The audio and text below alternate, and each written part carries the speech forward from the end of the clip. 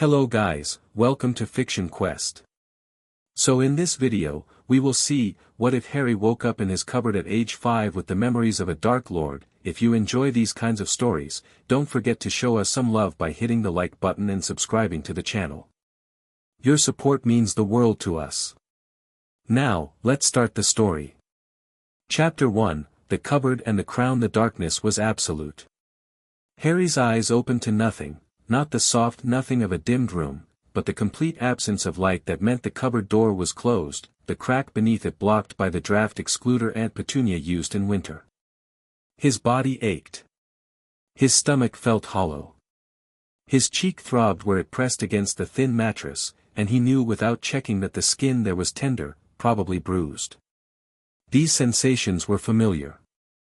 He was 5 years old, and he had learned the geography of pain the way other children learned the layout of playgrounds. What was not familiar, what made him lie perfectly still, breathing shallow and fast, was everything else. I know how to kill everyone in this house. The thought arrived fully formed, complete with methodology. Vernon would be simplest. The man was large and slow, his heart already strained by decades of excess. A severing charm to the femoral artery, and he would bleed out in minutes. Petunia would require more precision. She was alert, paranoid, always watching. But paranoia created patterns, and patterns could be exploited.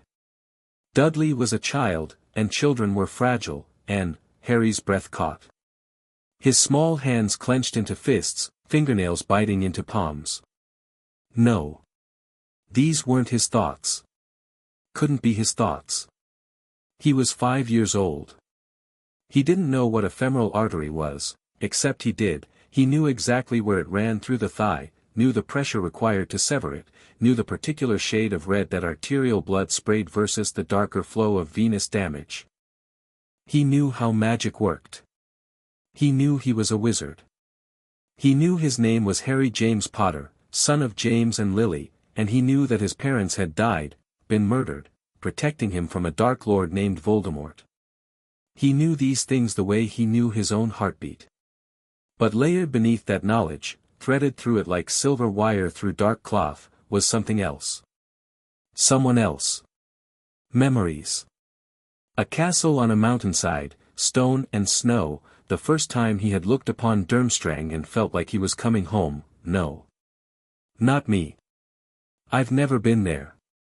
A wand in his hand, elder wood and thestral hair, power singing through his veins as he cast curses that turned men inside out. I've never held a wand.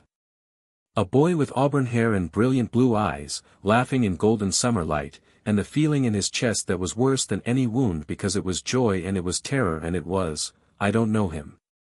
I've never known anyone like that. But he did know him. Albus. Albus Percival Wulfric Brian Dumbledore. The most brilliant wizard of the age, except there had been two of them, hadn't there? Two brilliant young men in Godric's Hollow in the summer of 1899, and they had looked at each other and seen mirrors and monsters and possibility. Harry pressed his hands over his ears, as if that could stop thoughts. It didn't help. The memories kept coming. Nermengard. A tower he had built, not me, a prison designed to hold his enemies until it held only him. 50 years. 50 years in a cell with nothing but his thoughts and a window that showed him the sky and the slow march of seasons. 50 years to replay every choice, every death, every moment where he might have turned left instead of right and the whole bloody century might have been different. 50 years to understand what he had done wrong. Harry was crying. He didn't know when he'd started, but his face was wet and his chest was hitching with silent sobs. Learned silence, the survival reflex of a child who knew that making noise brought punishment. But these tears weren't for himself. They were for a man who had died in that tower, old and alone, killed by a pale-faced monster who wanted something he wouldn't give up.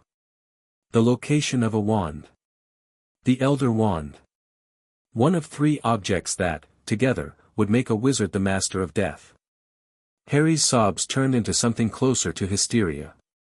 He shoved his fist into his mouth, biting down until he tasted copper, forcing the sounds back down his throat. His whole body trembled. He knew what the Deathly Hallows were. He knew where two of them were right now.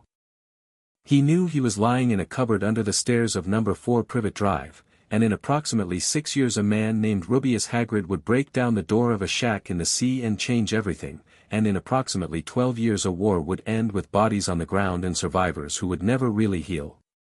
He knew all of this because a man named Gellert Grindelwald had once known it, had once lived it, had spent 50 years picking through the wreckage of his life and understanding, truly understanding, every mistake he'd ever made. And somehow, impossibly, those memories were now in Harry's head. The crying eventually stopped. Not because Harry had processed anything, not because he'd reached acceptance or understanding. It stopped because bodies have limits, and his small body had reached them. He lay in the darkness, wrung out and empty, listening to the sounds of the house. Vernon's snoring, distant and rhythmic. The tick of the heating system. A car passing on the street outside. Normal sounds. The sounds of a normal night in a normal house where a very abnormal thing had just happened. Harry's mind wanted to race, wanted to spiral, wanted to drown in the impossibility of what was happening. But there was something else in his head now, wasn't there? Something that had spent decades learning stillness. Learning to think when thinking seemed unbearable. Breathe. The instruction came from somewhere deep, from the part of him that was new and old at the same time. He obeyed it. In through the nose, out through the mouth. Again. Again. Assess. He was 5 years old. His body was small, weak, underfed. He couldn't run far or fight back or do any of the things that an adult wizard might do to change his circumstances. But he had a mind. And that mind now contained, what, exactly? Harry turned his attention inward, trying to understand the shape of what he'd been given. Memories. Not possession. Gellert Grindelwald wasn't riding around in his head, whispering suggestions or fighting for control. The man was dead, had died in 1998 at the hands of Lord Voldemort, and whatever this was, it wasn't resurrection. It was more like inheritance. As if Grindelwald had written down every moment of his life in perfect detail and Harry had read it all in a single instant. He remembered being Gellert. He remembered the choices Gellert had made, the feelings Gellert had felt, the spells Gellert had mastered. But he didn't feel like Gellert. The memories were vivid, complete, overwhelming, but they were still memories. Harry's emotions were his own. His values were his own. His horror at the violence in those memories was the horror of a child who had never hurt anyone, not the jaded acceptance of a man who had killed thousands. I am not him. The thought was a lifeline, and Harry clung to it. I have his knowledge. His experience. His understanding. But I am not him. I don't have to become him. I don't have to make his choices. This distinction felt crucial. Essential. The line between Harry Potter and Gellert Grindelwald, the line that meant one was a frightened child in a cupboard and the other was a dead monster in a tower. But even as Harry drew that line, he understood that the distinction would get harder to maintain. Grindelwald's memories weren't neutral information, they came with context, with reasoning, with the seductive logic of a man who had convinced himself that conquest and murder served a greater good. Harry could feel that logic pressing against him, offering explanations for terrible things. The Muggles persecuted us. Hunted us. Burned us. The statute of secrecy was a surrender, not a solution. Someone needed to do what was necessary, to take power and reshape the world before the Muggles grew strong enough to destroy us all. Harry understood this argument now in a way he never could have before. He understood why it had seemed compelling to a young man who had watched his sister suffer, who had felt the constraints of magical society choking his potential, who had looked at the Muggle world and seen a threat growing stronger by the year. He understood it. And he rejected it. Not because the argument was incoherent, Grindelwald's memories showed him exactly how coherent it was, how many intelligent people had been convinced by it. He rejected it because the memories also showed him where it led. The rallies and the speeches and the eager volunteers who believed they were saving wizardkind, yes. But also the blood on cobblestones, the families broken, the children who died because they were in the way of progress. The slow corruption of idealism into expedience, of sacrifice into slaughter. Grindelwald had understood this too, in the end. 50 years in Nurmengard had given him time to trace every chain of consequence, to see how the machine he'd built had ground up everyone it touched, including himself. I could have been different. I should have been different. But I made my choices, and I made them for decades, and by the time I understood what I'd become, it was too late. Harry felt tears threatening again, but these weren't his tears. They were echoes, grief translated across whatever impossible bridge connected a dead Dark Lord to a living child. You don't have to be me, the echo seemed to say. You can be better. You have to be better. The house began to stir around sunrise.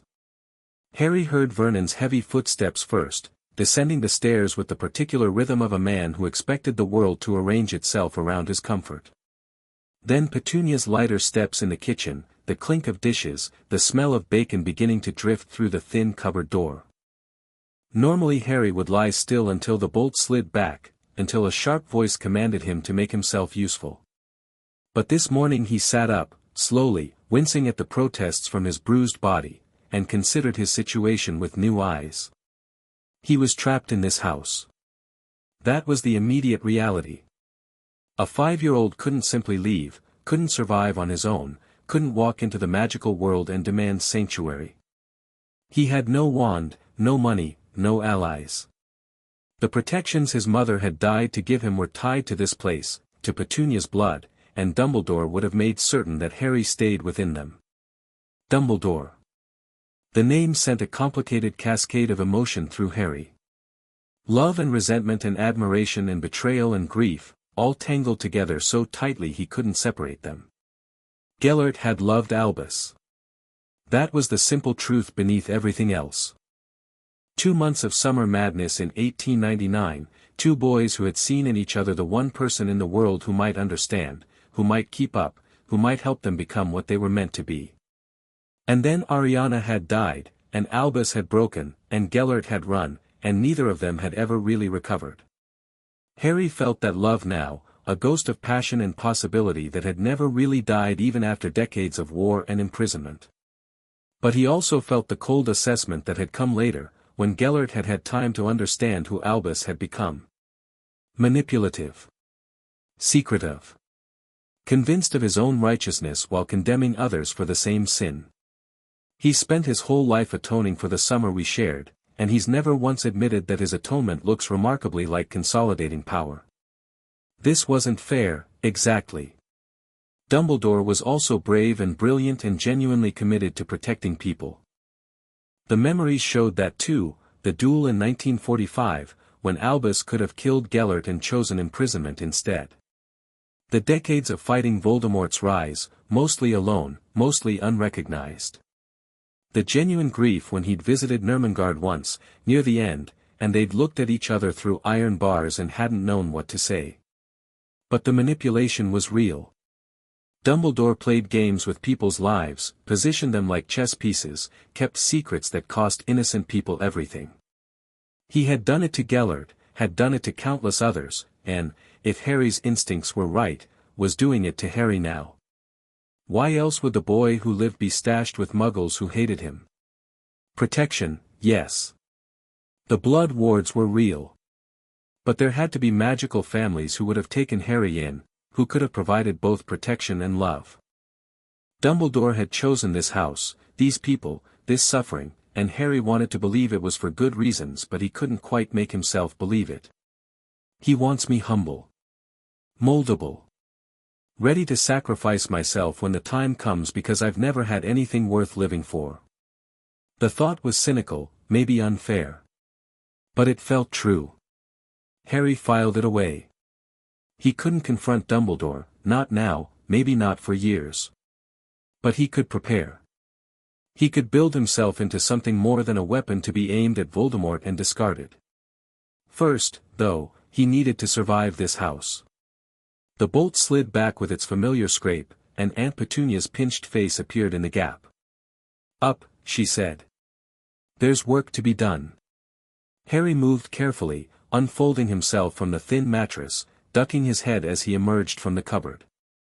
He kept his eyes down, his shoulders hunched, every line of his body communicating submission.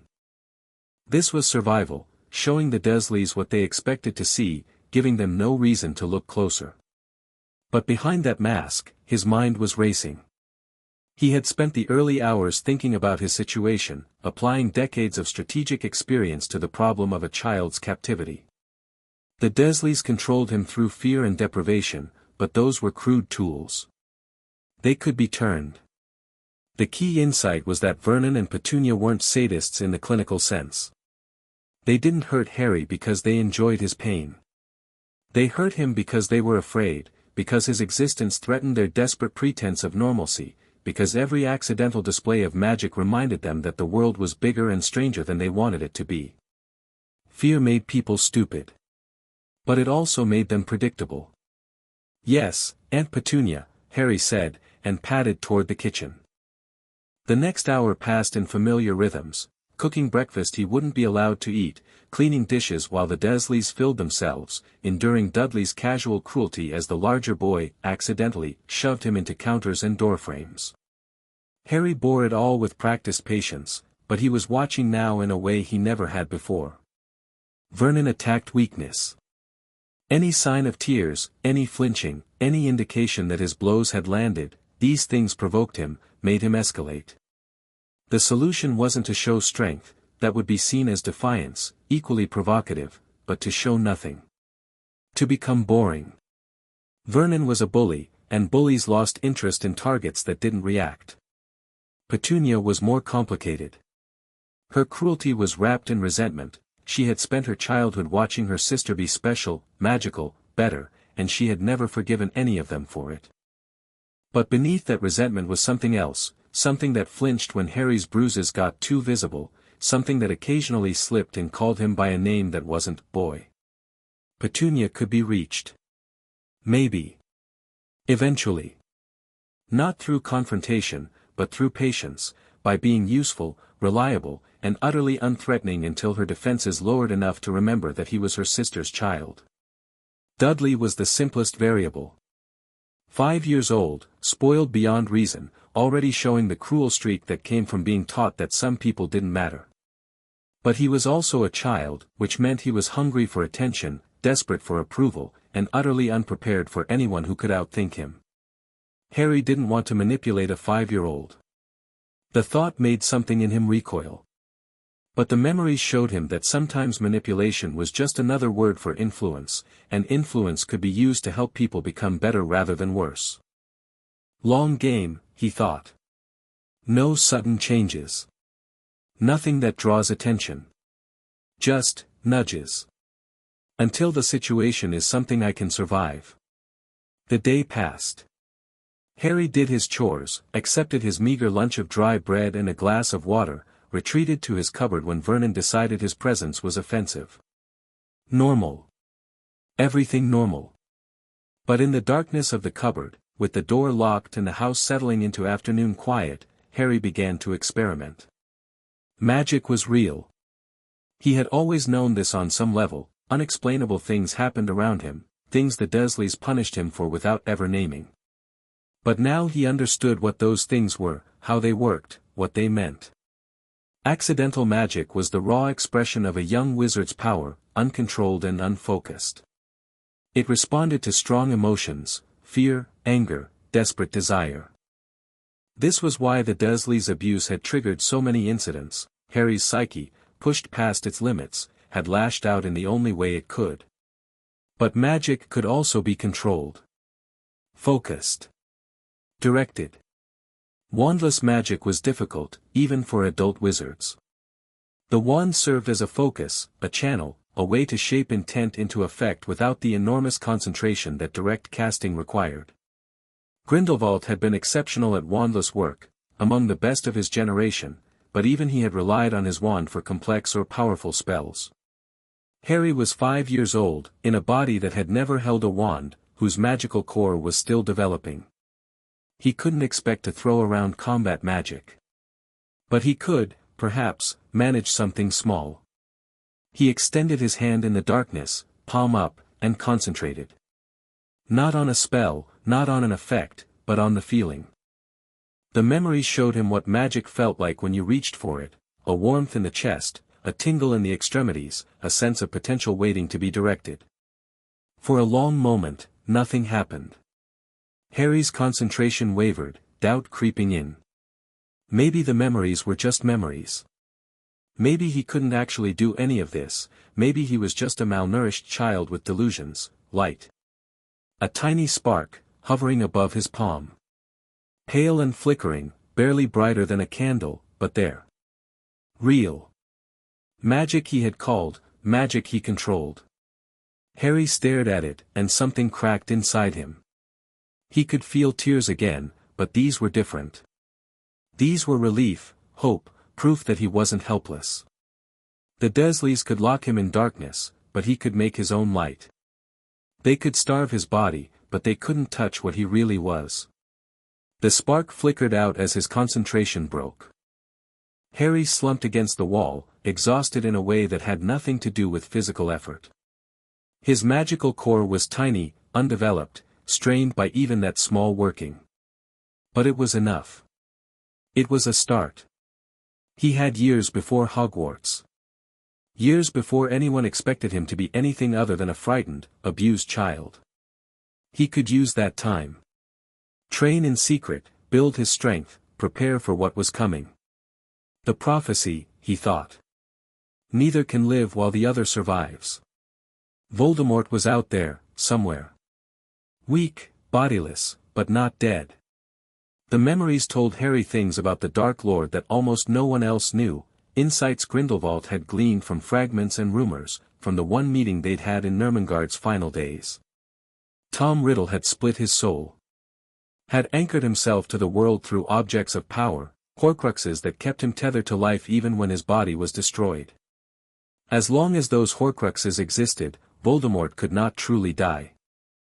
Harry's hand drifted up to touch his forehead, to the scar that throbbed now with a strange awareness. I'm one of them. Aren't I? The thought was quiet, almost gentle. Grindelwald hadn't known for certain, the meeting with Voldemort had been brief, focused on other things, but he had suspected. The curse that had rebounded, the fragment of soul that had to go somewhere, the child who had survived what no one should survive. Harry Potter, the boy who lived, carried a piece of Lord Voldemort inside him. He waited for horror. For despair. For the crushing weight of knowing that he was tainted, marked, bound to his enemy in the most intimate way possible. But the horror didn't come. I've spent 50 years thinking about fate, the echo of Grindelwald whispered. About prophecies and destiny and the things we tell ourselves we can't escape. And here's what I learned, the universe doesn't care. Prophecies are just words. Destiny is just a story we tell ourselves to avoid taking responsibility. The only thing that matters is what you choose, and what you do with those choices. Harry was a Horcrux. Fine. That was a problem to be solved, not a sentence to be accepted. There were ways to remove soul fragments without destroying the host, difficult, obscure, but possible. Grindelwald had researched such things in his youth, when he was obsessed with death and how to master it. The knowledge was incomplete. Harry would need to learn more, to find sources and experts who could fill in the gaps. But he had time. Voldemort wouldn't return for years, and when he did, Harry intended to be ready. I will not be a sacrifice. I will not be a weapon. I will not be a victim. The promises were made in silence, in darkness, in a cupboard under the stairs. A 5-year-old boy with an old man's memories, setting his jaw against a future that others had written for him. I will be something else. Something new. Something better. Night fell. The Dursleys ate their dinner, watched their television, went to bed. The house grew quiet. Harry lay awake, too wired to sleep, his mind churning through plans and possibilities. He had established the outline of a strategy: survive the Dursleys, develop his magic in secret, make contact with the wizarding world on his own terms, build allies who would support him rather than use him. But the details were overwhelming. So many variables, so many things that could go wrong. He was a child, dependent on adults who hated him, facing enemies who had armies and decades of experience. One step at a time, he told himself. Focus on what you can control today. Today, he could practice. He could strengthen his magical core through careful, hidden work. He could study the Dursleys and learn their patterns. He could, pain lanced through his scar. Harry's hands flew to his forehead, pressing against the lightning bolt as fire seemed to spread from it into his skull. His vision went white, then red, then, he was in a forest. Dense, ancient trees pressing close, the kind of primordial woodland that didn't exist in modern Britain. The air was thick with the smell of rot and growing things. Something was hunting. He couldn't see it, but he could feel it, a presence at the edge of perception, vast and patient and terribly aware. It moved through the forest without sound, without shape, a darkness that was more than darkness. And it was looking for him. Little fragment, a voice said, and the voice was everywhere, was the forest itself, was the space between heartbeats. I see you. I have always seen you. Harry tried to run, but his legs wouldn't move. He tried to scream, but his throat was frozen. He could only stand and watch as the darkness drew closer, as something ancient and hungry turned its attention fully upon him. The walls are thin, the voice continued. Thinner every year. The one who calls himself Lord knows this not, but his blasphemies wake what should sleep. And you are connected to him. Through him, to me. A shape began to form in the darkness. Tall. Thin. Wearing something that might have been a crown or might have been horns or might have been something Harry's mind refused to process. When I rise, the Hollow King said, you will serve. All will serve. There is no other way. Harry woke screaming. His hands were clamped over his scar, which burned like someone had pressed a hot iron to his flesh. His heart hammered against his ribs. His breath came in ragged gasps. A nightmare. Just a nightmare. But Grindelwald's memories stirred, and Harry knew that wasn't true. There had been references in the old texts, fragments Gellert had collected during his research into death and immortality. Mentions of something that predated the Founders, predated Merlin, predated the Druids who had first shaped magic in the British Isles. Something that had been sealed away so long ago that even legends had forgotten its name. The Hollow King. Grindelwald had dismissed it as myth. A story to frighten children, nothing more. But in Ermengarde, in the long years of solitary contemplation, he had started to wonder. The Deathly Hallows were real, after all. The Peverils had been real. How much else that he'd dismissed as legend might have truth at its core? Harry's scar throbbed in the darkness. The nightmare was already fading, its specific details slipping away like water through fingers. But the feeling remained, something had seen him. Something had spoken to him. And that something was connected to Voldemort, to the fragment of soul that lodged in Harry's head. What have I gotten myself into? He lay back on the thin mattress, staring at the ceiling he couldn't see. His body trembled with aftershocks of terror. His mind raced through implications, connections, possibilities. Voldemort was bad enough. A Dark Lord who had torn his soul apart, who had murdered Harry's parents, who would stop at nothing to achieve immortality and dominion. Harry had been prepared as he could be, to face that enemy. But if there was something worse? Something that Voldemort's actions were unwittingly empowering? The scope of the threat had just expanded beyond anything Harry had anticipated. One step at a time, he reminded himself, but the words felt hollow now. How did you take one step at a time when eldritch horrors were stirring in the foundations of the world? The same way you do anything. By not giving up. By doing what you can, with what you have, where you are. Grindelwald's voice, or Harry's own, he couldn't tell anymore. Maybe it didn't matter. Harry closed his eyes and focused on breathing. He couldn't fight the Hollow King tonight. He couldn't fight Voldemort tonight. He couldn't even fight the Dursleys tonight. But he could refuse to despair. He could rest, and recover, and wake tomorrow with fresh resolve. He could be better than the man whose memories he carried. That was enough. For now, that was enough. The next morning brought rain, a grey, English drizzle that matched Harry's mood. He performed his chores mechanically, his mind elsewhere, cataloguing everything he knew about the vision and what it might mean. Connection through the scar. The Hollow King could apparently sense Harry through whatever link bound him to Voldemort. Did that mean Voldemort could sense Harry too? The memory suggested no. Tom Riddle seemed genuinely ignorant of the accidental Horcrux he'd created, but Harry couldn't be certain. He needed more information. The Hogwarts library would be useful when he finally got there, but that was years away. The Potter Vault at Gringotts might contain relevant books. Old pureblood families often maintained their own collections. But accessing Gringotts meant getting to Diagon Alley, which meant interacting with the wizarding world, which meant, boy. Vernon's voice cut through Harry's thoughts. He looked up to find his uncle looming in the kitchen doorway, face already purpling with some offense Harry had probably committed without knowing it.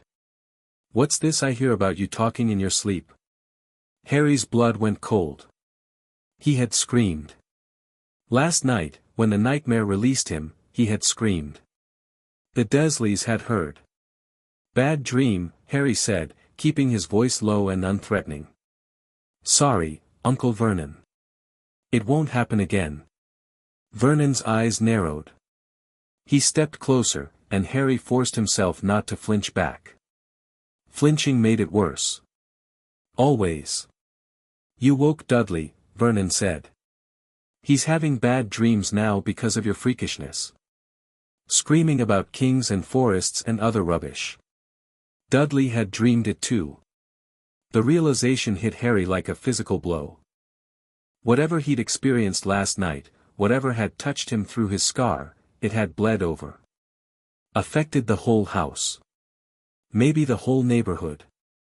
"The walls are thin," the Hollow King had said. "Thinner every year."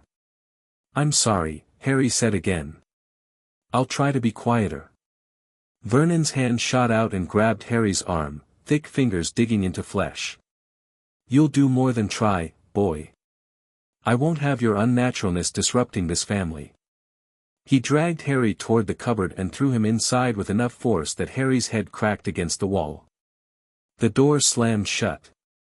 The bolt scraped home. "You'll stay in there until you've learned to keep your mouth shut," Vernon declared through the wood. "No food until tomorrow. See how you like that." Footsteps retreated. Harry sat in the darkness, head throbbing, arm aching, and thought about what had just happened. The nightmare had affected others. His screaming had only provided Vernon an excuse. The real problem was that something had rippled out from Harry's connection to the Hollow King, touching minds that should have been shielded by distance and mundane ignorance. That was dangerous. Very dangerous. If Harry's dreams could affect the people around him, then his presence put everyone at risk. Not just from the Dursleys' abuse, but from whatever was stirring in the darkness beyond the world. "I need to control this," he thought. "Need to shield myself, contain whatever's leaking through the scar." Occlumency. The art of organizing and protecting one's mind. Grindelwald had been an expert, had needed to be, given the enemies he'd faced, and the memories contained detailed techniques for building mental barriers. But occlumency required discipline, concentration, and practice. Harry couldn't build adequate shields in a day or a week. It might take years to develop the skill necessary to block out the Hollow King's influence. Years he might not have, if the visions kept getting worse. "Then I'd better get started." Harry settled into a more comfortable position, as comfortable as he could manage in the cramped cupboard, and closed his eyes. He reached for the memories of occlumency training, for the specific meditations and exercises that formed the foundation of the art. The first technique was simple: visualization. Imagine a room, any room, but consistent, detailed, real enough to feel like a place that existed. This room would become the antechamber of Harry's mind, the first line of defense against mental intrusion. Harry imagined. Not the cupboard, he spent enough time there as it was. Instead he built something from the memories, a study, warm and cluttered, with books lining the walls and a fire crackling in the hearth. It looked a bit like a room Grindelwald had once owned, but Harry changed the details, made it his own. Different furniture. Different colors. A window that looked out on gardens rather than mountains. This is mine, he thought. My space. My mind. Nothing enters without permission. The visualization wavered, flickered, threatened to dissolve.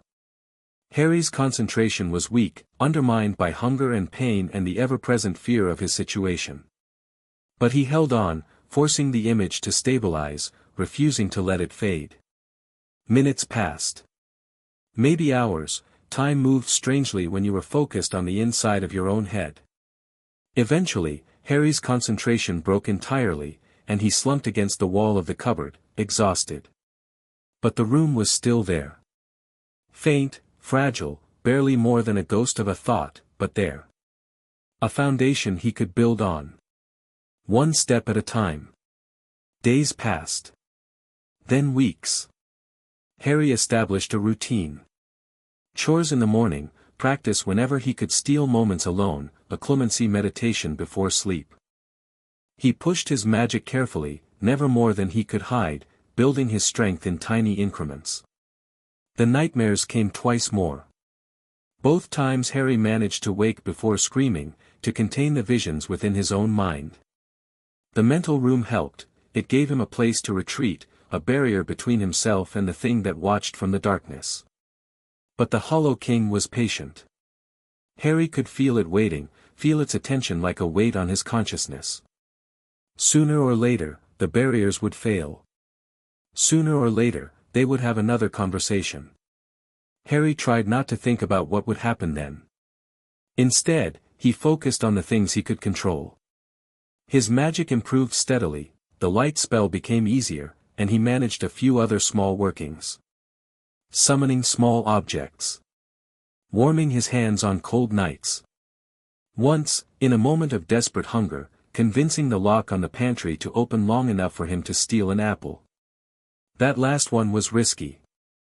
The Dursleys noticed missing food and blamed Harry regardless of evidence. But sometimes the body's needs overrode the mind's caution. He also began to study the Dursleys more systematically. Grindelwald had been a master of reading people, of understanding their fears and desires and pressure points. Harry applied that knowledge to his relatives, building mental profiles, looking for leverage. Vernon, status-obsessed, terrified of anything that threatened his image of respectability. His cruelty was performative, a way of asserting dominance over something he couldn't understand or control. The key to managing Vernon was to be invisible, to give him no excuse for attention, no opportunity to demonstrate his power. Petunia, more complex, her hatred tangled with envy and grief and something that might have been love, once, before her sister's death curdled it into resentment. She responded to usefulness, to demonstrations that Harry could contribute to the household without causing disruption. She could also be reached through Dudley, she loved her son with fierce, blind devotion, and anything that seemed to benefit him would earn her grudging tolerance. Dudley, a spoiled child following his parents' lead, cruel because he'd never been taught otherwise. But children could learn, could change, could be guided toward better paths. Harry didn't have the leverage for that yet. Dudley saw him as a target, nothing more, but the potential existed. Patience, Harry told himself. The situation will shift. Opportunities will emerge. I just need to be ready to take them. It was cold comfort in a dark cupboard. But it was something. 6 months after the memories came, Harry had his first real breakthrough. It started with a letter, or rather, with the attempt to write one. Harry had realized that the goblins of Gringotts managed the Potter family accounts, and that those accounts had probably been earning interest for years without anyone withdrawing funds. If he could make contact with the goblins, establish himself as the legitimate heir, he might gain access to resources that would transform his situation. The problem was getting a letter out without the Dursleys noticing. Harry waited for a Saturday when Vernon took Dudley to the park, leaving Petunia alone in the kitchen. He approached carefully, head down, voice meek. "Aunt Petunia. I was wondering if I could ask you something." Her eyes narrowed. "What?" "In school, we're learning about letters and post. I thought, maybe I could practice. Write a letter and send it." It was a reasonable request for a child his age, presented in the least threatening way possible. Petunia's suspicion warred with her desire to appear normal, to have a nephew who did normal things like other children. "Who would you write to?" she asked. "I thought, maybe I could write to Mum's family. I don't know any of them, but," Petunia's face went white, then red. "You will do no such thing," she snapped. "Those people, your mother's people, they're freaks, the lot of them. I'll not have you bringing their attention here." "So she knows about the magical world." "Knows and fears it." Harry let his face fall into an expression of hurt confusion. "I'm sorry. I didn't know. I just thought. I don't have anyone, and—" He let his voice trail off. Let his shoulders slump. Let himself look exactly like what he was, a lonely child desperate for connection. Petunia's expression flickered. For just a moment, something almost like guilt crossed her features. "You can write to someone else," she said finally. "Someone normal. A pen pal or something. The school can arrange it." "Really? Thank you, Aunt Petunia." He didn't push further. The opening was enough. If he could establish a pattern of writing letters, of using the post, eventually he could slip one to Gringotts without raising suspicion. It took 2 months. Harry cultivated a fictional pen pal, a child in Manchester who existed only in carefully forged letters that Harry wrote to himself. Petunia never checked the contents, just the external appearance of normalcy. Harry posted letters, received letters, talked occasionally about his imaginary friend. And then, one grey March morning, he posted a letter to Gringotts Wizarding Bank, London. The address wouldn't work through normal mail, of course. But Harry had discovered something in Grindelwald's memories. The goblins maintained ways for muggle-raised wizards to reach them, methods that predated the modern postal system. A letter addressed properly, with the right words in the right places, would find its way to the right hands. Harry waited. 3 weeks later, a response arrived. The envelope was perfectly normal, plain white, no return address, nothing to raise suspicions. But when Harry opened it in the privacy of his cupboard, the letter inside was anything but ordinary. "Mr. Potter, your inquiry has been received and verified. The Potter family accounts are indeed active and have been managed in accordance with the instructions left by your late grandfather, Fleamont Potter. As the sole surviving heir, you have legal claim to all family assets upon reaching majority, or upon emancipation, or upon receiving permission from your magical guardian. We note with interest that no magical guardian has contacted us regarding your accounts in nearly 4 years. We note with further interest that the last wizard to inquire about Potter family matters was Albus Dumbledore, whose requests for access were denied per standing family instructions. If you wish to discuss these matters further, we suggest a private meeting at your earliest convenience. Gringotts has ways of arranging such meetings discreetly. May your gold flow and your enemies tremble, Ironclaw Senior Account Manager, Potter Family Holdings. Harry read the letter 3 times, his heart pounding. The goblins were interested. More than interested, they were signaling that they mistrusted Dumbledore, that they would be willing to work with Harry independently. It was an opportunity. A dangerous one, to be sure. Goblins were not known for their altruism, and whatever they wanted from Harry would have a price. But it was also exactly what he needed, allies outside the normal power structures, resources he could access without going through the wizards who wanted to control him. He wrote back immediately. Yes, he wanted to meet. Yes, he could arrange to slip away from his guardians. Yes, he understood that such arrangements would need to be handled delicately. The game was beginning. The meeting took place on a Saturday in early April, when the Dursleys were attending one of Vernon's work functions. Harry was supposed to stay in his cupboard, supposedly being punished for some imagined offense, but he had learned the trick of the lock by now. A whisper of magic, a gentle nudge, and he was free. He walked to the edge of the neighborhood, farther than he'd ever gone alone, and found the car waiting exactly where the goblins had said it would be. Black, nondescript, driven by a creature that looked human if you didn't look too closely. The ride to London passed in silence. Harry watched the city grow around him, overwhelmed by the scale of it, by the crowds and noise and sheer life that existed beyond Privet Drive. Grindelwald's memories included scenes of London, but they were decades old, the city transformed beyond recognition. This is what you're fighting for, Harry reminded himself. All of this. All of these people who don't know what's coming. The car stopped in what looked like an ordinary alley. The driver gestured toward a wall that wasn't quite a wall, and Harry stepped through, and into Diagon Alley. He had seen it in the memories, but nothing compared to actually being there. The colors, the sounds, the magic saturating everything. Witches and wizards going about their business, shops selling wonders, the whole impossible hidden world existing just beneath the Muggle surface.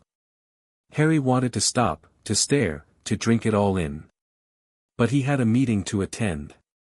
Gringotts loomed at the end of the alley, white marble and bronze doors, guards in armor that was ceremonial and absolutely functional at the same time. Harry approached with his head high, not arrogant, but not cringing either. The goblins respected strength, and he needed to present himself as someone worth doing business with. The doors opened. The interior was vast, vaulted ceilings and endless rows of tellers, goblins going about their work with the focused intensity of creatures who took money very, very seriously.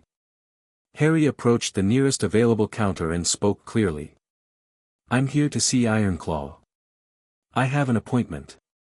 The teller looked down at him, literally, from behind the high desk, with an expression that mingled contempt and curiosity. "Harry Potter," the goblin said. "Not a question." "Yes." A long pause. Then, "Follow me." Ironclaw's office was located deep within the bank, past security checkpoints and warded doors that made Harry's skin prickle. The goblin himself was old, ancient, by the look of him, with sharp eyes that missed nothing and claws that had clearly seen use in more than paperwork. "Mr. Potter," Ironclaw said, gesturing to a chair. "Please, sit." Harry sat. He was aware of how small he must look, a 5-year-old in a goblin's domain, fragile and temporary and young. But he was also aware that appearances could deceive, and the goblins knew it better than most. "You're not what I expected," Ironclaw continued, studying Harry with unnerving intensity. "When I received your letter, I assumed, well. Not this." "Not what?" Harry asked. "Not someone who knows what they're doing." The goblin's lips pulled back in something that might have been a smile. "You write like a wizard 3 times your age, Mr. Potter. You know things you shouldn't know.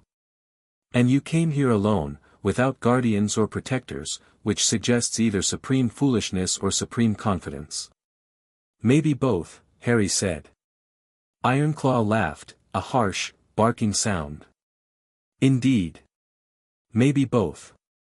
He leaned forward, clawed fingers steepling. "So. What do you want from Gringotts, Mr. Potter?" Harry had prepared for this moment. He knew that goblins respected directness, that they despised the wizarding tendency to dance around subjects. He also knew that they were dangerous allies, useful, but never truly trustworthy. "I want access to my family's accounts," he said. "Not full access, I understand I'm too young for that. But partial access. Enough to improve my situation, to prepare for what's coming." "And what is coming, Mr. Potter?" Harry met Ironclaw's eyes. "Voldemort's return. Eventually. And possibly something worse." The office went very still. Something worse, Ironclaw repeated. Explain. I've had visions. Dreams. Something old, something that was sealed away a long time ago, is starting to wake up. I don't know exactly what it is or how to stop it. But I know that Voldemort's existence, his Horcruxes, his violations of natural law, is making it worse. He watched Ironclaw's reaction carefully. The goblin's expression had gone from amused to guarded to something that might have been fear. You know of Horcruxes, Ironclaw said. It wasn't a question. I know of many things I shouldn't know, Harry replied. I can't explain how, and I won't try. But I'm telling you this because I need allies, and the goblins have always played the long game. Whatever's coming will be bad for everyone. Wizards, goblins, muggles, everyone. I'm trying to prevent that. Silence stretched between them. Harry could feel the weight of Ironclaw's consideration, the goblin's mind working through implications and possibilities. The Hollow King, Ironclaw said finally. That's what you've seen, isn't it? Harry's heart lurched. You know about it? We know legends. Stories our ancestors passed down from the before times, when magic was wild and the world was young. A king who ruled from shadows, who fed on fear, who was sealed away by the first wizards at tremendous cost. Ironclaw's claws tapped against his desk. We thought it was myth. A story to remind us that some powers should not be touched. I don't think it's a myth, Harry said quietly. No. Ironclaw's eyes were distant. Neither do I. Not anymore. Another silence. Then the goblin seemed to come to a decision. Very well, Mr. Potter. Gringotts will work with you, within limits. You'll have access to a portion of your family's gold, enough to improve your circumstances without drawing undue attention.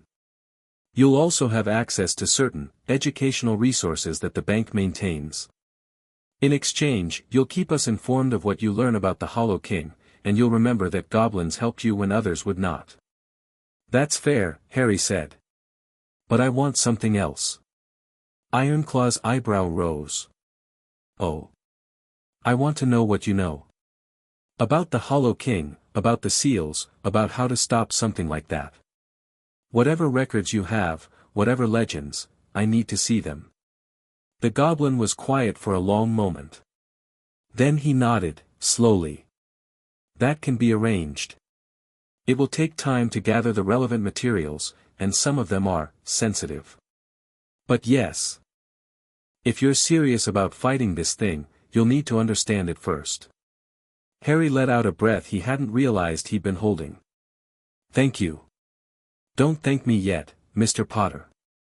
Ironclaw's smile was sharp and not entirely friendly. You've chosen a hard path. Most who walk it don't survive. I know, Harry said. But I'd rather die fighting than live as someone else's weapon. The goblin studied him for a long moment, then nodded again, this time with something that might have been respect. Perhaps you'll make it after all, Mr. Potter. Perhaps you will. Harry returned to Privet Drive that evening, slipping back into the cupboard as if he'd never left. The Dursleys wouldn't return for hours, and he had time to process everything that had happened. He had allies now. Resources. Access to knowledge that could help him understand and fight the threats he faced. It wasn't much, not compared to the scope of what was coming, but it was more than he'd had that morning. One step at a time, he reminded himself. That's how you climb mountains. That's how you change the world. He lay down on the thin mattress and closed his eyes. Tomorrow would bring more challenges, more dangers, more careful maneuvering through a life that was trying to crush him. But tonight, he had won a victory.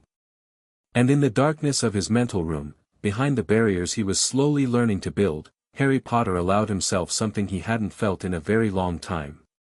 Hope. The scar throbbed once, a reminder of the darkness that waited. But Harry had faced that darkness now. Had looked into its eyes and refused to break. The Hollow King was patient, but so was he. Voldemort would return, but Harry would be ready.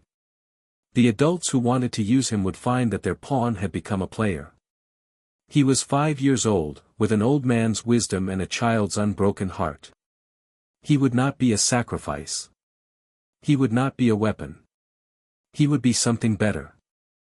And when the final battle came, when all the pieces were on the board and all the masks had fallen, he would still be standing. Harry Potter smiled in the darkness, and somewhere far away, the Hollow King stirred uneasily. The game had just begun. Chapter 1 and Chapter 2, The Art of Invisible War. 6 months could change everything. Harry had learned this in Grindelwald's memories, how a single summer had transformed 2 lonely boys into architects of revolution, how a few weeks in Nurmengard had broken empires, but experiencing it himself was different. Living it was different. He stood in the Dursleys' garden on a September morning, pulling weeds with methodical efficiency, and catalogued the changes in his life. The bruises were fewer now. Not gone, Vernon still lashed out when frustration or fear overwhelmed his limited self-control, but fewer. Harry had learned to read the warning signs, to make himself scarce when his uncle's face began to purple, to be so utterly boring and useful that there was rarely an excuse for violence. The hunger was less constant. He had access to the pantry now, carefully rationed, never enough to be noticed. Petunia had also begun leaving slightly larger portions on his plate, a change so subtle that Harry doubted she was consciously aware of it. He was still too thin, still small for his age, but he was no longer starving. Most importantly, he was learning. The cupboard had become a classroom. Every night, after the house fell silent, Harry practiced. Wandless magic first, the light spell was second nature now, and he had added a dozen others to his repertoire. Warming charms, cooling charms, minor levitation, the beginnings of transfiguration. Nothing dramatic, nothing that would draw attention, but steady progress. Occlumency consumed most of his effort. The mental room had grown from a fragile visualization into something solid, real, a space he could retreat to at will. He had begun adding features, bookshelves for organizing memories, a fireplace for emotional warmth, a window that looked out on whatever landscape he chose to imagine. The barriers weren't strong yet, a skilled legilimens could probably tear through them in seconds, but they were there. The nightmares still came. The Hollow King still watched from the darkness beyond dreams. But Harry could contain it now, mostly. Could wake without screaming, could process the visions without letting them bleed into the waking world. Progress, he thought, hands moving automatically through the weeds. Slow, but real. The back door opened, and Aunt Petunia's voice cut across the garden. "Boy! Come inside. There's a visitor." Harry's hand stilled. Visitors at number 4 Privet Drive were always about Vernon's work or Petunia's social climbing. No one came to see Harry. No one even knew he existed. As far as the neighborhood was concerned, the Dursleys had worked hard to make him invisible. So who would be visiting now, at 9 in the morning on a Saturday, asking for him? He walked inside, keeping his expression carefully blank. The woman in the living room looked like someone's grandmother, gray hair in a neat bun, spectacles perched on her nose, a cardigan that had seen better days. She sat on the edge of Petunia's finest armchair with the careful discomfort of someone who didn't quite belong. But Harry's eyes, trained now by months of observation, caught the details that didn't fit. The way she held herself, alert despite her apparent age. The slight bulge in her cardigan pocket that might have been a wand. The way her gaze sharpened when Harry entered the room. Which, he thought. Disguised but not very well. "Mrs. Figg," Petunia said, her voice tight with barely concealed distaste. "From down the street. She wanted to meet you." Harry tilted his head, playing the part of a confused child. "Hello, Mrs. Figg. It's nice to meet you." "Hello, dear." The woman's smile was warm, grandmotherly, entirely too studied. "I've seen you around the neighborhood, such a polite young man. I was hoping we could chat for a bit. I don't have many visitors, you see, and an old woman gets lonely." Petunia's expression flickered between suspicion and relief. She didn't like Mrs. Fig, didn't like anyone who showed interest in Harry, but she also jumped at any opportunity to get him out of the house. I suppose, if Harry wants to. I'd like that, Harry said, keeping his voice innocent. If that's okay, Aunt Petunia. 5 minutes later, he was walking down Privet Drive beside a woman who was almost certainly a squib in Dumbledore's employ. Interesting. Mrs. Fig's house smelled of cabbage and cats. The cats were everywhere, lounging on furniture, stalking through hallways, watching Harry with eyes that seemed a bit too intelligent for ordinary felines. Kneazle hybrids, Harry said, before he could stop himself. Mrs. Fig froze halfway to the kitchen. When she turned, her expression had lost its grandmotherly softness. How do you know that word? Harry considered his options. He could play innocent, pretend he'd heard it somewhere, maintain his cover. But Mrs. Fig was watching him now with sharp attention, and he realized that she had always been watching. Every time he'd seen her around the neighborhood, every accidental encounter, she had been observing him. Dumbledore's spy. Which meant Dumbledore already knew something was different about Harry. Time to find out how much. I know a lot of words, Harry said carefully. I know you're a squib. I know you work for Albus Dumbledore. I know he has you watching me, probably has for years. Mrs. Fig's face went pale. How? I also know, Harry continued, that you're the first magical person to make contact with me directly since my parents died. Which means either Dumbledore is finally curious enough to investigate, or something has happened to make him worried. Silence. The cats had stopped their wandering, all of them now focused on Harry with unblinking attention. Who are you? Mrs. Fig whispered. I'm Harry Potter, he said simply. And I'm not what anyone expected. The conversation that followed was delicate. Harry revealed enough to establish that he knew about the magical world, there was no point hiding it now, while concealing how much he actually knew.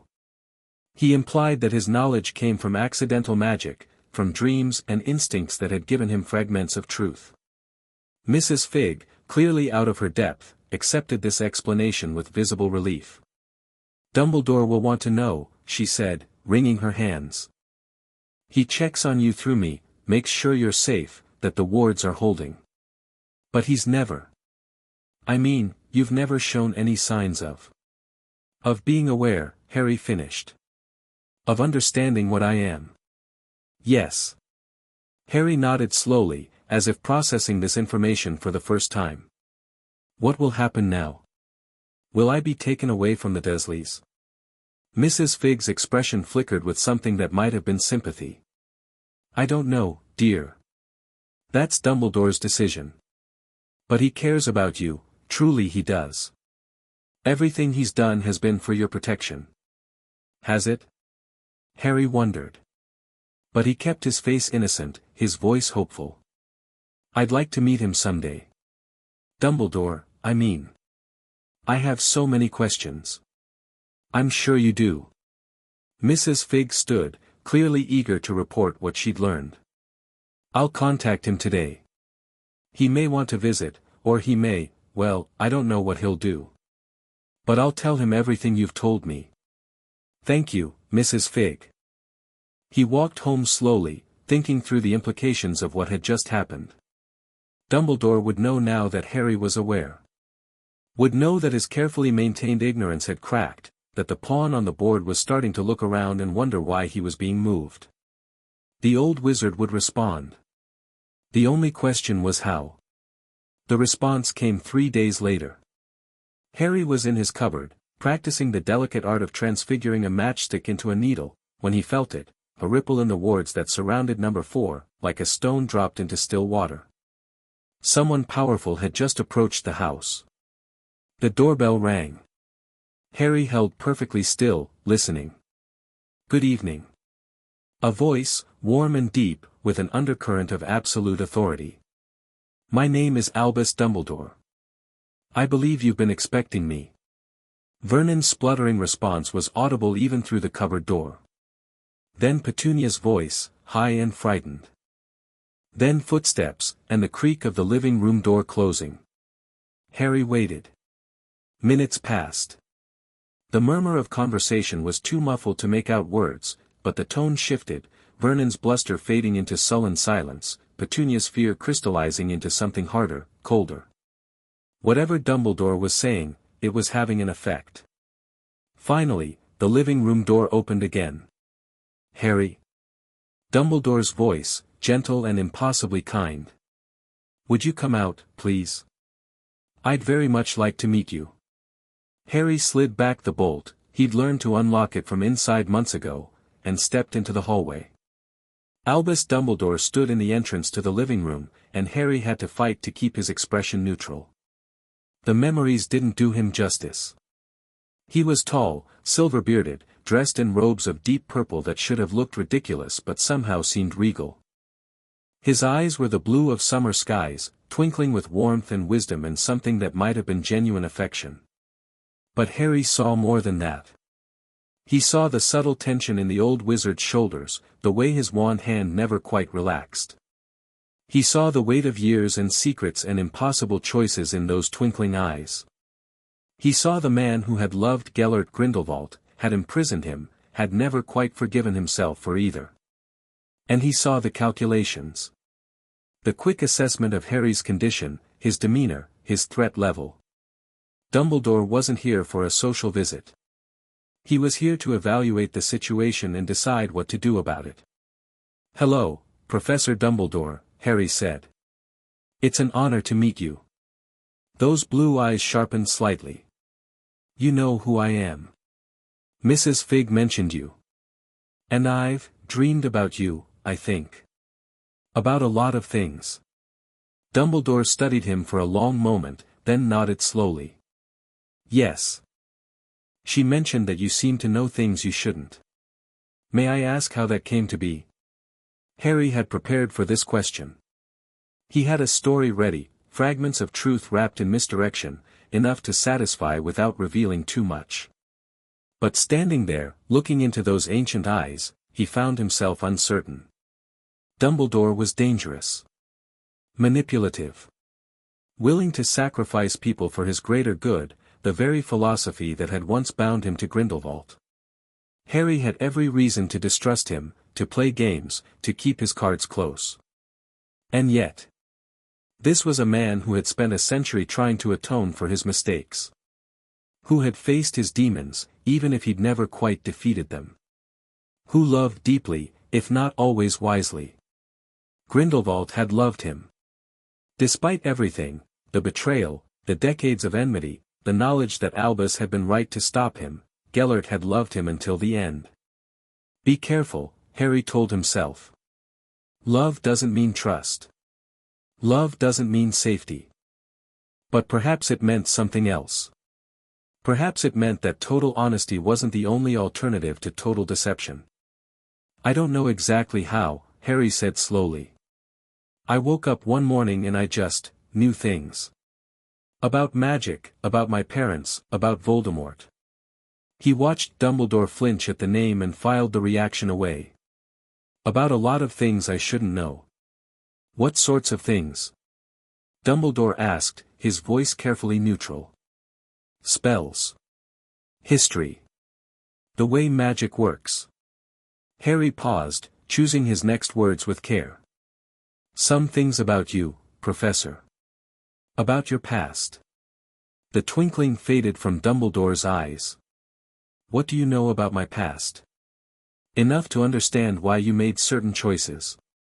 Enough to know that you have reasons for everything you do, even when those reasons hurt people." Silence stretched between them. Harry could feel the weight of Dumbledore's attention, the pressure of a truly powerful mind focusing entirely on the puzzle before it. "You're not an ordinary child," Dumbledore said finally. "No. I'm not. May I ask, are you Harry Potter?" "Truly."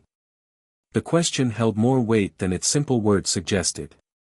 Dumbledore was asking whether Harry had been possessed, replaced, fundamentally altered into something else. "I'm Harry," he said quietly.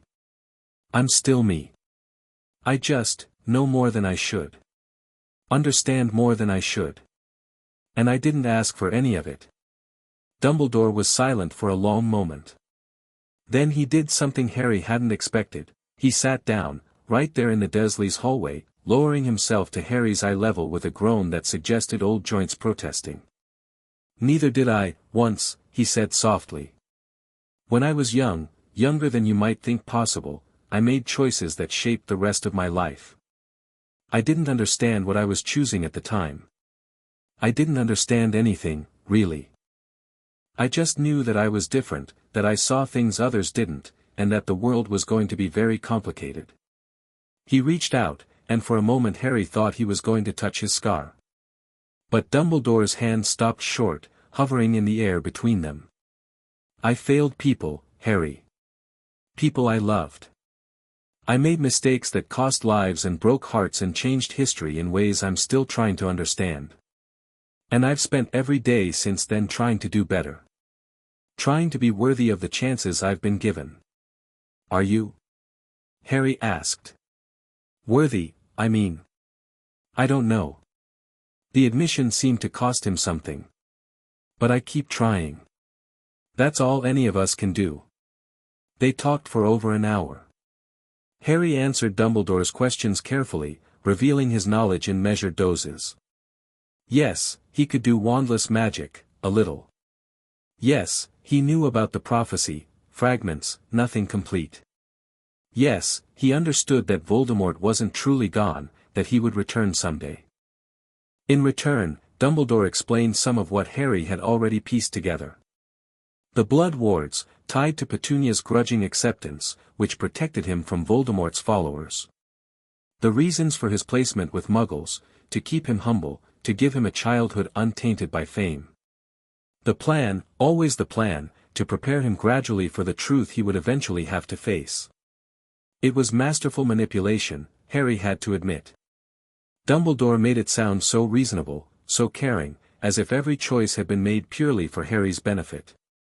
The old wizard had a century of practice at this, and it showed. But Harry heard what wasn't being said, too. Dumbledore didn't mention the Horcrux in Harry's scar. Didn't mention that Harry would likely need to die to destroy it. Didn't mention that the preparation he spoke of was really just positioning Harry to make the ultimate sacrifice when the time came. "He doesn't know I know. And I won't tell him." When Dumbledore finally rose to leave, his expression was thoughtful rather than satisfied. "I've given much to think about, Harry. You're not what I expected, but then, the universe rarely provides what we expect." He paused at the door, looking back. "I'll be keeping a closer eye on you from now on. Not because I don't trust you, but because I think you may need guidance that I've been remiss in providing." "Thank you, Professor." "And Harry?" Dumbledore's eyes met his, suddenly serious. "Whatever knowledge you've been given, however it came to you, be careful with it. Knowledge without wisdom is dangerous. And wisdom takes time to develop, even for the most gifted among us." "I understand. I wonder if you do." Dumbledore smiled slightly. "But I suspect you'll learn. One way or another." He left. The Dursleys emerged from the living room, pale and shaken, and didn't speak to Harry for the rest of the day. The fallout from Dumbledore's visit took several forms. Most immediately, the Dursleys' treatment of Harry changed. Not dramatically, Vernon still glowered, Petunia still snapped, Dudley still dominated, but there was a new caution in their behavior. Whatever Dumbledore had said to them had made an impression. Harry found himself moved from the cupboard to Dudley's second bedroom. It was still small, still bare, but it had a window and a proper bed and a door that locked from the inside. A significant improvement. His food portions increased. His chores decreased slightly. The casual violence almost stopped entirely. Vernon seemed to flinch every time he looked at Harry now, as if remembering something unpleasant. Fear, Harry understood. Dumbledore made them afraid. It was useful, but it also reminded Harry of what Dumbledore was capable of. The kind man who sat in hallways and spoke of second chances was also capable of terrifying muggles into compliance without ever raising his voice. Don't forget that. Don't ever forget what he really is. The second change was subtler. Harry noticed he was being watched more carefully. It wasn't just Mrs. Fig anymore. There were others, wizards who appeared at the edge of Privet Drive and then vanished, owls that circled overhead more frequently than any normal bird, occasional ripples in the wards that suggested someone was monitoring them closely. Dumbledore was taking no chances. Whatever Harry had revealed in their conversation, it had been enough to escalate his importance in the old wizard's calculations. This presented a problem for Harry's plans. He had been communicating with Gringotts through carefully timed letters, planning for the meeting that would give him access to his family's resources. But with increased surveillance, getting to Diagon Alley unnoticed had become much more difficult. He needed a new approach. The solution came from an unexpected source, the goblins themselves. 3 weeks after Dumbledore's visit, Harry received a letter that looked like junk mail, a flyer for a carpet cleaning service, addressed to occupant. But when Harry examined it alone in his new room, the paper shimmered and the text rearranged itself. Mr. Potter, we are aware of the increased attention on your residence. Alternative arrangements have been made. This Saturday, a Gringotts representative will make contact through unconventional means. Be prepared to travel discreetly. Duration, 4 hours. Cover, already arranged. May your enemies suffer. Ironclaw. Harry burned the letter with a whispered spell, then sat back to consider. The goblins had resources he hadn't anticipated. They had noticed Dumbledore's surveillance and adapted their plans accordingly. They had even, apparently, arranged cover for Harry's absence. It was impressive. It was also worrying. What do they really want from me? The goblins weren't acting out of kindness. They wanted something, information about the Hollow King, certainly, but probably more than that. The Potter accounts were substantial, and goblins were nothing if not practical about protecting their investments. But their goals aligned with Harry's, at least for now. He needed allies, resources, education. They could provide all three. Whatever they expected in return, he would deal with it when the time came.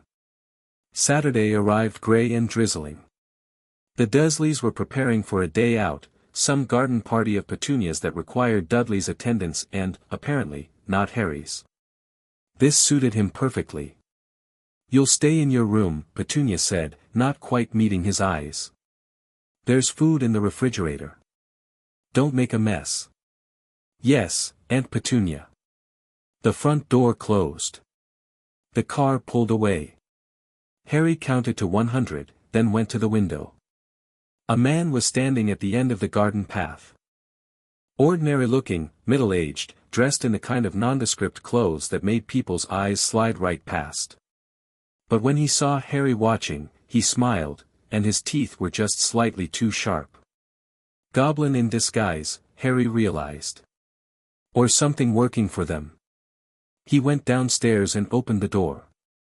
Mr. Potter, the man said. His voice was deeper than his appearance suggested, with an undertone of gravel. I am Grimjaw. Ironclaw sends his regards. How are we traveling? Portkey. Grimjaw produced a small stone from his pocket. Completely undetectable by ministry monitoring. A goblin innovation, we've had centuries to perfect it. Harry considered the risks. Portkeys could go anywhere, could be traps, could deposit him in the middle of an enemy stronghold. But the goblins had no reason to harm him. Not yet. And he needed what they could offer. He touched the stone. The world twisted, compressed, and hurled him through space. He landed in a room that was clearly underground, no windows, stone walls, the smell of earth and metal and something ancient. Torches burned in brackets, their flames a strange greenish color that cast everything in sickly light. Ironclaw was waiting for him, seated behind a desk that was older than Hogwarts. Mr. Potter, the goblin said. Welcome to the deep vaults. Few wizards have ever seen this place. Harry looked around, taking in the rows of artifacts lining the walls, the doors leading to chambers unknown, the sense of accumulated wealth and power that saturated the very stone. Why show it to me? Because you need to understand what you're dealing with. Ironclaw arose and gestured for Harry to follow. Come. There are things you must see. They walked through corridors that seemed to go on forever, past vaults whose doors were inscribed with warnings in languages Harry didn't recognize, past guards who were definitely not human and might not have been entirely physical.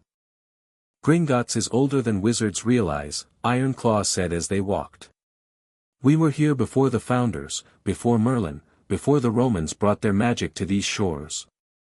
We remember what others have forgotten. The Hollow King, Harry said.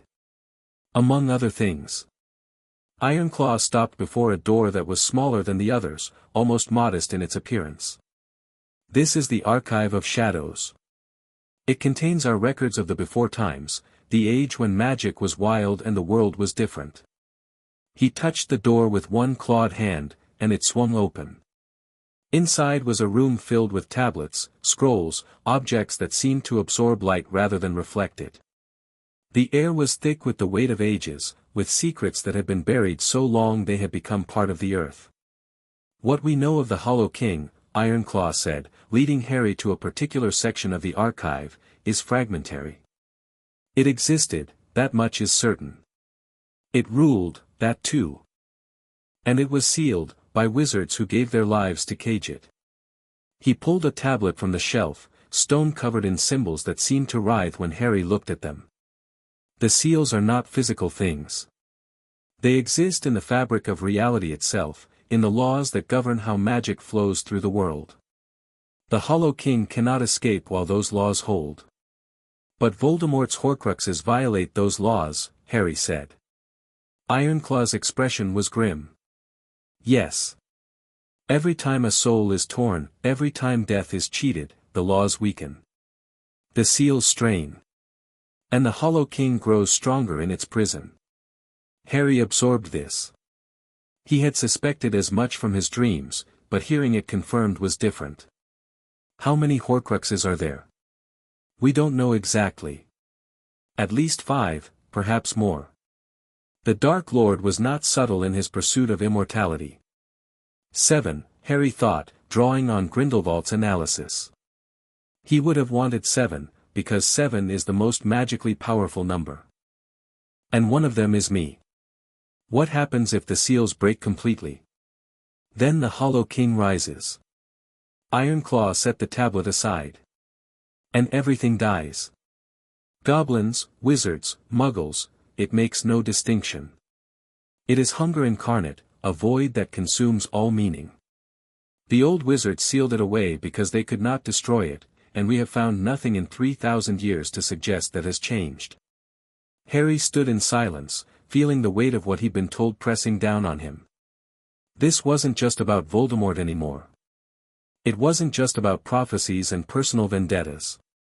It was about something so vast, so ancient, that all of human magical history was just a footnote in its story. Why are you telling me this? He asked finally. Why not Dumbledore, or the Ministry, or someone with actual power? Ironclaw's smile was sharp.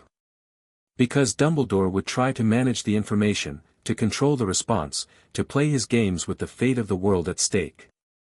The Ministry would deny the threat until it consumed them. And you, Mr. Potter, are the only wizard alive who already knows something is wrong. He fixed Harry with an unblinking stare. You've seen the Hollow King. It has seen you. That connection makes you dangerous, but it also makes you valuable. If anyone can learn to understand this threat, to find a way to stop it, it might be you. That's a lot of faith to put in a 6-year-old. You're not really 6 years old, are you, Mr. Potter? Ironclaw's voice was quiet. You carry something, knowledge, memories, I don't know exactly what, that makes you more than your years. The goblins have seen enough in our long history to recognize when someone is touched by the strange. Harry didn't deny it. There was no point. What do you want from me, specifically? Learn. Grow. Survive. Ironclaw began walking back toward the door. Destroy the Horcruxes, if you can, every one destroyed strengthens the seals. Find allies who understand the true scope of the threat. And when the time comes, be ready to do what must be done. And in return? In return, you have our support. Within limits, of course, we are goblins, not saints. But you will have resources, information, and allies who won't betray you to Dumbledore or the Ministry. They emerged from the archive into the torchlit corridor. Harry's mind was racing, processing everything he'd learned, fitting it into his existing understanding of the situation. The Potter Vault, he said. You mentioned resources. What exactly is available to me? Ironclaw's smile widened. I thought you'd never ask. The Potter family vault was not what Harry expected.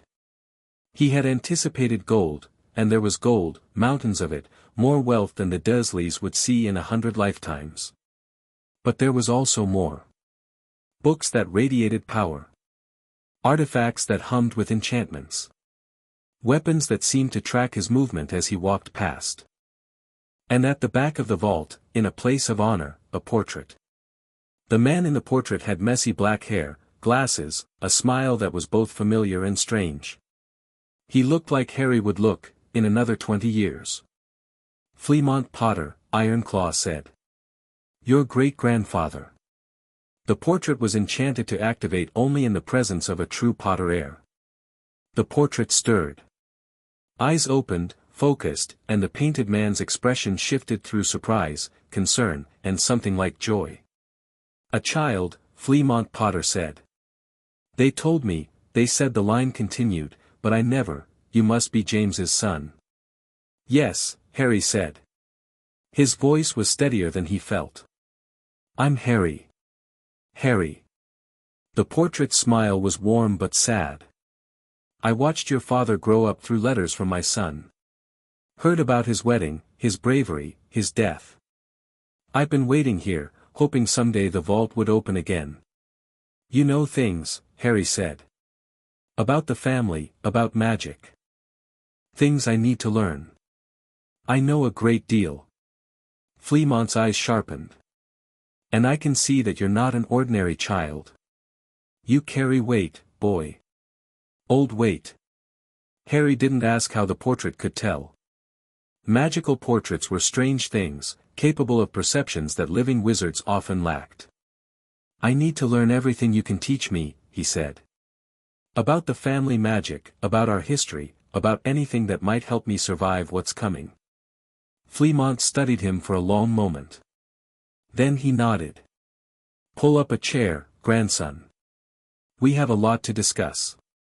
Harry spent 3 hours in the vault, talking with his great-grandfather's portrait, examining artifacts, selecting books that Ironclaw agreed could be transported discreetly. He learned about the Potter family's long history of fighting dark wizards, about magical techniques that had been passed down through generations, about resources he could call upon when the time was right. He also learned about his parents. James Potter had been brilliant, reckless, devoted to his friends and his cause. Lily Potter had been fierce, compassionate, the kind of witch who could charm and terrify in equal measure. They had loved each other desperately, had died protecting their son, had left behind a legacy that Harry was only beginning to understand. They would be proud of you, Fleamont said as Harry prepared to leave. Whatever you're facing, whatever you've become, they would be proud. You don't know what I am, Harry said quietly. No. But I know what I see. A young man carrying burdens too heavy for his years, who hasn't broken, who keeps fighting anyway. The portrait smiled. That's what Potters do, Harry. We fight. Until we can't anymore, and then we fight a little more. Harry touched the frame of the portrait, wishing he could feel the warmth of a living hand. I'll come back, he said. When I can. I'll be here. I'm not going anywhere. The portkey deposited Harry back on Privet Drive with minutes to spare before the Dursleys returned. He slipped into the house, tucking the shrunken trunk of books into his wardrobe, composing his face into the blank expression of a boy who had done nothing but read all day. When Petunia came in to check on him, she found exactly what she expected, a quiet child in his room, causing no trouble, being no burden. Perfect. That night, Harry lay in his bed, his actual bed, not a thin mattress in a cupboard, and reviewed what he had learned. The threat was real and vast. The resources were accumulating. The allies were growing, slowly but surely. And Harry's knowledge, his strategic mind, his understanding of how power worked, these were becoming assets rather than burdens. I have years, he reminded himself. Years to prepare, to grow, to build. I don't have to solve everything tonight. But the Hollow King waited in the darkness of his dreams. Voldemort lurked somewhere in the shadows, planning his return. Dumbledore watched and calculated, fitting Harry into plans that might require his death. One step at a time, Harry thought. That's how you win wars. Not through single dramatic victories, but through patient, relentless pressure. He closed his eyes and began his occlumency exercises. The mental room was waiting for him, warm and safe, a sanctuary he had built with his own will. Tomorrow would bring new challenges. New lessons. New steps forward. Tonight, he would rest. The months that followed established a new rhythm to Harry's life. Days were spent maintaining appearances, chores, occasional interactions with the Dursleys, careful cultivation of his image as a well-behaved if strange child. He went to primary school, performed adequately but not exceptionally, made no close friends but no enemies either. An invisible child, noticed by no one. Nights were different. Every evening, after the house fell silent, Harry retreated to his room and opened one of the shrunken trunks from the Potter vault. He studied magic with an intensity that would have exhausted an adult, drawing on Grindelwald's memories to accelerate his understanding, practicing spells until they became instinct. His wandless magic improved dramatically. Without a wand to channel his power, he was learning to shape magic through pure will, a skill that most adult wizards never mastered. The exercises were exhausting, often painful, but the results spoke for themselves. He also studied theory. Magical law, political history, the intricate web of alliances and enmities that defined wizarding Britain. Grindelwald had been a master of such things, and his memories provided context that no book could offer. Know the battlefield before you fight, the old Dark Lord had believed. Understand every player, every motivation, every hidden agenda. Victory goes to those who see clearly. Harry was beginning to see. The Dursleys' fear faded over time, as fear always does. Vernon's glowers returned, though he kept his hands to himself. Petunia's snipes grew sharper. Dudley, sensing the shift, resumed his campaign of petty cruelty. Harry let them. The dynamic was manageable now, he had food, shelter, space to work. The Blood Wards required his presence here, at least for now, and fighting the Dursleys would only draw attention. Besides, he had more important concerns. The dreams were getting worse. The Hollow King appeared almost every night now, vast and terrible, speaking in a voice that seemed to come from inside Harry's own skull. It whispered of power, of freedom, of a world where magic could flow unrestricted again. It promised Harry everything he secretly wanted, safety, strength, an end to fear, if only he would open the door. Harry refused. Every time, he refused. But the refusals were getting harder. The seals are weakening, he realized. Whatever Voldemort is doing out there, wherever he's hiding, his Horcruxes are still active. Still tearing at reality. He needed to act. But acting required power he didn't have yet, knowledge he was still accumulating, allies he was still cultivating. Patience, he told himself. Not much longer. A year passed. Then another. Harry grew, though not as quickly as he should have. The early malnutrition had stunted him, a debt his body was slowly repaying. He was still small for his age, still slight, but there was a wiry strength in his frame now that hadn't been there before. His magic had grown too. Not just in power, though that had certainly increased, but in sophistication. He could cast dozens of spells without a wand, could sense magical auras, could perform basic legilimency on unguarded minds. Not combat ready, not yet, but far beyond what any 7-year-old should be capable of. The correspondence with Gringotts continued. Regular meetings, always disguised, always in the deep vaults where no wizard surveillance could reach. Harry learned about finance, about goblin culture, about the ancient powers that predated human civilization. In return, he shared his visions of the Hollow King, provided analysis of wizarding politics, demonstrated that his strange knowledge was genuine. The goblins were satisfied with the arrangement. Harry was, too. Building pieces, he thought. Positioning forces. Preparing the board. The war hadn't started yet, not the war that mattered, not the final confrontation with Voldemort and whatever lay beyond. But it would. And when it did, Harry intended to be ready. The breakthrough came on a rainy Tuesday in October, 3 weeks before Harry's 8th birthday. He was in his room, practicing a particularly difficult bit of transfiguration, when the wards around Privet Drive rippled with unfamiliar magic. Not Dumbledore, Harry had learned to recognize that signature. Someone else. He moved to the window, careful to stay hidden, and looked out at the street below. A woman stood on the pavement across from number 4, looking directly at Harry's window with an expression of profound interest. She was middle-aged, severe-looking, dressed in robes of dark green that marked her as magical but not a ministry employee. And she was smiling. Not a pleasant smile. A smile of recognition, of satisfaction, of having found something long sought. Harry's blood went cold. He didn't recognize her face. But something about the way she held herself, the aura of dark power that clung to her like a shroud, triggered Grindelwald's memories. Follower. One of mine, no, one of his. Someone who believed in the cause, who fought for the greater good, who survived the war and the purges afterward. They were out there still, the remnants of Grindelwald's army. Old and scattered and stripped of their lord, but not gone. Never entirely gone. And one of them had found Harry Potter. The woman's smile widened. She raised one hand in a mocking salute, then turned and walked away down Privet Drive. Harry watched until she disappeared around the corner, his heart pounding. She knows. Somehow, she knows what I carry. The game had just become much more complicated.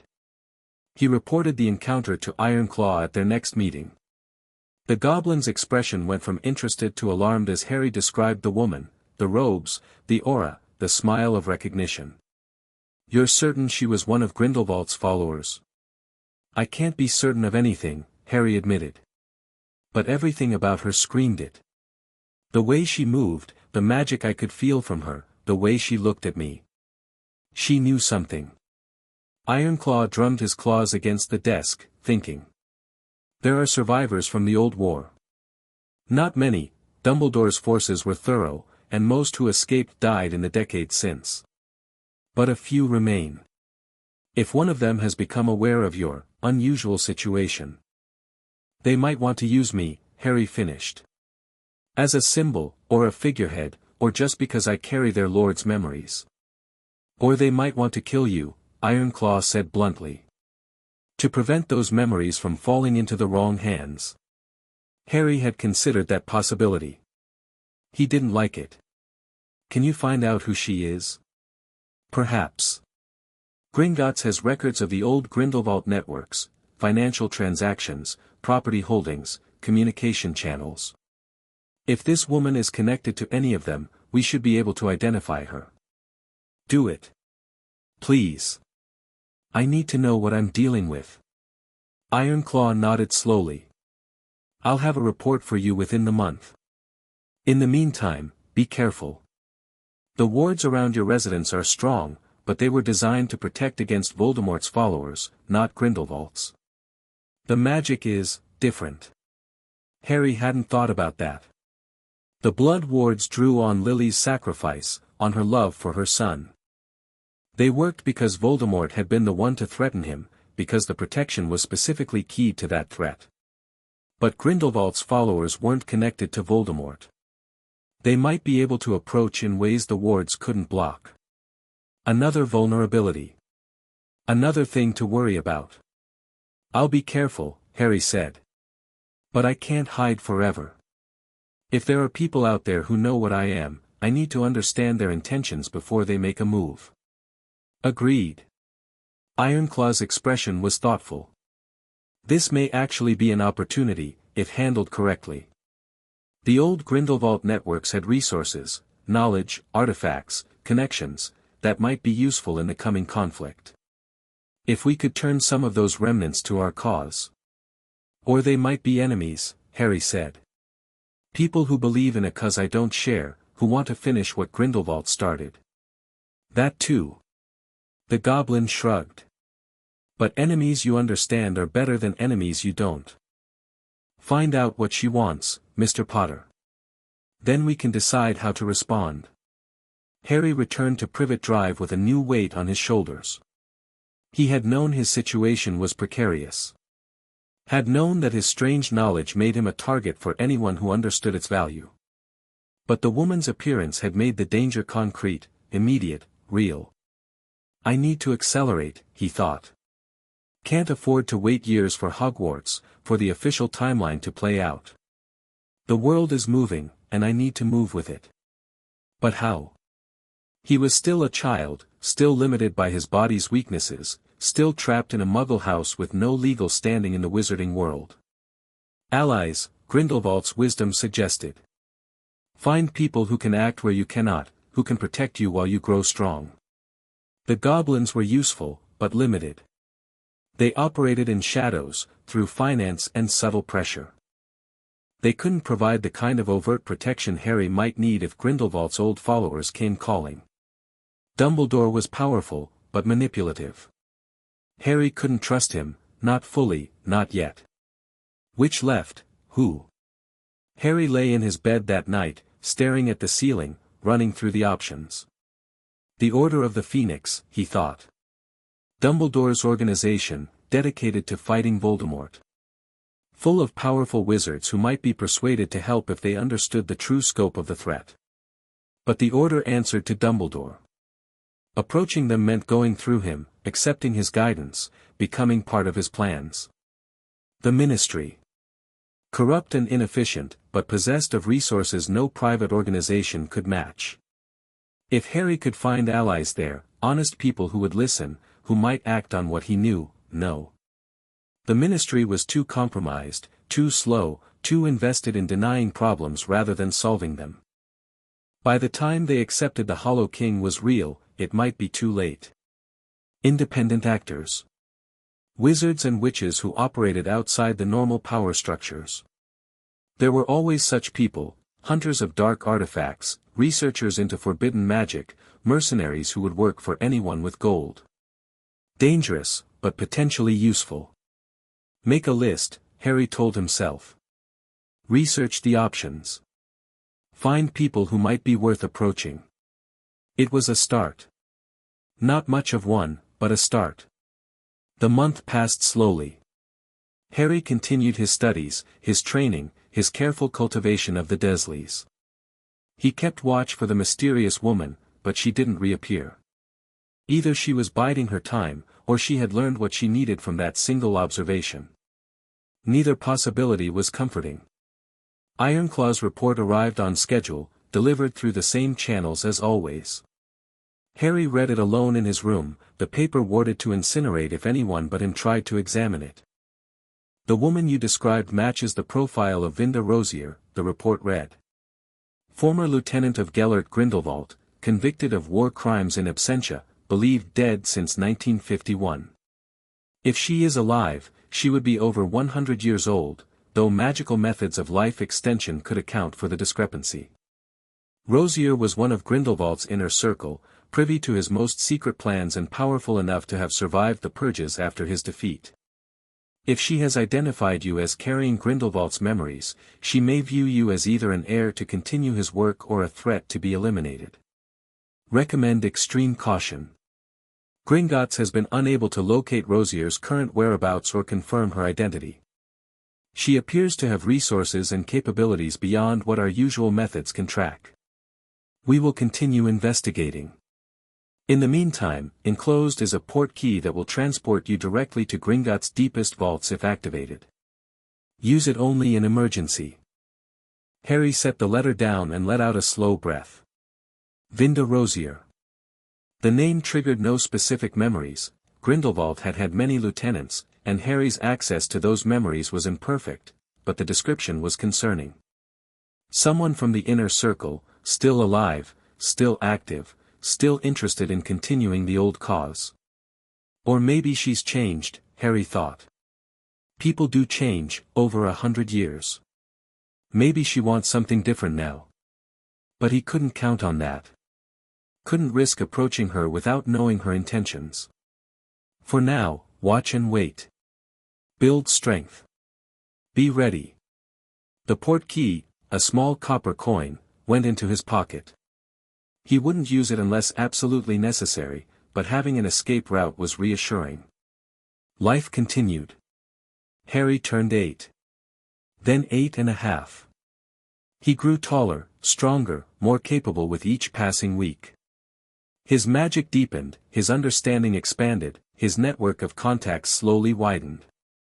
He made his first direct approach to another wizarding family, the Longbottoms. Augusta Longbottom was formidable, a matriarch in the old style, powerful and proud and fiercely protective of her grandson. Harry had learned from Grindelwald's memories how to approach such people, with respect, with directness, with clear statements of intent. He wrote to her through Gringotts, introducing himself as Harry Potter and requesting a meeting. The letter was carefully crafted, humble enough to avoid seeming presumptuous, confident enough to suggest he was worth her time. Her response came within a week, a formal invitation to tea. The Longbottom estate was everything Privet Drive was not. Ancient, magical, saturated with generations of power and tradition. Harry stood at the gates and felt the wards examine him, not hostile, but thorough, assessing his intentions before allowing him entry. He passed. The gates swung open. Augusta Longbottom received him in a drawing room that probably hadn't changed in a century. She was exactly as Harry had imagined, silver hair swept up in an elaborate style, robes of severe cut, a presence that demanded respect. Beside her, looking uncomfortable but determined, was Neville. "Mr. Potter," Augusta said, her voice cool but not unfriendly. "You requested this meeting.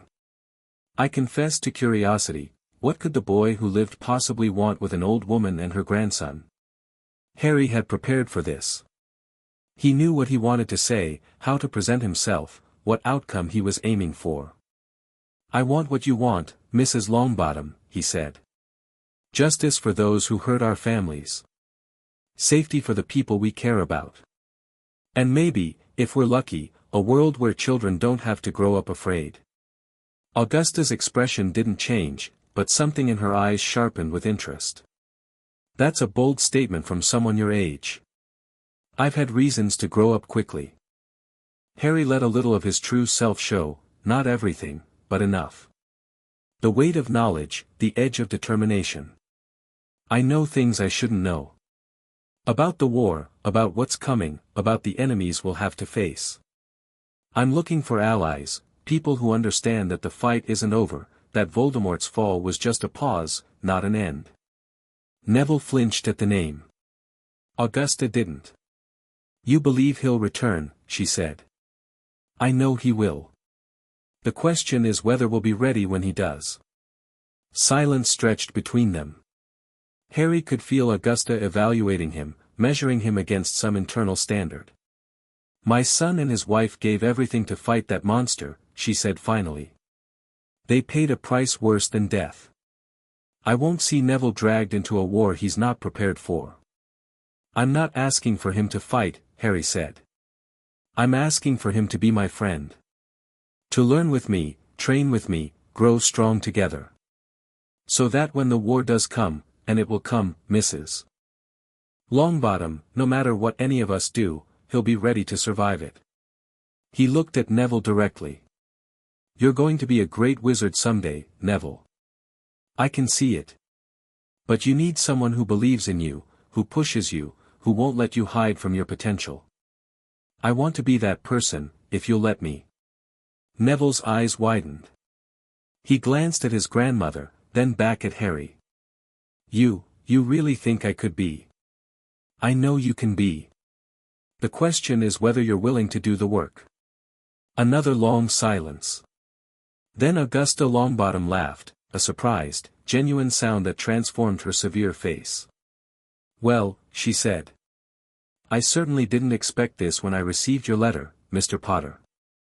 You're not at all what I imagined. Most people find that, Harry admitted. I apologize if I've been too forward. No. Forward is exactly what this world needs more of. She studied him with new eyes. Very well. You may visit Neville, regularly, if you wish. I'll arrange full access to your guardian's residence, assuming they're amenable. They won't be. But Dumbledore might override them. Thank you, Mrs. Longbottom. You won't regret this. See that I don't. But she was smiling now. Neville, why don't you show Mr. Potter the gardens? I believe you two have much to discuss. Harry and Neville walked through hedges that had been growing since before the ministry existed, past flowers that whispered and trees that watched, while Harry learned something more valuable than any spell in his repertoire. He learned what it felt like to have a friend. Neville was nervous, stammering, convinced of his own inadequacy. But beneath that was something solid, a core of bravery and loyalty that had survived years of pressure and doubt. Harry could see the man Neville would become, given the chance. I'm not very good at magic, Neville said, as they sat beside a pond where magical fish swam in patterns that were probably significant. Gran thinks I might be a squib. My family was worried for years. You're not a squib, Harry said with certainty. Your magic is just, blocked, somehow. Trauma, maybe. Or your own doubt holding you back. Neville looked at him with desperate hope. You really think so? I know so. And by the time we get to Hogwarts, you're going to prove it to everyone. It wasn't a promise Harry could guarantee. But looking at Neville's face, the first spark of real confidence he'd probably felt in years, Harry decided he would do whatever it took to make it true. This is why I'm fighting, he realized. Not for prophecies or ancient evils or political games. For moments like this. For the chance to help someone believe in themselves. Grindelwald had never understood that. Had always seen people as pieces to be moved, resources to be used. It was why he'd failed, why his great cause had crumbled into ash and imprisonment. Harry would be different. He had to be different. The visit ended, but the friendship continued. Harry and Neville wrote to each other regularly, then graduated to flu calls, then to regular visits whenever Harry could arrange time away from Privet Drive. Augusta Longbottom watched their growing friendship with approval and something that might have been hope. Other connections followed. Harry cultivated relationships with the children of important families, not manipulatively, not with ulterior motives, but with genuine interest in who they were and who they could become. Some rejected his overtures. Others proved shallow or self-interested. But a few responded. A few saw something in Harry worth knowing. Slowly, carefully, a network began to form. The year turned. Harry approached his 9th birthday with a sense of cautious optimism. His magic was stronger than ever. His knowledge continued to expand. His allies, few as they were, represented the beginning of something that could grow into real power. And the nightmares, while still present, had become almost manageable.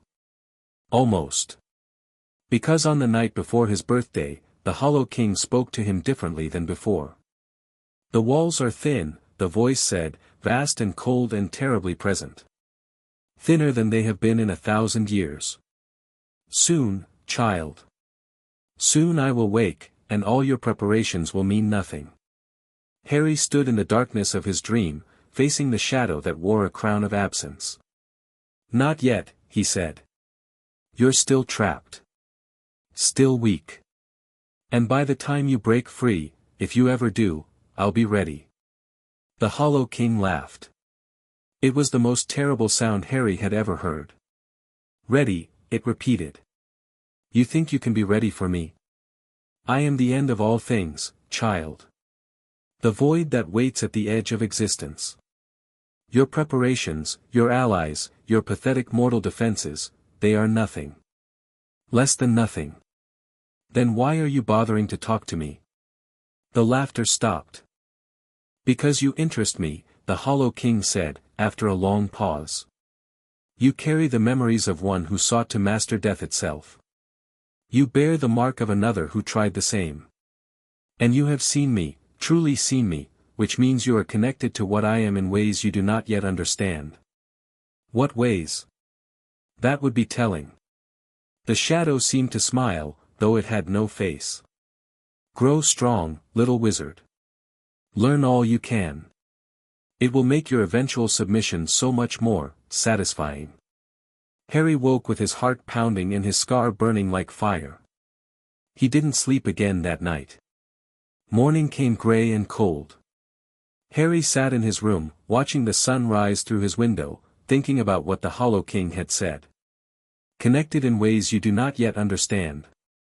What did that mean? The scar connected him to Voldemort, who was unwittingly weakening the seals. But was there more? Some deeper link that Harry hadn't discovered? The memories offered no answers. Grindelwald had never known about the Hollow King, not really. He had found fragments, hints, enough to suspect that something terrible slept beneath the world. But he had never learned the details. More research needed, Harry thought. More information. But first, he needed to survive. To keep growing, keep learning, keep building toward the moment when all this preparation would finally matter. One step at a time. He got dressed, went downstairs, and began another day of invisible war. The fight was far from over. 3 weeks after his birthday, the woman returned. Harry was walking home from school, alone, as always, the other children having learned to avoid him, when he felt the familiar prickle of hostile attention. He looked up and saw Vinda Rosier standing at the corner of Privet Drive, watching him with those sharp, knowing eyes. This time, she didn't walk away. "Harry Potter," she said as he approached. Her voice was cultured, aristocratic, with an accent that spoke of continental education. "Or should I call you by another name?" Harry stopped a careful distance away. His hand drifted toward his pocket, where the emergency port key waited. "I don't know what you mean." "Don't you?" Rosier smiled. "I've watched you for months, child. Seen how you move, how you think, how you carry yourself. You're not what you appear to be. Most people aren't." "True. But most people don't carry the echoes of a man I once loved." The words hung in the air between them. Harry's heart was racing, but he kept his face calm. "You knew Grindelwald." "I knew Gellert." The name seemed to pain her. "Before he was Grindelwald, before he was the Dark Lord, before he became a legend and then a prisoner. I knew the boy who dreamed of changing the world, who believed he could build something better than the broken system we inherited." "And you still believe in his cause?" "His cause died in 1945. Rosier's expression was unreadable. "What I believe in now is different. But I never stopped loving him. And when I felt his presence again, his mind, his memories, echoing in a child half a world away, I had to see for myself." Harry weighed his options. Fight? Flee? Try to negotiate? "What do you want?" he asked. "To understand." Rosier took a step closer, and Harry tensed. "To know how his memories came to be in your head. To see if anything of the man I loved survives in you. And if it does, then perhaps we can help each other." Her smile sharpened. "The world hasn't changed as much as people think, Harry Potter. The same forces that drove Gellert to action are still at work, the same corruption, the same stagnation, the same slow march toward catastrophe. Someone needs to do something about it. And you think that someone should be me? I think you're the only one who can be. Rosier's eyes were intense, almost feverish. You have his knowledge, his understanding, but you're not burdened by his mistakes. You can be what he should have been, what he might have been, if circumstances had been different. Harry felt the seduction of it. The appeal of having an ally who truly understood what he carried, who had the power and experience to help him achieve his goals. But he also felt the danger. Grindelwald was wrong, he said quietly. His methods, his philosophy, the way he treated people as means to an end, all of it was wrong. I carry his memories, but I don't share his beliefs. Rosier's expression flickered. You would reject everything he worked for. I reject the parts that led to suffering. The rest. Harry hesitated. The rest I'm still figuring out. A long silence stretched between them. Then Rosier laughed, a sound that was more tired than amused. You're not what I expected either, she said.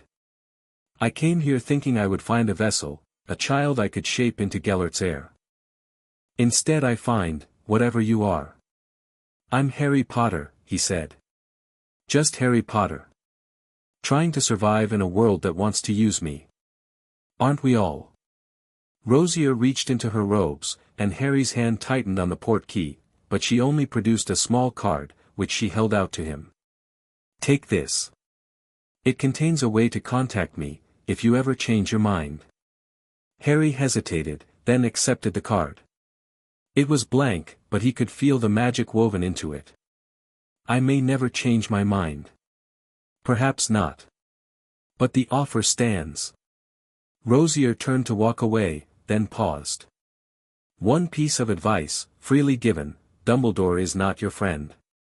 He means well, I've never doubted that, but his concept of, well, rarely aligns with the well-being of individuals. Be careful how much you trust him. I know. Good. She smiled one last time. We'll meet again, Harry Potter. Of that I'm certain. She walked away, and this time she didn't look back. Harry stood on Privet Drive for a long time after she left, turning the blank card over in his fingers. Another piece on the board, he thought. Another variable to account for. Rosier was dangerous, that much was clear. She carried wounds from a war that had ended before Harry's parents were born, loyalty to a cause that had brought nothing but destruction. But she was also knowledgeable, powerful, and apparently willing to talk before acting. That made her valuable, potentially. Keep the door open, Grindelwald's wisdom suggested. Don't commit to anything, but don't burn bridges either. You never know when you'll meet unexpected allies. Harry pocketed the card and walked home. The game continued. That night, Harry sat in his room and took stock of his position. He was 8 years old, nearly 9, with the memories of a century-old Dark Lord and the growing power to match them. He had allies in Gringotts, in the Longbottom family, in the scattered network he was slowly building. He had resources, knowledge, and a clearer understanding of the threats he faced than almost anyone else alive.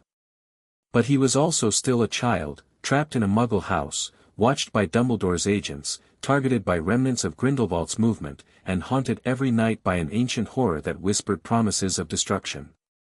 The odds are not in my favor, he admitted to himself. But they never were. And I'm still here. Still fighting. He pulled out the books from his trunk, selected the one he was currently studying, Advanced Transfiguration Theory, written by a wizard who had died before the Muggle world discovered electricity, and began to read. Outside, the night deepened. The stars wheeled overhead. And somewhere in the darkness, forces were moving that would change everything. But Harry Potter, the boy with too many memories, kept studying. One step at a time. That was how you won. Chapter 2 and Chapter 3, Blood and Gold. The goblin who met Harry at the entrance to Gringotts was not Ironclaw. This one was younger, if that word meant anything for a species that measured lifetimes in centuries, with sharper features and an expression that suggested he found wizards generally distasteful and Harry specifically suspicious. His name, delivered with minimal courtesy, was Ragnarok. Ironclaw is occupied with matters of state, Ragnarok said, leading Harry through corridors that grew older and stranger the deeper they went. I have been assigned to escort you. Try not to touch anything. Harry kept his hands at his sides and his observations to himself. The journey to the deep vaults had become familiar over the past months, but he noticed details he'd missed before, the way certain doors seemed to breathe, the scratches on walls that might have been writing in languages older than human speech, the occasional glimpse of things moving in the shadows that definitely weren't goblins. Gringotts was more than a bank. He'd known that intellectually. But walking through its depths, feeling the weight of ages pressing down from above, he understood it viscerally. This was a place of power, ancient and patient, and the goblins who controlled it were not the servile creatures wizarding society imagined them to be. Remember that, he told himself. Never assume you understand them. Never assume they're on your side. They emerged into a chamber Harry hadn't seen before, smaller than Ironclaw's office, but more ornate, with walls covered in metalwork that depicted scenes of goblin history. Wars, treaties, the founding of Gringotts, the various rebellions that had shaped goblin-wizard relations over the centuries.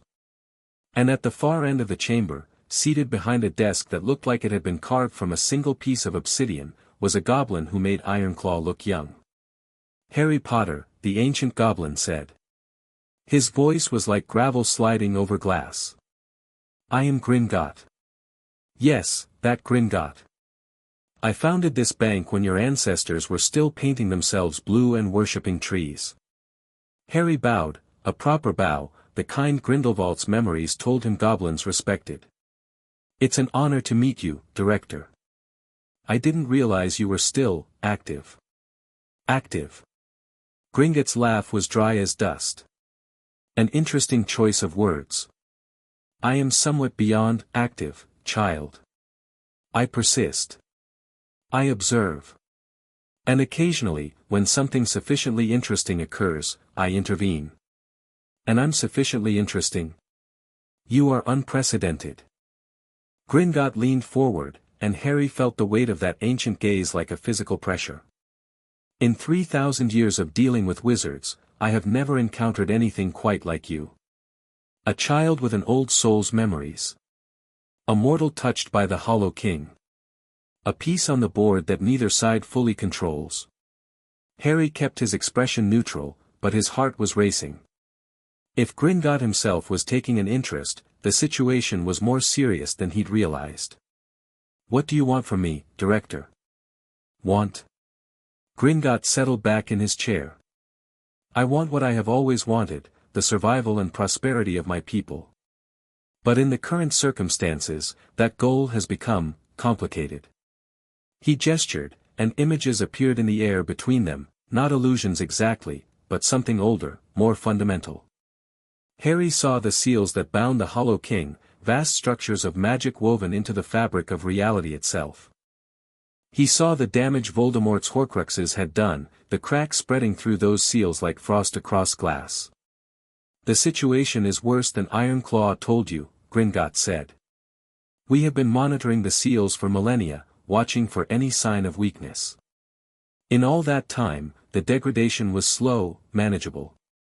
Natural entropy that we could compensate for through careful maintenance. And now?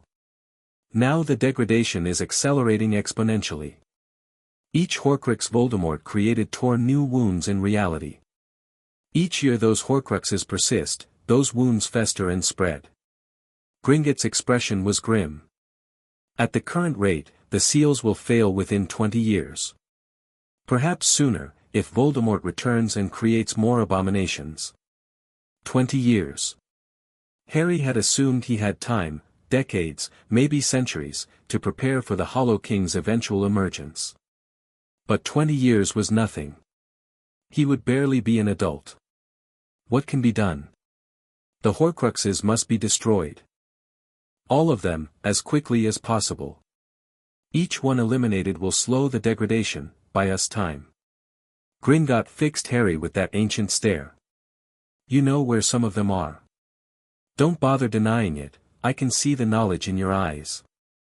Harry didn't deny it. Grindelwald's memories, combined with what he'd learned since waking in the cupboard, had given him a partial map of Voldemort's soul anchors. The diary, entrusted to Lucius Malfoy. The ring, hidden in the Gaunt shack. The locket, stolen by Regulus Black. The cup, secured in Bellatrix Lestrange's vault. And the one in his own head, of course. The accident Voldemort had never intended to create. I know where some of them are, Harry admitted. But I can't destroy them. I'm 9 years old, I don't have a wand, and most of them are protected by wards that would kill me before I got close. Yes. That is the problem. Gringotts drummed his clawed fingers on the obsidian desk. Which is why I am prepared to offer you something I have never offered any wizard in 3,000 years. Harry waited. Full access to Gringotts' resources. Our knowledge, our artifacts, our expertise in breaking wards and destroying dark objects. In exchange, you will work with us to locate and eliminate every Horcrux Voldemort ever created. The offer hung in the air between them, vast and terrible and exactly what Harry needed. And my role in this arrangement? You are the key. Gringotts' smile showed teeth that were definitely sharper than they should have been. You have knowledge no one else possesses. You have a connection to Voldemort through that scar that might prove useful. And you are the boy who lived, a symbol, a figurehead, someone the wizarding world will rally behind when the time comes. You want to use me. I want to survive. I want my people to survive. And right now, you are the best chance any of us have. Gringotts spread his hands. I won't pretend this is altruism, Harry Potter. Goblins don't do altruism. But our interests align, and in my experience, that's better than friendship anyway. Harry considered the offer. The risks were obvious, he would be binding himself to the goblins, making commitments he might not be able to keep, trusting creatures who had their own agenda and their own definition of acceptable losses. But the alternative was worse. The Hollow King rising, consuming everything. The seals failing because Harry had been too cautious, too careful, too afraid to take necessary risks. I have conditions, he said. Of course you do. First, I won't be a puppet. I'll work with you, share information, coordinate strategy, but I make my own decisions. If I think a plan is wrong or a method is unacceptable, I have the right to refuse. Gringotts nodded slowly. Acceptable, within reason. We may argue about what constitutes unacceptable, but we can negotiate those boundaries. Second, the alliance extends beyond the Horcruxes. When Voldemort returns, and he will return, I'll need support. Military support, if it comes to that. The goblins have warriors, weapons, capabilities that wizards have forgotten. I want access to those resources when the war begins. That. Gringotts paused, considering. That is a larger commitment. Goblin blood is not shed lightly, and my people have no love for wizard wars. The Hollow King won't distinguish between goblins and wizards. If it rises, everyone dies. You said that yourself. I did. Gringotts was silent for a long moment. Very well. Conditional military support, to be negotiated in detail when the time comes. What else? Third, and this is the most important, I need training. Real training, not the watered-down curriculum Hogwarts offers. Combat magic, ward breaking, whatever skills I'll need to actually fight this war. Your people have knowledge that wizards have lost. I want access to it. Gringotts' expression shifted into something that might have been respect. You ask for much, child. I'm offering much in return. My knowledge, my connections, my willingness to put myself in danger to destroy the Horcruxes. That's worth something. It is. Gringotts rose from his chair, ancient joints creaking. Very well, Harry Potter. We have an accord. The details will be negotiated with Ironclaw. I don't concern myself with minutiae, but the framework is agreed. He extended one clawed hand, and Harry took it. The grip was stronger than he expected, the skin rough as sandpaper. "One more thing," Gringotts said, not releasing Harry's hand. "The Horcrux in your head. We may be able to remove it." Harry's heart stopped. "What?" "It won't be easy. The soul fragment is entangled with your own essence in ways we don't fully understand. But we've been studying the problem since Ironclaw first informed me of your situation, and we believe a solution is possible." "Why didn't you mention this before?" "Because until today, you weren't committed enough to trust with the information." Gringotts finally released Harry's hand. "The procedure would be dangerous. Painful. There's a meaningful chance it could kill you or damage your mind permanently. But if it succeeds, you would be free of Voldemort's taint forever." Harry stood very still, processing this.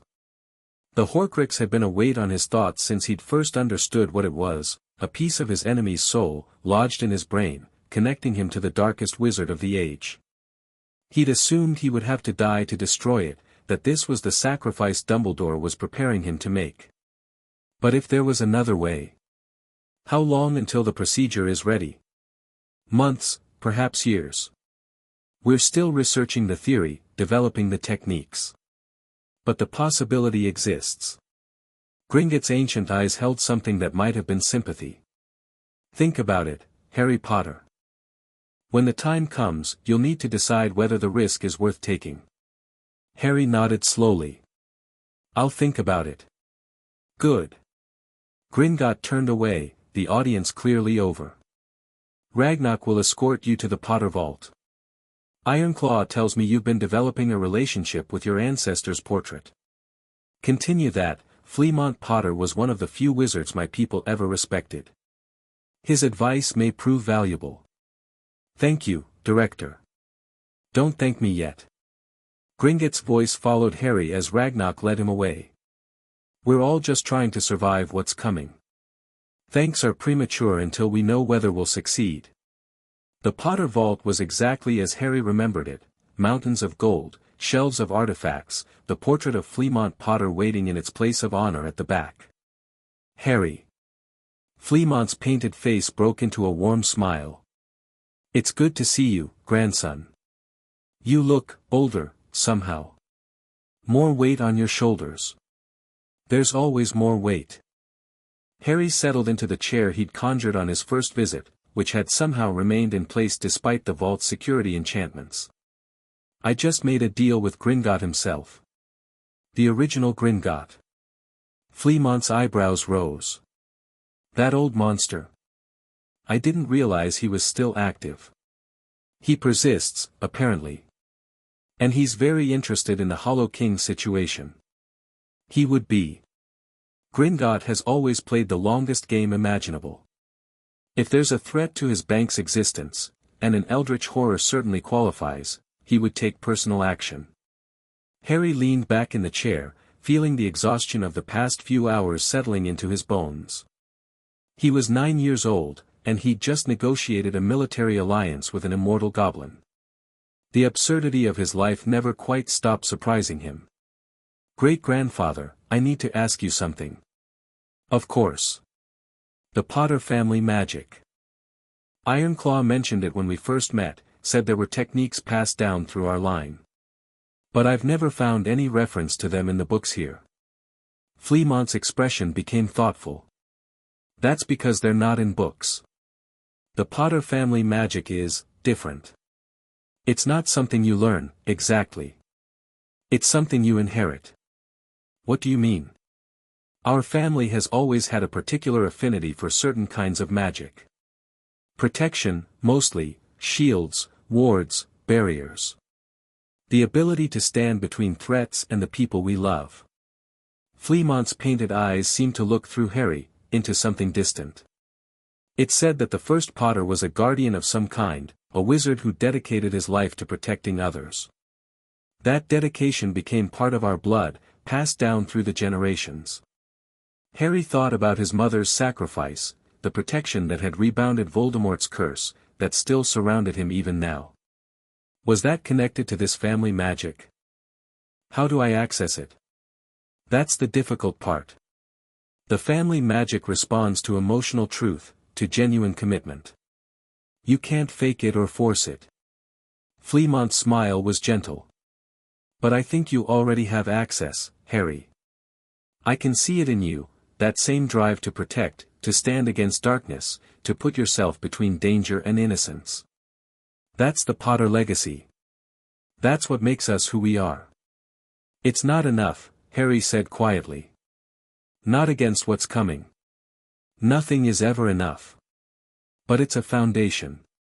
Something to build on. Fleamont gestured toward the shelves of artifacts lining the walls. There are items here that can help you focus that legacy, amplify it. Your father never had time to learn their use, he was fighting a war, too busy surviving to study family history. But you have time. Use it. Harry rose and walked to the nearest shelf. The artifacts there hummed with contained power, not dark, but old, patient, full of purpose. He reached out, and one of them responded to his touch, a ring, simple silver, set with a stone that seemed to absorb light. That was your great-great-grandmother's, Fleamont said. A focus for protective magic. It won't make you invulnerable, but it will help you channel the family affinity more effectively.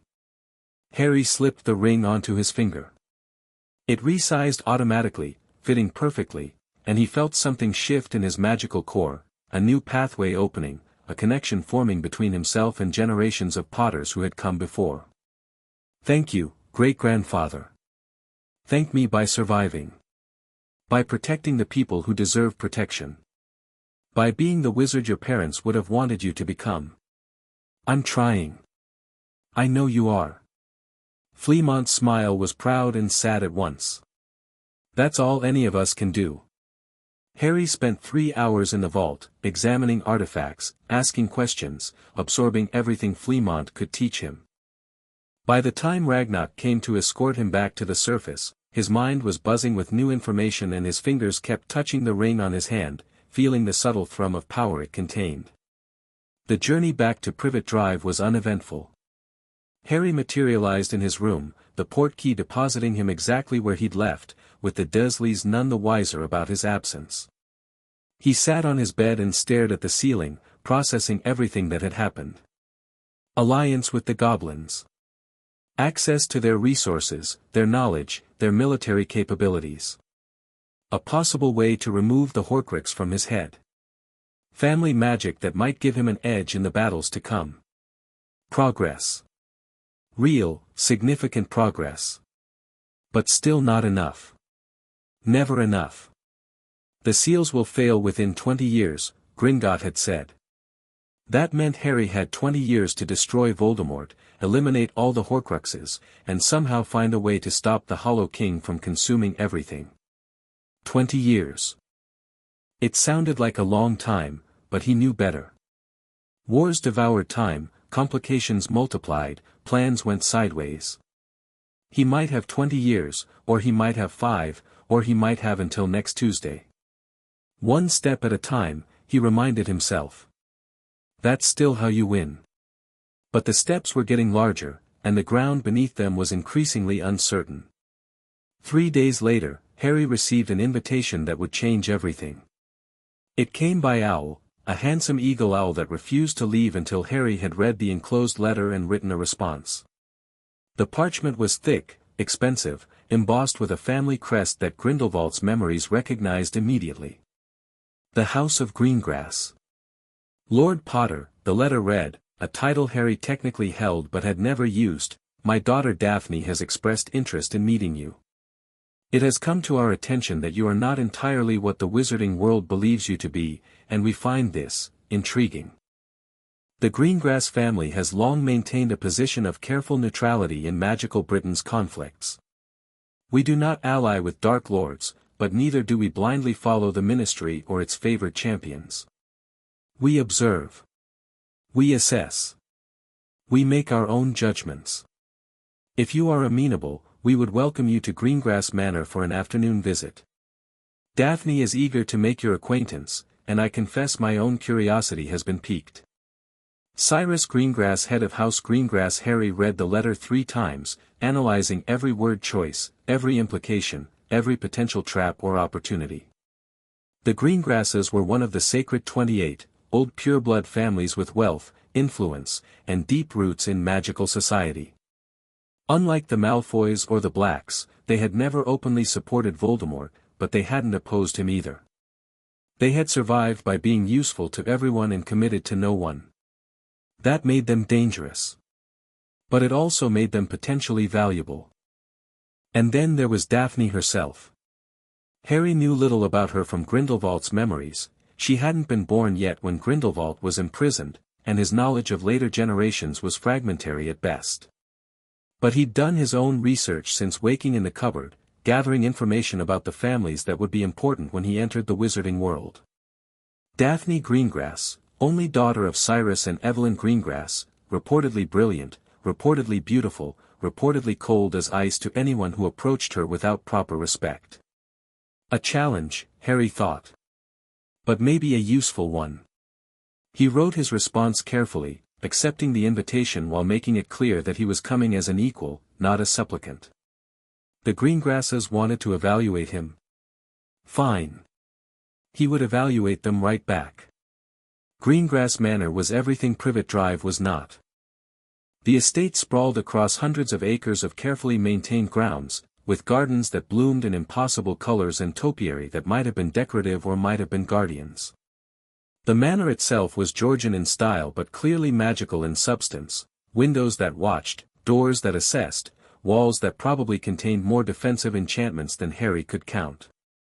Harry arrived by flu, stepping out of an ornate fireplace into a receiving room that had probably been designed to intimidate visitors. It worked. Cyrus Greengrass was waiting for him, a tall man in his 40s, with silver threading through dark hair and eyes that missed nothing. Beside him stood a woman who must have been his wife Evelyn, elegant and watchful, and behind them, Daphne. She was 9 years old, the same age as Harry, but she carried herself like someone much older. Dark hair fell straight past her shoulders, framing a face that was pretty in a classical way and utterly expressionless. Her eyes were blue-gray, the color of winter skies, and they fixed on Harry with an intensity that made him want to check his occlumency shields. "Lord Potter," Cyrus said, extending his hand. "Welcome to Greengrass Manor." "Lord Greengrass." Harry shook the offered hand, matching the older man's grip. "Thank you for the invitation. Please, call me Cyrus. We're not standing on ceremony here."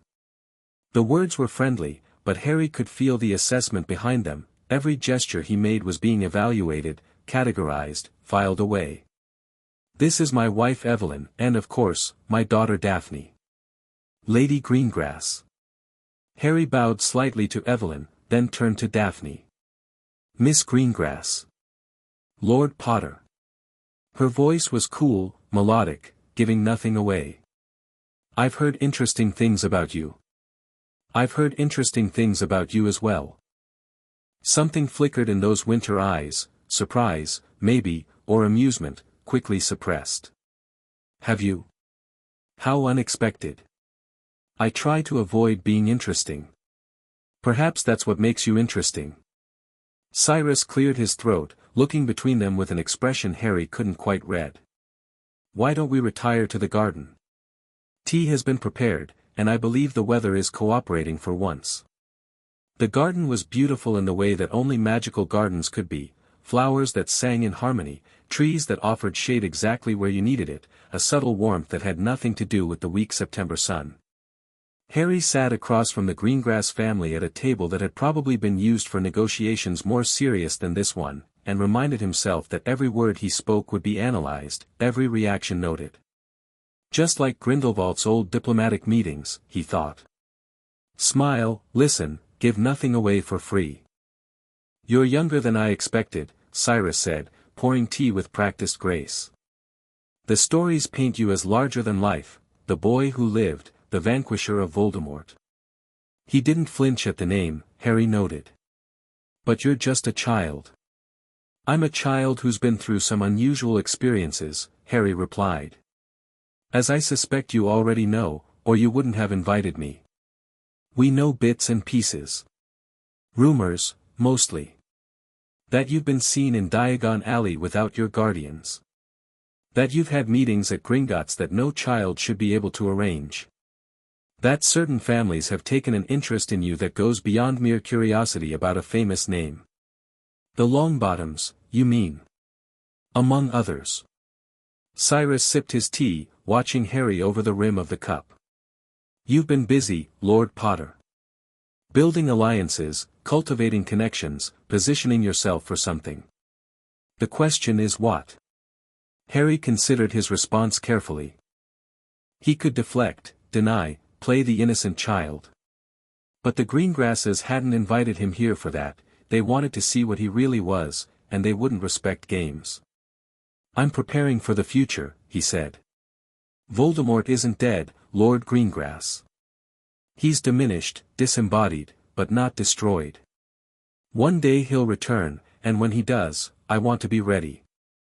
Evelyn's hand tightened on her teacup. Cyrus's expression didn't change. That's a bold claim, Cyrus said. Most of the wizarding world would disagree.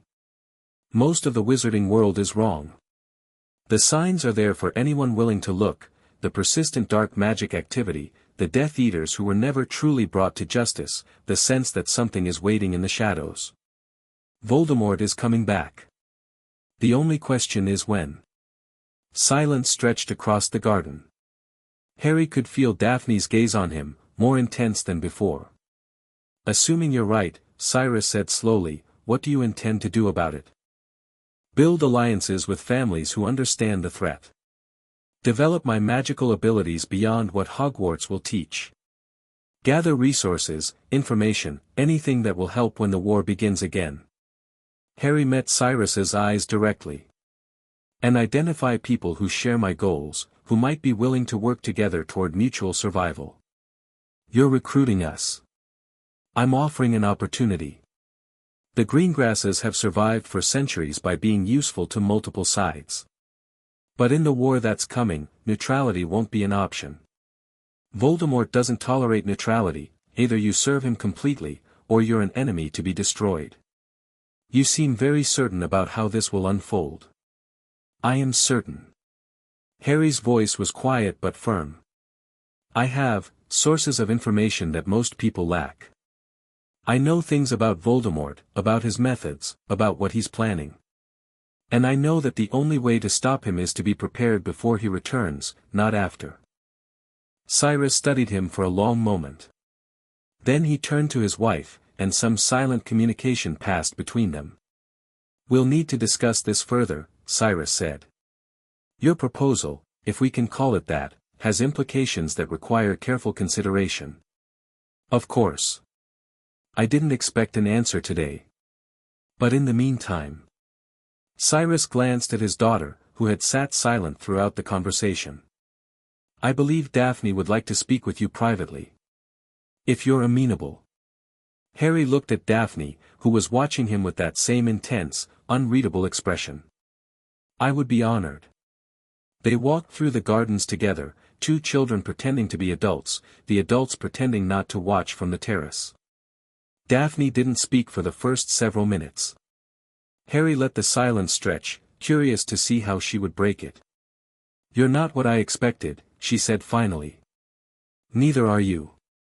What did you expect? Ice Queen. That's what they call you, isn't it? The pureblood princess who never smiles, never shows emotion, treats everyone like they're beneath her notice. Daphne's lips twitched, not quite a smile, but close. And what do you see instead? Someone wearing armor. The coldness isn't who you are, it's how you protect yourself. Harry paused beside a fountain where crystal-clear water defied gravity. I recognize the technique. I use it myself. Do you? Those winter eyes turned to examine him more closely. What are you protecting yourself from, Harry Potter? The same thing you are, I suspect. A world that wants to use us for its own purposes without caring what we actually want. Daphne was silent for a moment. Then she laughed, a real laugh, warm and startled, completely at odds with her frozen public persona. "Merlin," she said. "You actually mean it. You actually see through all the nonsense. Most of it. Most people don't. Most people see the Greengrass name and think neutral, or uncommitted, or weak. They don't understand that our neutrality is its own form of strength." She turned to face him fully. "But you understand, don't you? You understand that power comes in different forms, that not every advantage is obvious. I understand that the loudest person in the room is rarely the most dangerous." "Exactly." Daphne's expression had shifted, still guarded, but with something new behind the ice. "Interest, maybe. Respect. My father wants to know if you're worth allying with. He's been watching you for months, gathering information, trying to understand what you really are. And what's his conclusion? He doesn't have one yet. That's why you're here." She started walking again, and Harry fell into step beside her. "But I have my own conclusion." "Which is?" "You're dangerous. Not in the way most people mean, not cruel or vicious or power-mad. But dangerous in the way that people who see clearly are always dangerous." She glanced at him sideways. "You're going to change things, Harry Potter. The question is whether those changes will help or harm people like my family. And what do you think?" "I think." Daphne paused, considering her words carefully. "I think I want to find out. I think you're the most interesting person I've met in my entire life, and I want to understand what you're really planning. Even if it's dangerous. Especially if it's dangerous." Her smile was small but genuine. "I'm tired of being careful all the time. Tired of protecting myself from everything. Maybe it's time to take some risks." Harry studied her, the determination beneath the ice, the hunger for something more than careful neutrality had offered her. He recognized it. He felt the same thing himself. "Then let's take them together," he said. Daphne's smile widened slightly. "I was hoping you'd say that." They talked for 2 more hours. Not about politics or alliances or the coming war, they had covered enough of that already. Instead, they talked about magic, about books, about the strange experience of being children who understood too much and were expected to pretend otherwise. Daphne, it turned out, was brilliant. Her father had been teaching her advanced magic since she was old enough to hold a wand, and she had taken to it with a passion that exceeded even his expectations. She was already capable of spells that most students didn't learn until their 3rd or 4th year at Hogwarts. "My parents want me to be ready," she explained. "Ready for whatever comes. They've seen enough of wizarding politics to know that nothing lasts forever, that the comfortable world we live in could change overnight. They're right to prepare you. I know. But sometimes I wish I could just be a child, you know. Just worry about normal things, instead of always thinking about the future." Harry understood that feeling more than she could know. "We don't get that luxury. But maybe we can make a future where children do." "That's a nice thought." "It's more than a thought. It's a goal." He met her eyes. "Will you help me achieve it?" Daphne didn't answer immediately. She looked at him, really looked, seeing past the famous scar and the reputation and the strange maturity that didn't fit his years. "Yes," she said finally. "I think I will." Harry left Greengrass Manor as the sun was setting, his head full of new information and new possibilities. Daphne was an ally now, not official, not yet bound by any formal agreement, but committed on a personal level. And through her, the Greengrass family would follow. More importantly, Harry had found something he hadn't expected, a friend. Someone who understood the weight he carried, who saw through the masks he wore, who challenged him to be better instead of just accepting what he seemed to be. The game is expanding, he thought as the Floo deposited him back at Privet Drive. The pieces are multiplying. Soon it will be too complicated for anyone to control. But that was fine. Harry didn't want to control everything. He just wanted to survive, to protect the people who deserved protection, to build a future worth living in. And with each new ally, each new resource, each new step forward, that future became a little more possible. 2 weeks later, Neville Longbottom was attacked. The news came through the emergency channels Harry had established, a network of magical contacts who monitored events in the wizarding world and reported anything that might be relevant to his interests. Augusta Longbottom had reached out to him directly, her letter shaking with fury that bled through even the formal phrasing. Someone broke into Longbottom Manor last night. The wards held, but barely. Neville was targeted specifically, they tried to reach his bedroom. If the house elves hadn't intervened. Harry read the letter 3 times, cold rage building in his chest. Neville was his friend. One of the few genuine friendships Harry had formed, untainted by politics or calculation. And someone had tried to hurt him. Who? The answer came in Augusta's next paragraph: the attackers were Death Eaters. 3 of them, using methods that haven't been seen since the war. They escaped before the Aurors arrived, but they left signs. Dark marks burned into the walls. A message written in blood. The Dark Lord remembers his enemies. Harry set the letter down, his hands perfectly steady despite the storm raging inside him. Voldemort was moving. Not back in body, not yet, but through his followers, testing defenses, sending messages, reminding the wizarding world that he wasn't gone. The attack on the Longbottoms was a statement: we haven't forgotten what your family did. We're still coming. And they'll come for me too, Harry realized. Maybe not today, maybe not tomorrow, but eventually. He needed to accelerate his timeline. The careful, patient approach he'd been following, years of preparation before Hogwarts, slow accumulation of power and allies, might not be enough anymore. The war was starting early. Harry's response was measured but immediate. He wrote to Augusta, offering whatever support the Longbottoms needed. He wrote to Ironclaw, requesting additional security measures and acceleration of his training program. He wrote to Cyrus Greengrass, framing the attack as evidence for his predictions about Voldemort's return. And then he did something more dangerous. He activated the blank card Vinda Rosier had given him. The magic was subtle, not a fluke connection or a port key, but something older, more personal. Harry felt it link him to the card's creator, a bridge across distance that allowed communication without physical proximity. Young Potter. Rosier's voice echoed in his mind, tinged with surprise.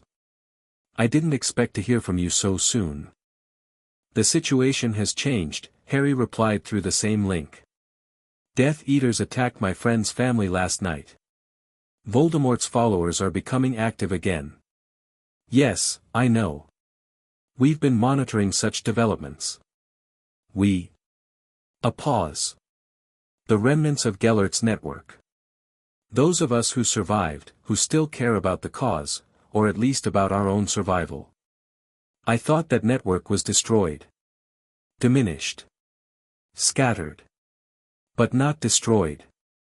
We learned to be patient after 45. Rosier's mental voice took on an edge. What do you want, Harry Potter? You didn't contact me just to share news I already possess. Harry considered his words carefully.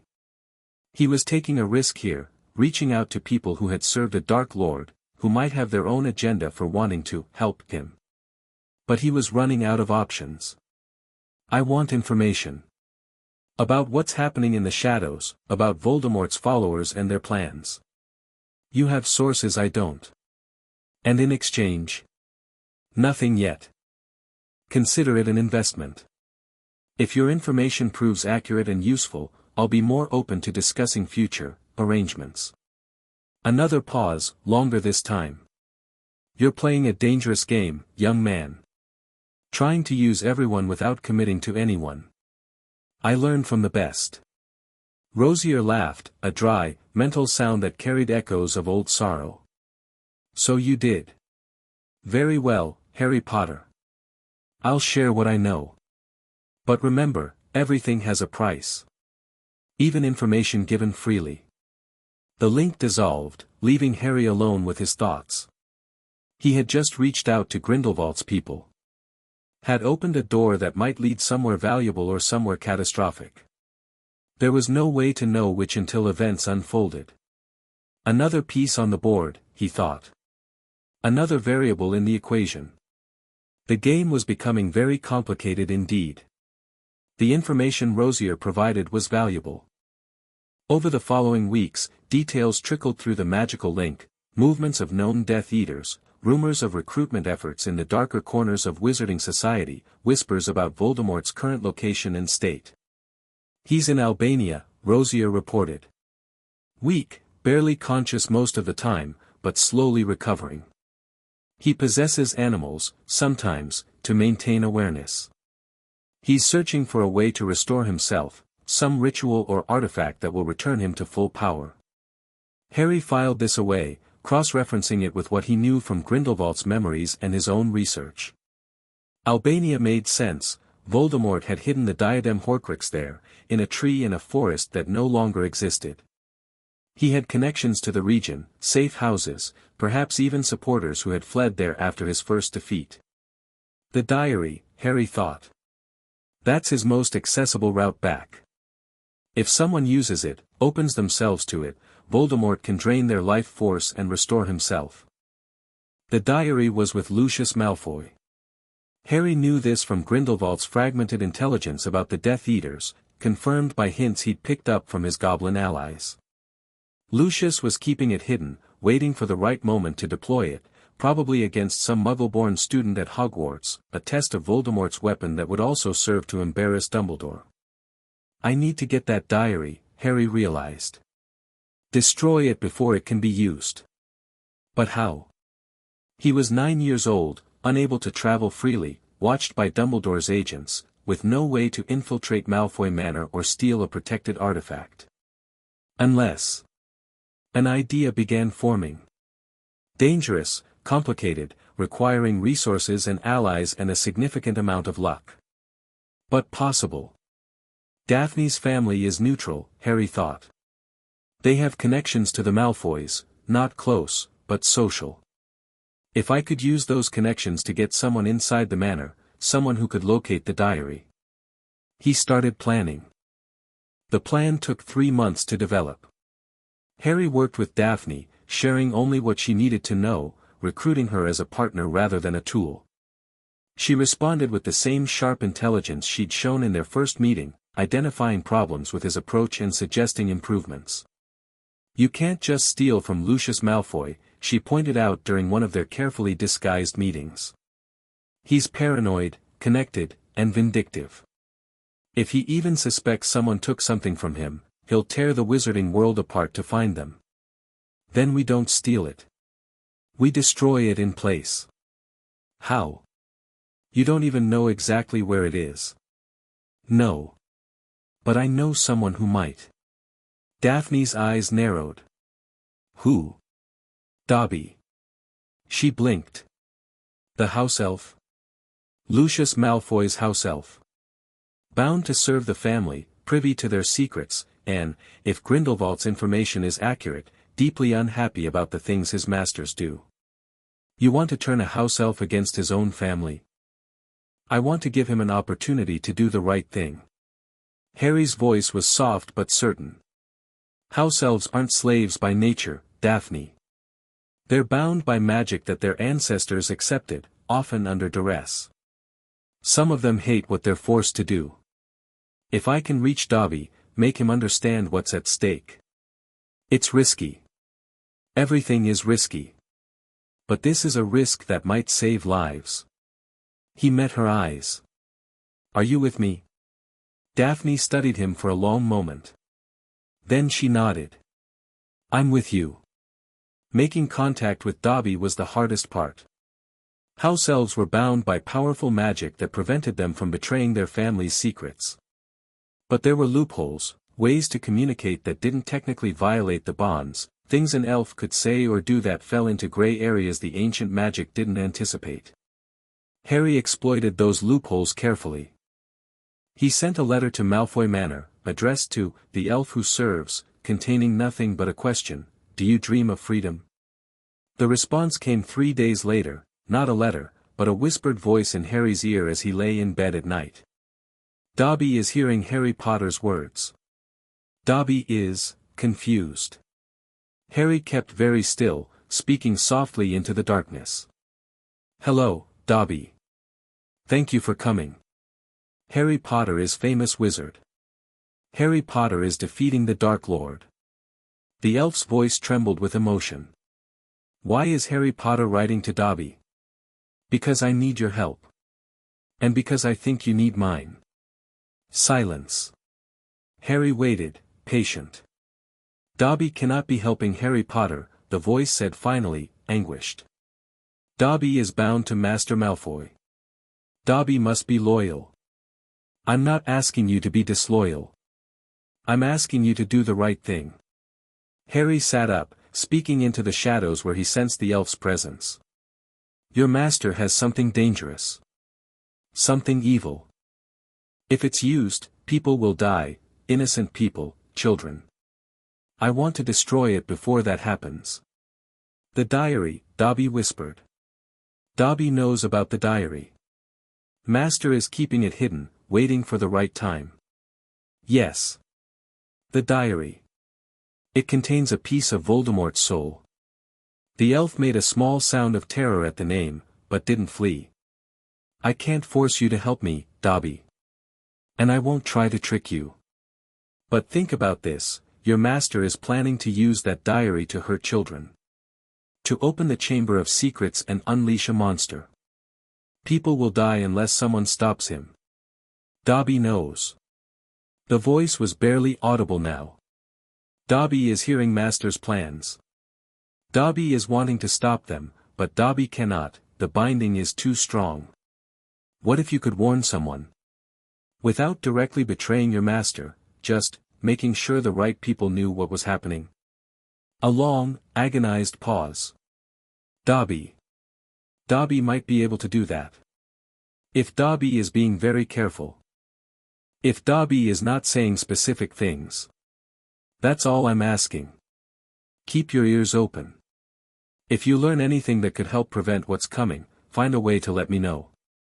Harry reached into the darkness, and his hand touched something small and trembling, an elf's shoulder.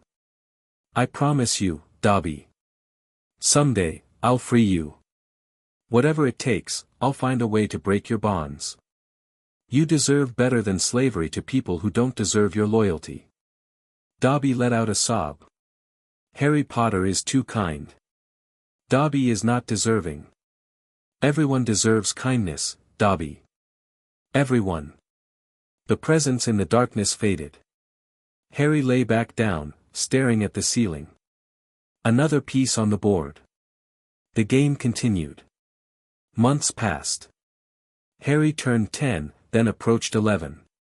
His magic grew stronger, his knowledge deeper, his network of allies wider. He trained with the goblins, studied with Fleamont's portrait, practiced dueling with partners who didn't pull their punches. Neville became a regular presence. His grandmother had agreed to let the boys train together, impressed by the improvements she saw in her grandson's confidence and capabilities. Daphne visited when she could, always with some pretext that satisfied her parents' caution. And slowly, carefully, the pieces moved toward confrontation. Dobby reported that Lucius was becoming impatient. Voldemort's weakness was lasting longer than expected, and the diary remained unused. But plans were being made for Draco's first year at Hogwarts, plans that involved slipping the diary to some unsuspecting student, testing its power, preparing for the Master's return. We have maybe 2 years, Harry told his allies during a carefully secured meeting. After that, Lucius moves. The chamber opens. People die. Then we need to act before then, Daphne said. Agreed. But we need more information. We need to know exactly where the diary is kept, what protections surround it, what opportunities exist for destroying it. Dobby might be able to tell us, Neville offered. He's been helpful so far. Dobby has told us everything he can without directly betraying his masters. Pushing him further might break him, or alert Lucius that something's wrong.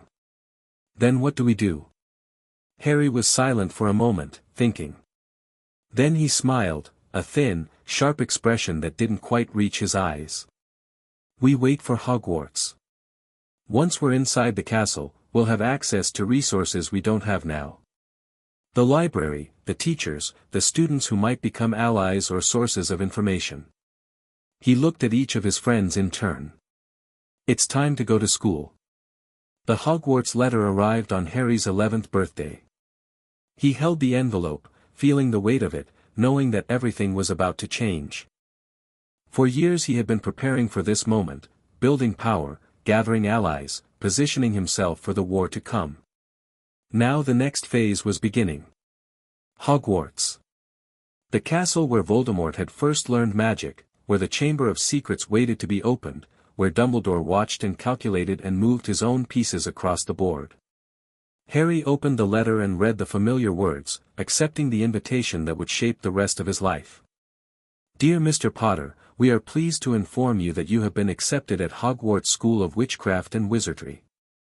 He set the letter aside and looked out the window at the world beyond Privet Drive.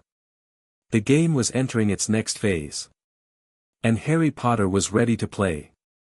Chapter 3 and Chapter 4, Whispers and Watchers. The summer before Hogwarts arrived with unexpected complications. Harry had planned everything carefully, the transition from Privet Drive, the acquisition of school supplies, the careful management of his public image as he re-entered Wizarding Society. He had allies positioned, resources prepared, contingencies mapped for a dozen different scenarios. What he hadn't planned for was Hagrid.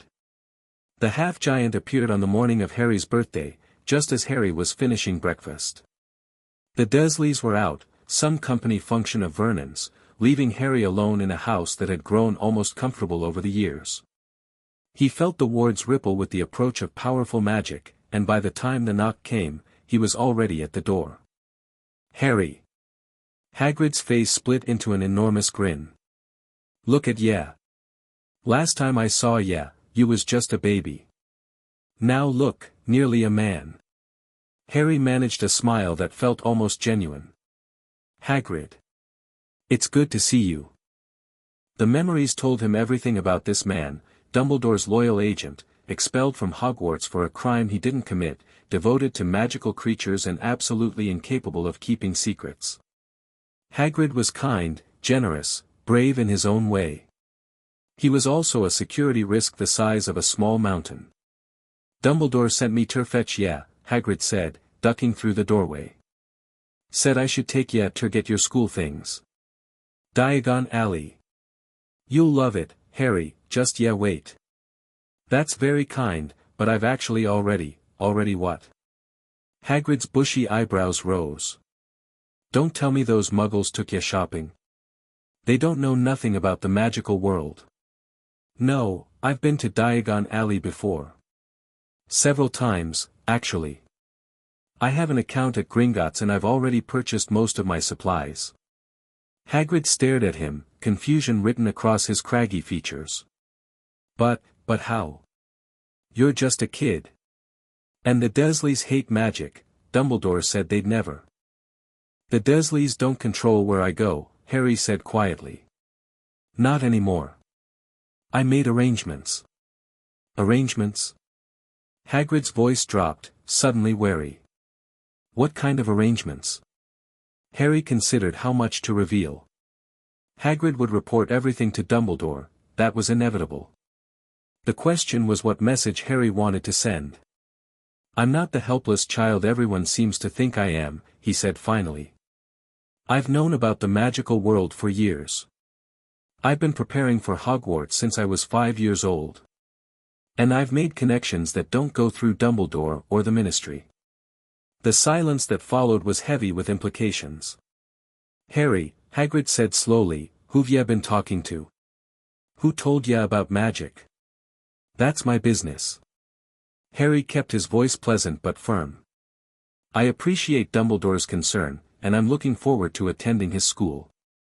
But I'm not a piece on his chessboard, Hagrid. I never will be.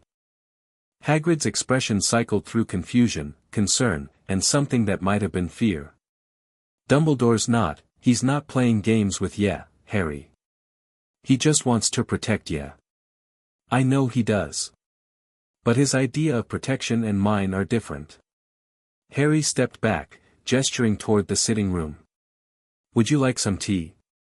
We can talk about Hogwarts, about the magical world, about anything except my private arrangements. But those are off limits. The conversation with Hagrid lasted 2 hours. Harry learned useful things, Dumbledore's current concerns, the state of affairs at Hogwarts, hints about the defenses surrounding something hidden in the castle. Hagrid was terrible at keeping secrets, and Harry extracted information through careful questions that seemed innocent enough. In return, Harry gave away almost nothing. He talked about his excitement for school, his interest in magic, his hope to make friends. Normal things that any child might say. Hagrid seemed reassured by this, his initial wariness fading into the simple affection he naturally felt for his friend James's son. By the time Hagrid left, he was convinced that Harry was just a precocious child who had done some exploring on his own. Nothing to worry about. Nothing that would require Dumbledore's direct intervention. For now, Harry thought, watching the half-giant disappear down the street. But Dumbledore will be watching more closely from here on. That was fine. Harry had planned for surveillance. He had planned for everything. Or so he thought. 3 days later, Minerva McGonagall appeared at Privet Drive. She arrived without warning, stepping out of a car that had definitely not been there a moment before, her severe face set in an expression that combined professional courtesy with personal suspicion. Harry watched from his bedroom window as she approached the front door. Deputy Headmistress. Head of Gryffindor. Dumbledore's most trusted lieutenant. This was different from Hagrid. McGonagall was sharp, perceptive, not easily fooled. If she was here, it meant Dumbledore had concerns that went beyond casual curiosity. Harry went downstairs and opened the door before she could knock. Professor McGonagall. What an unexpected pleasure. McGonagall's eyes narrowed slightly. Mr. Potter. May I come in? Of course. My aunt and uncle are out, but I was just having some tea. Would you care to join me? He led her to the kitchen, aware of her gaze cataloging everything, the cleanliness of the house, the food in the cupboards, the subtle signs that Harry's living conditions had improved dramatically over the years. She was looking for evidence of abuse, probably, or evidence of magical interference. She wouldn't find what she expected. Mr. Potter, McGonagall said, accepting a cup of tea with the air of someone who had more important things to discuss, Hagrid has reported some concerning observations about your situation. Has he? He says you claim to have known about the magical world for years. That you've made independent arrangements for your education. That you've been visiting Diagon Alley without supervision. All true. McGonagall's lips thinned. You're 11 years old, Mr. Potter. You shouldn't be making arrangements of any kind without adult guidance. With respect, Professor, the adults in my life haven't provided much guidance worth following. Harry kept his voice mild but let a hint of steel show beneath. The Dursleys hate magic and tried to pretend it didn't exist. Dumbledore left me here and never checked to see how I was actually doing. The Ministry didn't intervene when I was being neglected and abused. So yes, I made my own arrangements. It was that or remain helpless. McGonagall's expression shifted, some of the suspicion giving way to something else. Guilt, maybe. Or sympathy. The headmaster believed you were safe here, she said. The Blood Wards protect me from Voldemort's followers. They don't protect me from hunger, or cold, or an uncle who thought beating me would somehow make me normal. Harry met her eyes steadily. I understand why I was placed here. I even understand why Dumbledore might have thought it was the right choice. But don't pretend it was done for my benefit. It was done because it was convenient, and because no one bothered to look closely at what was actually happening inside this house. Silence stretched between them. How did you learn about magic? McGonagall asked finally. Who told you? I figured it out myself, at first. Strange things kept happening around me, objects moving, lights appearing, that kind of thing. I knew it wasn't normal, and I wanted to understand it. Harry shrugged. After that, it was just research. The magical world isn't as hidden as it thinks it is, if you know where to look. And Gringotts? How did you access your family's accounts? I wrote them a letter. They responded. We've been doing business ever since. McGonagall's expression suggested she didn't quite believe him, but she couldn't find an obvious flaw in the story. Mr. Potter, I'm going to be direct with you. The headmaster is concerned about your welfare. Your independence is unusual, and some of the choices you've made raise questions about who might be influencing you. You mean he's worried I've been recruited by dark wizards? That is one concern, yes. Harry laughed, a genuine sound, though tinged with bitterness. Professor, the only dark wizard who's shown any interest in me is the one who murdered my parents. I assure you, I have no intention of joining his side. Then why the secrecy? Why not come to Dumbledore, or the Ministry, or any of the institutions designed to help young wizards in your situation? Because those institutions have agendas, Harry said simply. The Ministry is corrupt and incompetent. Dumbledore has his own plans, which may or may not align with my survival. And everyone else sees me as the boy who lived, a symbol, not a person. I needed to build a foundation that wasn't controlled by people who might sacrifice me for their own purposes. McGonagall was quiet for a long moment. When she spoke again, her voice had lost some of its official distance. You're remarkably clear-eyed for an 11-year-old. I've had reasons to grow up quickly. So I see. She set down her tea, still mostly full. Mr. Potter, Harry, I won't pretend I'm not concerned about you. Your situation is unprecedented, and the choices you're making could lead you down dangerous paths. But I also won't lie to you or try to manipulate you into trusting people who haven't earned that trust. I appreciate that, Professor. What I will say is this: Hogwarts can be a place of genuine learning and growth, regardless of whatever politics surround it. I've taught there for 40 years, and I've seen students arrive broken by circumstances far worse than yours. Many of them found something at Hogwarts they couldn't find anywhere else: community, purpose, a chance to become who they were meant to be. Harry considered her words. McGonagall wasn't Dumbledore, her loyalty to him was real, but so was her integrity. She wouldn't lie to a student, even one she suspected of dangerous independence. I'm looking forward to attending, he said honestly. Whatever my concerns about the wider situation, I know Hogwarts has things to teach me that I can't learn anywhere else. Then we understand each other. McGonagall rose, smoothing her robes. I'll tell the headmaster that you're a self-possessed young man with understandable trust issues, but no apparent dark influences. Whether he accepts that assessment is his decision. Thank you, Professor. At the door, she paused and looked back at him. One more thing, Mr. Potter. Whatever you're planning, and I can see you're planning something, be careful. The wizarding world is less forgiving of ambitious young men than you might think. I've seen too many promising students destroy themselves reaching for power they weren't ready to wield. I'll keep that in mind. She nodded once, then disappeared into the car that had reappeared at the curb. Harry watched her go, then closed the door and leaned against it, thinking.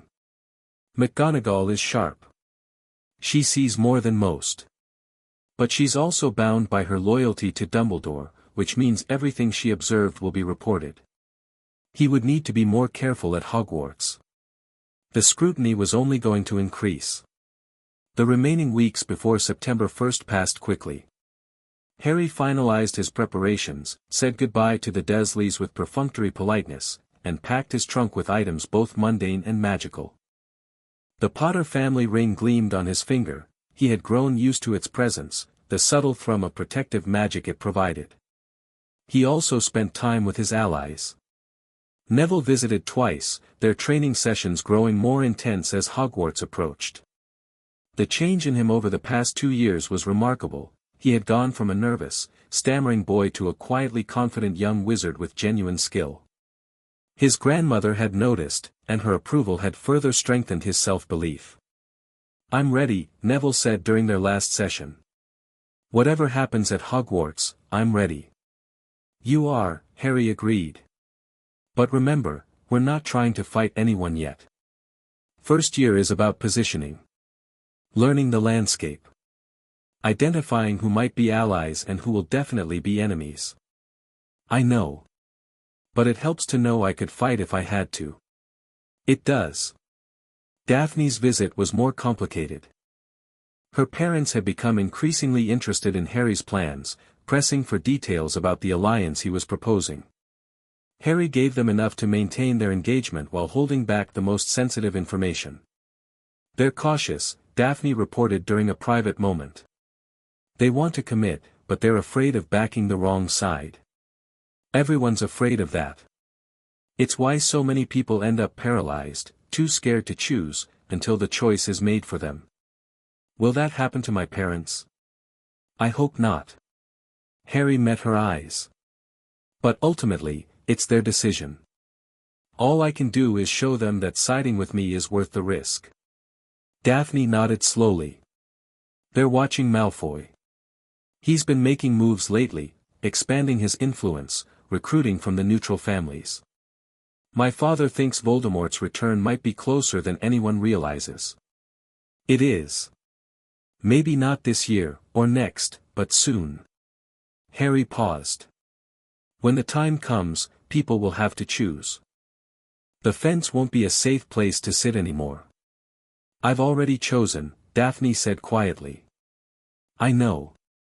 Thank you." Platform 9 3/4 was chaos. Hundreds of students and their families crowded the platform, the air thick with excitement and farewell tears and the occasional burst of uncontrolled magic from nervous first-years. The Hogwarts Express gleamed scarlet against the grey stone, its whistle cutting through the noise as it prepared for departure. Harry moved through the crowd with practiced ease, his trunk shrunk and pocketed, his eyes scanning for familiar faces and potential threats.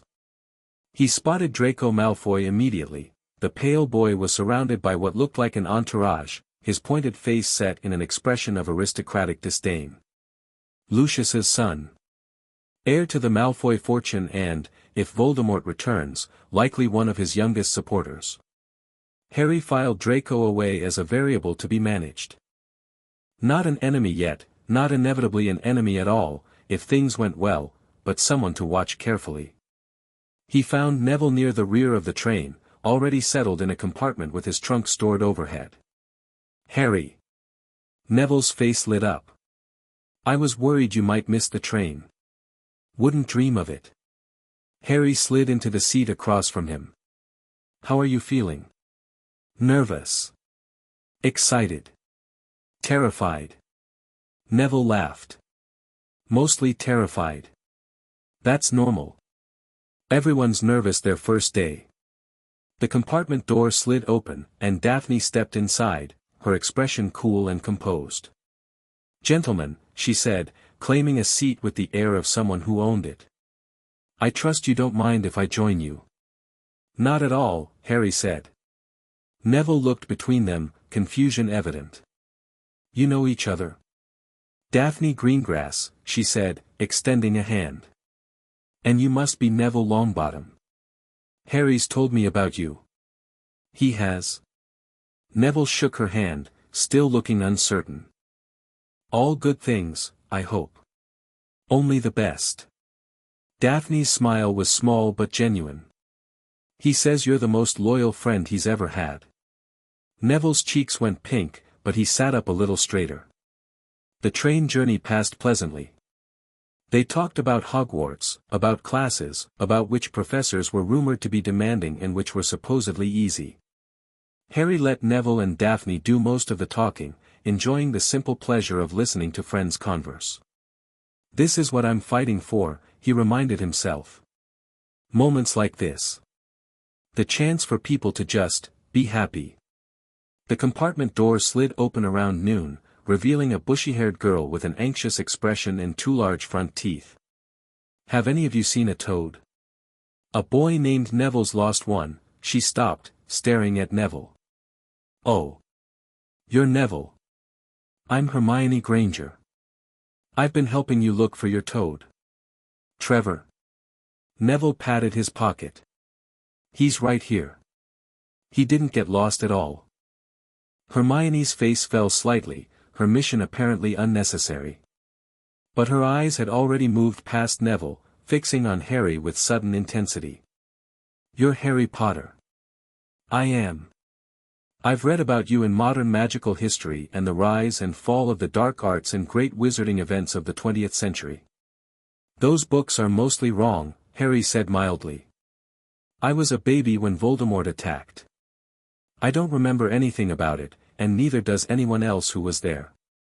Hermione's eyes went wide, at the use of the name, or at the contradiction of her sources. Harry couldn't tell. But the books say. Books are written by people, and people have agendas. The story of the boy who lived is mostly fiction, a comforting narrative the wizarding world told itself to feel better about a war that killed thousands. Hermione opened her mouth, closed it, opened it again. That's a very cynical way to look at it." "It's an accurate way to look at it." Harry gestured to the empty seat beside Daphne. Hermione hesitated, clearly torn between her desire for information and her discomfort with having her worldview challenged.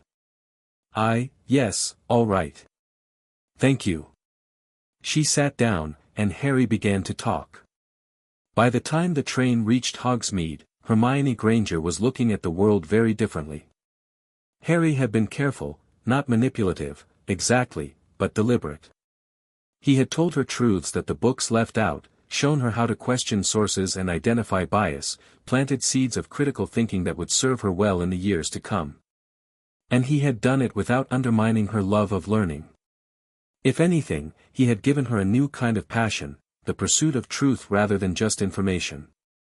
She could be valuable, he thought, watching her chatter excitedly with Neville about the castle ahead. She has the mind for it. The question is whether she has the temperament. Hermione Granger wanted to be good. Wanted to be right. Wanted to be recognized and appreciated for her abilities. These were understandable desires, but they could lead her down dangerous paths if not carefully channeled. Watch and wait. See how she handles the first few months. Then decide. Hogwarts revealed itself slowly as the boats crossed the lake. First the towers, reaching toward a sky full of unfamiliar stars. Then the walls, ancient stone that had watched over 1,000 years of magical education. Then the lights in the windows, warm and welcoming, promising warmth against the autumn chill. Grindelwald's memories held no images of this place. He had attended Durmstrang, a colder and darker institution, but Harry felt something stir in him anyway. Recognition, maybe. Or belonging. This is where it begins. This is where I become whatever I'm going to be. The boats touched shore, and the first years climbed out, their faces reflecting a mixture of wonder and terror. Harry moved with them, allowing himself to be swept up in the crowd, one more nervous child about to be sorted. McGonagall met them at the doors, her expression stern but not unkind. "Welcome to Hogwarts. The start of term banquet will begin shortly, but before you take your seats in the Great Hall, you will be sorted into your houses. The sorting is a very important ceremony because, while you are here, your house will be something like your family within Hogwarts." Harry listened with half an ear, more interested in observing his fellow students. He identified faces he knew, Draco Malfoy looking bored and superior, the Weasley twins' younger brother Ron looking green around the gills, a dark-skinned boy named Blaise Zabini who Daphne had mentioned as a potential ally. And then the doors opened, and they entered the Great Hall. It was everything the books described and more. Thousands of candles floating overhead, their light reflected by the enchanted ceiling that showed the night sky. For long tables packed with students in black robes, separated by colors, red for Gryffindor, green for Slytherin, blue for Ravenclaw, yellow for Hufflepuff. The staff table at the far end, where Dumbledore sat in the center, his silver beard catching the candlelight. Harry felt those blue eyes find him across the crowded hall. Felt the weight of ancient attention, the curiosity and concern and calculation that lay behind the famous twinkle. Let him look, Harry thought. Let him wonder. The sorting hat was brought out, and the sorting began. Granger, Hermione. The bushy-haired girl walked forward with visible nervousness, but her chin was high and her shoulders were back. She sat on the stool, and the hat dropped over her eyes. A long pause. Then, Gryffindor. Harry felt a moment of surprise. He had half expected Ravenclaw, given her love of learning. But the hat saw things that surface impressions missed. Courage, he thought. Beneath all that desire for approval, she has real courage. Greengrass, Daphne. Daphne walked forward with perfect composure, her expression revealing nothing. The hat touched her head for only a moment before calling, Slytherin. No surprise there. Daphne was ambitious, strategic, willing to do what was necessary to achieve her goals. Slytherin was her natural home. Longbottom, Neville. Neville approached the stool with trembling legs, but when the hat dropped over his eyes, something changed in his posture. He sat up straighter.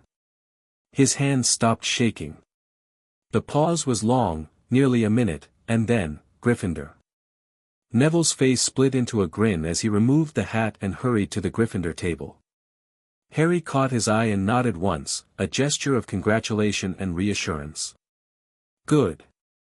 He's where he needs to be. Malfoy, Draco. The hat barely touched Draco's white blonde hair before screaming, Slytherin. Also expected. More names, more sortings. The crowd at the front of the hall gradually thinned as students found their houses. Harry waited, patient, knowing his turn would come. Potter, Harry. The whispers started immediately. Harry walked forward, ignoring the stares, the pointing, the excited murmurs. He sat on the stool and felt the hat settle over his eyes. Well, a voice said in his mind. What do we have here? Hello, Harry thought back. Fascinating. Absolutely fascinating. You're not quite what I expected, Harry Potter. Most people say that. I imagine they do. The hat's presence shifted, probing deeper. My. What an interesting collection of memories you carry. And what an interesting mind to carry them in. You can see Grindelwald's memories. I can see everything you are, child. The knowledge, the power, the fear and determination and hope. The weight you carry and the refusal to buckle beneath it. A pause. You would do well in any house, you know. You have the courage for Gryffindor, the cunning for Slytherin, the wisdom for Ravenclaw, the loyalty for Hufflepuff. I have a preference. I know. And I think you're right, it is the best choice, given your circumstances. The hat seemed to sigh. But I wonder if you understand what you're choosing. Slytherin has a certain reputation, and you'll be judged by it regardless of your actual character. I know. I'm counting on it. Are you? A moment of what felt like approval. Very well, Harry Potter. I hope you know what you're doing. And then, aloud, Slytherin. The silence that followed was absolute. Harry removed the hat and stood, facing a great hall full of stunned faces. At the Slytherin table, Daphne was smiling slightly, she had known this was coming. At the Gryffindor table, Neville looked confused but not upset. And at the staff table, Dumbledore's expression was unreadable. Harry walked to the Slytherin table, head high, back straight. The boy who lived, sorted into the House of Dark Wizards. Let them wonder. Let them worry. The game has just begun. He sat down next to Daphne, who murmured, that certainly made an impression. That was the idea.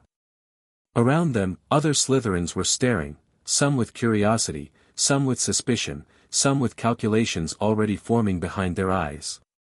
Across the table, Draco Malfoy was watching Harry with an expression that combined disbelief with something that might have been opportunity. "Potter," Draco said, recovering his composure. "I didn't expect to see you at this table." "Life is full of surprises," Harry replied. The feast began, but Harry barely tasted the food. He was too busy watching, analyzing, planning. Slytherin House. The heart of pure-blood politics. The traditional home of dark wizards and ambitious opportunists. Also, the best position from which to dismantle Voldemort's support base from within. Harry had chosen this house deliberately. Not because he was evil or ambitious in the petty ways the other houses imagined.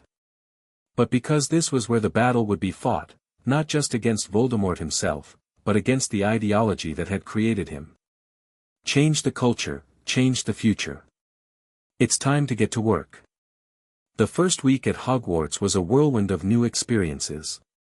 Classes, professors, the endless maze of corridors and staircases that seemed to change on a whim. Harry absorbed it all, cataloging information, identifying patterns, learning the rhythms of the castle. His presence in Slytherin had caused exactly the stir he'd intended. The wizarding world was buzzing with speculation. Had the boy who lived gone dark? Was it some kind of mistake? Should the sorting be redone? Dumbledore, wisely, made no comment. But Harry felt the headmaster's attention like a weight, constant and careful. Good. Let him watch. Let him see that I'm not what he feared. Harry's classmates were another matter. The Slytherins treated him with wary respect, his fame was undeniable, and his behavior had been impeccable so far. Draco had attempted to recruit him into his circle, offering friendship and connection in exchange for loyalty.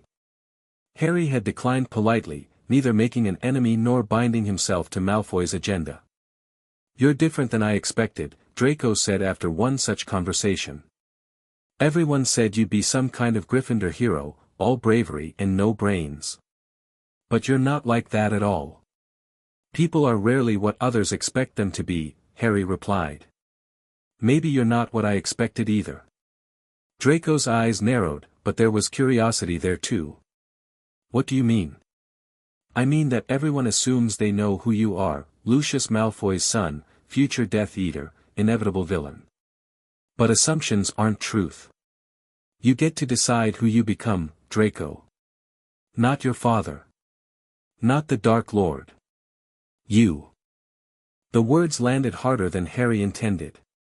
For just a moment, something flickered across Draco's face, uncertainty, maybe, or longing for a future that wasn't predetermined. Then the mask slammed back into place. "I know exactly who I am, Potter. Don't presume to tell me otherwise. I wouldn't dream of it. I'm just offering a different perspective." Harry walked away, leaving Draco staring after him. Seed planted. We'll see if it grows. Classes proved both interesting and frustrating. The curriculum was exactly what Harry had expected, basic, standardized, designed for students with no prior magical education. He already knew everything being taught in first-year courses, and probably most of what would be taught in second and third year as well. But attendance was required, and drawing too much attention to his abilities would raise questions he didn't want to answer. So Harry performed adequately, not brilliantly, good enough to avoid suspicion, not so good that anyone would wonder about his unusual knowledge. Potions was the exception.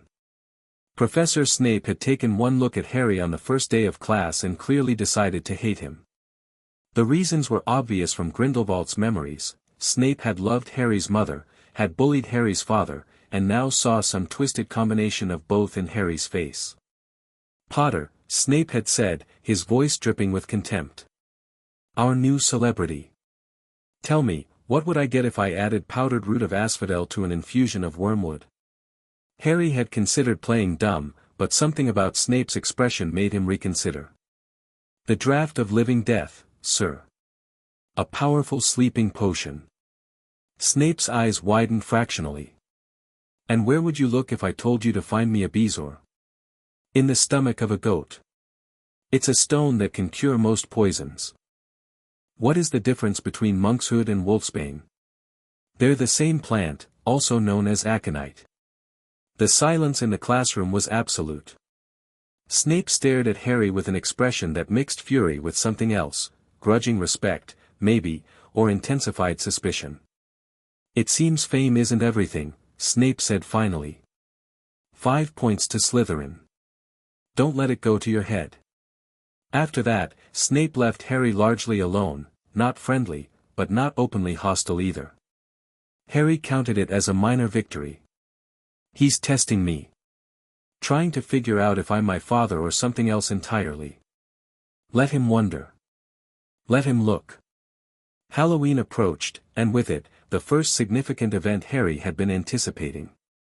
In the original timeline, the one Grindelwald's fragmented knowledge of future possibilities had hinted at, Halloween was when the troll attacked. When Voldemort made his first move of the year, testing Hogwarts' defenses through Quirrell. Harry had been watching Quirrell carefully since the first day of class. The defense professor was nervous, twitchy, constantly adjusting his turban in ways that seemed compulsive rather than fashionable. And when Harry looked at him closely, he could see something else, a shadow clinging to the man, a presence that wasn't quite human. Voldemort. Hidden in plain sight, parasitizing a weak-willed host. Harry had considered revealing this to Dumbledore. But the headmaster almost certainly already knew, had probably even arranged for Quirrell to return to Hogwarts, using the professor as bait for some larger trap. Let them play their games, Harry decided. Watch and learn. Be ready to act if necessary, but don't show your hand too early. Halloween arrived. The feast was spectacular, pumpkins floating overhead, live bats circling, enough candy to satisfy even Dudley's appetites. Harry ate sparingly, his attention split between the food and the staff table, where Quirrell was more agitated than usual. And then, Troll. Troll in the dungeons. Professor Quirrell came running into the great hall, his face white with terror, his turban askew. Thought you ought to know, he finished, and collapsed in a dead faint. Chaos erupted. Students screamed, jumped up, began running in all directions. Dumbledore rose from his chair, his wand already in his hand, and his voice cut through the noise like a blade. Silence. The hall went still. Prefects, lead your houses back to the dormitories immediately. Teachers, with me. Harry moved with the Slytherin crowd, but his mind was racing. The dungeons, where the Slytherin common room was located. If the troll was really there, leading students toward it seemed like a remarkably bad idea. Unless that's not where it actually is. He glanced at Quirrell, who had risen from his faint, and was following the teachers with suspicious energy for someone who had just collapsed. The stone. He's using this as a distraction to go after whatever Dumbledore is hiding. Harry had several options. He could follow the teachers, trying to observe whatever happened. He could go to the common room with his house, staying safe but learning nothing. Or he could, Harry. Neville's voice, cutting through the crowd. Hermione. She doesn't know about the troll, she's been in the bathroom all afternoon. Harry's plans shifted instantly. Which bathroom? Second floor, I think. She was upset about something, go to Gryffindor Tower. I'll get Hermione. But, trust me, Neville. Go. Harry broke away from the crowd and ran. He found the bathroom just as the troll did. The creature was massive, 12 feet tall, gray skin, a club the size of a small tree. It was smashing its way through the door, drawn by the screaming coming from inside. Hermione's screaming. Harry didn't hesitate. Confringo. The blasting curse, far too advanced for a first year, impossible without a wand, clearly demonstrating abilities he'd wanted to keep hidden, slammed into the troll's back. It staggered, turned, and fixed small, piggy eyes on Harry. Stupefy. Stupefy. Stupefy. The stunning spells were less effective against the troll's magic-resistant hide, but they were enough to disorient it. Harry moved constantly, staying out of range of that massive club, firing spell after spell. Reducto. This one hit the troll's knee, and the creature buckled, crashing to the ground with a roar of pain. Harry didn't let up. He hit it with every spell he could think of, stunners, bludgeoning hexes, a severing charm that finally silenced the beast. The troll lay still. Harry stood over it, breathing hard, his hands steady despite the adrenaline flooding his system. Behind him, Hermione emerged from the bathroom, her face white, her eyes wide. "Harry, how did you?" "Later." He grabbed her arm. "We need to move before the teachers get here." But they were too slow. Footsteps thundered down the corridor, and McGonagall appeared at the head of a group including Snape and Quirrell. They stopped dead at the sight before them, a dead troll, a terrified Hermione, and Harry Potter standing with the unmistakable air of someone who had just killed something. "Explain," McGonagall said, her voice dangerously quiet. Harry made a decision.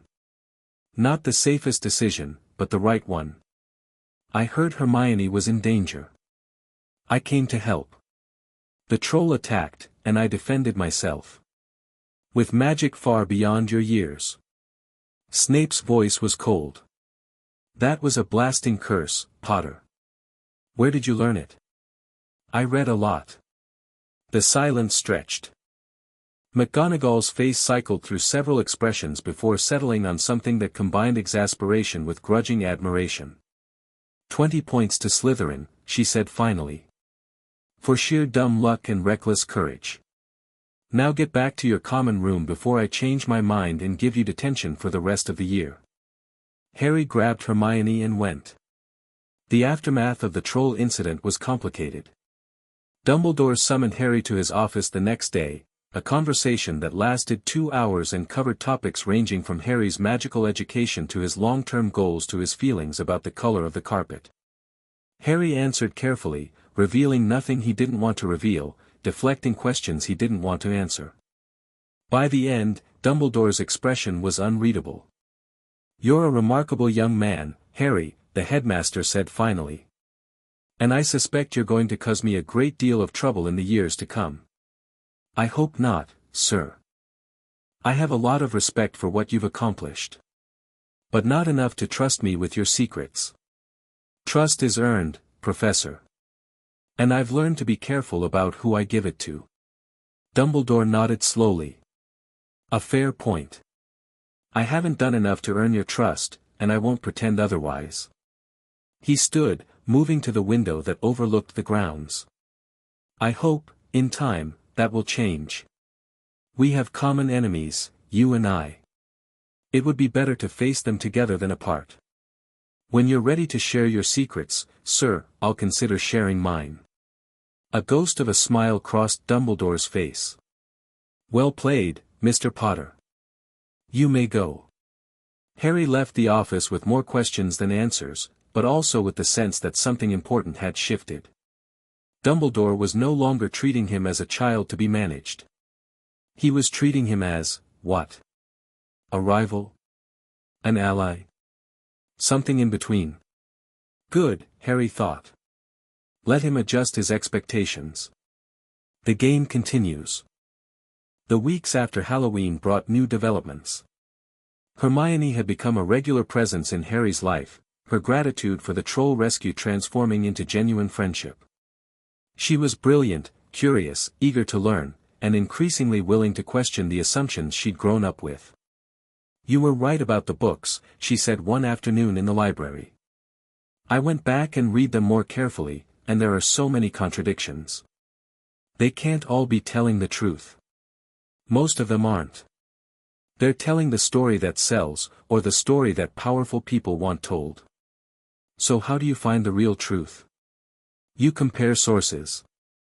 You look for evidence. You think critically about who benefits from each version of events." Harry closed the book he'd been pretending to read. "And you accept that sometimes, you won't find the truth at all. Sometimes all you can do is be less wrong than you were before." Hermione's brow furrowed. "That's frustrating. Welcome to reality." She laughed, a sound that still surprised Harry sometimes, because the girl who had arrived at Hogwarts would never have laughed at something like that. She's changing, he thought. Becoming something more than she was. Good. We're going to need people who can think clearly when everything goes wrong. The Philosopher's Stone remained untouched for the rest of the year.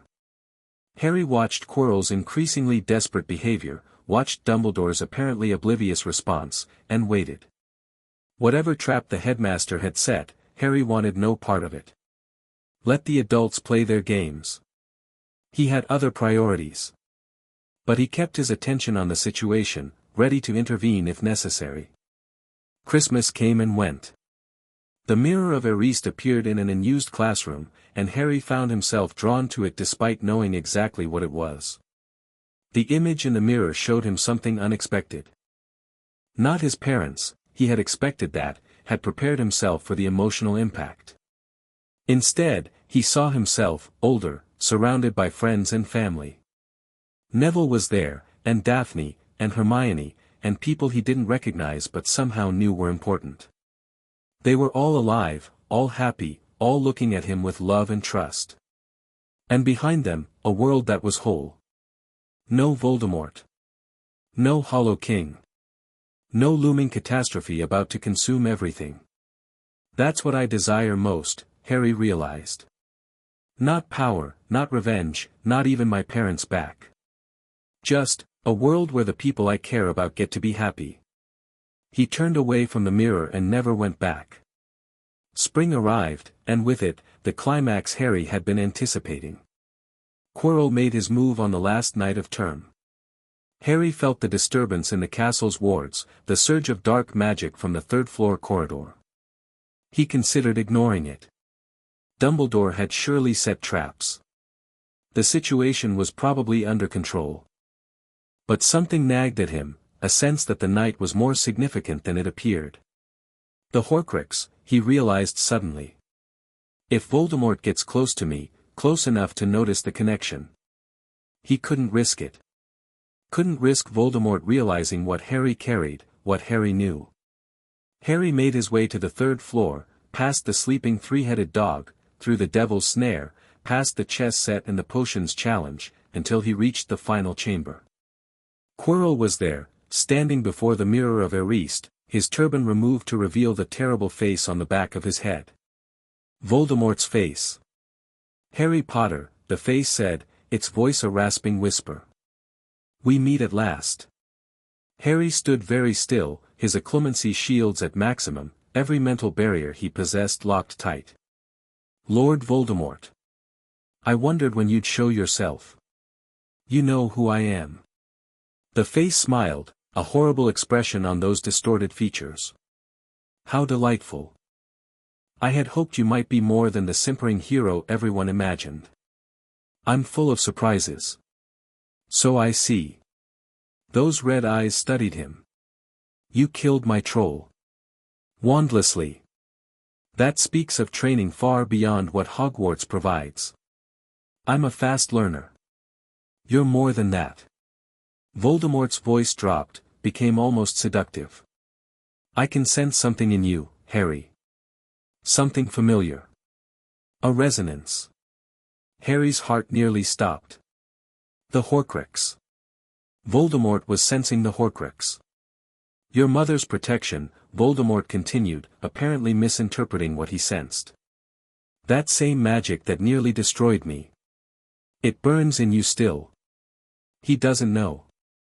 Thank Merlin, he doesn't know. I'm not here to fight you, Harry said, keeping his voice steady. I'm here to understand. Understand what? You. Harry met those terrible red eyes. Everyone thinks you're a monster. A force of nature, beyond reasoning. But you weren't always. Once you were just a boy, scared and angry and desperate for control. Voldemort's expression flickered. You know nothing of what I was. I know more than you think. And I know that whatever you're looking for, power, immortality, domination, it won't give you what you actually want. And what do I want, child? To matter. To be remembered. To leave a mark on the world that can never be erased. Harry's voice softened. But there are other ways to matter. Other marks you could leave. The silence stretched. For just a moment, something human flickered in those red eyes, something that remembered being Tom Riddle, alone and afraid in a London orphanage. Then it was gone. Pretty words, Voldemort said. But meaningless. I have chosen my path, and I will not be swayed by the rhetoric of a child. Then we have nothing more to discuss. Harry turned and walked away. He had taken 3 steps when Quirrell moved, wand raised, spell forming on his lips. Harry spun, his hand rising, and pure magic erupted from his palm. Not a spell. Something more fundamental.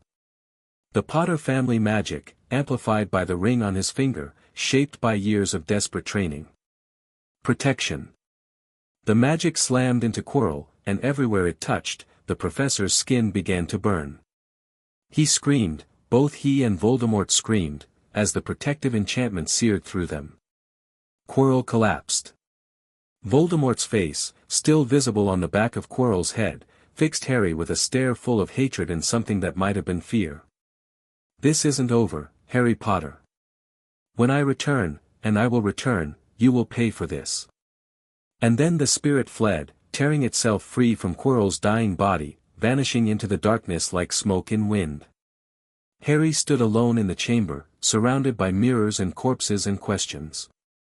First contact, he thought. First real battle. And everything just got a lot more complicated. The aftermath was extensive.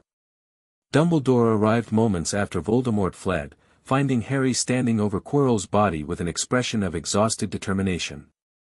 The conversation that followed was their most honest yet. You knew he was possessed, Dumbledore said.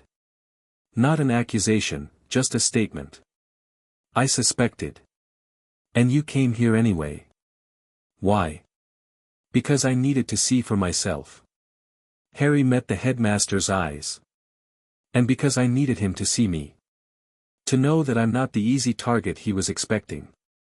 Dumbledore was quiet for a long moment. What did you do to him? The magic you used, it wasn't any spell I recognize. Family magic. Protection. It's hard to explain. I see. Another pause. Harry, I owe you an apology. I underestimated you, badly. I thought I was dealing with a child who needed protection. Instead, I find a young man who has been preparing for war since before I knew there was a war to prepare for.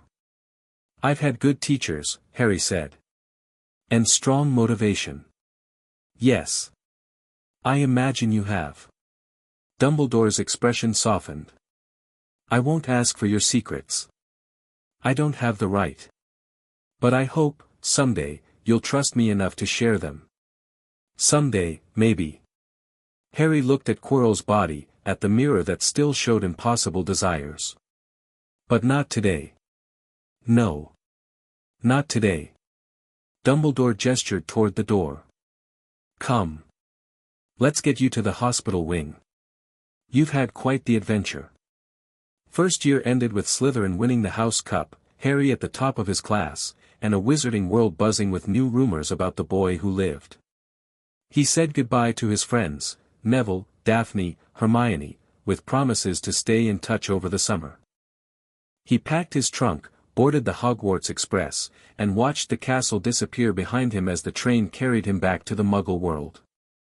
But as the countryside rolled past, Harry wasn't thinking about the past. He was thinking about the future.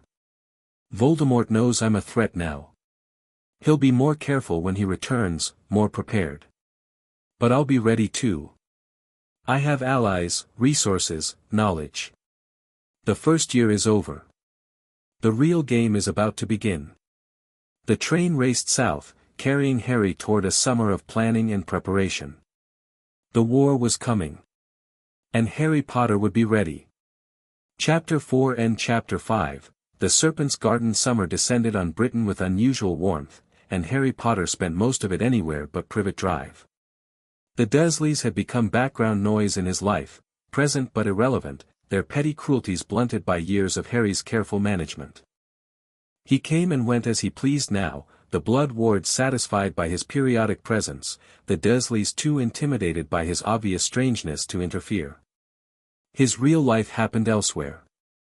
Gringotts had arranged a small flat in London, warded beyond detection, accessible only to those Harry specifically keyed into the protections.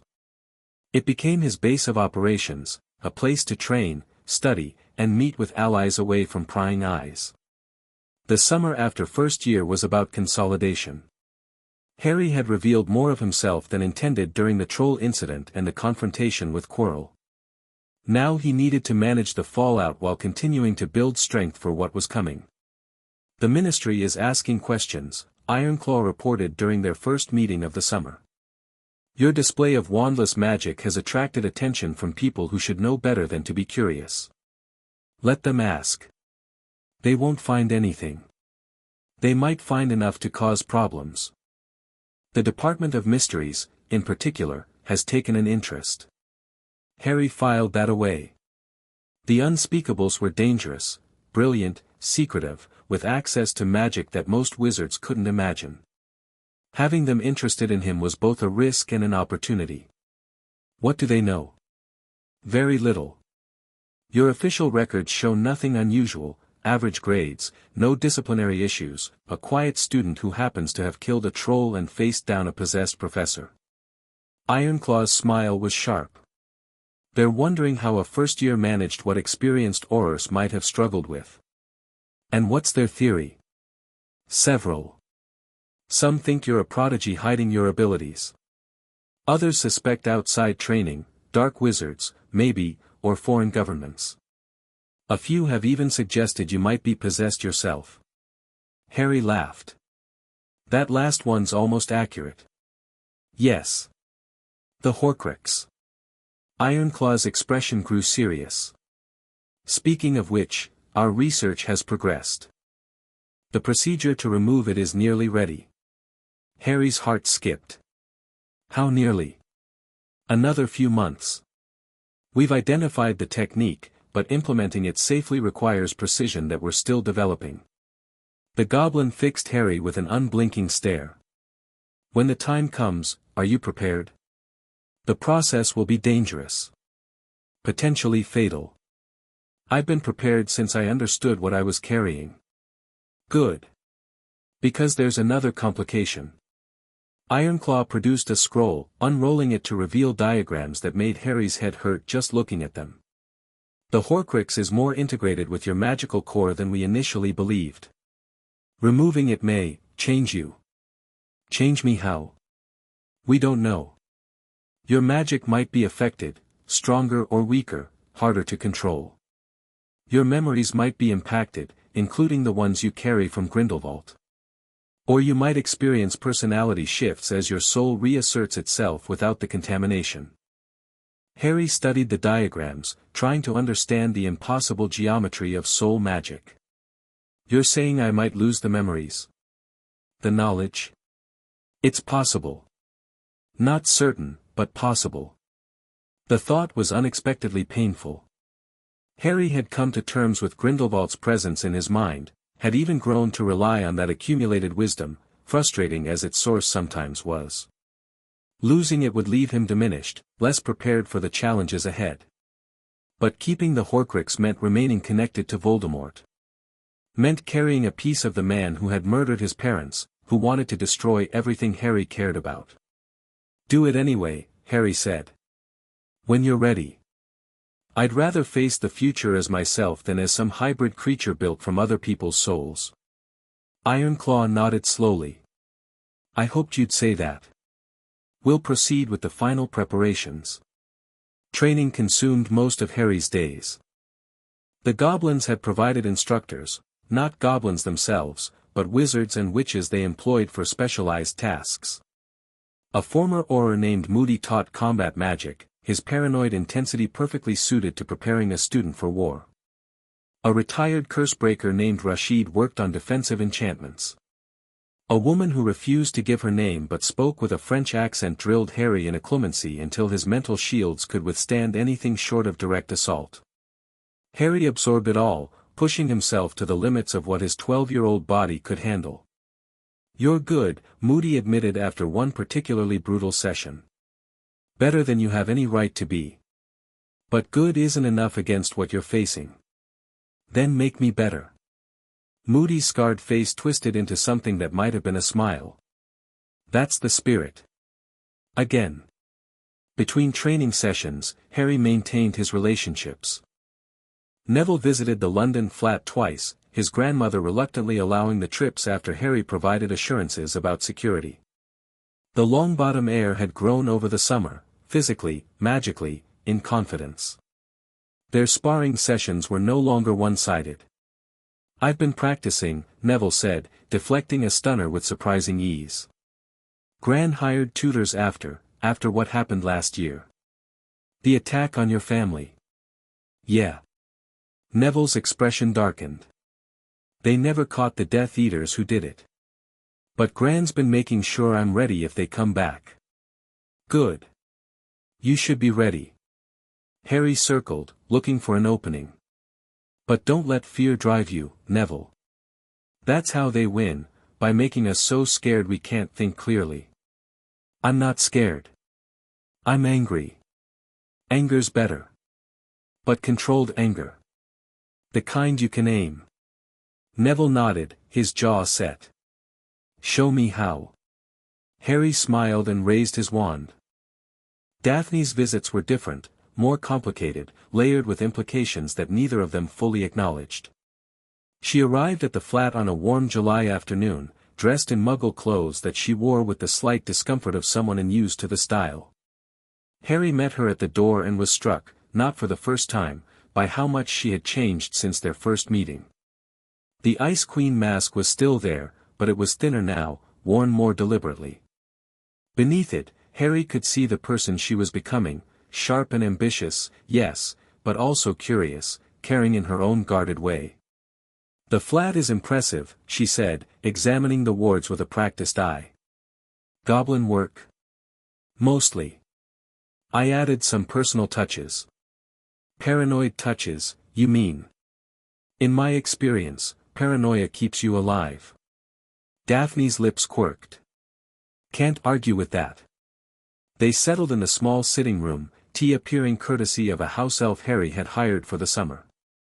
For a while they discussed politics, the currents of power in Wizarding Britain, the movements of various families, the rumors circulating about Harry's first-year exploits.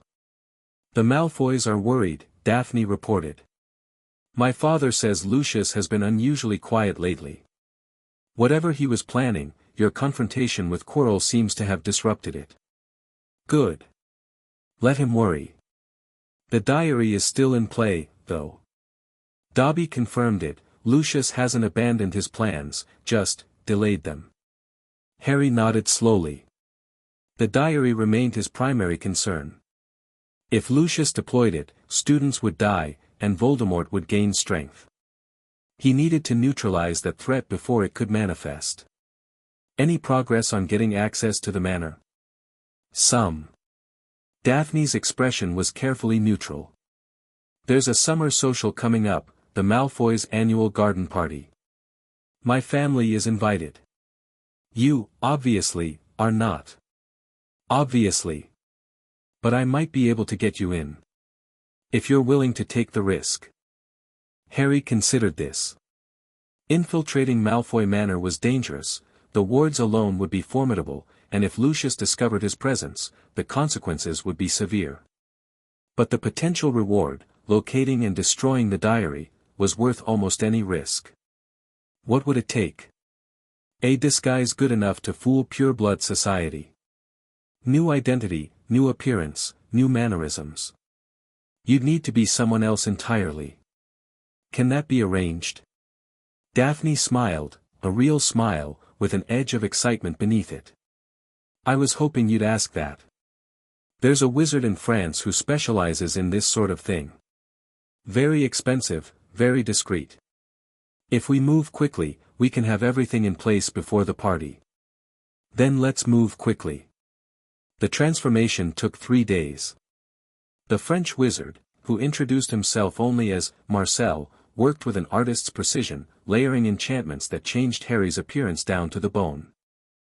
When he was finished, Harry didn't recognize himself in the mirror. Gone was the messy black hair, the distinctive scar, the green eyes that everyone associated with Lily Potter. In their place was a young man with light brown hair, grey eyes, and features that suggested continental European ancestry. Claude Beaumont, Marcel said, presenting Harry with documents that looked perfectly authentic. Youngest son of a minor French family. They're real people, the Beaumonts exist, and they have a son named Claude. But he's been studying abroad for years, and no one in Britain has seen him since he was 8. Won't the real Claude object to someone using his identity? The real Claude is currently in Brazil, pursuing interests that his family would rather not discuss publicly. He's been paid handsomely to remain there for the foreseeable future. Marcel smiled thinly. Money solves many problems. Harry examined the documents, travel papers, family records, letters of introduction. Everything he would need to pass as a visiting French aristocrat. How long will the disguise hold? The physical changes are temporary, maybe 2 weeks before they start to fade. The behavioral conditioning is more permanent, but you'll need to maintain it consciously. Marcel fixed Harry with a serious look. The disguise is good, but it's not perfect. Anyone who really looks, who really pays attention, might see through it. Your survival depends on not giving them reason to look that closely. Understood. Good. Marcel gathered his tools, preparing to leave. One more thing, the disguise blocks your scar, but not what's underneath it. If you get too close to anything connected to the Dark Lord, the interference might cause problems. Headaches, magical fluctuations, that sort of thing. Harry thought about the diary, about what prolonged exposure to another piece of Voldemort's soul might do. I'll keep that in mind. The Malfoy garden party was everything Harry expected and nothing he was prepared for. The manor's grounds had been transformed into a showcase of pureblood wealth and power. Enchanted flowers bloomed in impossible colors. Fountains sprayed crystal-clear water that formed shifting patterns in the air. House elves in pristine uniforms circulated with trays of champagne and delicacies that probably cost more than most wizarding families earned in a month. And everywhere, the elite of magical Britain. Harry moved through the crowd as Claude Beaumont, his French accent carefully practiced, his mannerisms calibrated to project wealthy disinterest. Daphne had coached him extensively on pureblood etiquette, who to acknowledge, who to ignore, how to navigate the invisible hierarchies that govern such gatherings. Claude, darling. Daphne appeared at his elbow, playing her role with perfect composure. Allow me to introduce you to Draco Malfoy. His family is hosting this delightful event. Draco turned, his pale face showing polite curiosity. Beaumont? I don't believe I've heard the name. We are a small family, Harry said, his accent smooth and unremarkable. My father prefers to avoid the political storms that seem to dominate British society. Wise of him. Draco's eyes narrowed slightly, evaluating this unknown quantity. What brings you to our shores? Education, primarily. I am considering various schools for my continued studies, and I wish to see what Britain had to offer. And what have you found? Interesting possibilities. Harry let his gaze drift across the garden, taking in the assembled aristocracy. Your country has a certain intensity that France lacks. The conflicts here seem more immediate, more personal. That's one way to put it. Draco's expression flickered with something that might have been cynicism. Others might say we're a nation of extremists, forever fighting yesterday's wars. Perhaps. But extremism can be useful, in the right circumstances. Something shifted in Draco's eyes, interest, maybe, or recognition of a kindred perspective. You're not what I expected, Draco said slowly. Most French wizards I've met have been insufferably arrogant. And most British wizards I've met have been charmingly provincial. Harry smiled, taking any sting from the words. Perhaps we've both been meeting the wrong people. Draco laughed, a genuine sound, surprising them both. Perhaps we have. Would you like a tour of the grounds? The gardens are quite impressive, if I say so myself. I would be honored. The tour was Harry's opportunity to map the manor's layout. Draco led him through formal gardens and private groves, pointing out rare plants and discussing the history of the estate with evident pride. Harry listened attentively, asking questions that seemed innocent but were designed to extract information about the manor's structure and defenses. The main house is mostly off-limits during events like this, Draco explained as they circled back toward the party. Father is quite particular about security. Understandable. A family of your standing must have many valuables to protect. Among other things. Draco's expression flickered again, discomfort, maybe, or something darker. My father has interests that require discretion. Harry filed this away. Draco knew something about Lucius's darker activities, even if he didn't fully understand them. Every family has its secrets, Harry said mildly. The measure of a person is how they respond when those secrets come to light. Draco stopped walking, turning to face Harry with an intensity that belied his casual manner. That's an interesting perspective. Most people would say secrets should be kept at all costs. Most people are fools. Harry met Draco's gaze directly. Secrets have power, yes. But they also have weight. Carry too many of them for too long, and they start to crush you. Speaking from experience. In a manner of speaking. They stood there for a moment, two young men recognizing something in each other that neither fully understood. Then Draco shook his head, breaking the tension. You're a strange person, Claude Beaumont. I'm not sure if I like you or not. That's probably wise. I'm told I grow on people eventually. Like fungus? More like a persistent vine. Hard to remove once established.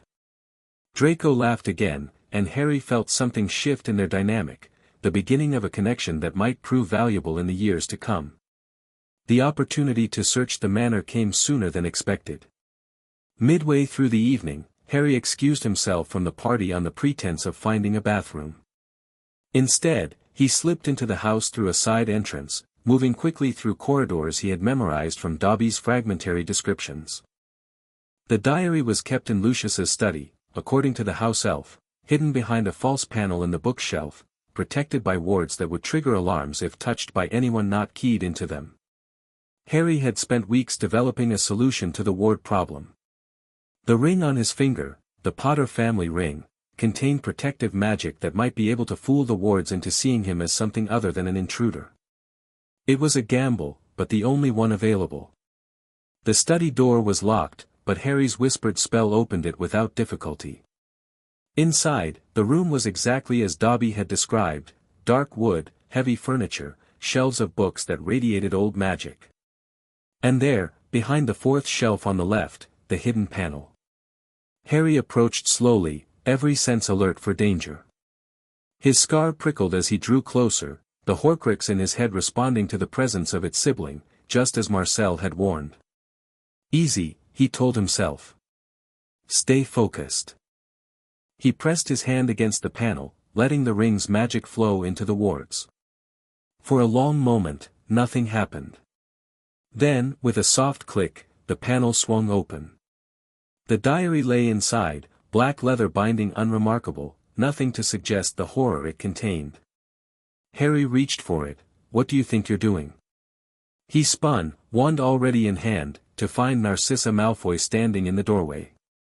She was beautiful in a cold, aristocratic way, her blonde hair perfectly arranged, her expression revealing nothing.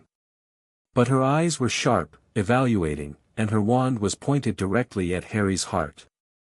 Mrs. Malfoy, Harry said, keeping his voice steady. I appear to have gotten lost. Indeed. She didn't lower her wand. Lost in my husband's private study, with your hand in his most secure hiding place. What a remarkable coincidence. Harry's mind raced through options. Fight. The room's wards would respond to combat magic. Run. Narcissa was blocking the only exit. Bluff. Bluff it is. Your husband is keeping something dangerous in that panel, Harry said. Something that will destroy your family if it's ever used. Narcissa's expression didn't change, but something flickered in her eyes. You seem very certain of that. How would a French nobody know anything about my husband's possessions? I know things that would surprise you, Mrs. Malfoy. Harry straightened, meeting her gaze directly. And I know that you're not as committed to the Dark Lord's cause as your husband would like everyone to believe. The silence stretched between them, tension thick enough to cut. You're not Claude Beaumont, Narcissa said finally. Who are you really? Harry considered maintaining the disguise, but something about Narcissa's expression suggested it would be futile. She had seen through him somehow, not entirely, but enough. I'm someone who wants the same thing you do, he said carefully. A future where your son doesn't have to follow his father down a path of destruction. Narcissa's wand wavered slightly. You know nothing about what I want. I know you love Draco. I know you're terrified of what Voldemort's return will mean for him. And I know that the diary in that panel is designed to resurrect the Dark Lord, to feed him the life force of innocent students until he's strong enough to return. How can you possibly, because I know what Horcruxes are, Mrs. Malfoy. And I know your husband has been entrusted with one. The word hung in the air between them. Narcissa's face went pale. That's not possible. You couldn't know. I know a lot of things I shouldn't.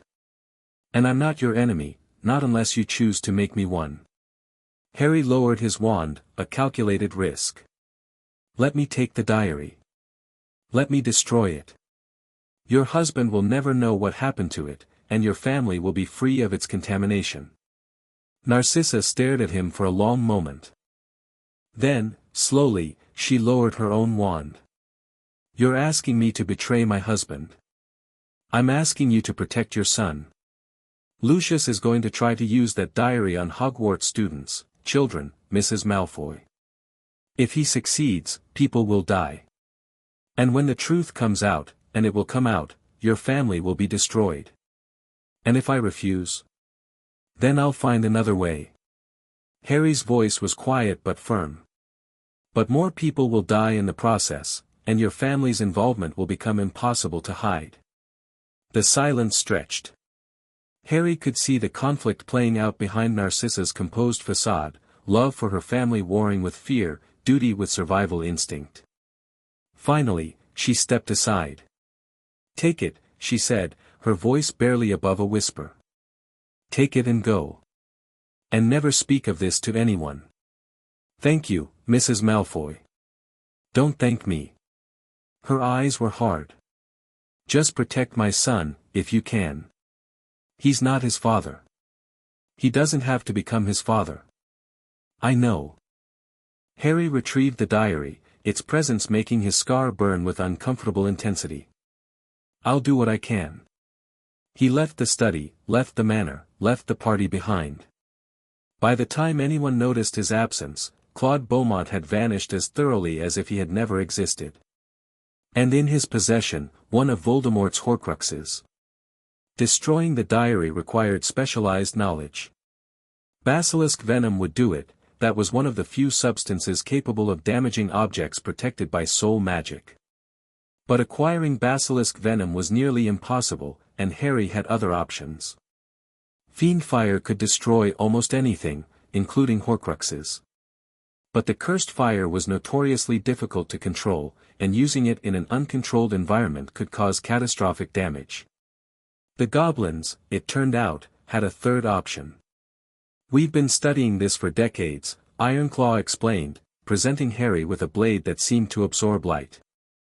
Goblin-forged steel, quenched in a mixture of substances so dark we don't even name them. It can destroy anything, including pieces of a soul. Why would goblins develop something like this?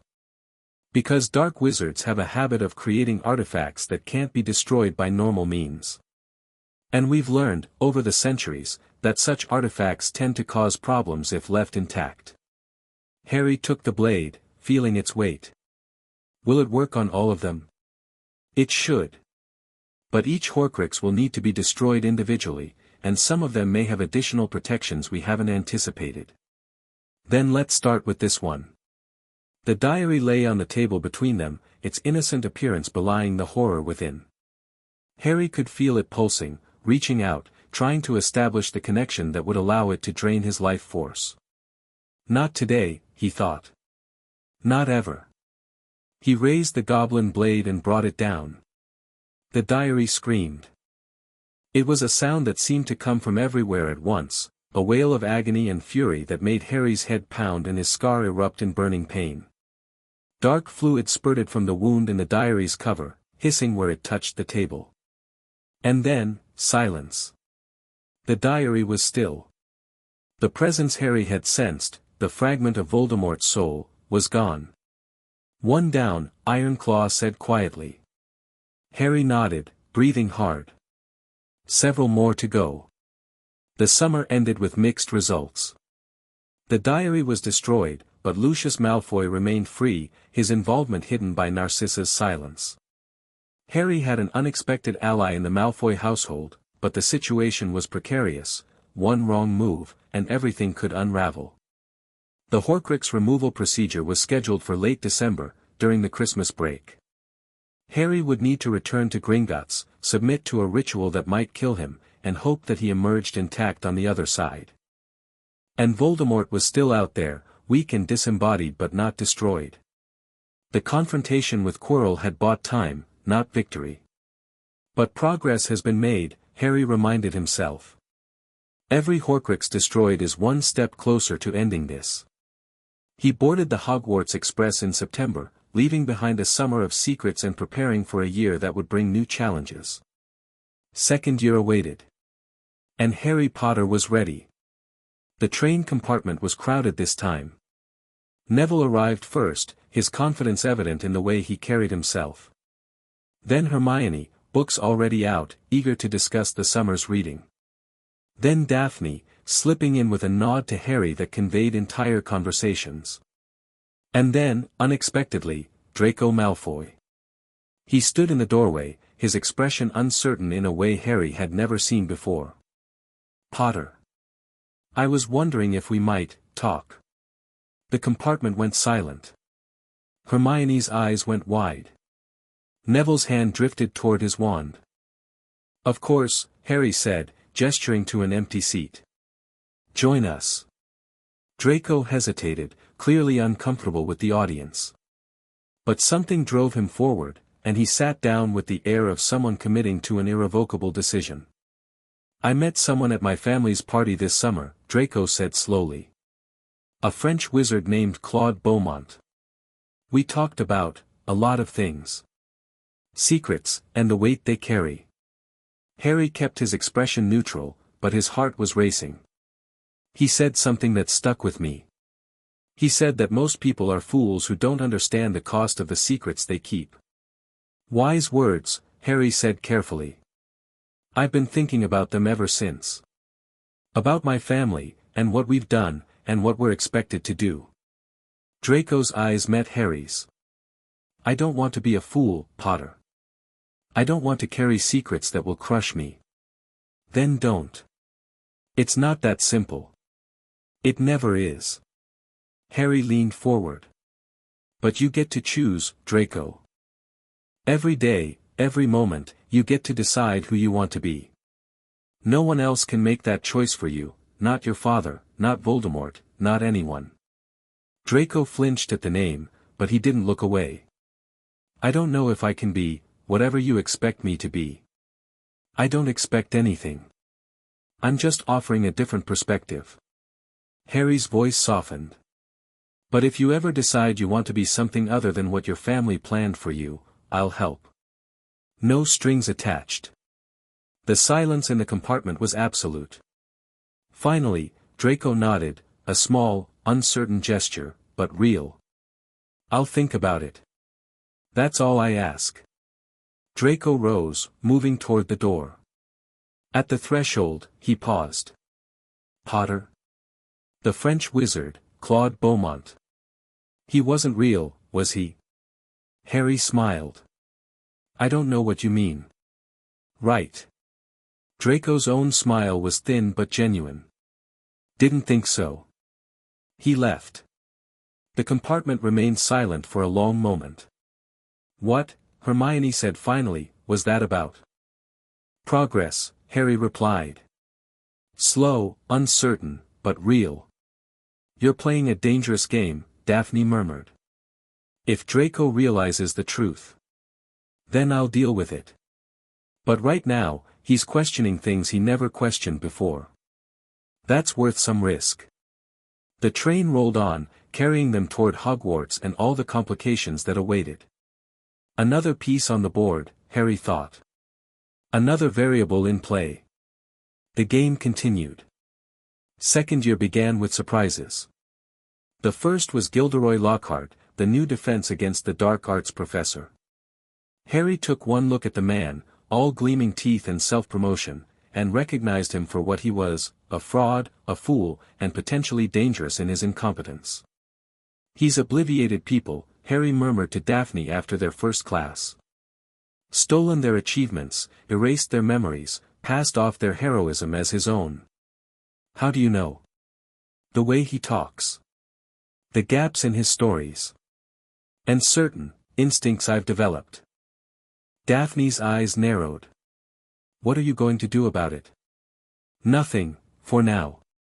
He's not a threat to us directly, and exposing him would draw attention I don't want.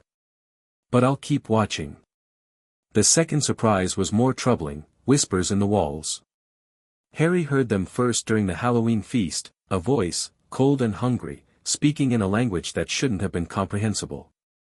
Kill, time to kill, so hungry, so long without food. He looked around, but no one else seemed to have heard anything. Parseltongue, he realized. The voice is speaking Parseltongue, and I'm the only one who can understand it. That could only mean one thing, something serpentine was loose in the castle. Something old and dangerous and very, very hungry. The Chamber of Secrets, Harry thought. But the diary is destroyed. How can this be happening? Unless the chamber had other ways to be opened. Unless there were contingencies he hadn't anticipated. Harry left the feast early, his mind racing through possibilities. He needed more information.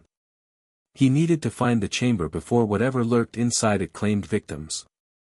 He needed to move faster. The attacks began in November. Mrs. Norris first, found petrified beside a message written in blood, "The Chamber of Secrets has been opened. Enemies of the air, beware." Then Colin Creevey, the enthusiastic first year who had been following Harry around with a camera. Then nearly headless Nick and Justin Finch-Fletchley, caught in the same corridor. Hogwarts descended into panic. Students traveled in groups, professors patrolled the hallways, and everywhere Harry went, he heard the whispers, "It's the heir of Slytherin. It has to be." But who? Many suspected Harry himself, the Parselmouth sorted into Slytherin, the boy who lived who had somehow defeated the Dark Lord. He endured the suspicious glances, the fearful avoidances, the occasional outright accusations. Let them suspect, he thought. While they're watching me, they're not looking for the real threat. But finding the real threat was proving difficult. Harry had narrowed down the creature to a basilisk, the voice in the walls, the petrifications, the Parseltongue all pointed in that direction.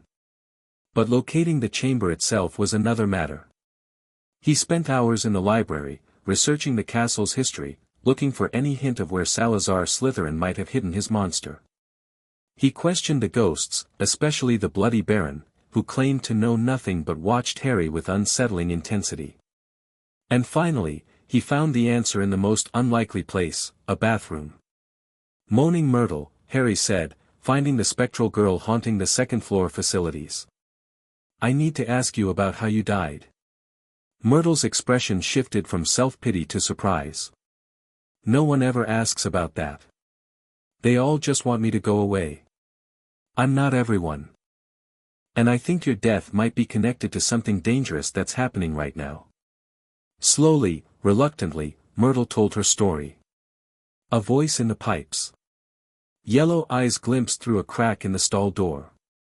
Then nothing, just death, instant and inexplicable, leaving her bound to the place where she'd perished. The entrance is here, Harry realized, examining the sinks. Somewhere in this bathroom. He found it eventually, a tap with a tiny snake engraved on its side. A hiss in Parseltongue, and the sink slid aside to reveal a dark passage descending into the depths of the castle. The Chamber of Secrets. Harry had found it. Now he needed to confront what lay within. He didn't go alone. Harry had learned enough about the basilisk to know that facing it single-handed would be suicide. The creature could kill with a glance, its venom was deadly, and it was old enough to have grown immensely powerful over the centuries. But he had allies. Resources. Plans. Neville came, armed with goblin-forged weapons and protective amulets. Daphne came, her expertise in defensive magic essential for survival. And Hermione came, because she had figured out most of it herself and refused to be left behind. "This is insane," she muttered as they descended into the darkness. "We're students. We should be telling the professors." "The professors can't hear the basilisk," Harry replied. "And by the time we convinced them the chamber was real, more people would be dead. So we're just supposed to fight an ancient monster ourselves. We're supposed to do what needs to be done." Harry's voice was calm, steadier than he felt. "That's what being good is, Hermione. Not just following rules, but taking action when action is required." The chamber itself was vast, a cathedral-like space carved from living rock, lined with serpentine pillars that seemed to watch their progress.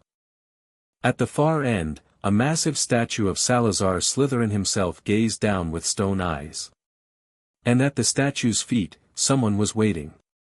A girl, young, red-haired, wearing Gryffindor robes. Ginny Weasley, the youngest member of the family Harry had occasionally seen around the castle. She was unconscious. Dying, if the pallor of her skin was any indication. And standing over her was a figure Harry recognized immediately. Not from his own memories, from Grindelwald's. Tom Riddle.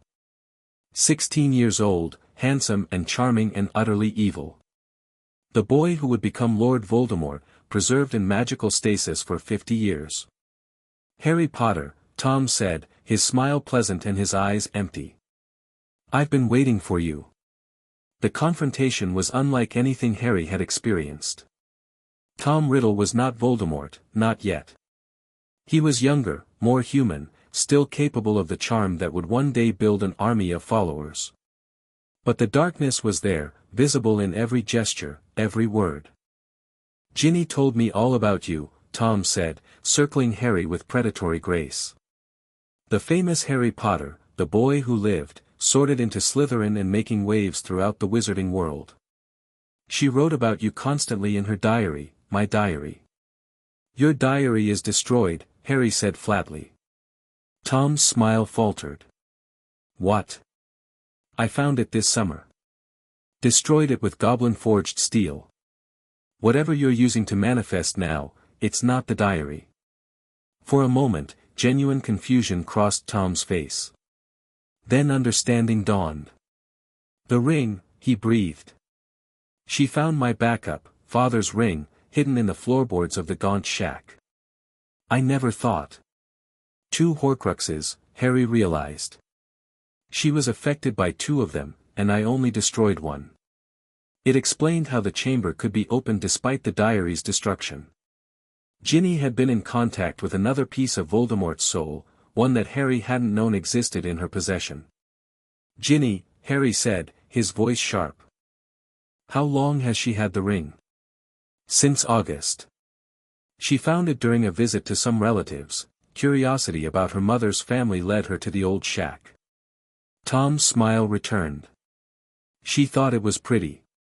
Didn't understand what she was putting on until it was too late." Harry looked at Ginny's still form, at the paleness spreading across her skin. "She's dying. She's being consumed. Her life force is feeding me, making me real again." Tom spread his arms, almost gleeful. "Soon I'll be fully restored, a living, breathing wizard, free to continue the work I began 50 years ago. That's not going to happen. Isn't it? Tom's wand appeared in his hand, Ginny's wand, Harry realized, stolen while she was unconscious. You're skilled, Harry. I can see that.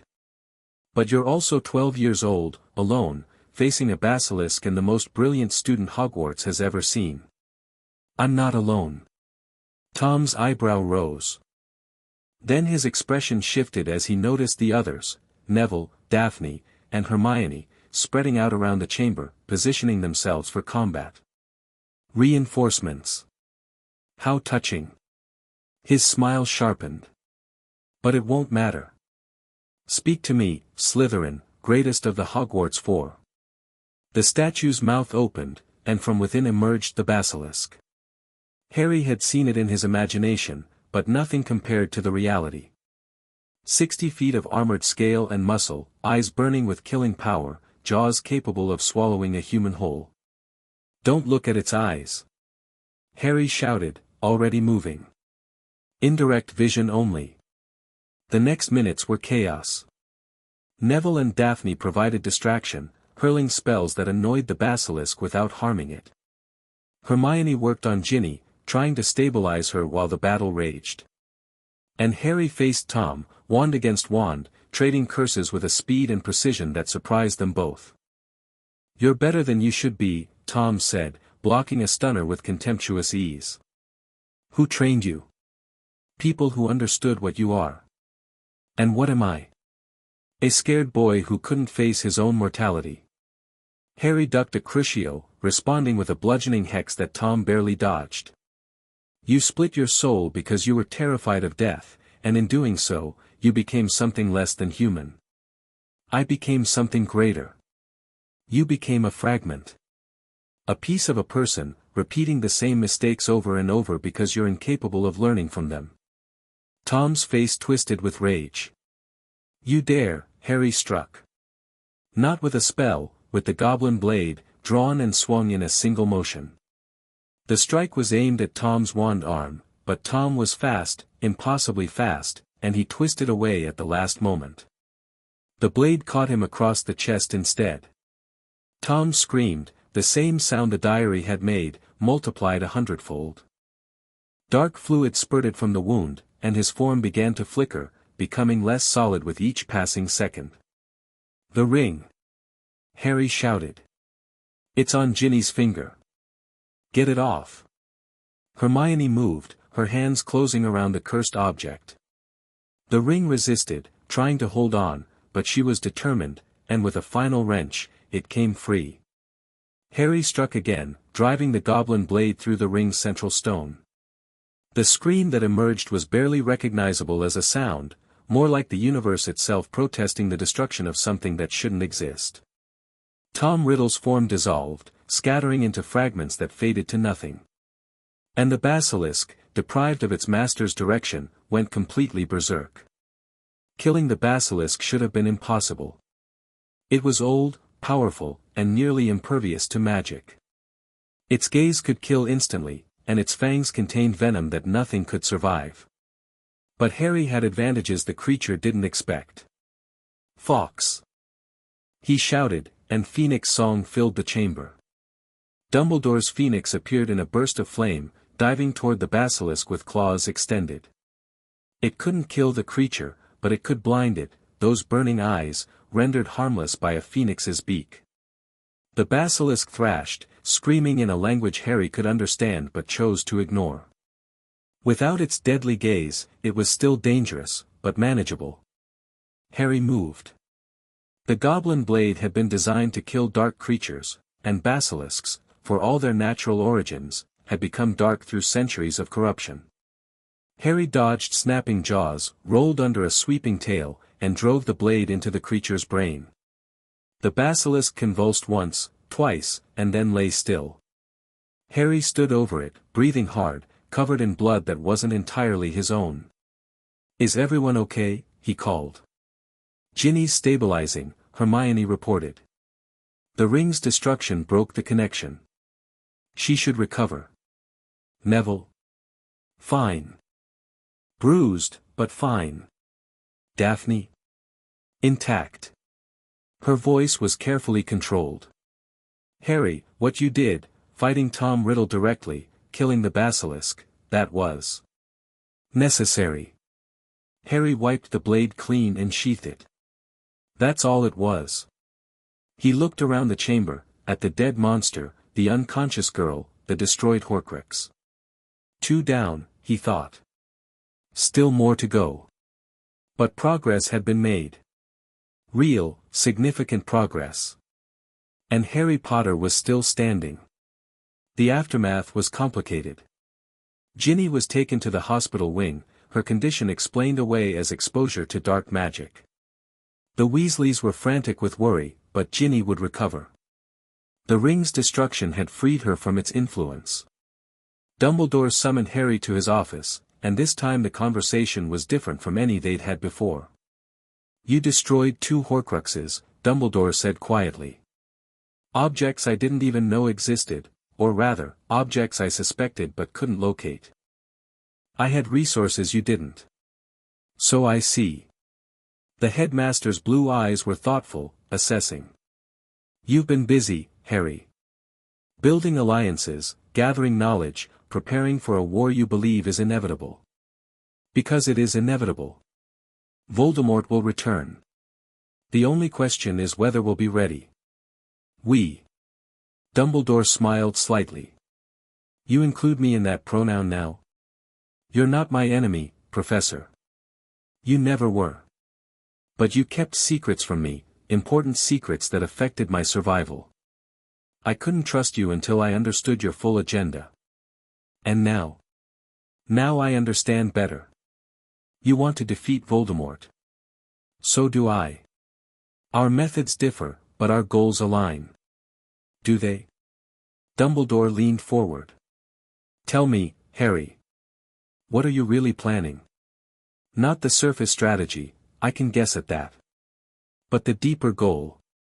What do you want, when all of this is over? Harry considered the question carefully. I want a world where people don't have to be afraid, he said finally. Where children don't grow up in cupboards, where dark lords don't slaughter innocents, where the powerful don't exploit the weak. I want a future worth living in. An admirable goal. Many have pursued it before you. Many have failed. I know. But failure isn't the worst thing, giving up is. Harry met Dumbledore's eyes. I'm not going to give up, Professor.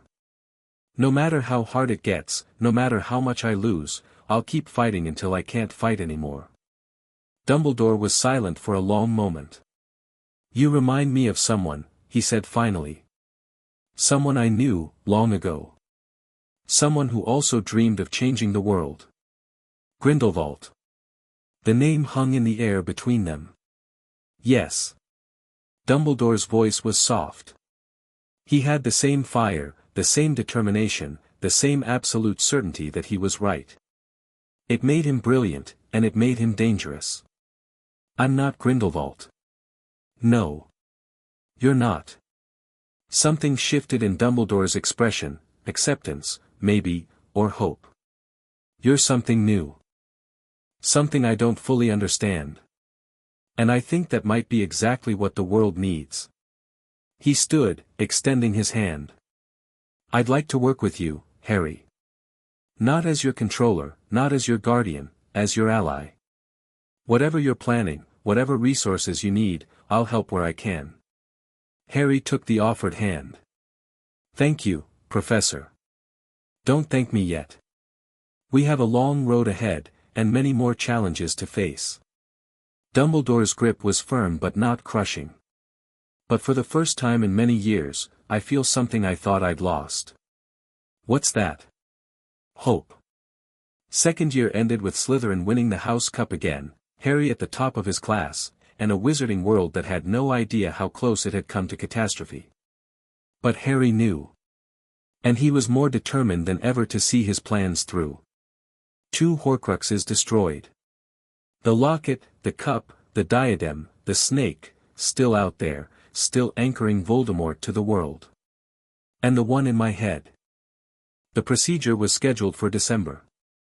Harry would face it when the time came, and he would survive, because there was no alternative.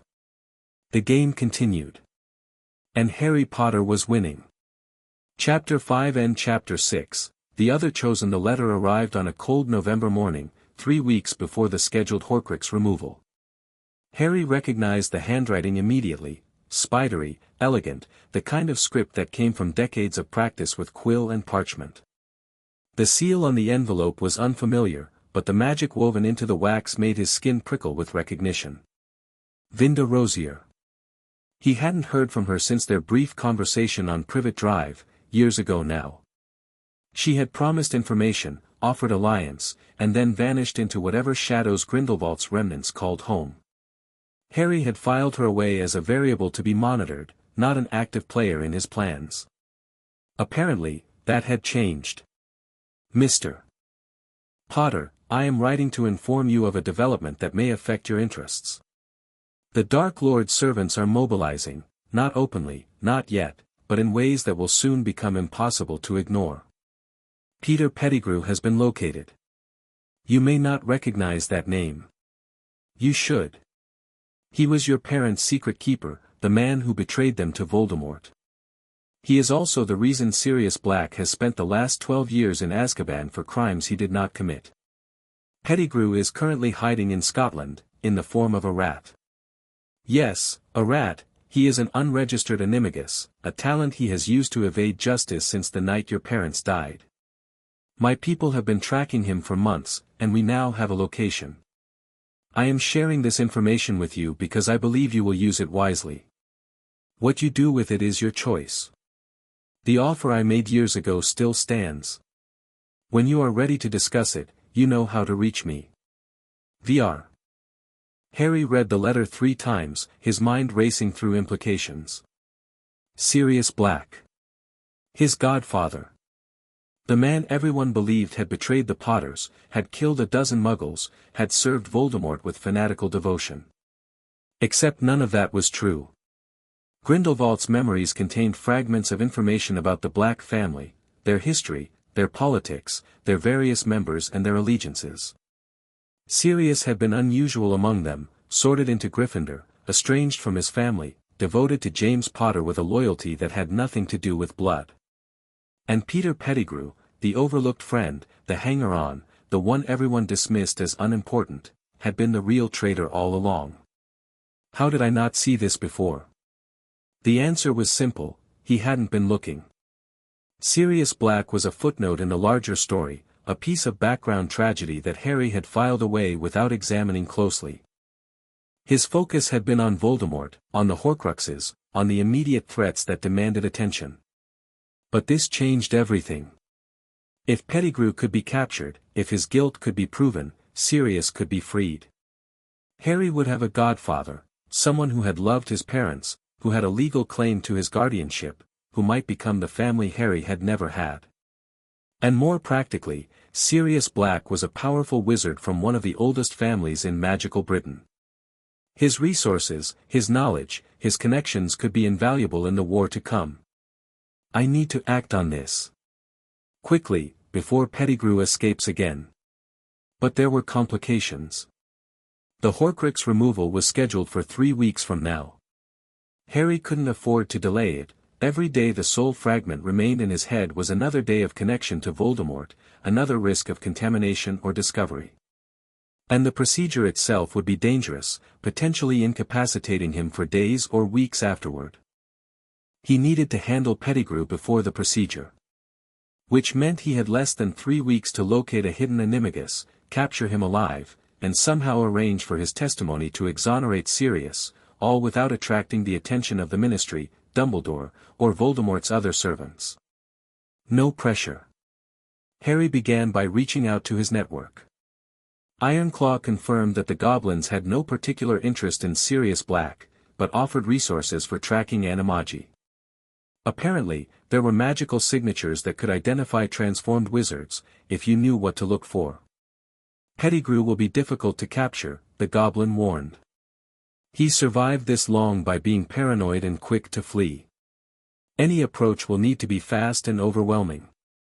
I have people who can manage that. I hope so. The timeline is tight. Neville responded to Harry's carefully worded letter with immediate willingness to help. If there's a chance to catch someone who betrayed your parents, I'm in, he wrote. Just tell me when and where. Daphne was more cautious, but equally committed. This is risky, she said when they met in person at the London flat. If we're caught operating outside the law, capturing someone without ministry authorization, the consequences could be severe. The consequences of not acting could be worse. Pettigrew is Voldemort's servant. When the Dark Lord returns, Pettigrew will help him. Every day that Rat remains free is a day closer to disaster. And the timing? You have the procedure in 3 weeks. I know. That's why we need to move fast. Daphne studied him for a long moment. You're not just doing this for strategic reasons, are you? You actually want Sirius free. Harry didn't answer immediately. The question touched something he rarely examined, the part of him that still wanted family, still wanted belonging, still hoped for connections that weren't based on politics or strategy. He's my godfather, Harry said finally. He loved my parents enough to die for them, or so everyone thought. He spent 12 years in Azkaban for a crime he didn't commit, suffering things I can barely imagine. And you feel responsible. I feel like I have the power to help him, and the knowledge to do it right. If I don't act on that, what's the point of everything I've built? Daphne nodded slowly. Then let's get to work. The location Rosier had provided was a small village in the Scottish Highlands, the kind of place where everyone knew everyone, where strangers stood out, where a wizard in disguise might find refuge if he was clever enough. Harry and his team arrived 2 days before the planned capture, using portkeys to avoid any traceable travel. They set up in a rented cottage on the outskirts of the village, close enough to observe but far enough to avoid notice. The Rat is somewhere in the village center, Harry explained, spreading a map across the table. Rosier's people tracked him to this area, but they lost him when he went to ground. We'll need to sweep the entire zone. How do we identify him? Neville asked. He could be any rat in Scotland. The goblin detection tools will help. They're designed to identify magical signatures, including animagus transformations. Once we're close enough, we should be able to pinpoint his exact location. And then? Then we capture him. Alive, if possible, we need his testimony to exonerate Sirius. Dead if necessary, I won't let him escape again. The plan was simple in concept, complicated in execution. They would split up, each carrying detection equipment, and systematically search the village. When someone located Pettigrew, they would signal the others and converge for capture. What about the villagers? Hermione asked. She had insisted on coming, despite Harry's concerns about the danger. If we start throwing spells around, muggles could get hurt. We'll use containment wards. The goblins provided equipment that can create isolated zones. Anyone caught inside will be trapped, but no one outside will notice anything unusual. And if Pettigrew has allies? Other Death Eaters watching over him? Then we deal with them too. Harry's voice was flat, matter of fact. This isn't a game, Hermione. People might get hurt. People might die. If you're not prepared for that, you should stay behind. Hermione's face went pale, but she didn't back down. I'm prepared. I just want to make sure we've thought through all the possibilities. We have. As much as anyone can. Harry looked around the table at his friends, Neville, Daphne, Hermione, all of them too young for what they were about to do. This is what war looks like. Not grand battles and heroic speeches, but careful planning and calculated risks. If any of you want to back out, now's the time. No one moved. Then let's go over the plan one more time. The sweep began at dawn. Harry moved through the village with careful attention, the detection device humming softly in his pocket. It would pulse when it detected animagus magic, growing stronger as he approached the source. The village was waking up around him, shopkeepers opening their doors, farmers heading to their fields, children running to catch the school bus. Normal life, completely unaware of the war that was coming or the fugitive hidden in their midst. Where would a rat hide? Pettigrew had been living as Scabbers, the Weasley family pet, for over a decade. He was comfortable in domestic settings, accustomed to regular meals and warm shelter. He wouldn't be living wild in the fields, too dangerous, too uncomfortable. He's in someone's house. Probably as a pet, or hiding in their walls. The detection device pulsed. Harry stopped, heart racing. The pulse was weak but definite, animagus magic, somewhere nearby. He activated the communication charm linked to the others. Contact. Northwest sector, near the bakery. Signal strength low but confirmed. Moving to support, Neville's voice responded. En route, Daphne added. I'm closest, Hermione said. I can see the bakery from here. Hold position. Don't approach until we're all in place. Harry moved carefully, following the signal, trying to triangulate the exact source. The pulses grew stronger as he approached a row of small cottages, the kind of homes where a rat might find easy shelter. The strongest signal came from the third cottage on the left. I have him, Harry murmured. Third cottage, blue door. Preparing containment wards. The goblin equipment was elegant in its simplicity, small stones, inscribed with runes, that could be thrown to create a bounded space where magic operated without outside interference. Harry positioned them carefully, surrounding the cottage, creating an invisible dome that would contain whatever happened inside. Wards active. Moving to entry. He approached the cottage's back door, wand in hand, every sense alert for danger. The door was unlocked. He pushed it open, slipping inside, and found himself face to face with a startled elderly woman who had clearly been in the middle of making tea. Oh! She clutched her chest. You gave me such a fright. Can I help you, young man? Harry's mind raced. The detection device was still pulsing, stronger than ever. Pettigrew was here, somewhere in this cottage. I'm sorry to disturb you, ma'am. I'm looking for a friend's pet, a rat, brown, rather fat. Have you seen anything like that? The woman's expression flickered with recognition. A rat? Oh, you must mean Nibbles. I found the poor thing in my garden last week, half-starved. He's been keeping me company ever since. Nibbles. Right. Harry's hand tightened on his wand. Where is he now? In his cage, in the parlor. I can show you, that won't be necessary. Harry moved past her, following the signal to a small room at the front of the cottage. There, on a table by the window, sat a wire cage containing a fat brown rat. The rat's eyes met Harry's, small, watery, and filled with sudden terror. Peter Pettigrew recognized him. Stupefy.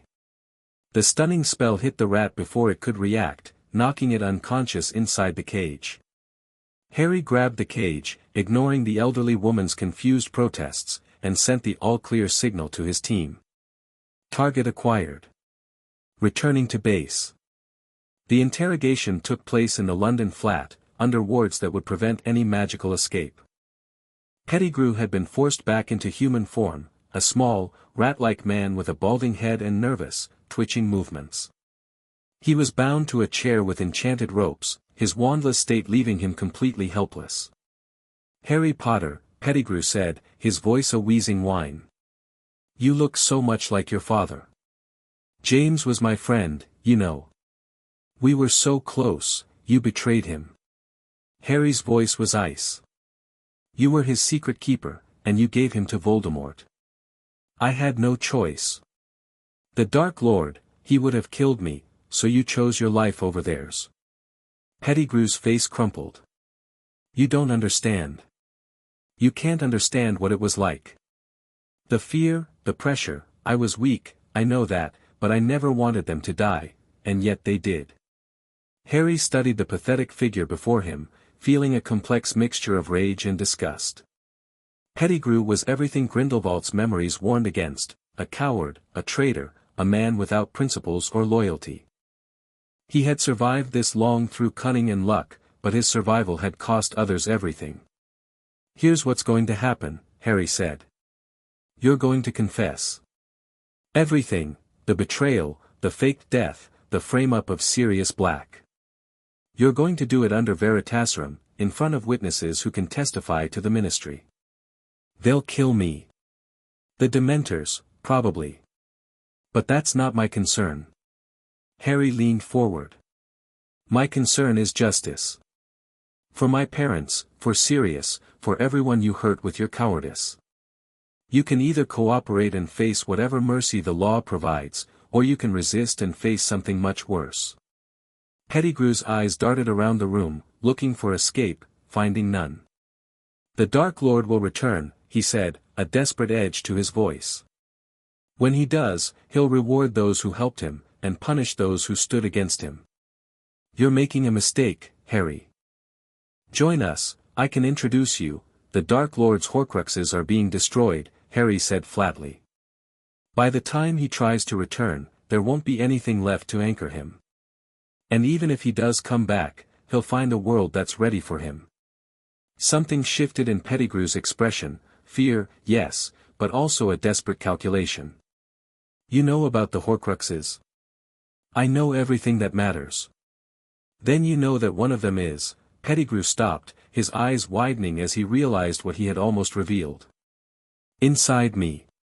"Yes." Harry's smile was thin and cold. "That's being dealt with too." The fight went out of Pettigrew. His shoulders slumped, his head dropped, and when he spoke again, his voice was barely a whisper.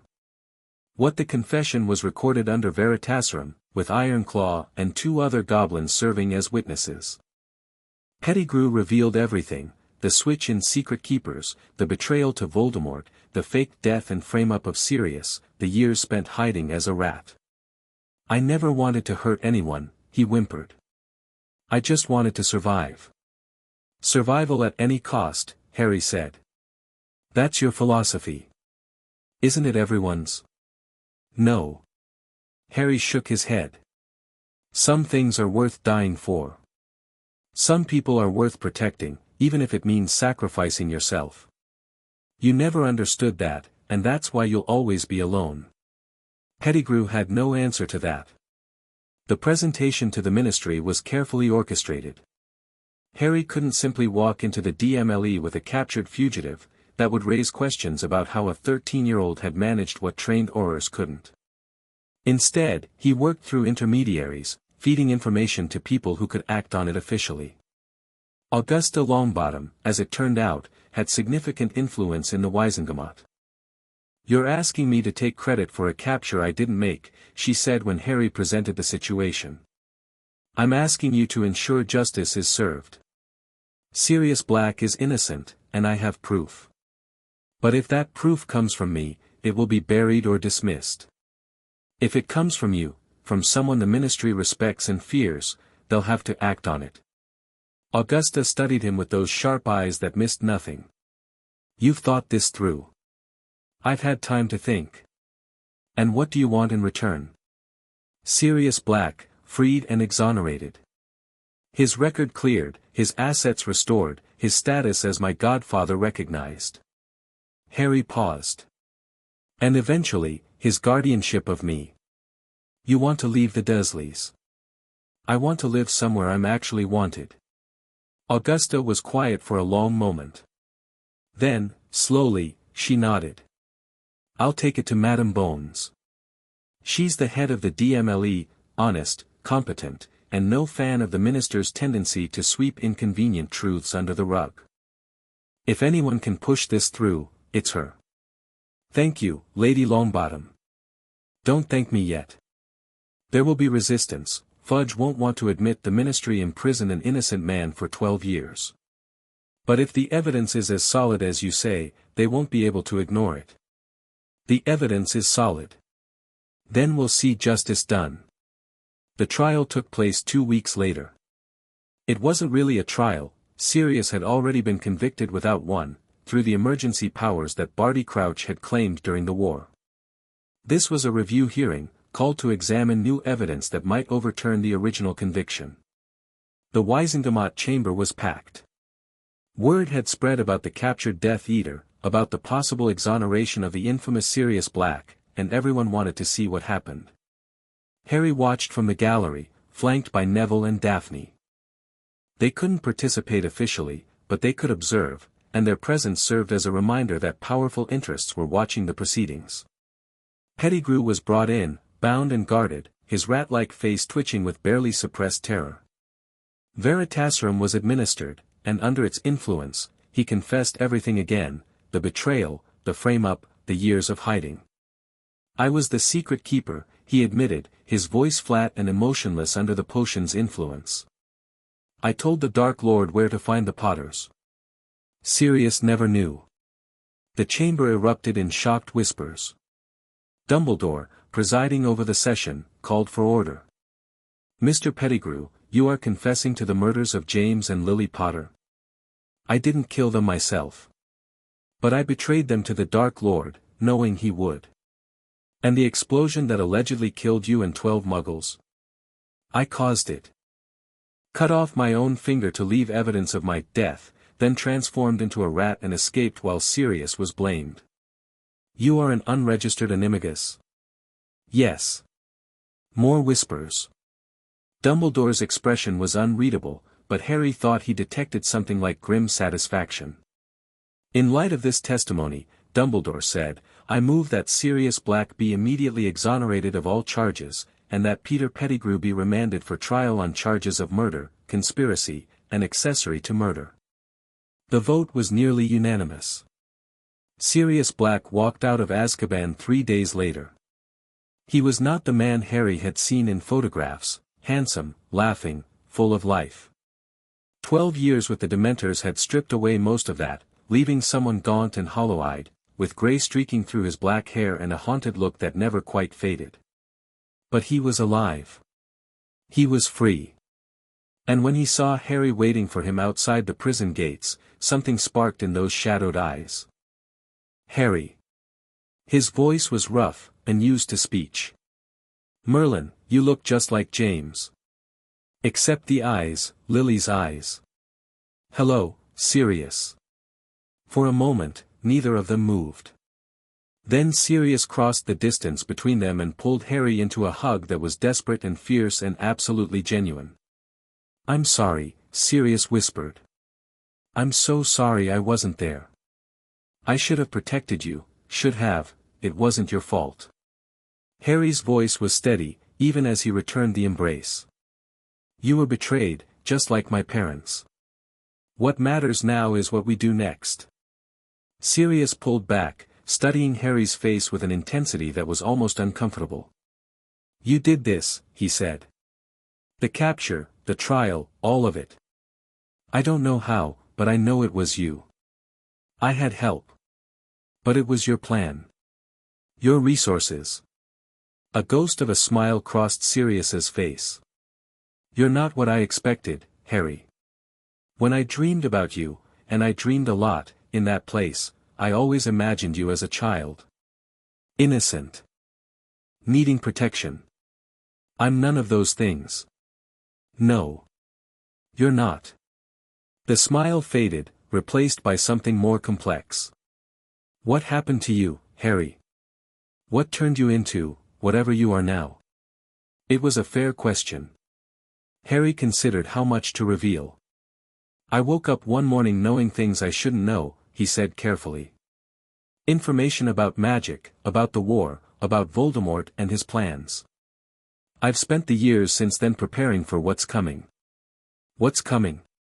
"Voldemort's return. Eventually. And possibly something worse." Sirius's expression darkened. "He's not dead, then?" "No.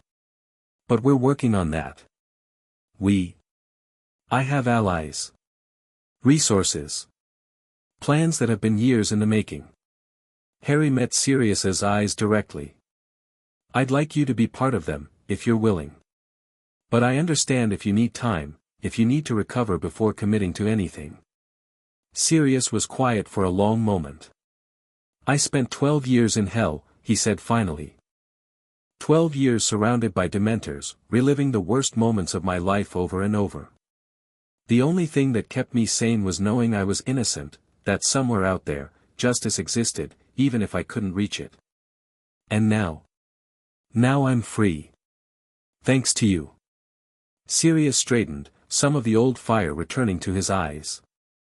I don't know what you're planning, Harry. But whatever it is, I'm in. James was my brother in everything but blood. I owe it to him, to his memory, to protect his son and help finish the war he died fighting. Harry felt something shift inside him, something he rarely allowed himself to acknowledge. Family. Not by blood, not by obligation, but by choice. Then let's get started, he said. We have a lot of work to do. The Horcrux removal took place 5 days later. The timing was terrible. Harry had barely had time to settle Sirius into the safe house, to begin the process of integrating him into his network, but it couldn't be delayed any longer. The goblins had completed their preparations, and every day the soul fragment remained in Harry's head was another day of risk. You understand the procedure? Ironclaw asked as Harry lay on a stone altar in the deepest vaults of Gringotts. You're going to use goblin magic to isolate the Horcrux from my own soul, then extract it and destroy it with the same blade that killed the diary. In essence, yes. Though the actual process is considerably more complex. The goblin's expression was unusually solemn. The risks are significant, Mr. Potter. There's a meaningful chance you won't survive. And even if you do, the extraction may damage your magical core, your memories, or your personality. I know. Are you certain you want to proceed? Harry thought about everything he had built, the allies, the resources, the carefully laid plans for the war to come. He thought about Sirius, newly freed and finally part of his life. He thought about Neville and Daphne and Hermione, the friends who had trusted him with their lives. And he thought about the Horcrux, the piece of Voldemort that had been lodged in his skull since he was a baby. The connection to his enemy that had given him power but also contaminated him in ways he couldn't fully understand. I'm certain. Then we begin. The ritual was ancient, drawn from goblin magic so old it predated human wizardry. Ironclaw and 3 other goblins surrounded the altar, chanting in a language that seemed to vibrate in Harry's bones. The air grew thick, heavy, charged with power that made his teeth ache. And then the pain began. Harry had experienced pain before, the cruciatus during training, the burning of his scar, the physical damage from countless battles. But this was different. This was his soul being pulled apart, piece by piece, as the goblins worked to separate what was Harry from what was Voldemort. He screamed. He couldn't help it. Hold on, a voice said in his mind, Grindelwald's voice, the accumulated wisdom that had guided him for so long. The pain is temporary. The freedom is forever. And what happens to you? Harry thought. If they remove everything that's not me. Then I go wherever memories go when they're forgotten. But that's acceptable. I've been a ghost for too long, Harry. It's time for both of us to move on. I don't want to lose you. You won't lose what matters. The skills, the knowledge, the strategic understanding, those are part of you now, not just memories I gave you. You'll still be who you've become. Just, without the weight of my past dragging you down. The pain intensified. Harry felt something tearing loose inside his skull, something dark and wrong that had been part of him for so long he'd almost forgotten it was there. Goodbye, Harry Potter, Grindelwald's voice whispered. You were more than I ever could have been. Make something good of it. And then the voice was gone. Harry woke in a room that smelled of stone and old magic. He was still in Gringotts, still lying on the stone altar, but the ritual was over. The pain was gone, replaced by a profound emptiness, not unpleasant, just strange. Like a limb he'd never realized he had was suddenly missing. Mr. Potter. Ironclaw's face appeared above him. Can you hear me? Yes. Do you know who you are? Harry James Potter. Son of James and Lily. The boy who lived. Harry paused, searching for the knowledge that had guided him for so long. I remember everything. The procedure was successful, then. Relief flickered across the goblin's usually impassive face. The Horcrux has been destroyed. You are, yourself again. Harry sat up slowly, taking stock of his body, his mind, his magical core. Everything felt different, lighter, somehow, cleaner. The constant low-grade awareness of Voldemort that had been background noise for years was gone.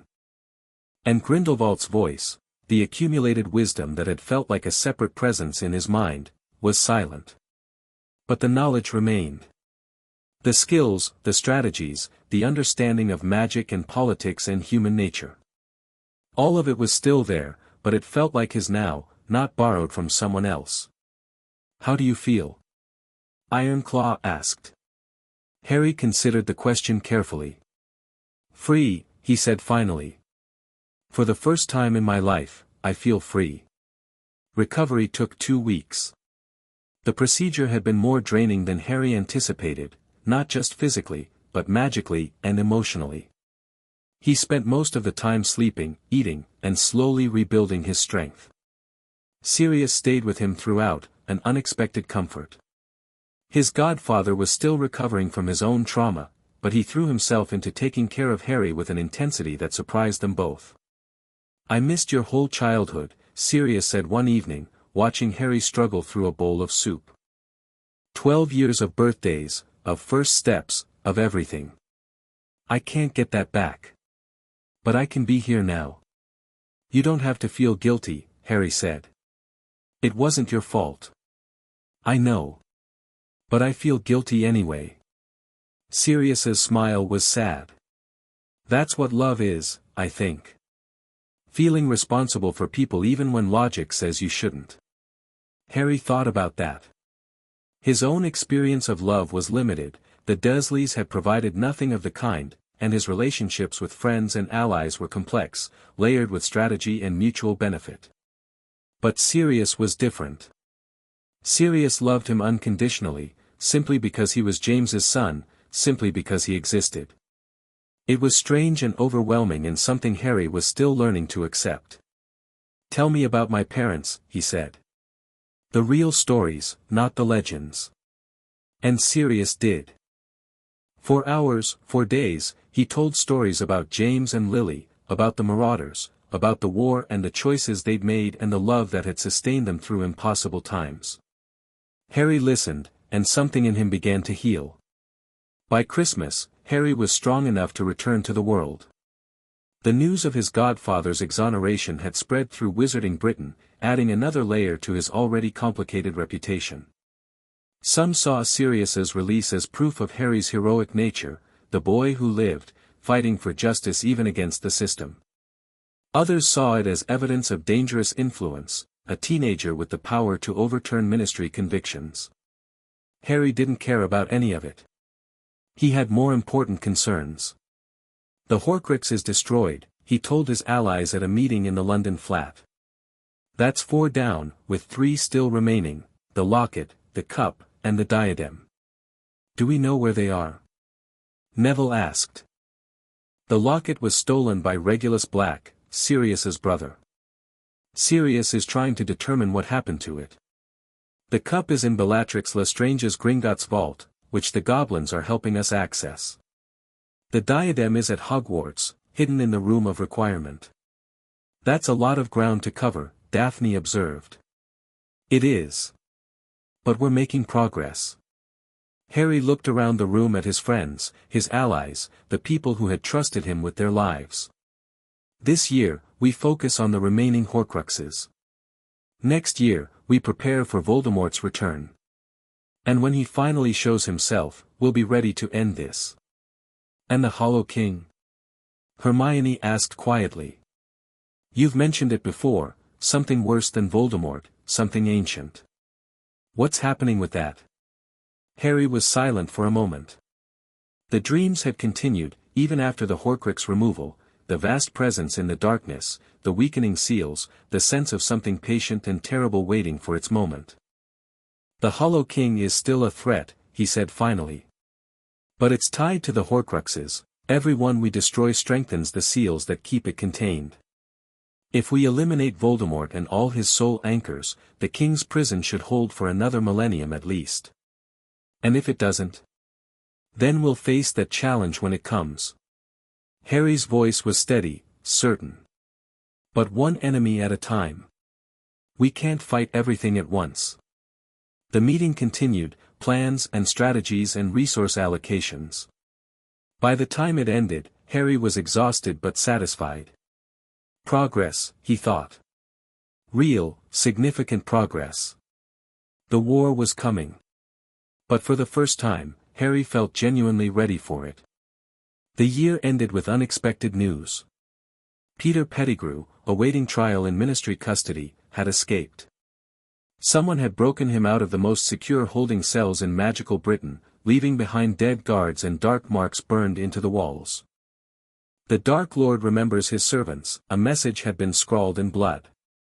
Voldemort was making his move. The final phase of the war had begun. Chapter 6 and Chapter 7, Letters from the Grave. The package arrived on the morning of Harry's 14th birthday. It bypassed every ward on the London flat, goblin enchantments, blood protections, detection spells that should have identified any incoming object. It simply appeared on Harry's desk between one heartbeat and the next, wrapped in brown paper that seemed to absorb light. Harry didn't touch it immediately. He cast detection spells, analysis charms, everything in his considerable repertoire. The results were impossible. The package contained no curses, no tracking magic, no hostile enchantments of any kind. But it radiated power, old power, the kind that came from decades of accumulated intent. And it was addressed to him personally. To Harry James Potter, from one who remembers. Harry opened it carefully, using magical tools to handle the contents without direct contact. Inside was a leather journal, worn with age, and a letter written in handwriting that made his breath catch. He recognized that handwriting. Grindelwald's handwriting. If you are reading this, then my contingencies have functioned as designed. I am Gellert Grindelwald, and by the time this reaches you, I am almost certainly dead. This letter, and the journal that accompanies it, were enchanted decades ago to find their way to anyone who carries my memories, a failsafe I created when I first began to suspect that my knowledge might outlive my body. I do not know who you are. I do not know how you came to carry what I left behind. But if my memories have guided you this far, then you have proven yourself worthy of what I am about to share. The journal contains everything I learned about the Hollow King, not the fragments you may have glimpsed in my memories, but the complete picture. Research I conducted in secret, discoveries I made and then buried because the knowledge was too dangerous to share, conclusions that still haunt me even after 50 years of imprisonment. I did not lose to Albus in 1945. I let him win. Not from sentiment, not from guilt over Ariana, though those feelings were real enough.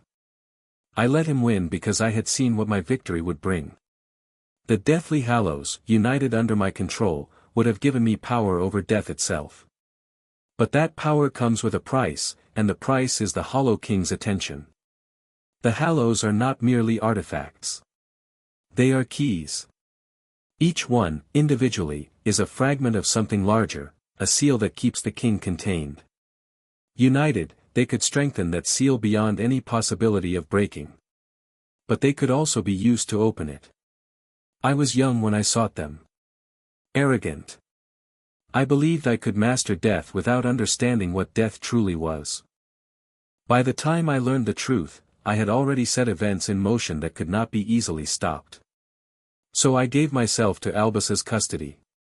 Let myself be imprisoned in the tower I had built for my enemies. And I spent 50 years trying to find another way, some method of securing the Hallows that didn't require me to wield them, some path to containing the Hollow King that didn't involve my own corrupted hands. I failed. But you might succeed where I could not. The journal contains my research, my theories, my best guesses about what must be done. The Hallows must be united, but by someone uncorrupted, someone whose intentions are pure, someone who seeks to protect rather than to dominate. I do not know if such a person exists. I was never that person myself. But if my memories found you, then perhaps you are. Read the journal. Learn what I learned. And if you are brave enough, if you are foolish enough, try to do what I could not. Close the door forever. Before something comes through. Gellert Grindelwald Nermengard, 1991. Harry read the letter 3 times. Then he sat in silence for a very long time. The voice in his head was gone, Grindelwald's presence had been stripped away along with the Horcrux. But the letter proved that the connection had been real, that the memories Harry carried had come from somewhere specific. And now he had Grindelwald's final research. His last attempt to atone for sins that had shaped a century. The Hallows must be united. Harry knew where 2 of them were. The Elder Wand was with Dumbledore, had been since 1945, when he defeated Grindelwald and claimed it. The invisibility cloak was in Harry's own possession, inherited from his father, passed down through the Potter line for generations. The Resurrection Stone was with Voldemort's ring, or had been, before Harry destroyed it. Wait. Harry's mind raced. The ring. He had destroyed it with the Goblin Blade, just as he destroyed the diary. But had the stone survived? He needed to know. He needed to check. The journey to the Gaunt Shack was complicated. Voldemort had set powerful protections around the place, curses that still lingered even after the Horcruxes' destruction. Harry approached carefully, using detection spells, taking nothing for granted. The shack itself was a ruin, rotting wood, collapsed roof, the remnants of a building that had been abandoned for decades. But magic still clung to it, dark and bitter, the residue of generations of inbreeding and hatred. Harry found the floorboards where the ring had been hidden. The Goblin Blade had destroyed the soul fragment, but the physical object remained, a heavy gold ring set with a cracked black stone. The Resurrection Stone. Harry picked it up carefully, feeling the power that still resided within it. The stone was damaged, the crack ran deep, the magic fractured, but it wasn't destroyed. Whatever essence allowed it to call forth shadows of the dead still functioned. 2 Hallows, Harry thought. And Dumbledore has the 3rd. He pocketed the stone and began the journey back to London. Grindelwald's journal was dense, complex, written in a mixture of languages and codes that took Harry days to fully decipher. But the core message was clear. The Deathly Hallows were not created by the Peverell brothers. They were created for them, gifts from something that existed before wizards, before magic as humans understood it. The brothers had made a bargain, and the Hallows were the price. Death gave them each a gift, the old story said. But the entity that made that bargain was not death as mortals understood it. It was something older, stranger, more terrible. The Hollow King. The Hallows were pieces of the king's power, separated and given physical form. Each one embodied an aspect of what the king represented, the wand for dominion, the stone for the boundary between life and death, the cloak for the darkness between stars. Separately, they were powerful artifacts. Together, they could do one of 2 things. They could strengthen the seals that kept the Hollow King imprisoned, binding the creature for another age of the world. Or they could shatter those seals completely, freeing the king to consume everything. The choice depended on the intent of whoever united them. I sought to master death, Grindelwald had written. And that desire, that ambition, would have doomed the world. The Hallows respond to purpose. If I had united them with conquest in my heart, the king would have used that opening to tear through the seals. But someone who sought only to protect, someone whose deepest desire was to shield others from harm, might be able to close the door forever. Harry set the journal down and stared at the wall. The strategy had just become much more complicated. You want to unite the Deathly Hallows, Sirius said flatly. I want to use them to seal the Hollow King permanently. Harry's voice was calm, but his heart was racing. According to Grindelwald's research, it's the only way to ensure the threat is truly contained. According to Grindelwald. Sirius's expression was hard. The Dark Lord who conquered half of Europe. The man who killed thousands in pursuit of his greater good. You're trusting his research? His research is the only research that exists on this topic. No one else has studied the Hallows at this depth. Because anyone else who tried was probably killed or driven mad. Sirius paced the room, running his hands through his hair. Harry, I've only known you for a few months, and in that time, you've done things that should be impossible. You've destroyed Horcruxes, captured escaped prisoners, manipulated the Ministry, and built an alliance that spans the magical world. But this is different. I know. Do you? The Elder Wand has a history of driving its owners to destruction. The Resurrection Stone is said to bring nothing but grief. And the cloak, Sirius stopped, his expression shifting. The cloak belonged to your father. I know. I've had it since first year. James left it with Dumbledore for safekeeping before he died. Did you know that? Harry nodded slowly. The Potters have been guardians of that cloak for generations, Sirius said. James used to joke about it, said we were the only family in Britain trusted with a piece of Death's wardrobe. I thought it was just a story, a bit of Potter family mythology. But if what you're saying is true, the Potters have been protecting one of the Hallows for centuries. Keeping it safe, keeping it hidden, making sure it wasn't united with the others. Until now. Until now, Harry agreed. Sirius was quiet for a long moment.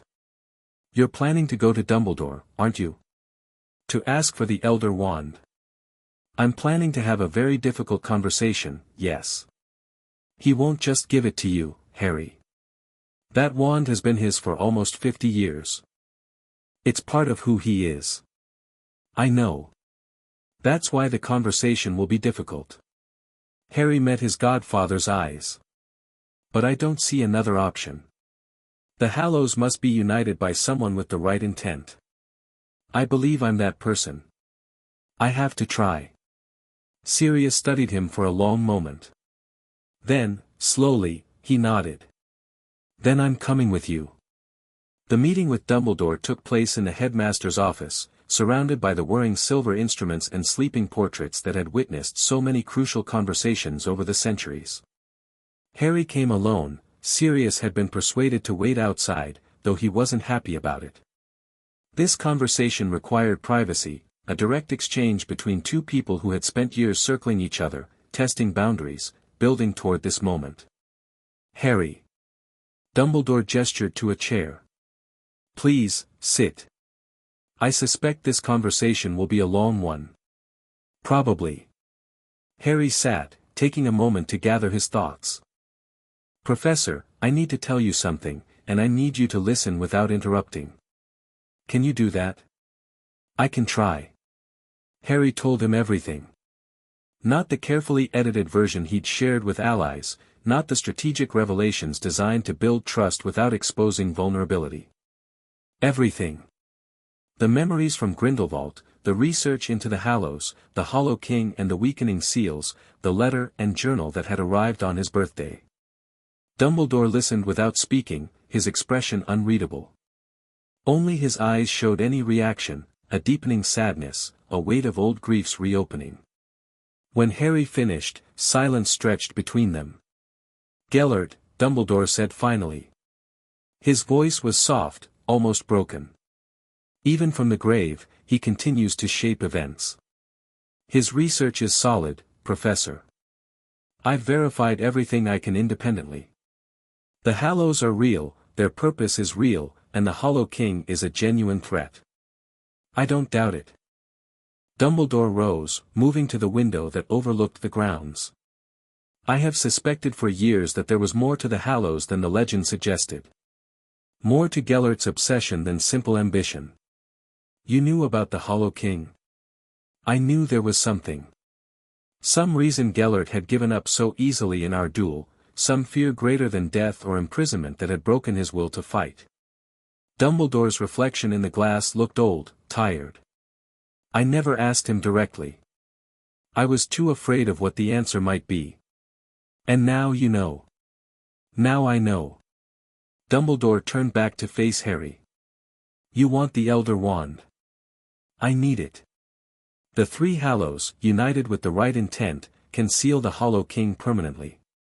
Without all three, the ritual can't be completed. And you believe your intent is pure enough? I believe I'm the best option available. Harry's voice was steady. I don't want power, Professor. I don't want dominion or immortality or any of the things that corrupted Grindelwald. I just want to protect people. To make sure the worst doesn't happen. Gellert wanted to protect people too, in the beginning. He called it the greater good. I know. But there's a difference between us. Harry leaned forward. Grindelwald was willing to sacrifice individuals for his vision of a better world. I'm not. Every life matters, not as a resource to be spent, but as an end in itself. If protecting the world requires me to become a monster, then I've already failed. Dumbledore was quiet for a long moment. You sound very certain of yourself. I've had a long time to think about who I want to be. Yes. Yes, you have. Something shifted in Dumbledore's expression, decision, or perhaps acceptance. The Elder Wand has been my burden for nearly 50 years. I have used it well, I think, but I have also been shaped by it in ways I'm only beginning to understand. Shaped how? The wand craves conflict. It was made for mastery, for dominion, for the settling of disputes through force. Carrying it has made me, harder than I might otherwise have been. More willing to manipulate, to use people as tools for larger purposes. Dumbledore's smile was sad. You've noticed this, I think. I've noticed. The wand would corrupt you too, if you carried it long enough. That's its nature. I don't intend to carry it long. Just long enough to complete the ritual. And if the ritual fails? If you find yourself holding the Deathly Hallows with no way to use them as intended? Then I'll find another way. I always have. Dumbledore studied him for a long moment. Then, slowly, he reached into his robes and withdrew the Elder Wand. It was beautiful, 15 inches of elder wood, perfectly smooth, radiating power that made Harry's teeth ache. The most dangerous artifact in the wizarding world, offered without resistance. Take it, Dumbledore said. Use it well. And when this is over, if you survive, find someone better to carry the burden. Harry reached out and took the wand. Power flooded through him, vast, intoxicating, overwhelming. For a moment, he understood why Grindelwald had sought this, why generations of wizards had killed and died for a chance to hold it. Then he breathed, centered himself, and pushed the feeling aside. Thank you, Professor. Don't thank me yet. Dumbledore's expression was grave. The hardest part is still ahead. The ritual required preparation. According to Grindelwald's journal, the Hallows could only be united in a place of power, somewhere the boundaries between worlds were thin, where magic ran deep and ancient. Hogwarts had such places, but they were watched, dangerous, potentially catastrophic if anything went wrong. There was another option. The Veil in the Department of Mysteries, Harry said, presenting his plan to his allies. It's a doorway between life and death, a thinning of the barriers that separate our world from whatever lies beyond. If I can access it, I can complete the ritual there. The Department of Mysteries is inside the Ministry, Daphne pointed out. Breaking in would be extremely difficult, and getting caught would mean Azkaban. I know. But I have connections there. Connections? The Unspeakables have been watching me since my display of wandless magic in first year. I've been cultivating a relationship with some of them, sharing information, demonstrating capabilities they found interesting. They're not exactly allies, but they're curious. Curious enough to let you perform an unknown ritual in their most secure facility. Curious enough to consider it, if I present it correctly. Hermione shook her head. This is insane, Harry. You're talking about combining the three most powerful artifacts in magical history in a ritual that hasn't been attempted in millennia, based on the research of a dead Dark Lord, in a location you don't control. Yes. That's not a plan. That's a disaster waiting to happen. Maybe. But it's the best option we have. Harry looked around the room at his friends, the people who had stood by him through everything, who had trusted him even when his plans seemed impossible. The Hollow King is real. The seals are weakening. If we don't act, eventually something terrible will break through. This is our chance to stop it permanently. And if you fail, then you'll have to find another way. Harry's voice was quiet but firm. I'm not asking any of you to come with me. This is my risk to take. Don't be stupid, Neville said immediately. If you're going, we're going. Neville, we've followed you this far. We're not stopping now. Neville's expression was determined. Whatever happens, we face it together. The others nodded their agreement, Daphne, Hermione, even Sirius, who had been listening from the doorway. Family doesn't let family walk into darkness alone, Sirius said. James would haunt me forever if I abandoned his son at a moment like this. Harry felt something swell in his chest, gratitude, love, the fierce pride of having earned such loyalty. Then let's start planning. The infiltration of the Department of Mysteries was the most complex operation Harry had ever attempted. It required weeks of preparation, gathering intelligence, cultivating informants, mapping the Ministry's security systems.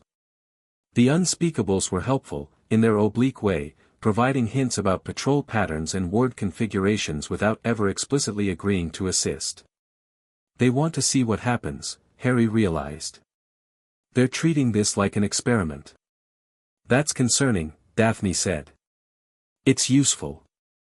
As long as they're curious, they won't interfere. The operation itself took place on a moonless night in late August, just before Harry was scheduled to return to Hogwarts for his 4th year. The team was small, Harry, Sirius, Neville, and Daphne, with Hermione managing communications from a safe house nearby. They entered through a service entrance that the Unspeakables had conveniently left unwarded. Moved through corridors that were empty because patrols had been redirected. Bypassed security checkpoints that had been temporarily disabled for maintenance. The Department of Mysteries was vast, labyrinthine, filled with rooms that contained experiments too dangerous to exist anywhere else. Harry felt the weight of accumulated knowledge pressing down on him as they navigated the twisting passages. And then they reached the death chamber.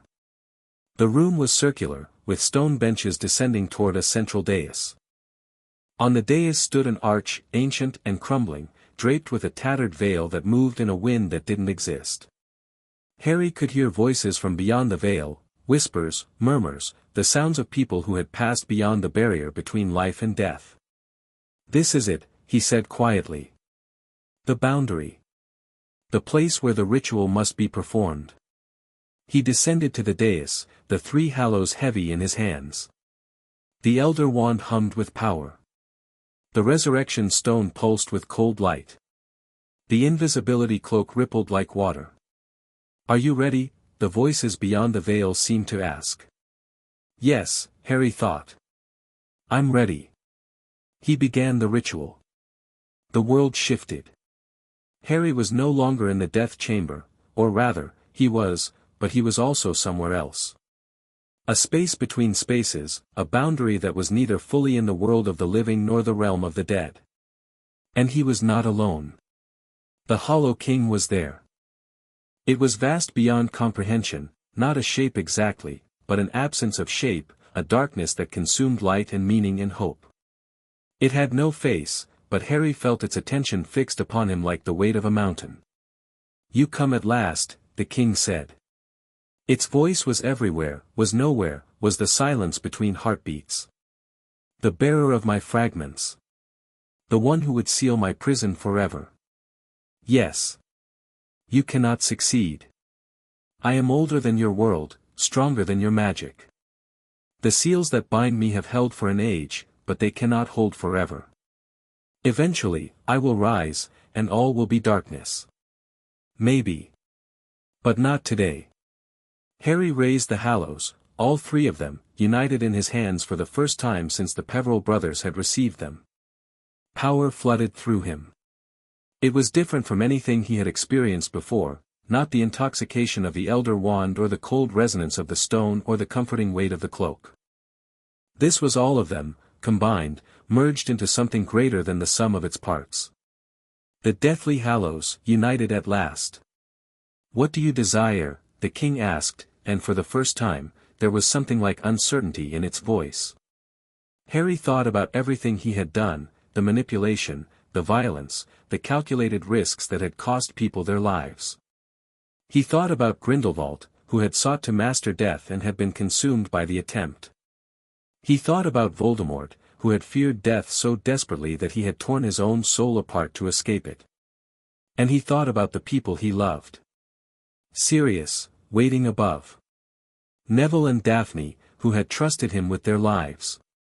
Hermione, brilliant and brave, who deserved a world without ancient horrors lurking in the darkness. "I desire nothing for myself," Harry said. "I want only to protect the people I love. To ensure they have a future worth living." The Hallows responded. Light erupted from them, not the cold light of the stone or the fierce light of the wand, but something warmer, gentler. A light of protection, of sacrifice, of love given freely without expectation of return. It was the same light that had protected Harry when he was a baby. The same magic that had rebounded Voldemort's curse. The same power that ran through the Potter family, generation after generation. Protection. The light struck the Hollow King, and for the first time in millennia, the ancient horror screamed. "No. This is not, you cannot, I can. And I will." Harry poured everything into the ritual, his power, his will, his absolute determination to protect the world from the darkness that waited beyond the veil.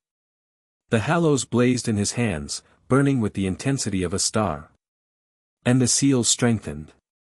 He could feel it happening, reality itself shifting, the barriers between worlds growing thicker, more impenetrable.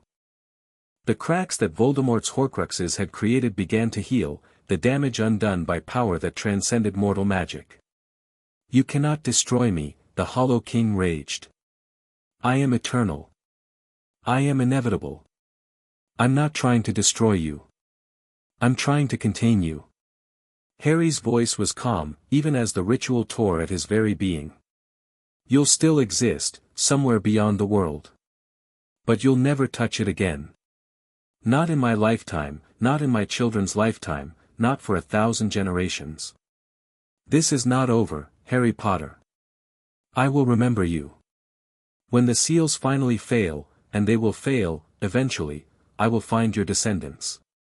I will make them pay for what you have done. Then I'd better make sure the seals last as long as possible." Harry pushed harder, giving everything he had left. The Hollow King screamed one final time. And then it was gone.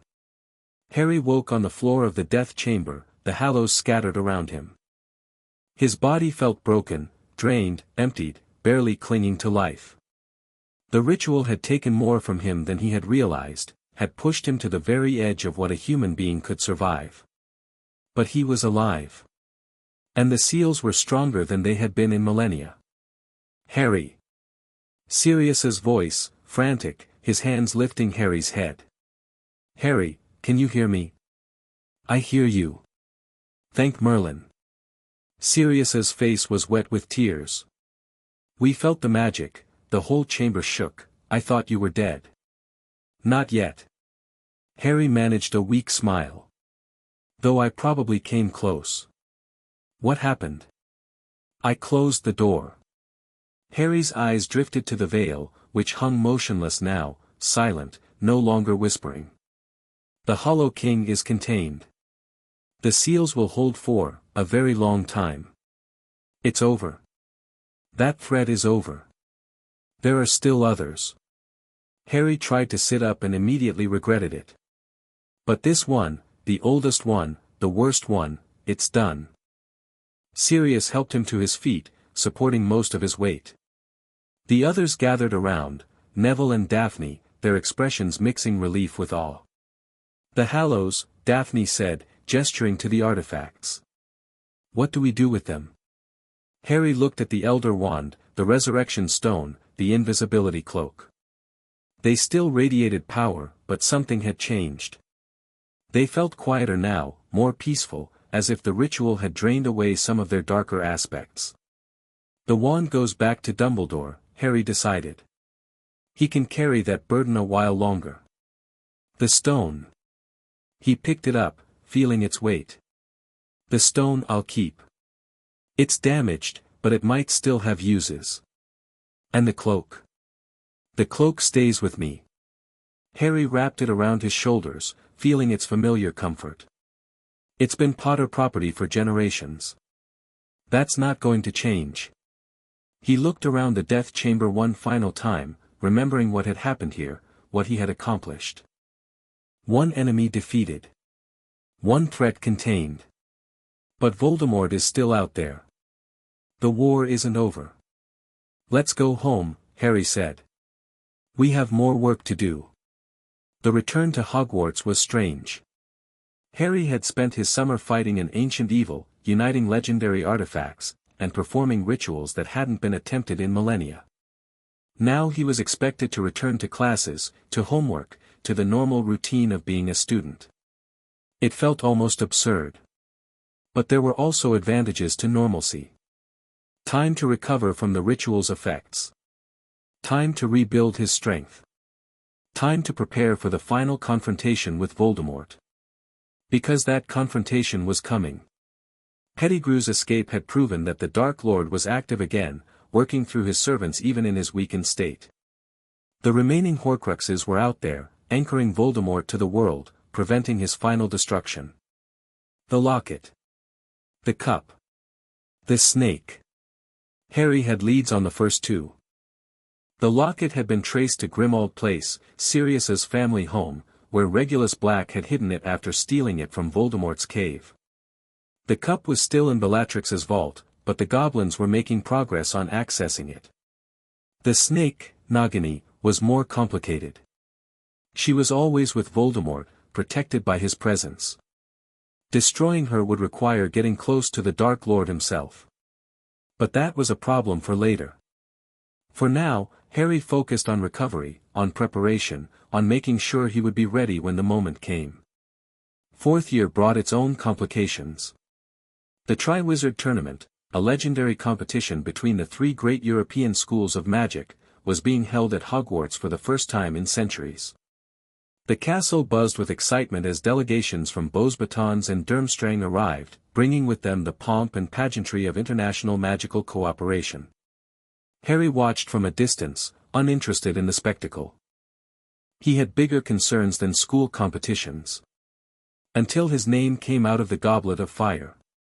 The great hall went silent as Dumbledore read the slip of paper, his expression shifting from confusion to alarm. Harry Potter. Harry didn't move. Didn't speak. Didn't react at all, except for the cold fury building behind his carefully composed expression. Someone had entered him in the tournament without his consent. Someone had bypassed the age line, fooled the goblet's selection criteria, forced him into a binding magical contract. Someone wanted him exposed, vulnerable, placed in situations where accidents could happen. Voldemort, Harry thought. Or one of his servants. This has his fingerprints all over it. Harry. Dumbledore's voice cut through the murmuring crowd. Please come forward. Harry rose and walked to the front of the hall, conscious of every eye upon him. The other champions, Cedric Diggory, Fleur Delacour, Victor Crumb, watched him with expressions ranging from confusion to hostility. I didn't enter my name, Harry said, loud enough for everyone to hear.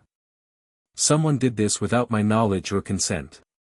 Be that as it may, Barty Crouch said, his voice clipped and cold, the goblet constitutes a binding magical contract. You must compete. Then I'll compete. Harry's voice was steady.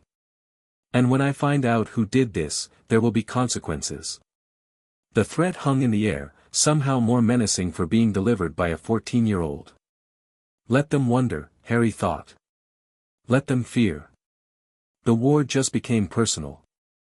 Chapter 7 and Chapter 8, The Sorting of Shadows. The days following Harry's name emerging from the Goblet of Fire were a masterclass in political maneuvering. The Ministry wanted to downplay the incident, treating it as a youthful prank gone wrong. Dumbledore wanted to investigate quietly, without alarming the public. The other schools wanted Harry disqualified, viewing his participation as an insult to the tournament's integrity. Harry wanted answers. Someone with significant magical ability entered my name, he told his allies during an emergency meeting in the Room of Requirement. The goblet's age line was created by Dumbledore himself, breaking through it required either tremendous power or insider knowledge. Or both, Daphne said. The list of people who could manage this is very short. Exactly. Which means we can narrow down the suspects. Harry began pacing, his mind working through possibilities. It wasn't a student, no one our age has that kind of skill. It wasn't most of the staff, they'd have no motive. Which leaves the new defense professor, Neville said quietly. Mad-Eye Moody. The legendary Auror who had come out of retirement to teach at Hogwarts, who had spent decades hunting dark wizards, who was famous for his paranoia and his magical eye that could see through walls. Moody is one of Dumbledore's oldest allies, Hermione pointed out. Why would he sabotage Harry? That's what we need to find out. Harry stopped pacing, his expression hardening. Something is wrong with him. I've been watching him since term started, and there are inconsistencies. What kind of inconsistencies? His drinking habits. He's constantly sipping from that hip flask, which everyone assumes is paranoia about poison. But the way he does it, the timing, the frequency, it's too regular. Too precise. Like someone following a schedule. Polyjuice potion, Daphne breathed. You think someone is impersonating him? I think it's possible. And I think we need to investigate before the first task. Investigating Moody proved challenging. The man was paranoid by nature, or whoever was impersonating him had studied the real Moody well enough to replicate his habits perfectly. His office was warded with detection charms that would alert him to any intrusion. His movements were unpredictable, never following the same route twice. But Harry had resources that most investigators lacked. Dobby, he said quietly, and the house elf appeared with a soft pop. Harry Potter sir is calling Dobby. I need you to watch someone for me. Professor Moody, the defense teacher with the magical eye. I want to know where he goes, what he does, who he talks to. But you can't let him see you. Dobby's ears flattened. The professor is being very scary, Harry Potter sir. His eye is seeing things that normal eyes cannot. I know. That's why I need someone who can be invisible even to magical detection. Harry met the elf's eyes. Can you do this, Dobby? It's important. Dobby straightened, his small chest puffing with pride. Dobby is doing anything for Harry Potter sir. Dobby is being the sneakiest elf in all of Hogwarts. Thank you, Dobby. Report back to me if you see anything unusual. The elf vanished, and Harry settled in to wait. The first task approached rapidly. Dragons. The champions were expected to face dragons, to retrieve golden eggs from nesting mothers who would kill to protect their clutches. It was exactly the kind of challenge that could result in convenient accidents. Harry prepared extensively. He practiced flying until he could maneuver a broom with his eyes closed. He studied dragon behavior, learning their patterns, their weaknesses, their blind spots. He developed contingency plans for every scenario he could imagine. And he continued investigating Moody. Dobby's reports were illuminating. The professor made regular trips to a private chamber, not his office, but somewhere deeper in the castle, a room that Dobby couldn't enter because of powerful wards. He spent hours there, doing something that required constant attention. What's in the room? Harry asked. Dobby is not knowing, sir. But Dobby is hearing sounds. Someone is being inside, someone who is crying, sometimes. Someone who is being very sad. A prisoner. Moody, the imposter, was keeping someone prisoner in the castle. The real Moody, Harry realized. Whoever is impersonating him needed a source for polyjuice ingredients. Hair, probably. Kept alive and drugged, harvested regularly. He needed to move carefully. Confronting the imposter directly could be dangerous, especially without knowing who was behind the mask. But leaving the real Moody in captivity was unacceptable. Harry began planning a rescue operation. The first task arrived before the rescue could be executed. Harry entered the arena knowing that he was facing more than just a dragon. Somewhere in the crowd, the imposter was watching, probably hoping the Horntail would solve his problems permanently. The Hungarian Horntail was magnificent and terrible, 50 feet of armored death, with teeth like swords and fire that could melt stone. It crouched over its nest, eyes tracking Harry's every movement, waiting for him to come within range. Harry didn't give it the chance. Accio Firebolt. His broom shot into the arena, responding to his call. Harry caught it mid-stride, swinging onto the handle and launching himself into the air before the dragon could react. The Horntail roared and pursued, exactly as Harry had planned. He led the dragon away from the nest, using every flying trick he knew, rolls, dives, sudden changes of direction that kept him just ahead of snapping jaws and gouts of flame. The crowd gasped and screamed as he wove through the rocky terrain of the arena, always staying just out of reach. And then, when the dragon was fully committed to the chase, Harry changed tactics. He reversed direction, shooting back toward the nest at maximum speed. The Horntail tried to follow, but its massive body couldn't match the firebolt's agility. By the time it had turned around, Harry had snatched the golden egg and was climbing toward safety. The arena erupted in cheers. Harry landed smoothly, the egg tucked under his arm, and allowed himself a small smile of satisfaction. He had survived the first task, had demonstrated his abilities in front of the entire school, had proven that whoever had entered him in this tournament had badly underestimated their target.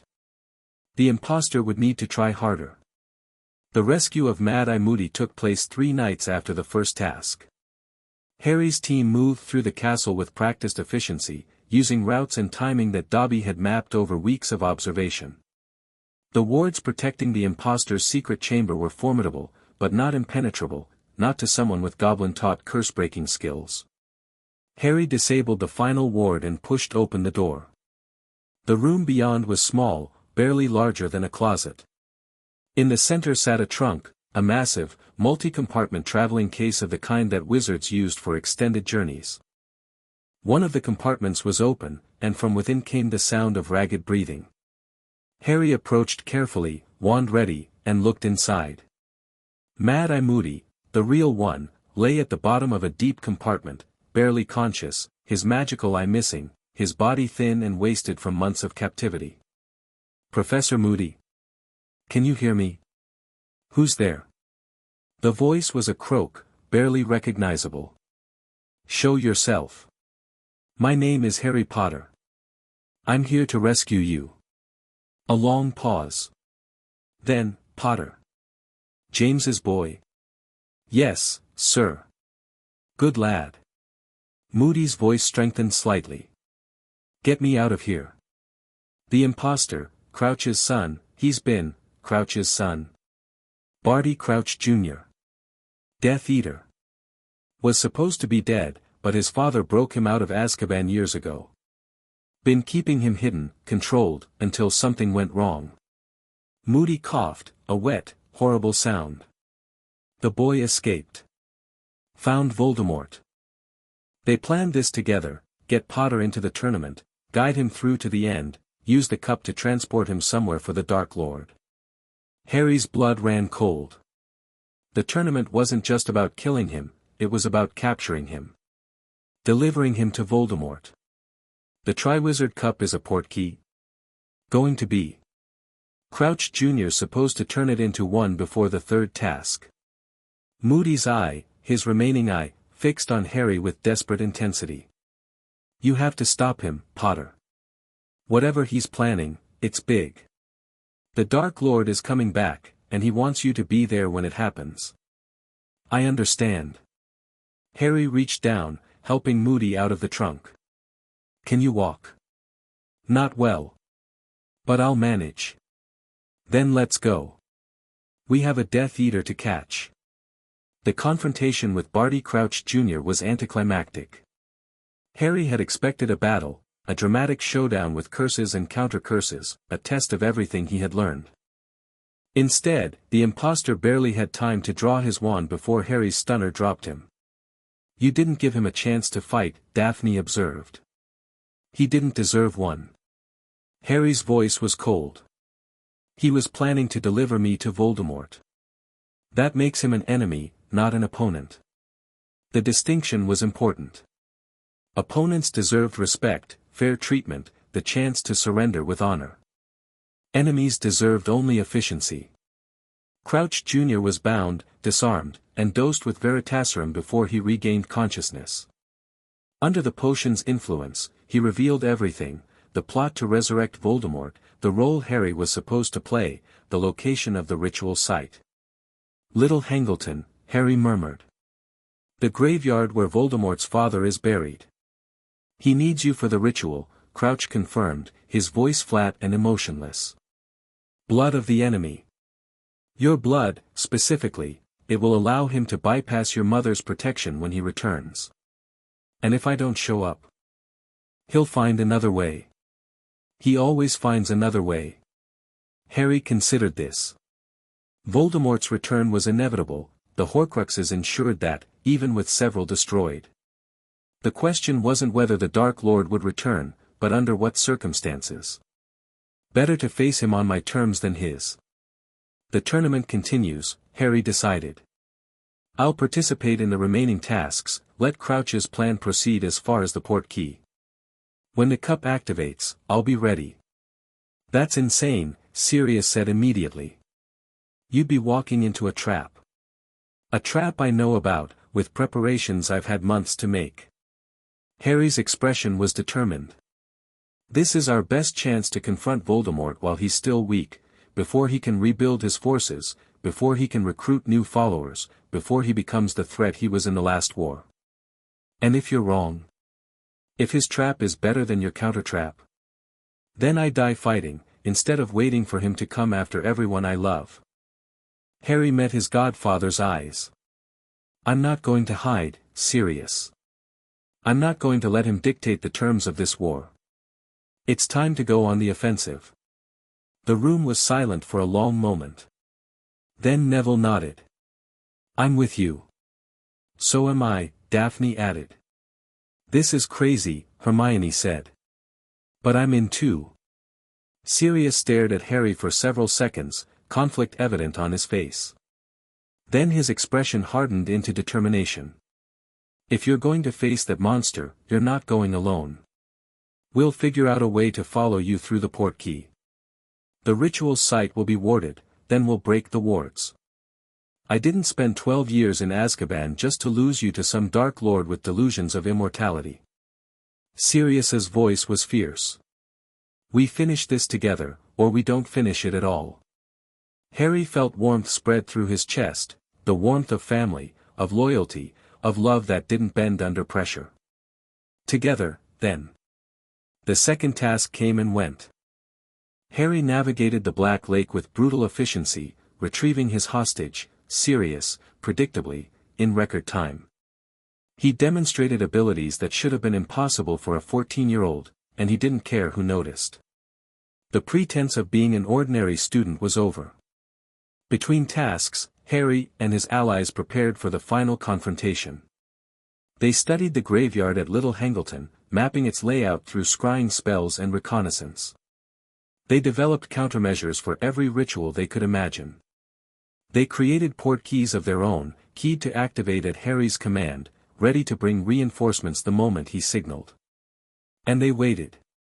The night before the third task, Harry visited Dumbledore's office.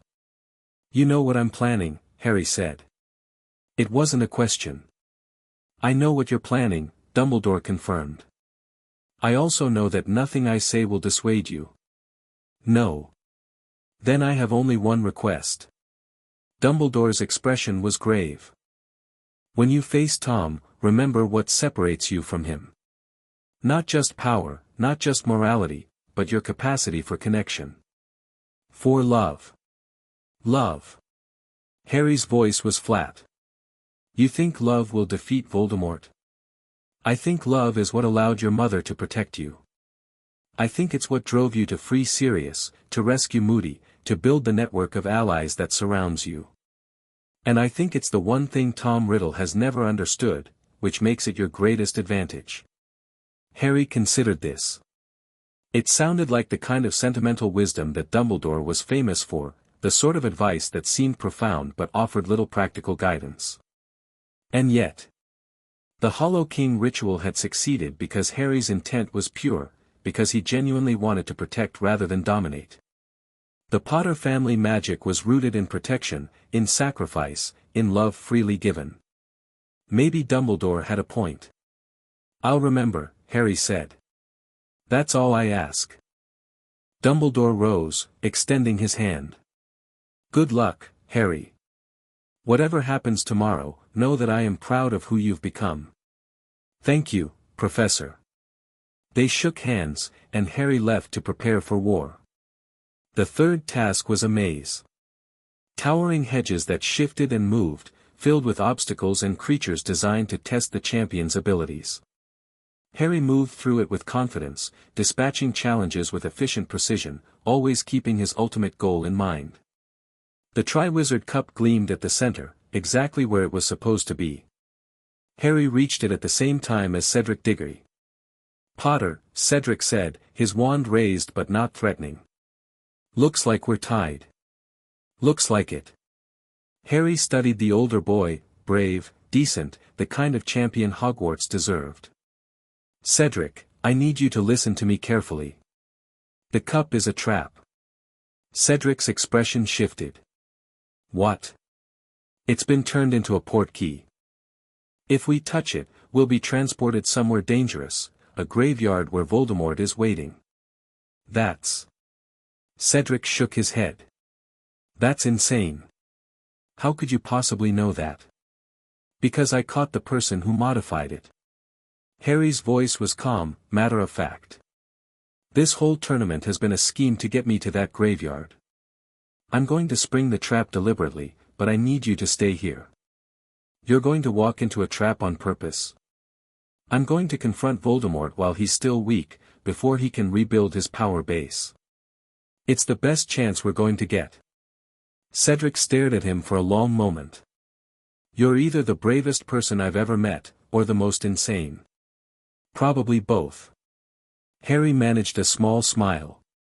Stay here, Cedric. Tell Dumbledore what happened. If I don't come back in an hour, assume the worst. I can't just let you can't stop me. Harry's voice hardened. And you don't want to try. Trust me on this. Something in his tone made Cedric step back. Good luck, Potter. Thanks. Harry reached out and grasped the Triwizard Cup. The world dissolved into spinning chaos. The graveyard at Little Hangleton was exactly as Harry had seen in his reconnaissance. Old stones, crumbling monuments, the air thick with dark magic and ancient death. The grave of Tom Riddle Sr. stood at the center, marked by a massive headstone that loomed against the clouded sky. And there, beside the grave, waited Peter Pettigrew. Harry Potter, Pettigrew squeaked, his watery eyes gleaming with malicious satisfaction. The Dark Lord will be so pleased. I'm sure he will be. Harry's voice was calm, but his wand was already in his hand. Hello, Peter. I'd say it's good to see you, but we both know that would be a lie. Pettigrew's wand came up, stupefy. Harry deflected the spell without effort, responding with a bludgeoning hex that sent Pettigrew sprawling. The traitor crashed into a headstone and didn't get up. One threat neutralized. Now for the main event. Harry turned toward the cauldron that bubbled at the base of Tom Riddle Sr.'s grave.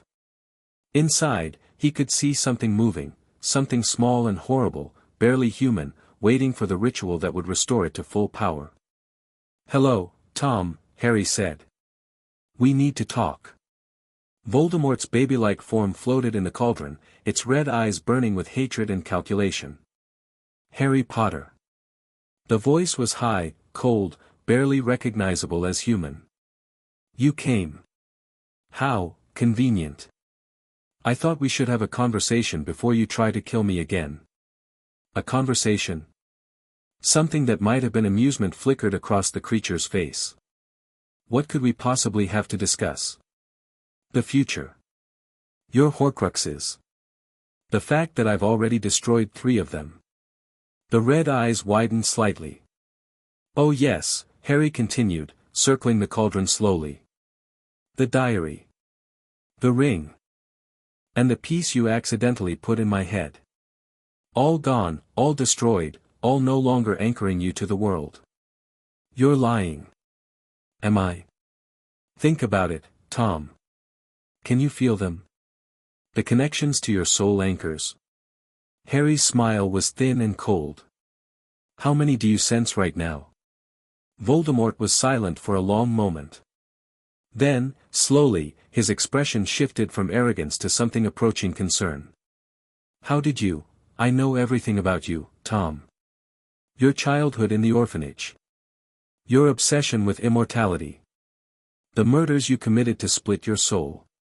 The locations where you hid your precious treasures." Harry stopped circling, facing the cauldron directly. "You're not as mysterious as you think. You're actually quite predictable. You're bluffing. The locket is at Grimmauld Place. Regulus Black took it from the cave and left a fake behind. The cup is in Bellatrix's vault at Gringotts. The goblins are extracting it as we speak. And Nagini." Harry's smile widened. "She's somewhere near you right now, isn't she? Your last anchor, besides whatever portion of soul remains in your withered body." Voldemort's face contorted with rage. "Kill him. Wormtail, kill him now." But Pettigrew was still unconscious, and there was no one else in the graveyard to answer the Dark Lord's commands. "You miscalculated," Harry said. "You thought I was just a child, famous, yes, but ultimately helpless. You didn't realize I've been preparing for this moment since I was 5 years old. What are you?" "I'm Harry Potter. And I'm going to end you." Harry raised his wand. And the graveyard exploded into chaos. The wards around Little Hangleton shattered as Harry's allies portkeyed in. Sirius arrived first, his wand blazing with combat magic. Then Neville, then Daphne, then a squad of goblin warriors that Ironclaw had provided for exactly this scenario. They fanned out around the graveyard, securing positions, cutting off escape routes. "No," Voldemort hissed. "No, this isn't, you can't, I can." Harry advanced toward the cauldron. "You wanted me isolated, vulnerable, ready to be sacrificed for your resurrection. Instead, you got an army. The ritual, I can still, Confringo." The blasting curse hit the cauldron dead center, shattering it into fragments. The liquid inside splashed across the ground, and Voldemort's baby-like form tumbled out, helpless and exposed. "Kill Nagini," Harry commanded. Neville moved. The goblin blade, the same one that had destroyed the diary, flashed in his hand, severing the massive snake's head before it could strike. The creature thrashed once, twice, and then lay still. Voldemort screamed. It was a sound of pure agony, of a soul being torn further apart. The destruction of his last Horcrux left him untethered, mortal, vulnerable in a way he hadn't been in decades. "No more anchors," Harry said, standing over the writhing form of the greatest Dark Lord in history. "No more immortality. Just you and me, Tom. How does it feel? I am Lord Voldemort. I am, you're a frightened boy who never grew up." Harry's voice was soft, almost pitying. "You spent your whole life running from death, and all you accomplished was making yourself smaller. Less human. Less real. Kill me, then. Voldemort's voice was a rasp, barely audible. Prove you're no better than I am. No. Voldemort's eyes, dimming now, fading, widened slightly. No. Killing you would be a mercy. You get to escape the consequences of everything you've done. Harry crouched down, meeting those terrible red eyes directly. Instead, you're going to stand trial. You're going to face your victims' families. You're going to spend what remains of your life in a cell, knowing that everything you built has been destroyed. You can't, the Ministry, they'll never, the Ministry will do what I tell them. Harry's expression was hard, uncompromising.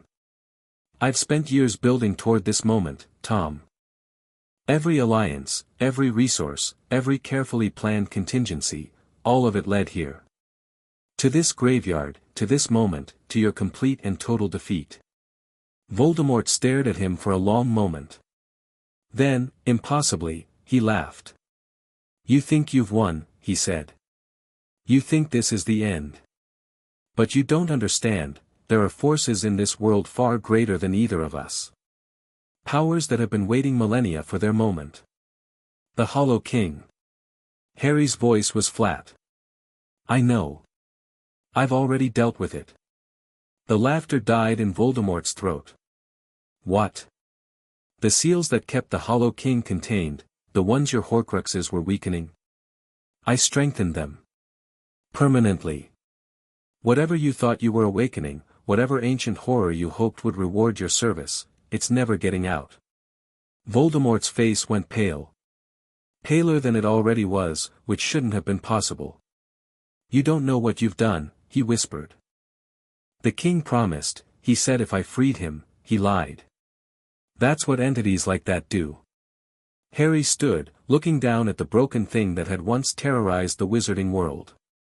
Take him into custody. Make sure he can't hurt himself or anyone else.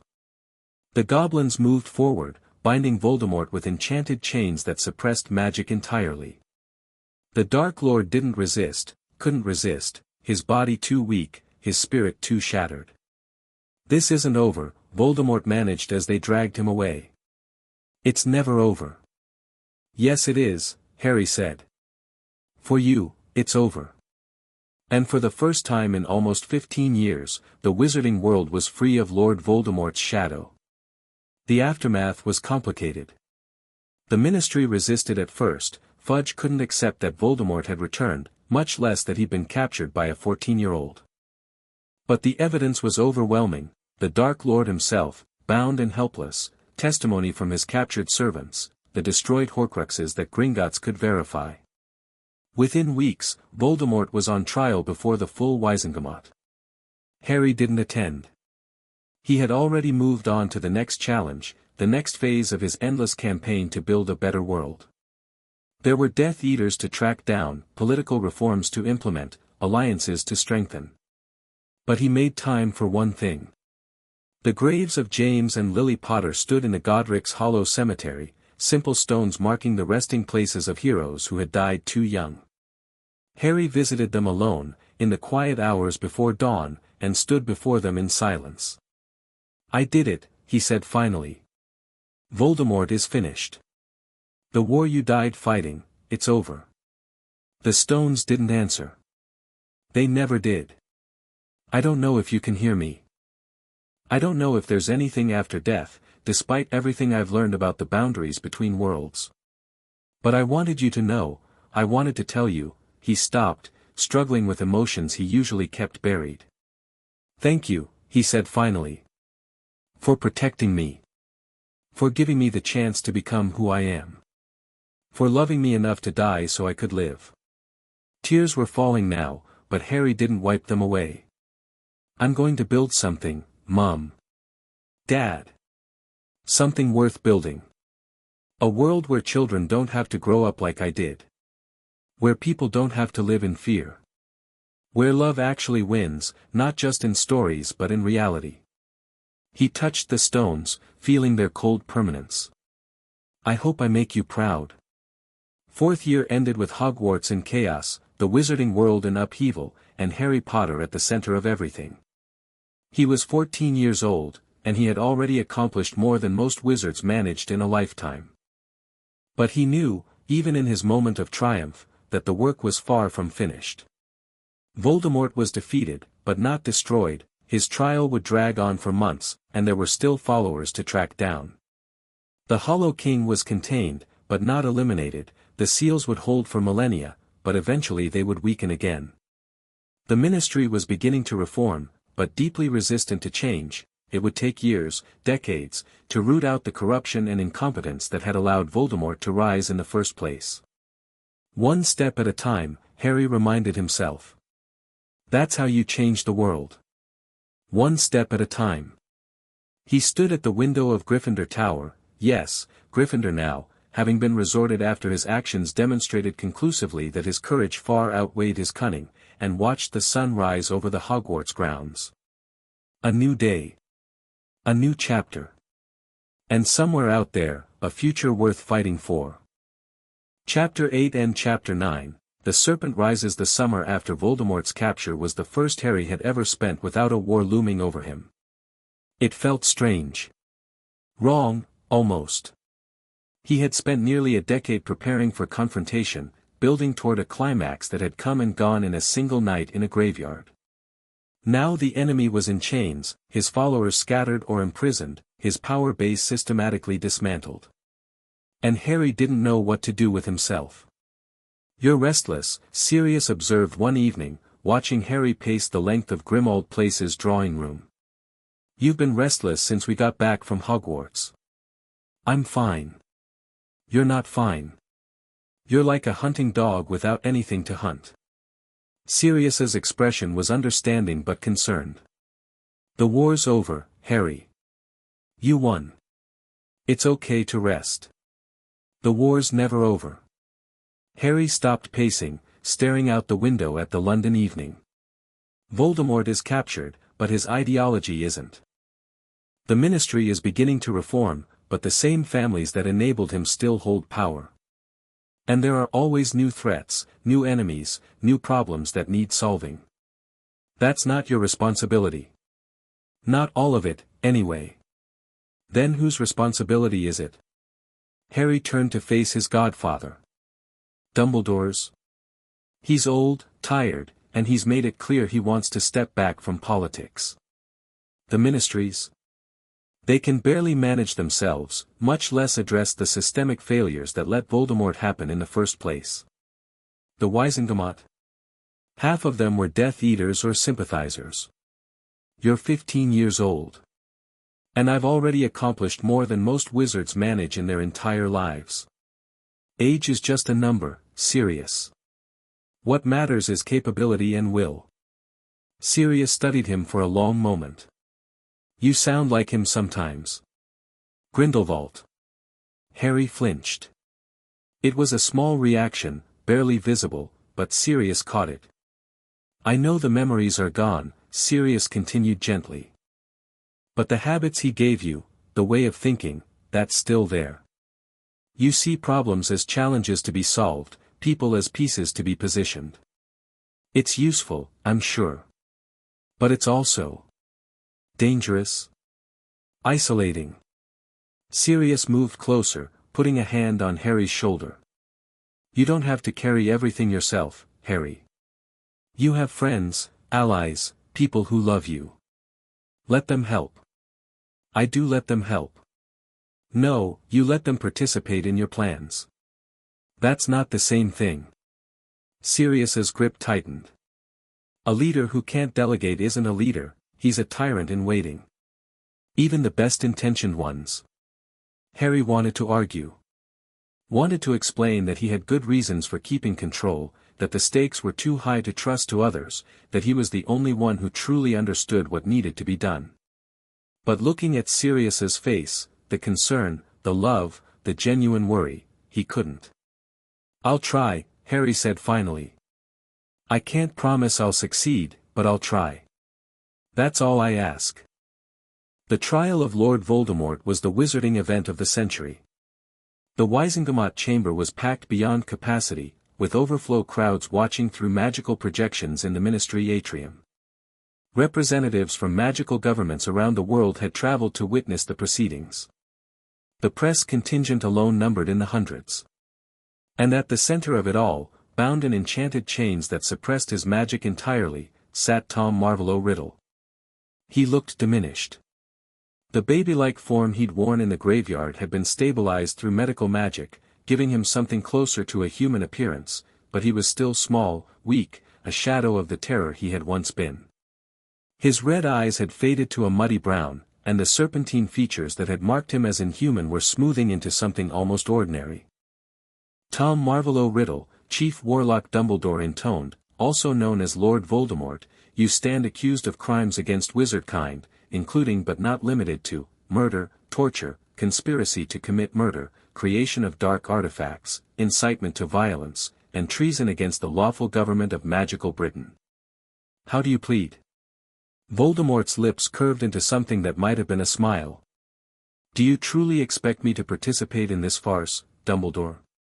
To acknowledge the authority of institutions I have always despised. Your participation is not required. The evidence against you is overwhelming. Dumbledore's voice was cold, formal, utterly unlike his usual warmth. But you will have the opportunity to speak in your own defense, if you choose. Defense? Voldemort laughed, a thin, reedy sound without any of the menace it had once carried. I have no defense because I require none. Everything I did was necessary.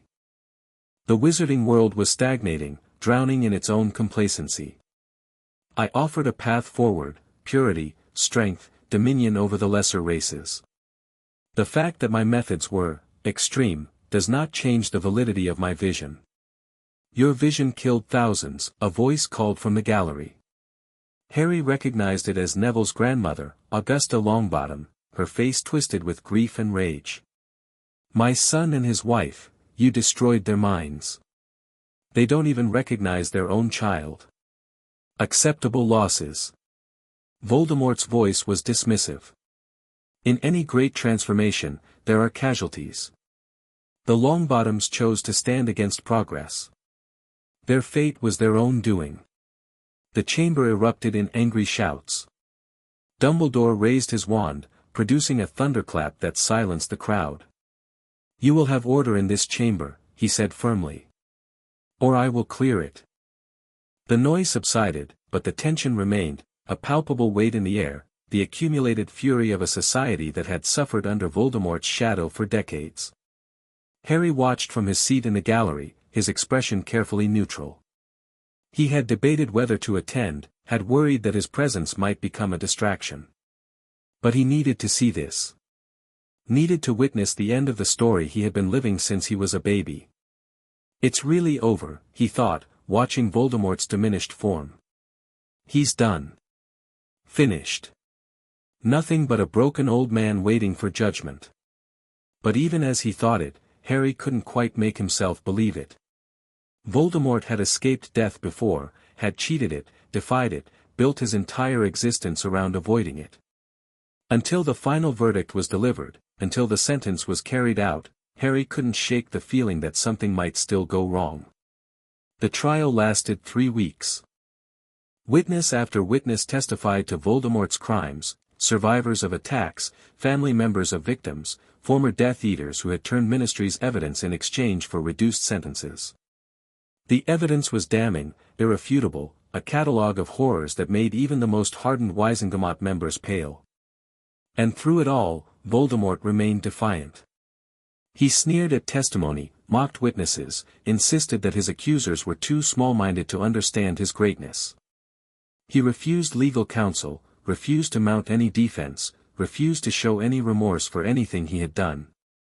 He wants to be martyred, Daphne observed during one of the trial's recesses.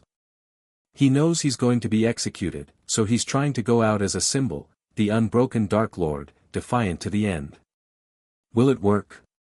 For some people, probably. The true believers, the ones who bought into his ideology. They'll romanticize him, turn him into a legend. Daphne's expression was troubled. Killing him might create more problems than it solves. So what's the alternative? Let him live. I don't know. Maybe. She shook her head. This is above my pay grade, Harry. I'm just pointing out that simple solutions to complex problems usually aren't as simple as they seem. Harry considered this. She was right, of course, she usually was about political matters. Executing Voldemort would provide closure for many, but it would also create a martyr for the extremists who had supported him. And there was something else to consider. If he dies, we lose access to whatever he still knows, Harry said slowly. There might be Horcruxes I don't know about. Hidden caches of dark artifacts. Supporters who never took the mark but believed in his cause. Dead men can't answer questions. So you want to keep him alive? I want to make the decision that causes the least harm in the long run. Harry's expression was distant, calculating. I need to think about this more. The verdict, when it came, was unanimous. Guilty on all counts. The sentence was death by veil, the traditional punishment for the most serious magical crimes, passing through the archway in the Department of Mysteries and into whatever lay beyond. Harry was present for the sentencing, watching from the same gallery seat he had occupied throughout the trial. Voldemort stood as the verdict was read, his chains clinking, his expression unreadable. Tom Marvolo Riddle, Dumbledore said, his voice heavy with something that might have been sorrow, you have been found guilty of crimes against wizardkind. The sentence is death, to be carried out immediately. Do you have any final words? Voldemort was silent for a long moment. Then his eyes found Harry in the gallery, and something flickered across his face, not quite recognition, not quite respect, something more complicated. Potter, he said, his voice carrying through the suddenly quiet chamber. You think you've won. You think this is the end. But you understand nothing. Enlighten me, Harry said, his voice equally quiet but somehow just as audible. The darkness I served, the power I sought, it doesn't disappear just because I do. There will be others after me. Others who see the truth, who understand that the old ways are dying, who will do whatever is necessary to preserve wizardkin supremacy. Voldemort's smile was thin and cold. You've won a battle, Potter. But the war goes on forever. Maybe. But you won't be part of it. No. I won't. Voldemort turned back to Dumbledore. I'm ready. The chamber doors opened, and Aurors moved forward to escort the condemned man to his fate. Harry watched him go, feeling nothing. No satisfaction, no triumph, no sense of completion. Just emptiness, and a vague awareness that Voldemort was right about at least one thing. The war never really ended. There would always be new threats, new enemies, new problems to solve. But at least this particular threat was finished. Voldemort's execution was private, only the Wizengamot members and a few select witnesses were permitted to observe. Harry wasn't among them, and he didn't ask to be. Instead, he returned to Grimmauld Place and found Sirius waiting for him. It's done, his godfather asked. It's done. How do you feel? Harry considered the question seriously. Empty. Like I've been climbing a mountain my whole life, and suddenly I've reached the top, and there's nothing but flat ground ahead. That's normal. Post-battle letdown, they call it. When you've been fighting for so long, peace feels wrong. Does it get better? It does. Eventually. Sirius's expression was knowing, he had experienced his own version of this, emerging from Azkaban into a world that had moved on without him. But it takes time. And you have to be willing to let yourself feel it, instead of immediately finding something else to fight. I'm not sure I know how to do that. Then learn. Sirius put his hand on Harry's shoulder, a gesture that had become familiar over the months since his exoneration. You're 15 years old, Harry. You've done more than anyone could reasonably expect. Give yourself permission to be a normal teenager for a while. I don't think I've ever been a normal teenager. Then now's your chance to try. Sirius smiled. Come on. I'll make dinner, we'll play some chess, and we'll talk about something that has nothing to do with Dark Lords or ancient evils. Deal? Harry looked at his godfather, at the man who had lost everything and fought his way back, who had chosen to love Harry despite having every reason to be broken by his own suffering. Deal, he said. And for the first time in as long as he could remember, Harry let himself rest. Fifth year began quietly. The wizarding world was still processing Voldemort's execution, still adjusting to a reality where the boogeyman of the last 2 decades was gone. The ministry was undergoing reforms, pushed by a coalition of progressive voices that Harry had helped organize. The Death Eater trials were winding down, the last holdouts being tracked and captured. And Harry Potter was trying to be a normal student. It wasn't easy. He had spent so long operating at a level of intensity that normal life felt almost unbearably slow. Classes that should have challenged him were tedious, he had already mastered most of what Hogwarts had to teach. Social interactions that should have been simple felt complicated, he had spent so long treating every relationship as a strategic calculation that genuine connection was difficult. But he was trying. For Sirius's sake, for his friend's sake, for his own sake. You seem different, Hermione observed one afternoon in the library. More relaxed, I suppose. Less like you're constantly planning something. I'm trying not to plan so much, Harry admitted. It's harder than I expected. Planning isn't bad, Harry. It's just that you used to do it obsessively. Like you couldn't ever stop, couldn't ever let yourself just be. I know. Sirius said the same thing. Harry set down the book he'd been pretending to read. The truth is, I don't know who I am without a war to fight. My whole identity has been built around being the one who stops Voldemort. Now that he's stopped, I feel lost? Purposeless. Like a tool that's no longer needed. Hermione's expression softened. You're not a tool, Harry. You're a person. And people are allowed to be more than just their function. Are they? Sometimes I'm not sure. They are. Hermione reached across the table and took his hand, a gesture that would have felt impossibly intimate a year ago, but now felt merely friendly. You saved the world. Multiple times, probably. Now it's time to figure out what you want your life to be about, other than saving. What if I don't want it to be about anything else? Then that's your choice. But you should at least consider the alternatives before deciding. Hermione smiled. You're brilliant, Harry. You could do anything, become minister, teach at Hogwarts, run the largest business empire in magical Britain. Whatever you want. The question is, what do you actually want, not just what you think you should want. It was a good question. Harry had been asking himself versions of it for months, without ever reaching a satisfying answer. I want to make things better, he said finally. Not just for wizards, for everyone. I want to build a world where people don't have to be afraid. Where children don't grow up in cupboards, where families don't get torn apart by violence, where power isn't used to crush the vulnerable. That's a very big goal.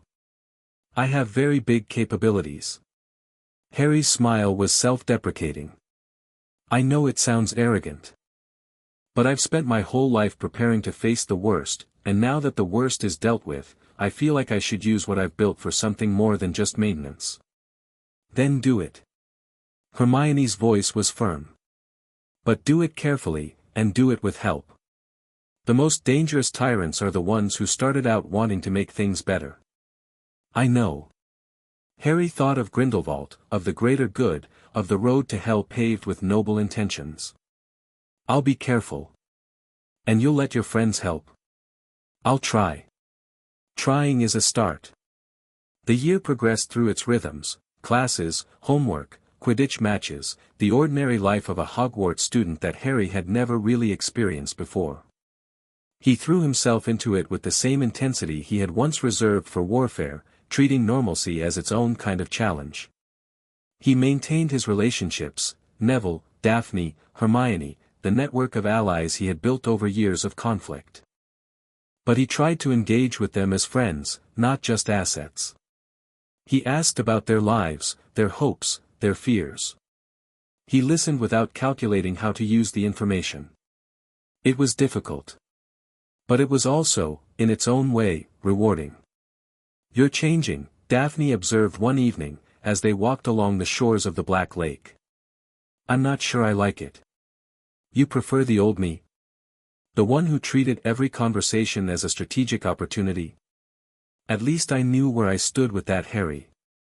This new version is."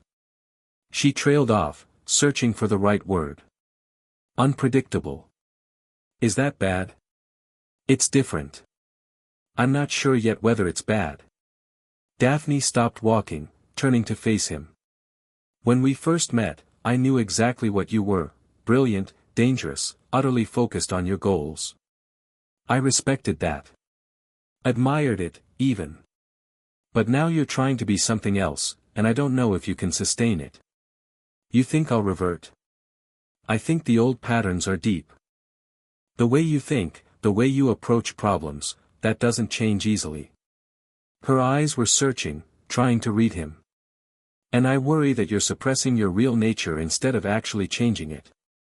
That the intensity is still there, just buried, waiting to resurface."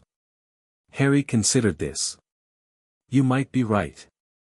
I don't know yet whether this is a genuine transformation or just a temporary respite. But I have to try, Daphne. The alternative is becoming someone I don't want to be. The alternative is becoming Grindelwald." "Yes." They stood in silence for a moment, the lake lapping gently at the shore.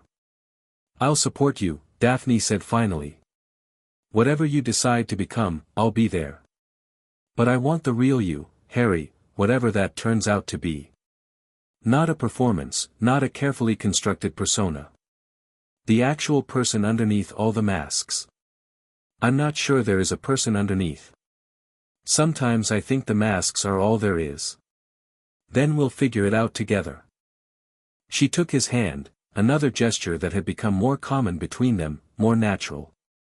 "Partners, remember? That's what we agreed to be." "I remember." "Good." She smiled, and for a moment, the Ice Queen mask slipped entirely, revealing something warm and genuine beneath. "Now come on. It's almost curfew, and I don't want to give Snape an excuse to take points." The year continued. Harry took his OWLs and achieved the expected outstanding grades in every subject. He was offered multiple positions, ministry apprenticeships, research opportunities, even a teaching assistant role at Hogwarts itself. He declined them all, uncertain what he wanted to do next. "There's no rush," Dumbledore counseled during one of their now regular conversations. "You have time, Harry. Time to explore, to grow, to figure out who you want to become. Everyone keeps telling me that. But it feels like there should be something I should be doing." "Should? According to whom?" Dumbledore's eyes twinkled. "You've spent your entire life living up to others' expectations, your relatives' cruelty, Voldemort's obsession, the wizarding world's demands for a savior. Perhaps it's time to set your own expectations instead. And if I don't know what I want? Then that's the first thing to figure out." Dumbledore leaned back in his chair, regarding Harry with something like paternal affection. "I've lived a very long time, Harry. And if there's one thing I've learned, it's that the most important choices are often the ones we make for ourselves, not the ones forced upon us by circumstance." "You're talking about Grindelwald. About the summer of 1899. Among other things." Dumbledore's expression grew distant. "Gellert and I had such grand plans. We were going to reshape the world, create a new order where wizards ruled openly and justly.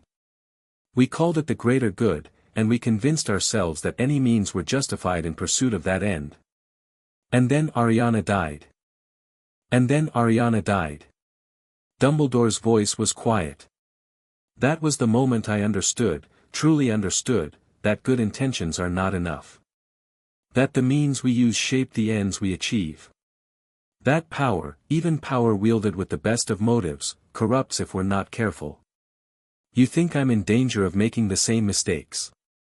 I think you're in danger of a different kind. Dumbledore met Harry's eyes.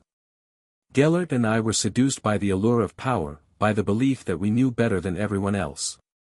You've been seduced by something more subtle, the belief that you have to do everything yourself, that the weight of the world rests on your shoulders alone. Doesn't it? No, Harry. It doesn't. Dumbledore's smile was gentle. The world is vast, complex, full of people who care and want to help. Your role is not to carry everything, it's to inspire others to carry their share. To build systems and institutions that outlast any individual. To trust that the seeds you plant will grow even when you're not there to tend them. That sounds like a very long-term perspective. It is. But you have time for long-term thinking now. Use it wisely. Sixth year began with a surprise. I'm going to travel, Harry announced to his friends at the welcome feast. After this year, I mean. I want to see the world, visit other magical communities, learn how they do things differently, understand the scope of what's possible. Travel where? Neville asked. Everywhere. Egypt, India, Japan, Australia, the Americas. I've spent my whole life in Britain, fighting British problems. I want to expand my perspective. Alone? Daphne's voice was carefully neutral. Ideally with friends. You're all invited, if you want to come. That's a big commitment, Hermione said slowly. What about our careers? Our families? What about them? We're 17, 18 by the time we graduate. We have decades to build careers. And families. Harry shrugged. Our families will still be here when we get back. You've thought about this a lot. I've thought about it constantly since Voldemort died. Trying to figure out what I actually want, not just what I think I should want. Harry looked around the table at his friends, the people who had stood by him through everything. I want adventure. I want knowledge. I want to understand the world beyond the narrow slice I've experienced so far. And I want to share that experience with people I care about. It does sound appealing, Neville admitted. Gran would probably have a fit, but... My parents would support it, Daphne said. They believe in broadening one's horizons. Especially after everything that's happened. I could defer my ministry application, Hermione mused. They'd probably hold a spot for me, given everything. So you'll come. They exchanged glances, Neville, Daphne, Hermione, the core of the group that had formed around Harry over years of shared danger and triumph. We'll come, Daphne said finally. But if you drag us into any world-ending crises, you're buying all the drinks. Deal. The year passed quickly. Harry threw himself into his studies with renewed purpose, not because he needed the grades but because he genuinely wanted to learn. He took advanced courses in subjects he'd never explored, ancient runes, arithmancy, the theory of magical creatures. He practiced wandless magic until it was as natural as breathing. He read voraciously, consuming books on history, philosophy, magical theory, anything that might expand his understanding. And he worked on his relationships. He spent more time with Sirius, listening to stories about his parents, about the Marauders, about the First War against Voldemort. He deepened his friendships with Neville and Hermione, finding common ground beyond shared danger. And he allowed his relationship with Daphne to evolve into something more than strategic partnership. I don't know what this is, he admitted one night, as they sat together in the astronomy tower. I've never had a relationship that wasn't at least partly about what I could gain from it. Neither have I, Daphne replied. I was trained to see every interaction as an opportunity, to gather information, to build influence, to position my family for advantage. So we're both terrible at this. Probably. She leaned against him, her head resting on his shoulder. But we can be terrible at it together, if you want. I want. Harry put his arm around her, feeling the warmth of her presence. I definitely want. Graduation came on a perfect June day. The ceremony was held on the Hogwarts grounds, with the castle rising behind the assembled students and families like a benediction. Dumbledore gave a speech about hope and new beginnings, McGonagall called names and distributed diplomas, and one by one the seventh years walked forward to receive their recognition. When Harry's name was called, the applause was thunderous. He walked to the stage amid cheers and shouts, accepting his diploma with a small, genuine smile. "Congratulations, Mr. Potter," McGonagall said, her eyes suspiciously bright. "You have more than earned this." "Thank you, Professor. For everything." He returned to his seat, clutching the diploma, and looked around at the people who had become his family. Sirius in the audience, cheering louder than anyone. Neville beside him, grinning from ear to ear. Daphne across the aisle, her mask finally abandoned, genuine joy on her face. Hermione, crying happy tears, already planning their adventures. The war was over. The future was open. And for the first time in his life, Harry Potter was truly free. The journey began 2 weeks after graduation. Harry, Daphne, Neville, and Hermione departed from London, traveling by Portkey to their first destination, the ancient magical quarter of Alexandria, Egypt. They had a rough itinerary: Egypt, then India, then East Asia, then Australia, then the Americas, but they had agreed to be flexible, to follow their curiosity wherever it led. "To new beginnings," Harry said, raising a glass in the Egyptian sunset. "To new beginnings," his friends echoed. They drank, and watched the sun set over the pyramids, and talked about everything and nothing. The conversation ranged from history to philosophy to simple gossip, the kind of easy exchange that Harry had rarely experienced in his goal-oriented life.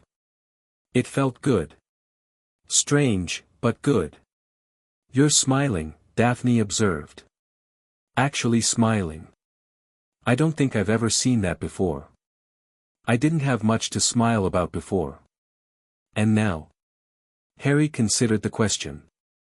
He thought about everything he had done, the battles fought, the enemies defeated, the world saved. He thought about the cost of those victories, the trauma, the isolation, the relationships treated as tools rather than connections. And he thought about the future. Not the future he had planned, the continuation of eternal vigilance and careful strategy. But a different future, one where he was allowed to be happy, to be uncertain, to be human. "Now I think I might," he said. "I think I actually might." Chapter 9 and Chapter 10, Fire and Reflection. Egypt was everything Harry had hoped for and nothing he expected. The magical quarter of Alexandria existed in layers, built upon millennia of accumulated history. Roman temples converted into wizard dwellings sat atop Greek foundations that covered pharaonic tombs. Magic here felt different, older, heavier, saturated with the weight of civilizations that had risen and fallen while Britain was still painting itself with woad. "The British approach to magic is very young," their guide explained, a weathered witch named Fatima who had been recommended by the goblins. "You learn through formulas, through Latin words and precise wand movements. But the old magic doesn't care about formulas. It cares about intent, about connection to the source." "What source?" Hermione asked, her quill already moving across parchment. "The river. The sun. The dead." Fatima smiled at their expressions. "In Egypt, the dead are never truly gone. They wait in the duat, the place between, and those with the gift can speak to them. Not like your ghosts, those are mere echoes. The Egyptian dead retain their knowledge, their personality, their power." Harry thought of the resurrection stone, currently hidden in his trunk with its cracked surface and muted power. He thought of the veil in the Department of Mysteries, and the voices he had heard whispering from beyond. "Can you teach us?" he asked. Fatima studied him with dark eyes that seemed to see more than most. "I can teach you the basics. But true mastery of the old ways requires years of study, and a willingness to look into the darkness without flinching. I've looked into plenty of darkness. I know. I've heard stories about you, Harry Potter." Her expression was unreadable. The question is whether you've learned anything from what you've seen. They spent 3 months in Egypt. Harry threw himself into learning with an intensity that surprised even himself. The magic here was different from anything he had studied, less about power and more about relationship, less about forcing reality to bend and more about understanding its natural flows. Magic isn't something you do, Fatima explained during one of their sessions in the shadow of the Sphinx. It's something you are. The British tradition treats magic as a tool, separate from the wielder. The Egyptian tradition understands that magic and magician are one. Then why use wands at all? Because tools are useful, even if they're not necessary. A wand focuses intent, makes certain things easier. But it also creates dependency, makes you forget that the power comes from within, not from the stick in your hand. Harry had been practicing wandless magic for years, but Egypt taught him to think about it differently. Not as an impressive trick, but as the natural state of magical expression. By the time they left Alexandria, he could work most spells as easily without a wand as with one. "You're different," Daphne observed as they prepared to leave for India. "More centered, I suppose. Less like you're constantly vibrating with barely contained energy. The meditation helps. And understanding that I don't have to control everything, that some things are meant to flow on their own." That's very philosophical for someone who spent years orchestrating events like a puppet master. Maybe the puppet master needed to learn when to put down the strings. Harry smiled, a genuine expression that still felt strange on his face. "I'm not saying I've become some kind of enlightened sage. But I'm starting to understand that constant control is its own kind of prison." India was overwhelming. The magical community there was vast, ancient, and bewilderingly diverse. Every region had its own traditions, its own approaches to magic, its own understanding of how the supernatural worked. What the British called magic was just one thread in a tapestry that included yoga, tantra, Ayurveda, and dozens of other practices that didn't fit neatly into European categories. "Your magic is very loud," observed Guru Patel, the teacher they found in Varanasi. "You throw power at problems, trying to force solutions. Indian magic is quieter, it works with the universe rather than against it." "Isn't all magic about imposing will on reality?" Hermione asked. "That is one way to understand it. But consider, a river flows to the sea. You can build a dam to stop it, and for a while you might succeed. But eventually the water will find a way around, or the dam will break, or the river will carve a new path. Wouldn't it be wiser to understand where the river wants to go, and work with that flow rather than against it?" "That sounds like fatalism," Neville said. "Like giving up on change." "Not at all. The river changes constantly, it rises and falls, shifts its banks, deposits silt in new places. Working with the flow doesn't mean accepting stagnation. It means understanding that the most profound changes happen gradually, naturally, without forcing." Harry thought about his years of planning, of careful manipulation, of treating the world as a system to be optimized. He had achieved his goals, Voldemort was dead, the Hollow King contained, the immediate threats neutralized. But at what cost? "How do you change the world without forcing it?" he asked. Guru Patel smiled. "You become the change you wish to see. You live your truth, fully and openly, and trust that your example will inspire others. You plant seeds and water them patiently, rather than trying to grow forests overnight. That could take generations." "Yes. It usually does." The Guru's eyes were kind but serious. "You are young, Harry Potter. You have accomplished much through will and determination. But the wisdom of age is understanding that some things cannot be rushed, that the deepest changes require time, patience, and the humility to accept that we may not live to see them completed." They stayed in India for 4 months, traveling from Varanasi to Delhi to Mumbai to the remote magical communities in the Himalayas. Harry learned techniques he had never imagined, meditation practices that expanded his magical awareness, healing methods that worked with the body's own energies, divination approaches that were more about reading patterns than predicting specific futures. And he thought. A lot. You're processing, Daphne said one evening, as they watched the sunset from a monastery in the mountains. I can see it happening. You're taking everything we've learned and integrating it into your worldview. Is that bad? Not bad.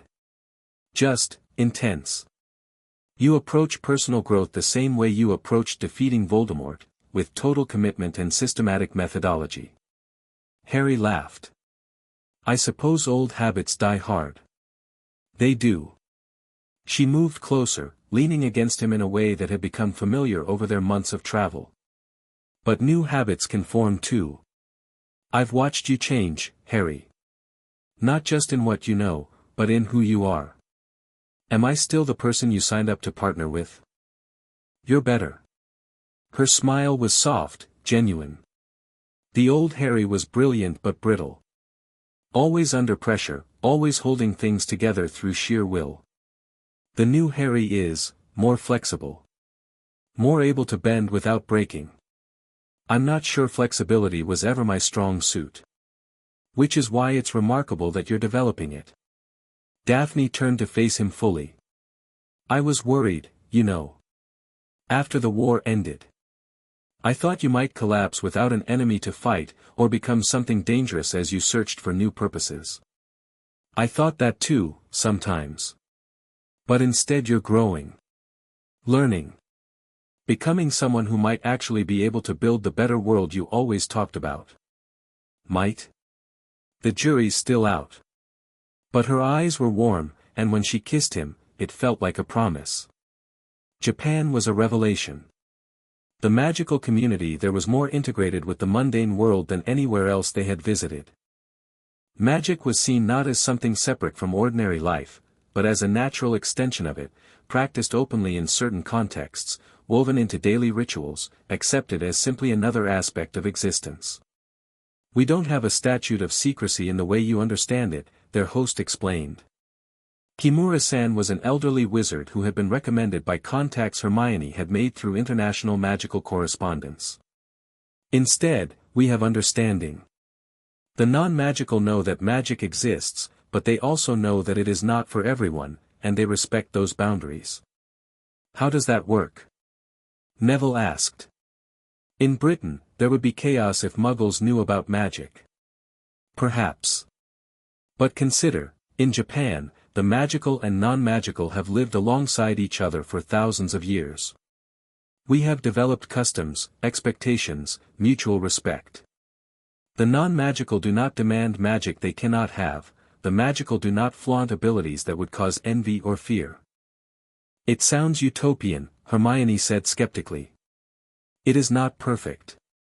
There are tensions, misunderstandings, occasional conflicts. But we manage them through dialogue and compromise, not through secrecy and separation. Kimura-san poured tea with precise, graceful movements. The British approach, hiding magic entirely, treating non-magicals as dangers to be avoided, creates its own problems. Fear of discovery, paranoia, the constant strain of maintaining elaborate deceptions. Harry thought about the Dursleys, about the terror and resentment they had felt toward magic. About the walls the wizarding world built between itself and the mundane, and the suspicion that flowed in both directions. Could the British model change, he asked. Could we move towards something more like what you have? Perhaps. But it would take generations, and it would require both communities to change. The magical would need to let go of their sense of superiority, the non-magical would need to accept that some abilities are simply beyond them. Kimura-san's expression was thoughtful. I understand you have influence in Britain, Harry Potter. Perhaps, someday, you could help guide such a change. I don't know if I have that kind of influence. You have more than you realize. The question is how you choose to use it. They spent 2 months in Japan, learning traditions that blended magic with martial arts, with art, with the simple rituals of daily life. Harry found something peaceful in the Japanese approach, a sense that magic didn't have to be dramatic or powerful to be meaningful, that small workings performed with care and attention could be just as valuable as grand gestures. I like it here, he admitted to Daphne as they walked through a garden in Kyoto. The pace, the philosophy, the way everything seems to have its place. You could stay. Build a life here. Could I? Harry looked around at the manicured beauty surrounding them. I'm not sure I belong anywhere, really. Britain doesn't feel like home, but neither does anywhere else. Maybe home isn't a place. Maybe it's people. That sounds like something Hermione would say. She did say it. Last week, actually. Daphne smiled.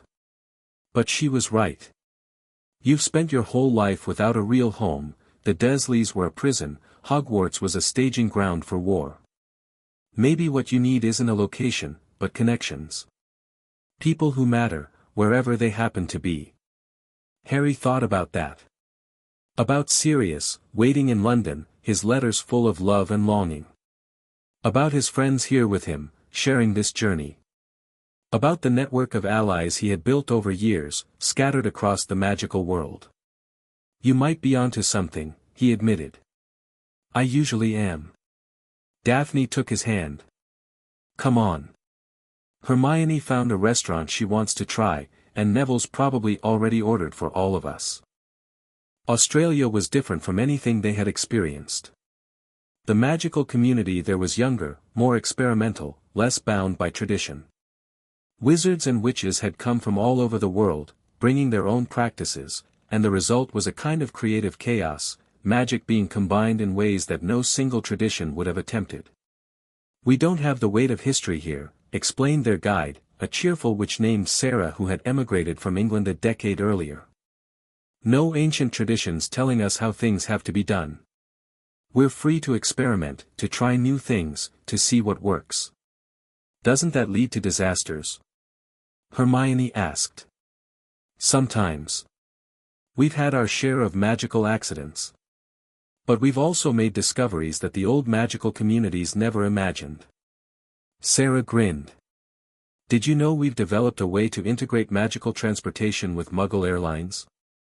Wizards can apparate onto moving aircraft, make adjustments, and apparate off again.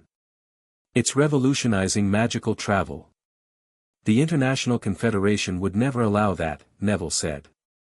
The International Confederation doesn't really have jurisdiction here. We're too far away, too small, too irrelevant, from their perspective. Which means we can do things that would get you thrown in Azkaban. That sounds dangerous, Daphne observed.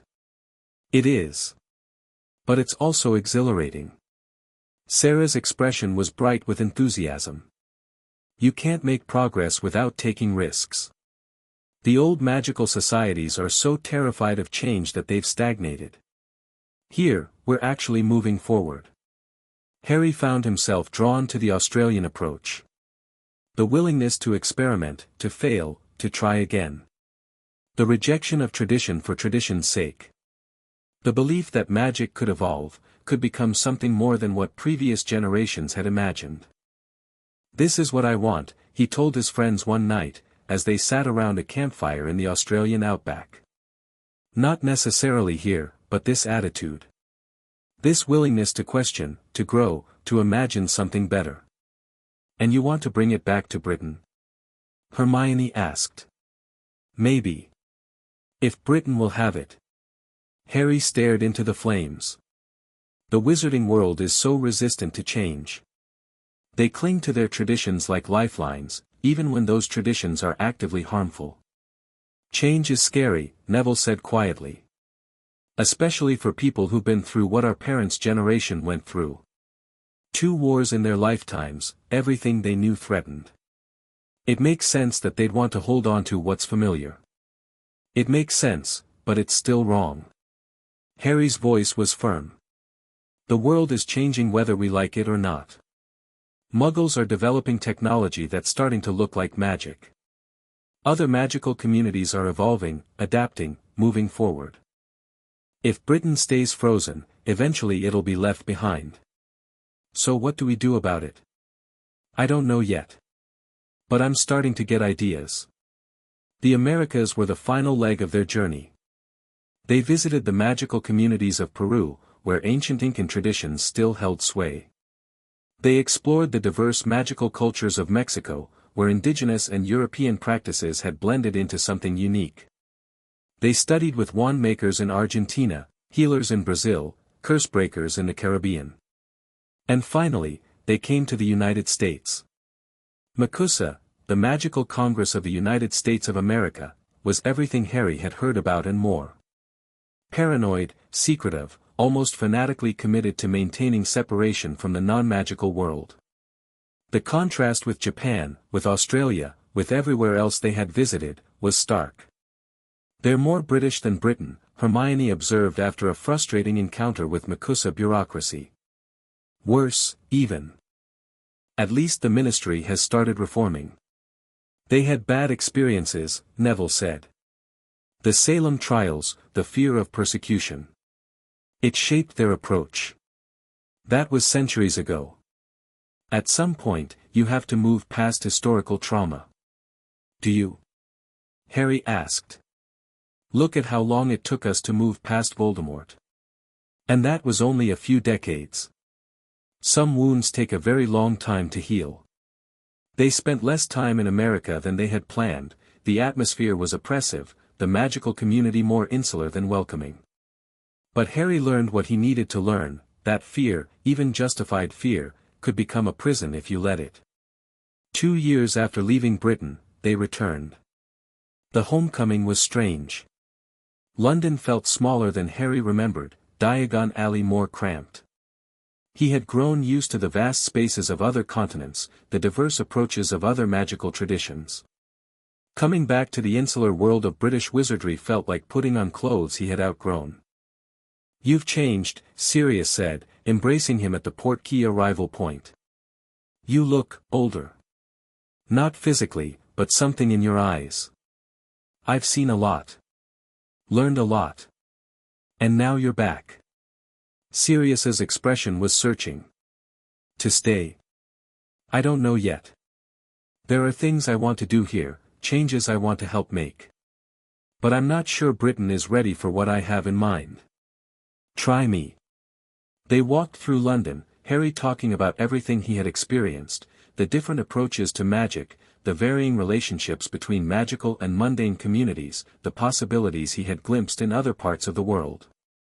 "You want to reform the whole system," Sirius said when he finished.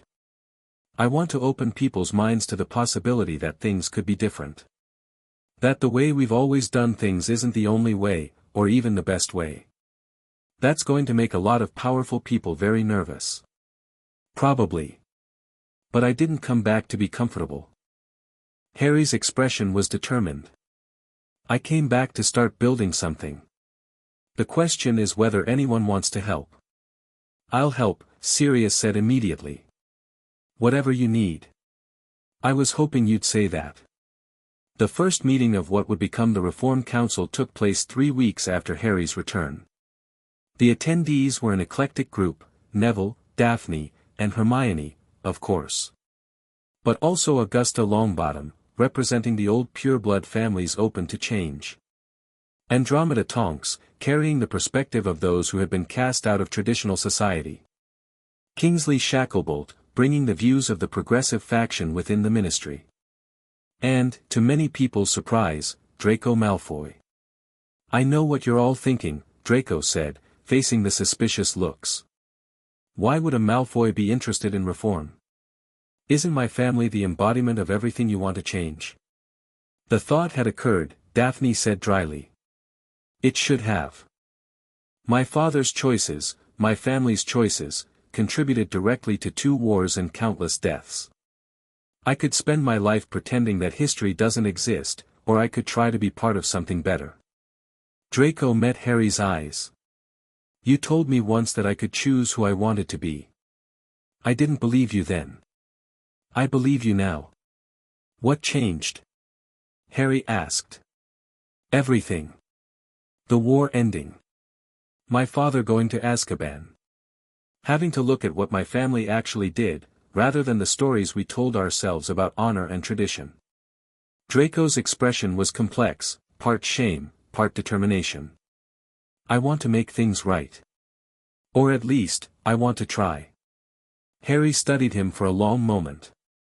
The Draco Malfoy he had known at Hogwarts had been arrogant, prejudiced, the product of generations of pure-blood supremacy. But people could change, Harry himself was proof of that. "Welcome to the council," he said finally. The work began. Not dramatic, world-changing actions, Harry had learned in his travels that such approaches usually caused more problems than they solved. Instead, small initiatives. Gradual shifts. Seeds planted that might take years to grow. They started an exchange program, bringing young witches and wizards from other magical traditions to study in Britain, and sending British students abroad. They funded research into the integration of magical and Muggle technologies. They established dialogue groups where magical and non-magical individuals could learn about each other in controlled, safe environments. "It's slow," Hermione complained after 6 months. "We've barely made any visible progress." "Visible progress isn't the goal," Harry replied. "Deep change is. And deep change takes time. You've become very patient. I've learned that patience isn't about waiting passively. It's about working consistently toward long-term goals, even when the results aren't immediately apparent." "That's very wise. I had good teachers." Harry thought of Fatima in Egypt, Guru Patel in India, Kimura-san in Japan. "And I've made enough mistakes to know what doesn't work." Years passed. The Reform Council grew, its influence spreading gradually through magical Britain. More families joined, attracted by the opportunities or convinced by the successes. The ministry began incorporating some of their ideas into official policy. The resistance that Harry had expected, the backlash from traditional elements, was present but manageable. Harry himself took no official position. He had learned that power was most effective when wielded indirectly, through influence rather than authority. He advised, facilitated, connected people who could help each other. But he never sought titles or formal recognition. "You could be minister," Sirius observed one evening. "Everyone says so. If you ran, you'd win by a landslide." "I know. That's exactly why I won't do it." "Care to explain that logic?" "If I became minister, I'd be trapped. Bound by protocol, limited by precedent, forced to compromise on things that matter. And there would always be people opposing me just because I was in charge, regardless of the merits of my positions." Harry shook his head. "I'm more effective as an outside force. Someone who can push without having to maintain political coalitions. Some would say that's avoiding responsibility. Some would be wrong. The most responsible thing I can do is use my influence as effectively as possible. And that means staying flexible, staying independent, staying free to speak truth to power without being part of that power myself." Sirius regarded him with something like wonder. "You really have changed. The Harry I knew at 14 would have grabbed every bit of power he could get. The Harry you knew at 14 was terrified and compensating. The Harry you know now has learned that there are different kinds of strength." Harry married Daphne in a small ceremony overlooking the sea. Their closest friends attended, Neville and his wife Hannah, Hermione and her partner Victor, Sirius and Andromeda, a handful of others who had been part of their journey. It was nothing like the elaborate pure-blood weddings that Daphne's family tradition would have demanded, and nothing like the public spectacle that Harry's fame would have allowed. It was just them, making promises to each other, witnessed by the people who mattered. "I never thought I'd end up here," Daphne said afterward, as they walked along the shore. "When we first met, I was playing a game, trying to figure out how to position my family for advantage. I never expected to actually fall in love. Neither did I, love wasn't exactly part of my planning. And now? Now I understand that the things worth having usually aren't the things you plan for." Harry took her hand, feeling the warmth of their connection. "You're the best thing that ever happened to me, Daphne. I'm not sure I ever told you that directly. You didn't need to. I could see it." She smiled, the Ice Queen mask long since abandoned. "But it's nice to hear." Children came. James first, named for Harry's father, with his mother's dark hair and his father's green eyes. Then Lily, named for her grandmother, already showing signs of magical ability by the time she was 2. They grew up in a world that was different from the one their parents had known, more open, more connected, more willing to question old assumptions. "Do you ever regret it?" Daphne asked one night, watching their children sleep. "All the compromises we made, all the changes we couldn't implement, all the dreams we had to defer." "Sometimes. But then I look at them, and I remember what we were fighting for." Harry pulled her close. "The world isn't perfect. It never will be. But it's better than it was, and it's going to keep getting better. That's not nothing." "No. It's not nothing at all." Harry lived to see his grandchildren. He watched the magical world continue to evolve, continue to struggle with the tensions between tradition and progress. He saw some of his initiatives flourish and others fail. He saw new challenges arise that he couldn't have predicted, and new leaders emerge to face them. He never stopped working, that wasn't in his nature. But he learned to work differently, to trust others, to accept that his role was not to control everything but to help where he could and let go where he couldn't. On his last night, surrounded by family, he looked back on a life that had begun in a cupboard under the stairs. "No regrets," he murmured. "None?" Daphne asked, holding his hand as she had for decades. "Some. But not the important ones. I did what I could. I tried to leave the world better than I found it." "You did. Everyone knows that." "Do they?" Harry's smile was peaceful. "I'm not sure it matters. What matters is the people who come after. The seeds we planted, and whether they grow. They're growing, love. You can see it everywhere." "Good." His eyes were closing. "That's good."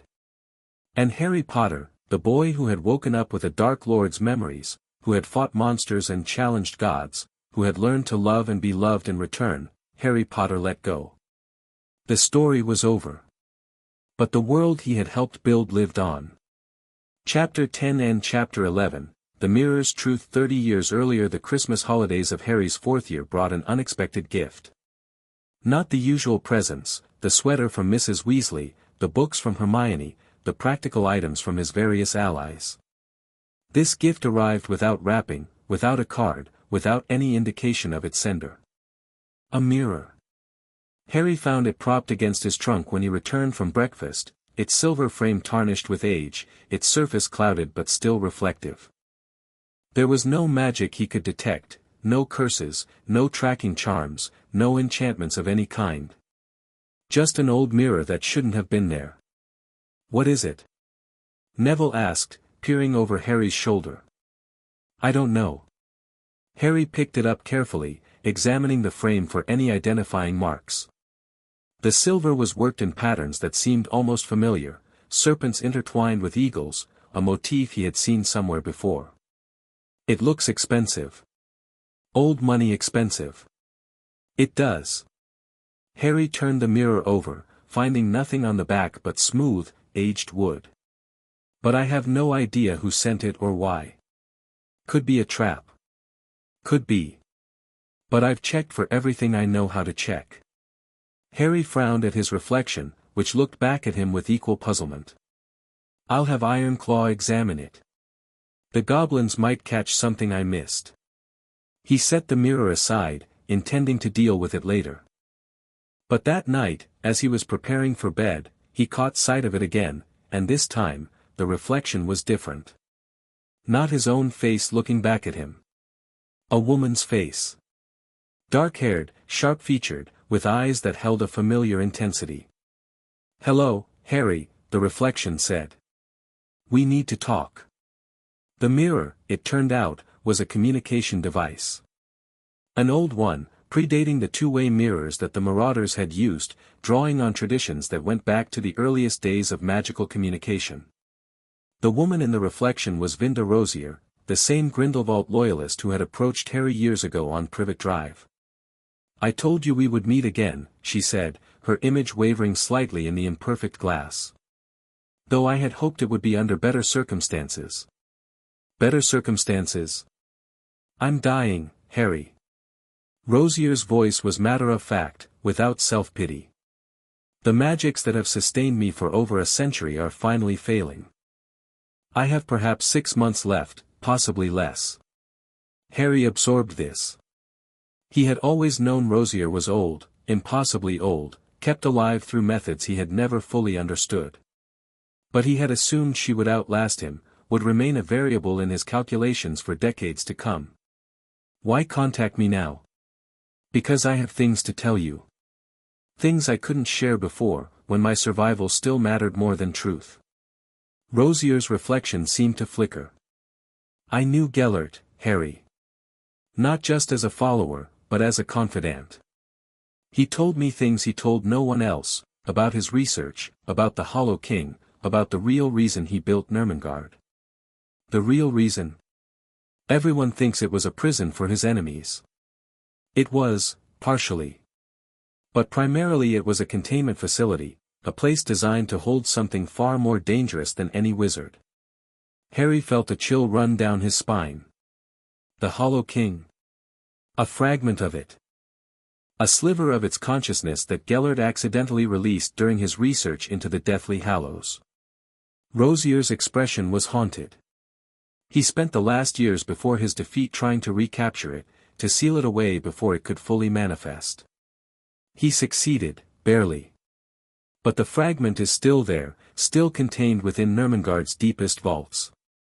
And now you're telling me this because... Because when I die, the wards I've been maintaining will fail. I've been reinforcing Nurmengard's containment for decades, adding my power to the seals Gellert created. Without me, those seals will begin to degrade. Harry's mind raced through the implications. How long until they fail completely? Years, probably. Decades, if we're lucky. But the degradation will accelerate over time, and eventually. Rosier shook her head. The fragment isn't the full Hollow King. But it's enough to cause catastrophic damage if it escapes. So I need to strengthen the seals. You need to do more than that. You need to destroy the fragment entirely, or find a way to permanently contain it. The seals Gellert created were always temporary, a stopgap while he searched for a permanent solution. And he never found one. No. He ran out of time. Rosier's eyes met Harry's through the mirror. But you have resources he didn't. The Deathly Hallows, united under your control. The knowledge you've accumulated from your travels. The allies you've built over the years. You want me to go to Nurmengard. I want you to finish what Gellert started. To close the door he opened, permanently, before something terrible comes through. Harry spent the next 3 months preparing. The tournament continued around him, the second task, the mounting pressure of the competition, but his attention was increasingly focused on the challenge Rosier had revealed. He studied everything he could find about Nurmengard, about containment magic, about the nature of entities like the Hollow King. You're going to need help, Daphne said, reviewing his plans with her usual critical eye. This isn't something you can do alone. I know. But I can't take too many people. Nurmengard's defenses are designed to resist intrusion. A small team has a better chance of getting through than a large force. Who are you thinking? You, obviously. Neville, if he's willing. And... Harry hesitated. Dumbledore. Daphne's eyebrows rose. You trust him enough for something like this?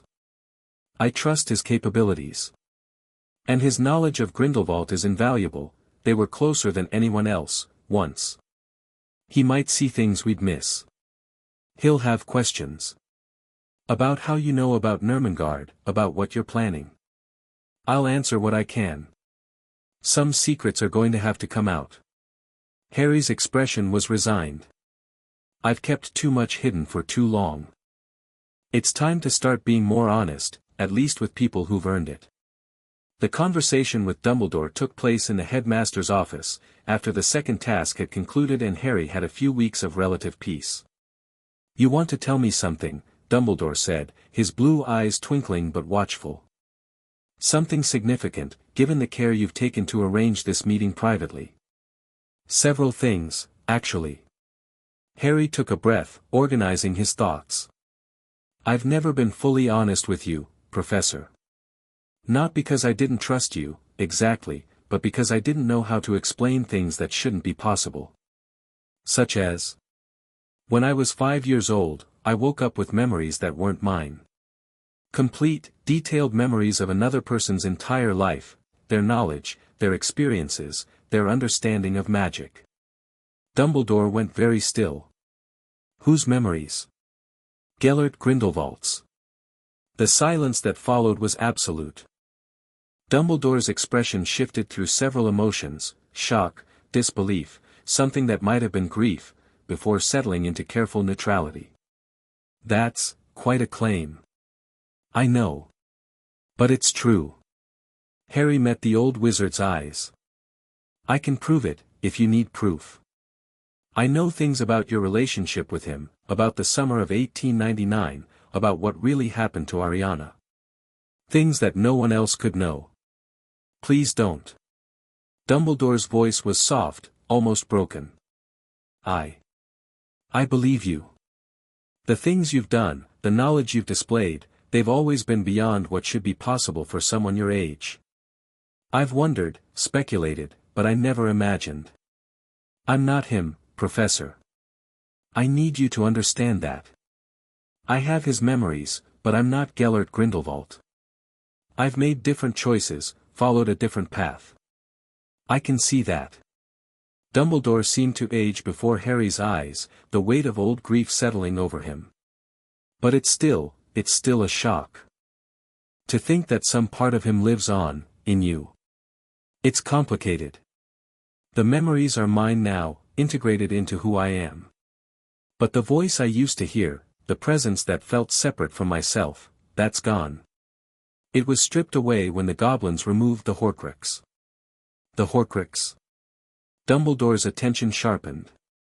You knew about the Horcrux in your scar. I've known for years. It's one of the things I've been working to address. Harry spent the next hour explaining everything, the Horcruxes he'd destroyed, the allies he'd built, the plans he'd laid for defeating Voldemort. By the time he finished, Dumbledore looked like a man who had seen the world turn upside down. I've spent years trying to protect you, he said finally. Keeping you at the Dursleys, managing information, positioning you for the confrontation I knew was coming. And all along, you were doing the same thing, but better, and with knowledge I never imagined you possessed. I'm sorry for the deception. But I didn't know how you'd react, and I couldn't risk you trying to control the situation. No, I understand. Given my history with Gellert, my tendency toward manipulation. Dumbledore shook his head. You were wise to be cautious. I might well have made things worse, if I'd known earlier. There's something else. Harry leaned forward. I need your help. There's a threat at Nurmengard, something Grindelwald contained but couldn't destroy. It's connected to the Hollow King, and it's going to become dangerous soon. The Hollow King. Dumbledore's expression was troubled. Gellert mentioned it, in our last conversation. He said he had made a terrible mistake, that he had touched something that should have remained buried. He did. And now that mistake needs to be corrected. What do you need from me? Your knowledge. Your power. And your willingness to go back to Nurmengard, to face whatever we find there, alongside me. Dumbledore was quiet for a long moment. I've avoided that place for 50 years, he said finally. Every time I considered visiting, I found an excuse not to. Too busy, too painful, too many memories I couldn't face. I know. But sometimes the things we avoid are the things we most need to confront. Wise words. Wiser than I would have expected from a 14-year-old, though I suppose that expectation needs revision. Dumbledore smiled, a small and fragile expression. Very well, Harry. I'll help you. Whatever's waiting at Nurmengard, we'll face it together. They departed 2 weeks after the third task. The team was small, as Harry had planned: himself, Daphne, Neville, and Dumbledore. Sirius had wanted to come, but Harry had persuaded him to remain behind. Someone needed to manage things in Britain, to be ready if anything went wrong. Nurmengard was located in the Austrian Alps, hidden from Muggle eyes by ancient wards that predated Grindelwald's occupation. The fortress loomed against the mountain sky, black stone towers reaching toward clouds that seemed permanently angry. "I've seen pictures," Neville said quietly. "But they don't capture it. They never do." Dumbledore's voice was distant, his eyes fixed on the fortress. "I remember when he first showed me the plans. We were so young, so full of ideas. He said it would be a school, a place where wizards could learn the old magics without interference from small-minded authorities. And instead it became a prison. Instead it became many things. A headquarters, a fortress, a symbol of everything that went wrong." Dumbledore shook himself, returning to the present. "But that's ancient history. Let's focus on what we're here to do." The outer defenses were formidable but not insurmountable. Harry's knowledge of Grindelwald's ward work, combined with Dumbledore's raw power and decades of experience, allowed them to navigate the maze of protections that surrounded the fortress. They moved through chambers that had once held Grindelwald's followers, past cells where his enemies had languished, into depths that even the current administration of the prison had never explored. "The fragment is contained in the lowest vault," Harry explained as they descended another spiral staircase. Grindelwald built the entire fortress around it, layers of containment, each one designed to slow the fragment's escape if the inner seals failed. "How did you know about this?" Neville asked. "Rosier told me some. The rest came from Grindelwald's memories, though they're fragmentary here, incomplete. He deliberately avoided thinking about the fragment too clearly, afraid that attention itself might feed it. That's concerning. Everything about this situation is concerning." They reached the final door, massive, black iron, covered in runes that seemed to writhe and twist when Harry tried to look at them directly. "This is as far as I've ever come," Dumbledore said quietly. "When I took the Elder Wand from Gellert, I could feel something beyond this door. Something that made me very grateful the barrier held. It's still holding. But just barely." Harry placed his hand on the door, feeling the wards that protected it. "Rosier's power has been the only thing keeping it stable for decades. Without her reinforcement. Then we'd better get started." Daphne stepped up beside him. "What's the plan?" "We go in. We assess the fragment. And then we either destroy it or find a way to contain it permanently." Harry drew the Elder Wand. He had reclaimed it for this mission, needing every bit of power available. "Stay behind me. If anything goes wrong, get out and seal the door from the outside." "We're not leaving you," Neville said firmly. "I'm not asking you to.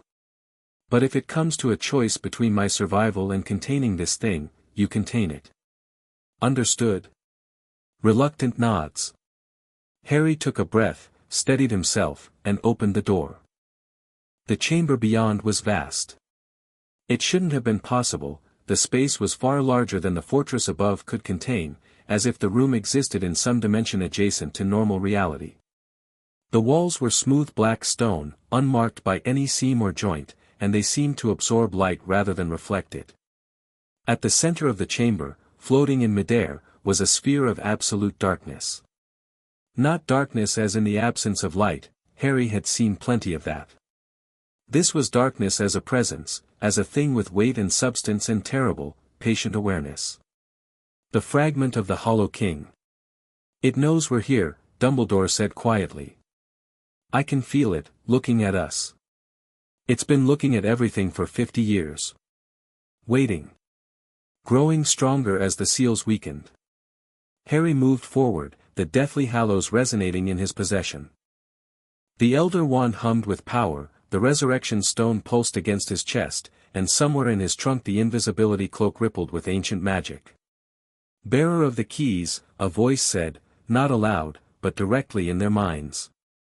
"You come at last. I have been expecting you."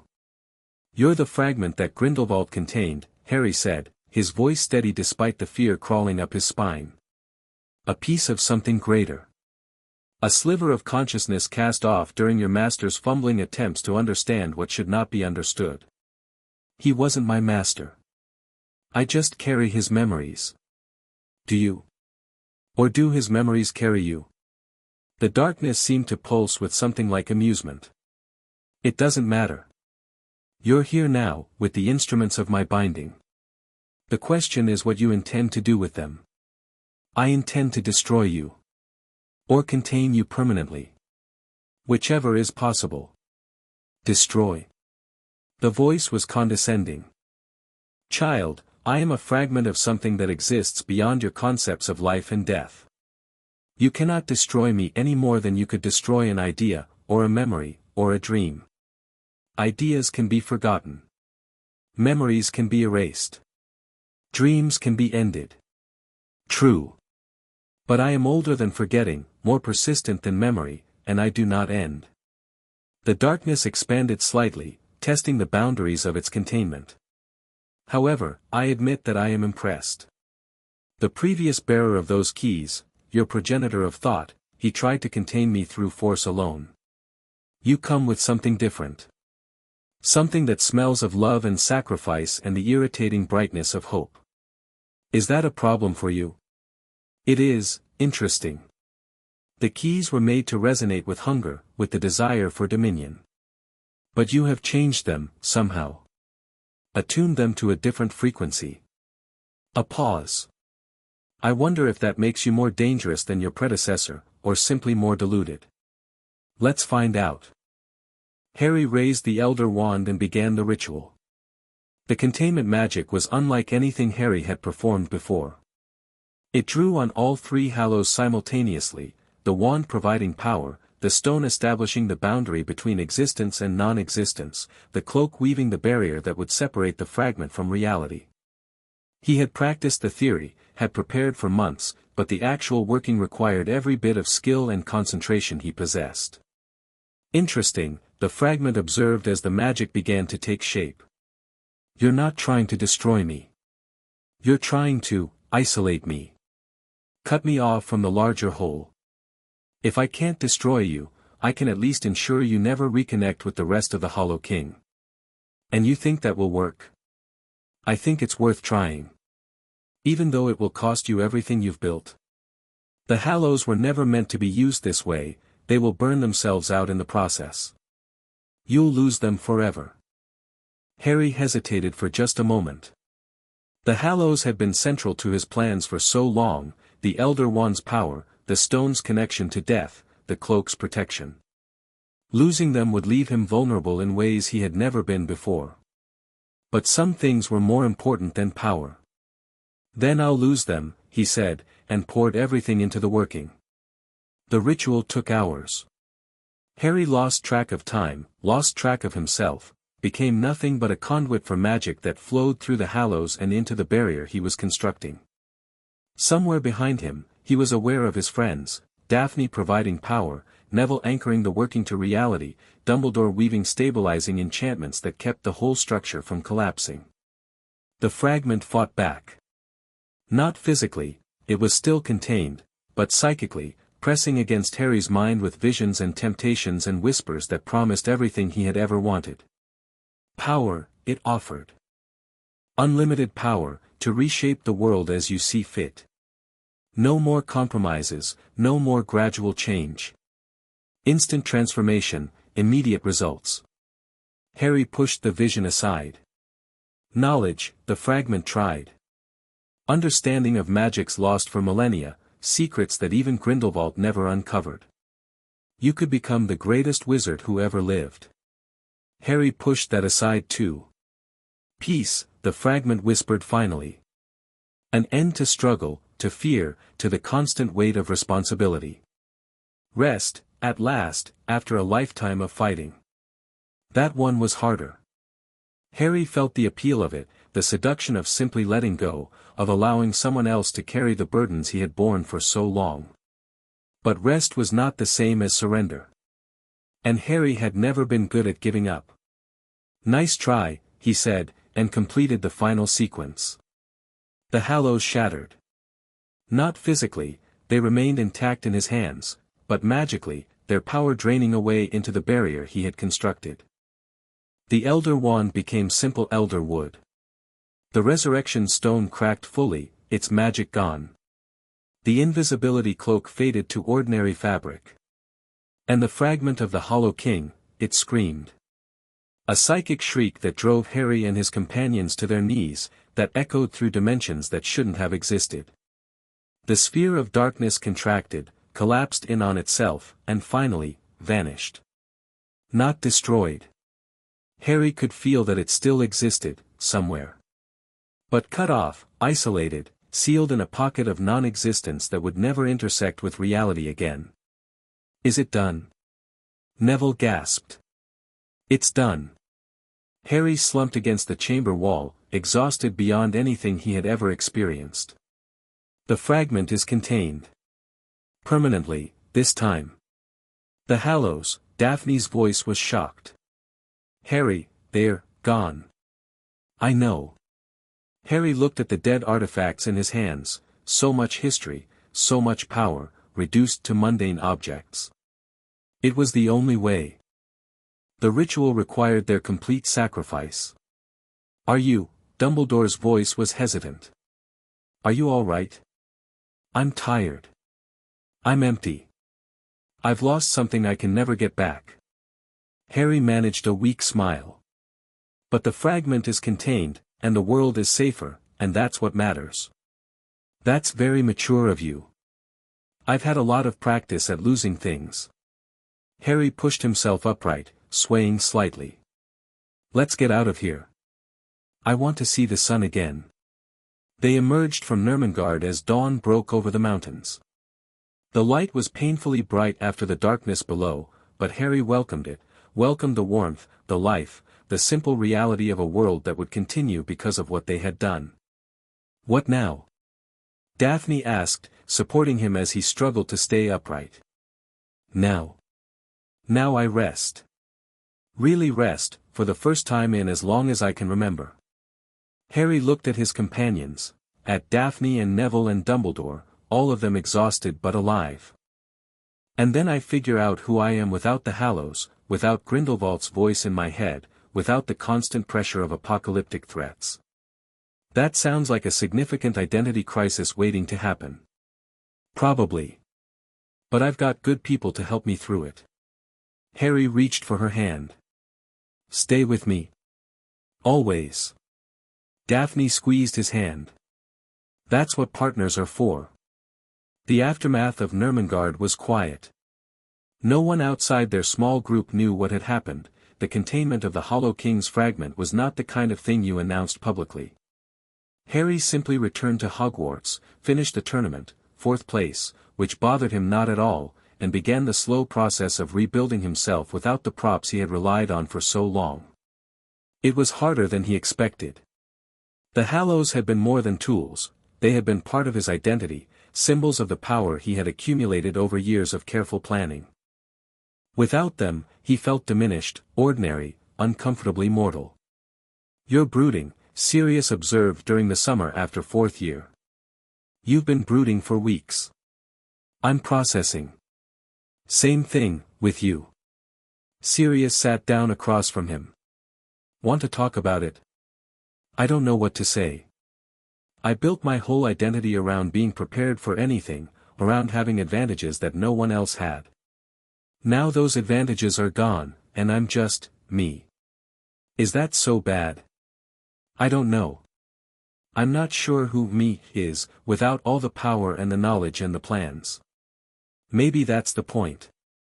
Sirius's expression was kind. You've spent your whole life being exceptional. Fighting dark lords, containing ancient evils, shaping the world according to your will. Maybe it's time to learn how to just be a person. I'm not sure I know how. Then learn. That's what the rest of us had to do. Sirius smiled. You're not alone, Harry.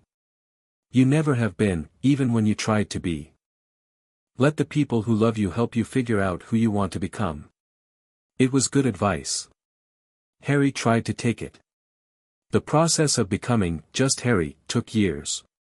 He had to unlearn habits of manipulation and control that had become second nature. He had to stop treating every relationship as a strategic calculation, every conversation as an information-gathering exercise. He had to accept that he couldn't fix everything, couldn't prepare for every contingency, couldn't carry the weight of the world on his shoulders. It was humbling. It was painful. It was also, in its own way, liberating. "You laugh more," Hermione observed one day, years later. "You never used to laugh." "I never used to have anything to laugh about." "That's not true. You had us. You had victories, successes, people who cared about you." "I know. But I couldn't appreciate them properly. I was always looking ahead to the next threat, the next challenge." "Now." Harry shrugged. "Now I'm learning to live in the present. It's nice. It suits you." "I think so too." Chapter 11 and Chapter 12, Masks upon Masks. The years between Ermengarde and Voldemort's final defeat were filled with a different kind of warfare. Not the dramatic confrontations Harry had grown accustomed to, the battles against trolls and basilisks and ancient horrors. This was subtler, more insidious. A war of perception, of positioning, of carefully managed revelations and strategic silences. Because the wizarding world had noticed that Harry Potter was changing.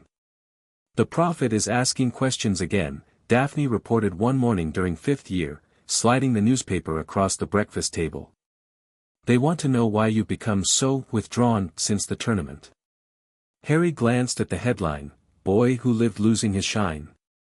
Inside sources reveal Potter's strange behavior." Let them wonder. That's easy to say. But the speculation is getting wilder. Some people think you've been cursed. Others think you're possessed. A few are suggesting you've gone dark. The irony of that last one is almost amusing. It's not amusing when it starts affecting your allies. Daphne's expression was serious.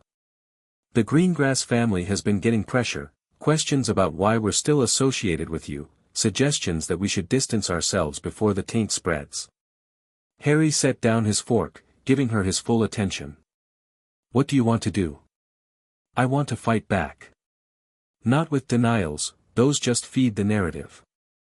We need to give them something else to focus on.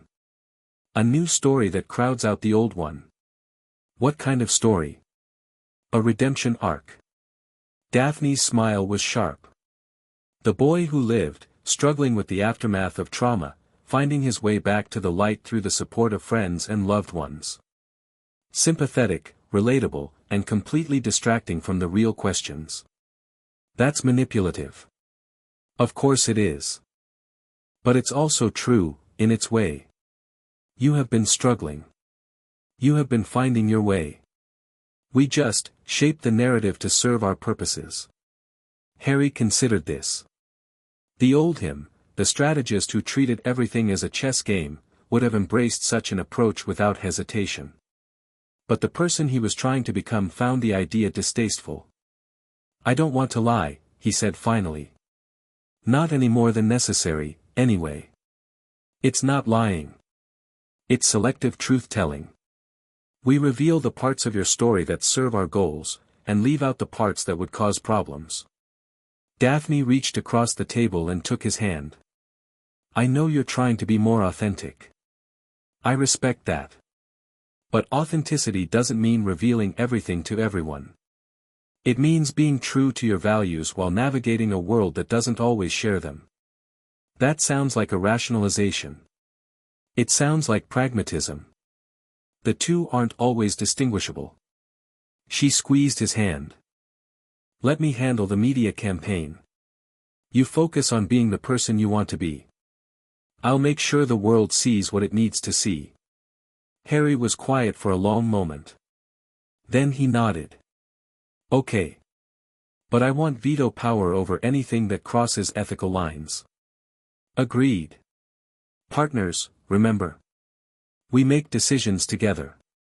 The media campaign was remarkably effective. Daphne planted stories through carefully cultivated contacts, hints about Harry's struggles, about the weight of expectations, about the courage it took to keep fighting despite everything. She arranged sympathetic interviews with journalists who could be trusted to stay on message. She coordinated with other families in their network to present a unified front of support. Within months, the narrative had shifted. Harry Potter wasn't losing his shine, he was heroically battling personal demons while continuing to protect the wizarding world. The same people who had whispered about his strange behavior were now praising his resilience. "It's remarkable," Hermione said, reviewing the coverage. "Public opinion has completely reversed. You've gone from suspicious figure to tragic hero in less than a year. Daphne's doing, not mine.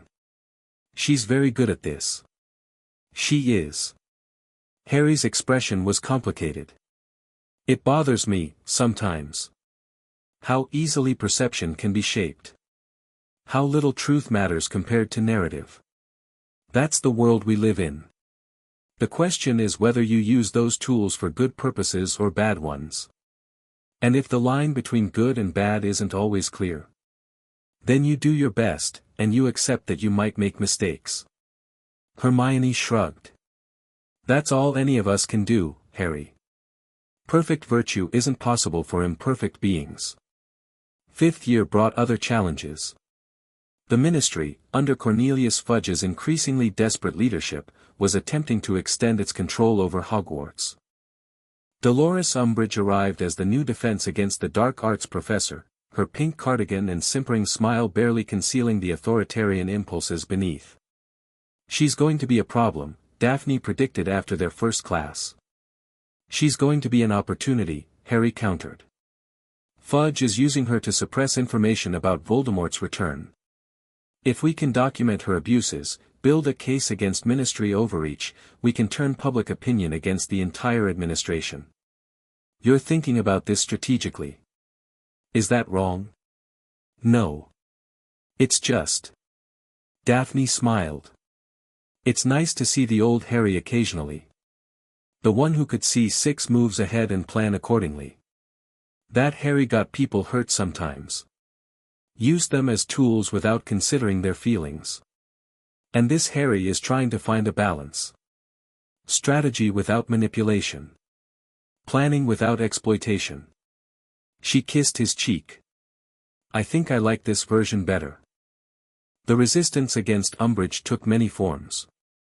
Harry organized a secret defense group, Dumbledore's Army, though he wasn't entirely comfortable with the name, to teach students the practical magic that Umbridge's ministry-approved curriculum refused to include. He documented her use of blood quills and other cruel punishments, building evidence that would eventually be used against her. He coordinated with allies in the Wizengamot to prepare for the moment when Fudge's administration could be challenged. But he also tried to do something he had never done before, reach out to Umbridge herself. "You're going to what?" Neville asked, his expression incredulous. "Talk to her. Try to understand her perspective." "Harry, she's a sadist. She enjoys hurting students. Maybe. Or maybe she's a frightened person clinging to order and authority because she doesn't know any other way to feel safe." Harry shrugged. "I've spent my whole life treating enemies as problems to be defeated. I want to try something different. And if she doesn't respond to kindness, then I'll defeat her anyway. But at least I'll know I tried." The conversation with Umbridge took place in her office, surrounded by plates with moving kitten images that somehow managed to be deeply unsettling. "Professor Umbridge," Harry said, accepting the tea she offered with practiced courtesy. "Thank you for seeing me." "Of course, Mr. Potter. I always have time for students who show proper respect for authority." Her smile was saccharine and entirely false. "Though I must admit, I'm surprised you requested this meeting. You haven't seemed particularly cooperative since my arrival. I've been thinking about that. About why I've been so resistant to the Ministry's involvement at Hogwarts." "Oh." Umbridge's eyes sharpened with interest. "And what conclusions have you reached?" "That I was wrong. Not about everything, I still believe Voldemort has returned, and I think the Ministry's denial is dangerous. But I was wrong to assume that everyone who disagreed with me was an enemy. That's a very mature realization, Mr. Potter. I'm trying to grow up. To move past the reflexive hostility that characterized my earlier years. Harry met her eyes directly. I know you believe you're doing the right thing, Professor. Protecting students from dangerous ideas, maintaining order in a chaotic world. I don't agree with your methods, but I understand the impulse behind them. Umbridge's expression flickered, surprise, perhaps, or suspicion. You're saying you understand me? I'm saying I want to. I've spent too much of my life fighting without trying to understand my opponents first. I'd like to change that. A long pause. Umbridge studied him with something that might have been uncertainty, an unusual expression for a woman who seemed to treat doubt as a personal weakness. You're very different from what I expected, Mr. Potter. The reports painted you as an arrogant, attention-seeking troublemaker. Reports can be misleading. People are more complicated than the stories told about them. Indeed they are. Umbridge sipped her tea, her manner thoughtful. I won't pretend that this conversation has changed my position, Mr. Potter. The Ministry's policies are correct, and I will continue to implement them. But I appreciate your willingness to engage respectfully. That's all I can ask for, Professor. They talked for another hour. Harry learned things about Umbridge he hadn't known, her difficult childhood, her constant struggle for recognition in a ministry that valued blood status over competence, her genuine belief that order and hierarchy were necessary to prevent chaos. None of it excused her cruelty. But it helped Harry see her as a person rather than just an obstacle. Did it work? Daphne asked afterward. Depends on what you mean by work. Harry sat down heavily, exhausted in a way that had nothing to do with physical effort. I understand her better now. But I don't think she's going to change. So it was pointless? I don't know. Maybe. Harry stared at the ceiling. But I feel better for having tried. For treating her like a human being, even if she doesn't extend the same courtesy to others. That's very noble of you. It's not about being noble. It's about being the person I want to be, regardless of how others behave. Harry smiled tiredly. The old me would have seen her as an enemy to be neutralized. The new me tries to see her as a person to be understood. I'm not sure which approach is more effective, but I know which one lets me sleep better at night. And that matters to you now? Sleep. It matters a lot, actually. I spent years running on adrenaline and paranoia. I'd like to try something different. Umbridge's regime ended not with dramatic confrontation but with gradual erosion. The evidence Harry had collected made its way to sympathetic members of the Wizengamot. Parents complained about their children's treatment. Other professors quietly undermined her authority. And when Fudge's government finally collapsed under the weight of its own denial, Umbridge went with it. You could have brought her down faster, Neville observed. If you'd used the same tactics she did. Probably. But then I would have become something I didn't want to be. Harry watched the sunset from the astronomy tower, feeling something he hadn't felt in a long time, peace. The world is full of people who think the ends justify the means. I've been one of them, for most of my life. I'm trying to learn a different way. Is it working? Ask me again in 10 years. I'll let you know. Sixth year brought Voldemort's return into the open. The attack on the Ministry, the public confirmation of what Harry had been warning about for years, the sudden shift from denial to panic. Harry watched the wizarding world struggle to accept what he had known for so long, and felt nothing much at all. You're not gloating, Hermione noted. I expected at least a little, I told you so. What would be the point? People weren't ready to hear the truth. Now they are. The important thing is what we do with this moment. And what do? We help them. Not because they deserve it, many of them don't, but because helping is what we're here for. Harry stood, rolling his shoulders. The war is going to get worse before it gets better. People are going to be scared, angry, desperate for someone to blame. Our job is to give them hope instead. That sounds exhausting. It will be. But it's also necessary. Harry managed a smile. Besides, I've been resting for 2 years. I think I'm ready to start working again. The war that followed was brutal. Voldemort, fully restored, launched a campaign of terror that made the First War look like a prelude. Death Eaters struck without warning, killing indiscriminately, spreading fear through every corner of magical Britain. The Ministry, still recovering from Fudge's collapse, struggled to mount an effective response. And Harry, who had spent years preparing for this moment, found himself playing a different role than he had imagined. Not the general, commanding forces from behind the lines. Not the assassin, striking at key targets with surgical precision. Instead, he became something simpler, a symbol of resistance. He appeared at raids, not to fight but to evacuate civilians. He visited hospitals, comforting the wounded and their families. He spoke at funerals, honoring the dead without sugarcoating the reality of what they faced. "You're not fighting," Sirius observed after one such appearance. "Not the way you used to. I'm fighting differently. The old way, the strategic way, it treats war as a problem to be solved. But war is more than strategy. It's people suffering, grieving, trying to find meaning in senseless violence. And you think comforting people is more important than defeating Voldemort? I think they're both important. And I think there are others who can handle the military side better than me right now." Harry's expression was tired but peaceful. "I've done my share of killing, Sirius. I've made the hard decisions, pulled the triggers, accepted the moral compromises that victory requires. But someone needs to remember why we're fighting in the first place. So you're becoming, what? A chaplain? Something like that. A reminder that we're fighting for life, not just against death." The final battle came sooner than anyone expected. Voldemort, growing desperate as his forces were systematically dismantled, launched an all-out assault on Hogwarts, the symbolic heart of magical Britain, the place where generations of witches and wizards had learned their craft.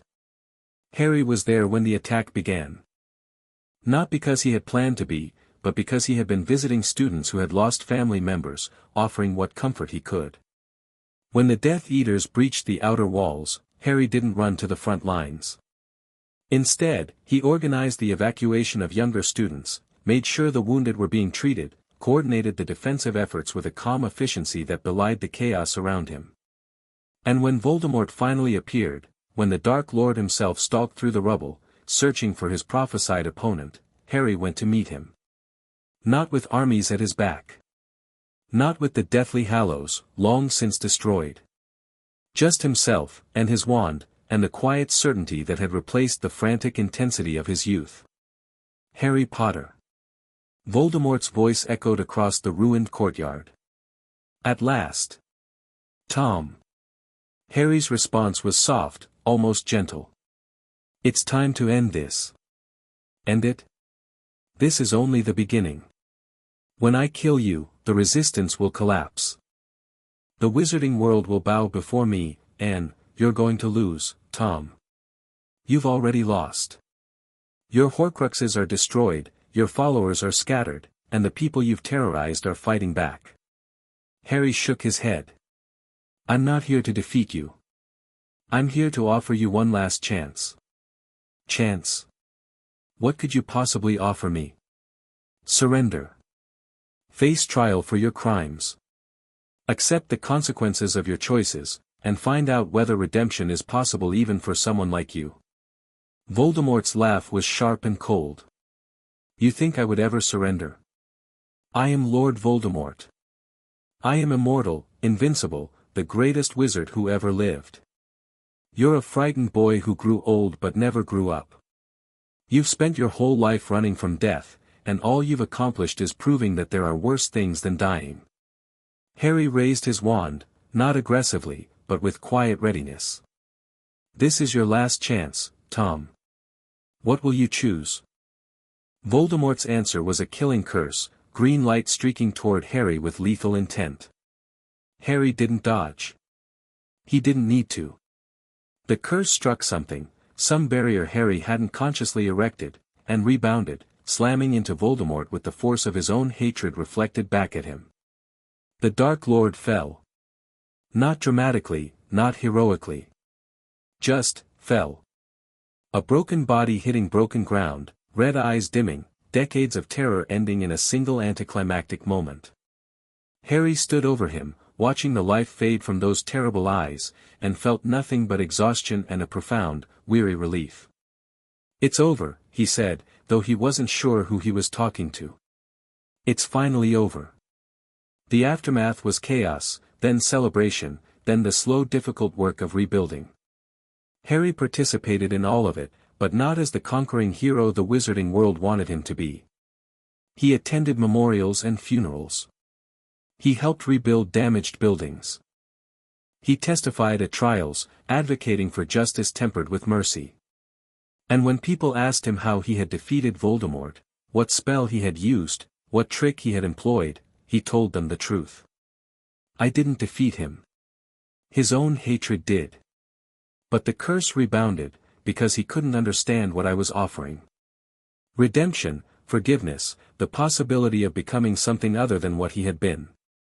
He rejected it so completely that his rejection became his destruction." "That doesn't make sense." "No," Harry agreed. "It doesn't. But then again, love rarely does."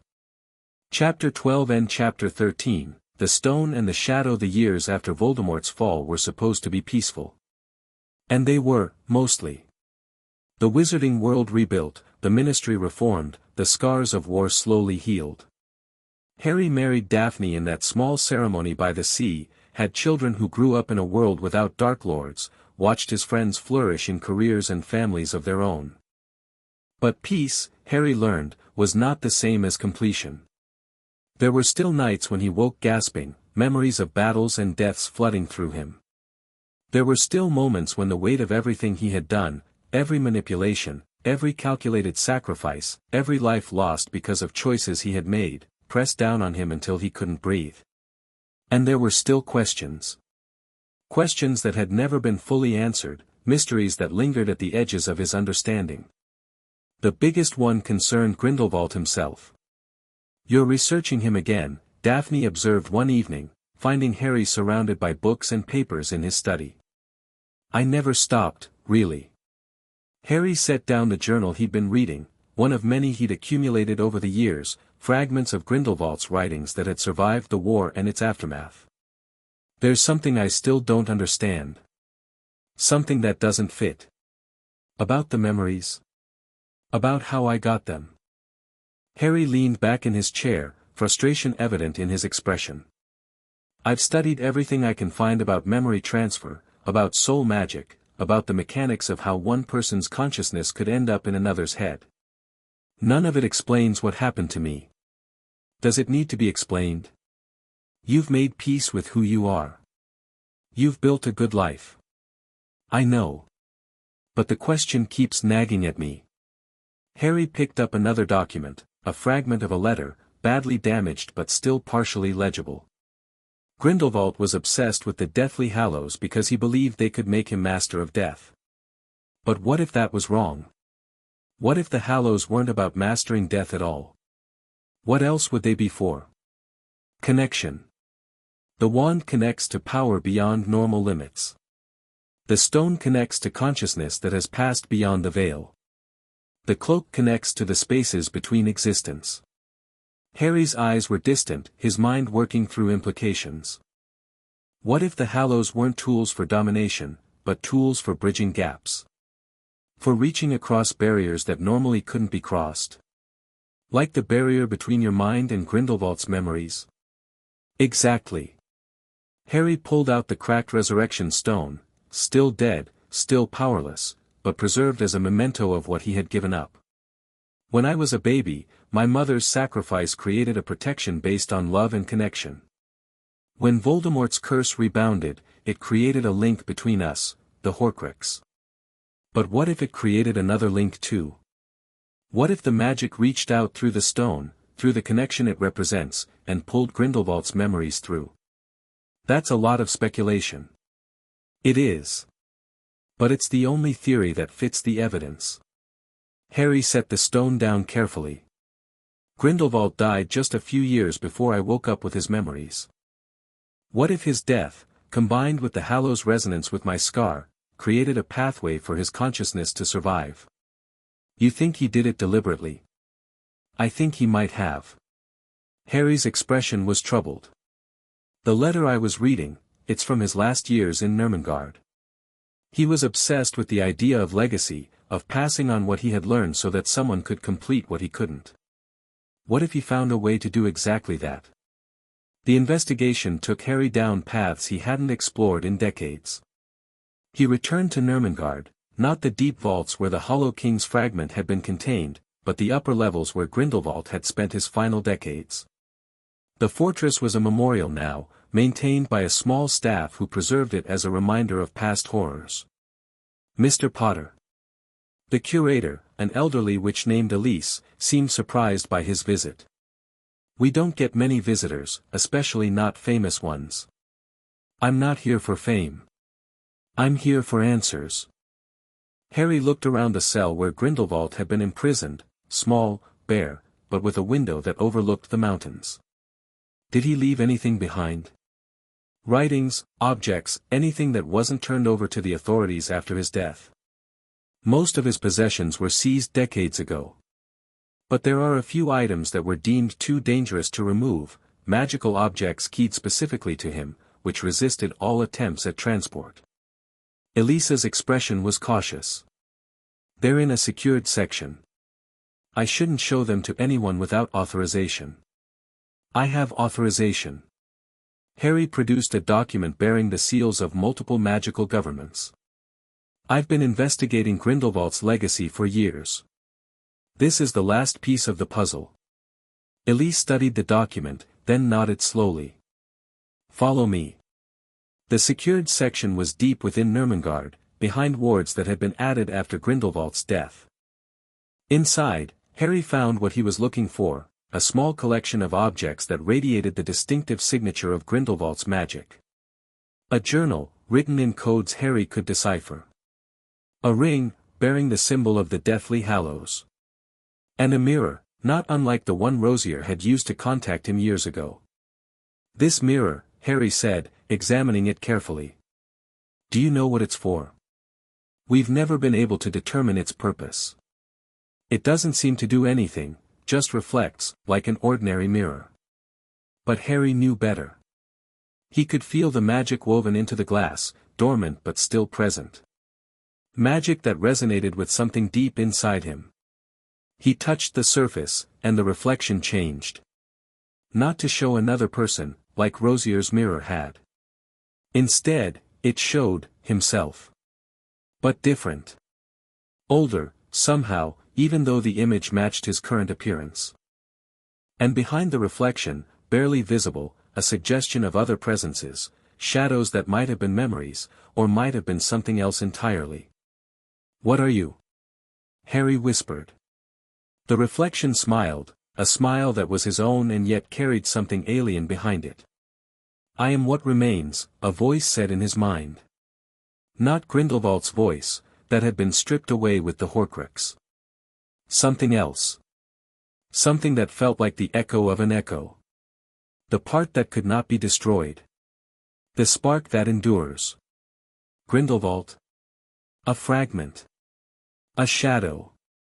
What is left when a soul passes through death but leaves something behind? The present seemed to shimmer, struggling to maintain coherence. I waited. For so long, I waited. Hoping you would come. Why? Because you needed to understand. What was done to you, what I did to you, it was not an accident. It was a choice. Harry felt a chill run down his spine. You chose to put your memories in my head. I chose to give you the tools you would need. The knowledge, the experience, the understanding that would allow you to face what was coming. The shadow seemed to flicker with something like regret. I knew the Hollow King would stir. I knew Voldemort's madness would weaken the seals. Someone needed to be ready, and I was dying. Running out of time. So you used me. I gave you what I had. It was the only gift I could offer.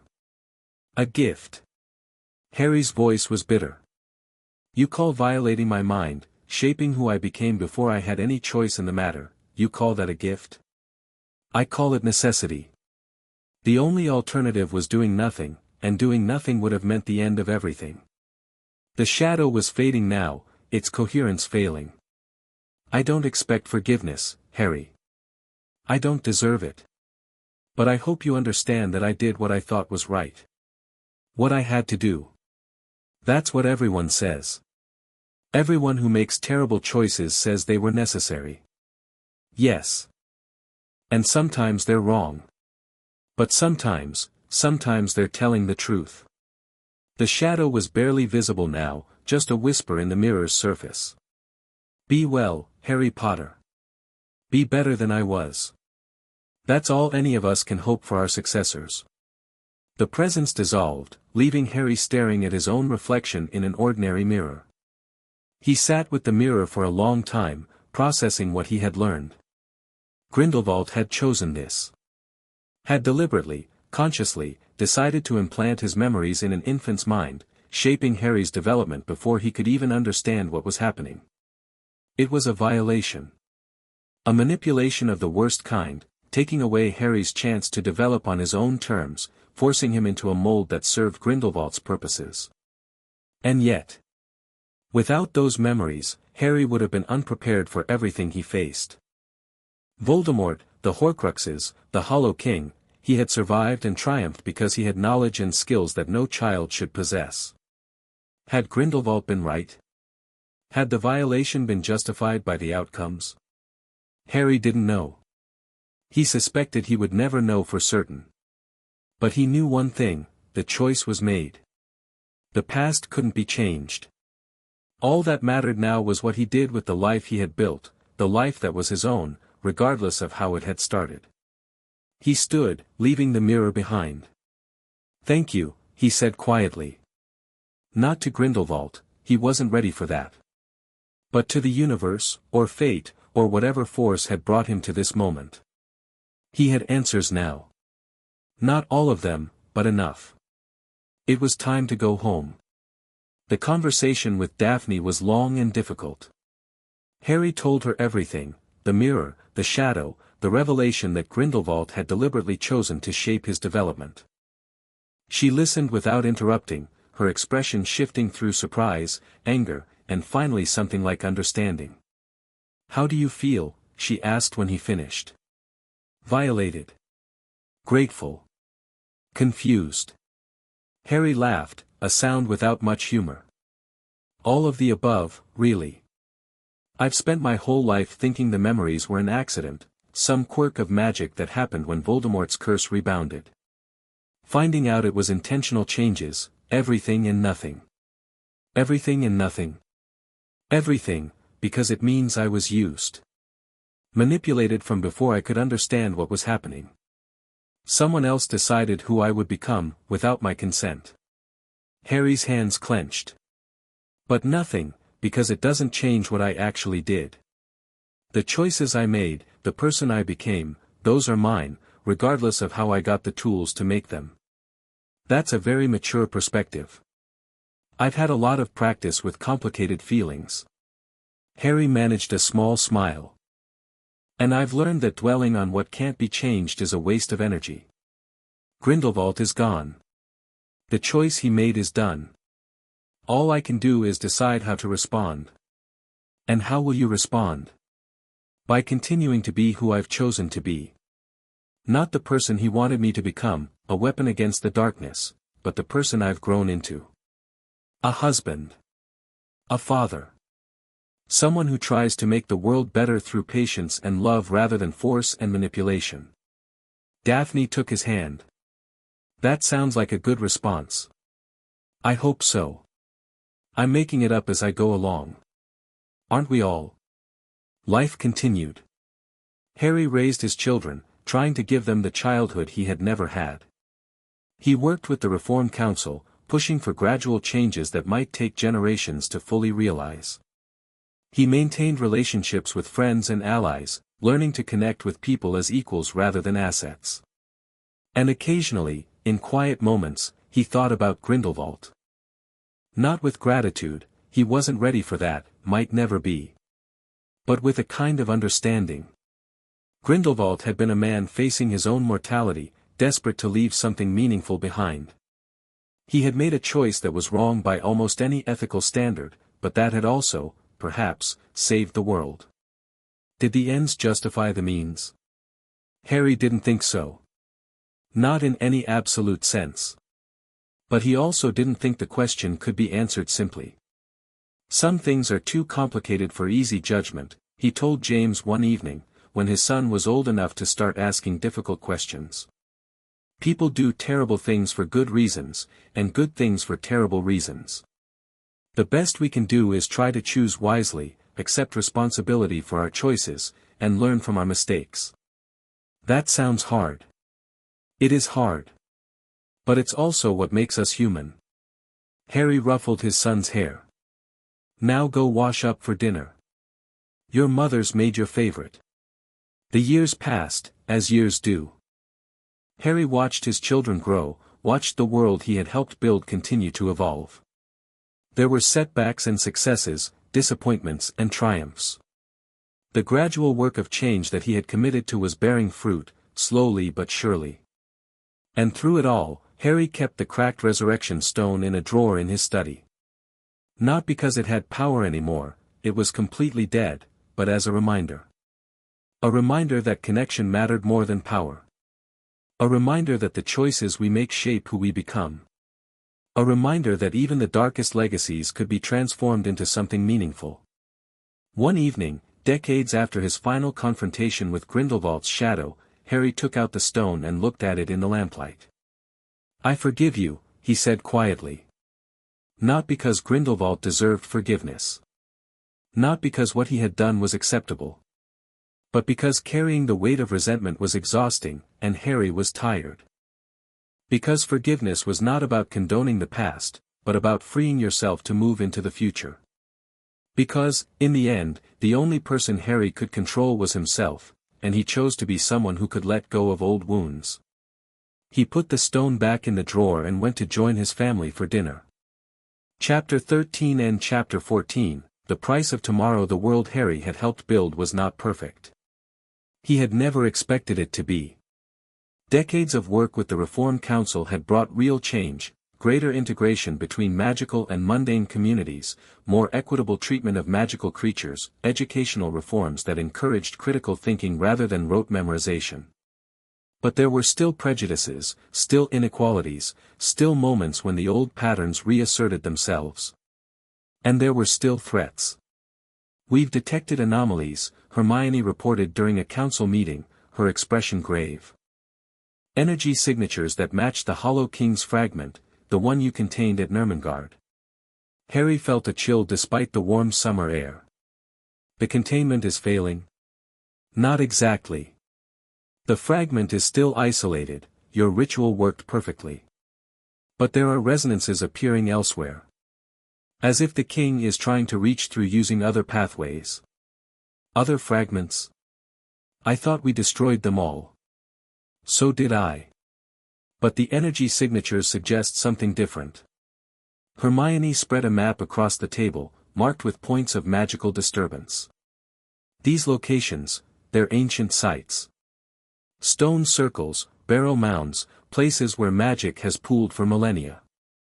Something is stirring in all of them simultaneously. The seals, Harry murmured, understanding dawning. The Hollow King isn't trying to break through the containment I created. It's trying to weaken the original seals, the ones that were created before Grindelwald ever touched the Hallows. Can it do that? I don't know. The original seals were created by wizards who gave their lives to cage the king. They should be impervious to anything the king itself could do. Harry studied the map, his mind working through possibilities. Unless something changed. Unless there's a factor we haven't accounted for. Like what? Like the damage Voldemort's Horcruxes did to reality. I always assumed that destroying the Horcruxes and containing the fragment was enough. But what if the wounds they created are still festering? What if the scars on reality are providing pathways that didn't exist before? The implications were terrifying. If the original seals were weakening, if the Hollow King was finding ways to reach through despite everything Harry had done, then the threat wasn't over at all. It had only been delayed.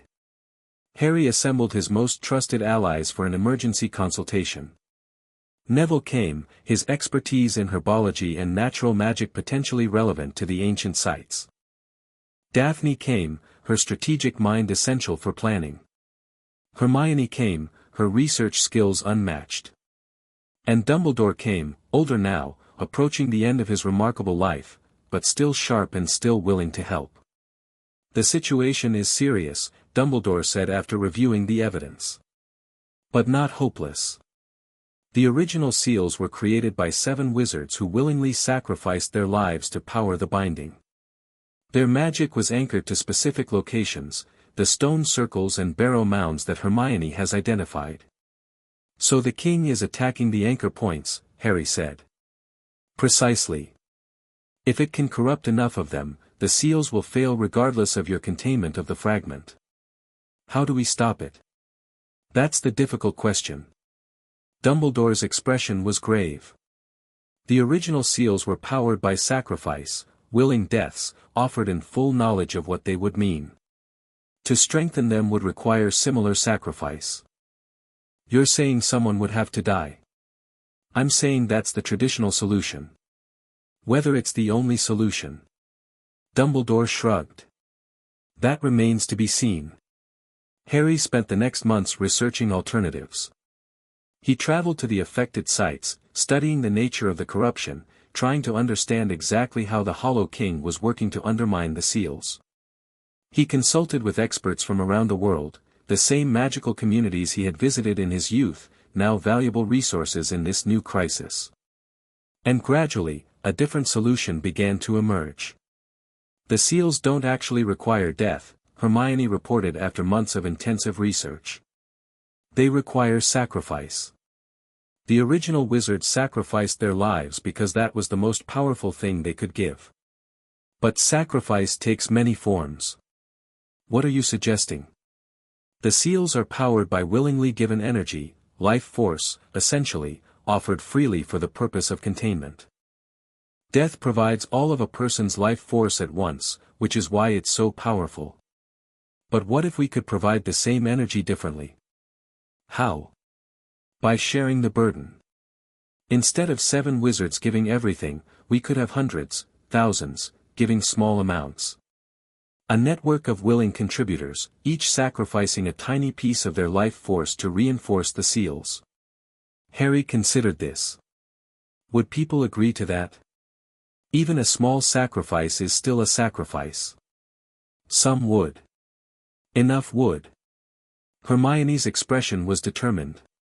The magical world has changed since the first seals were created. People understand the stakes better. They've seen what happens when threats are ignored or denied. If we explain what's needed, I think we'd find more volunteers than we need. And if we're wrong?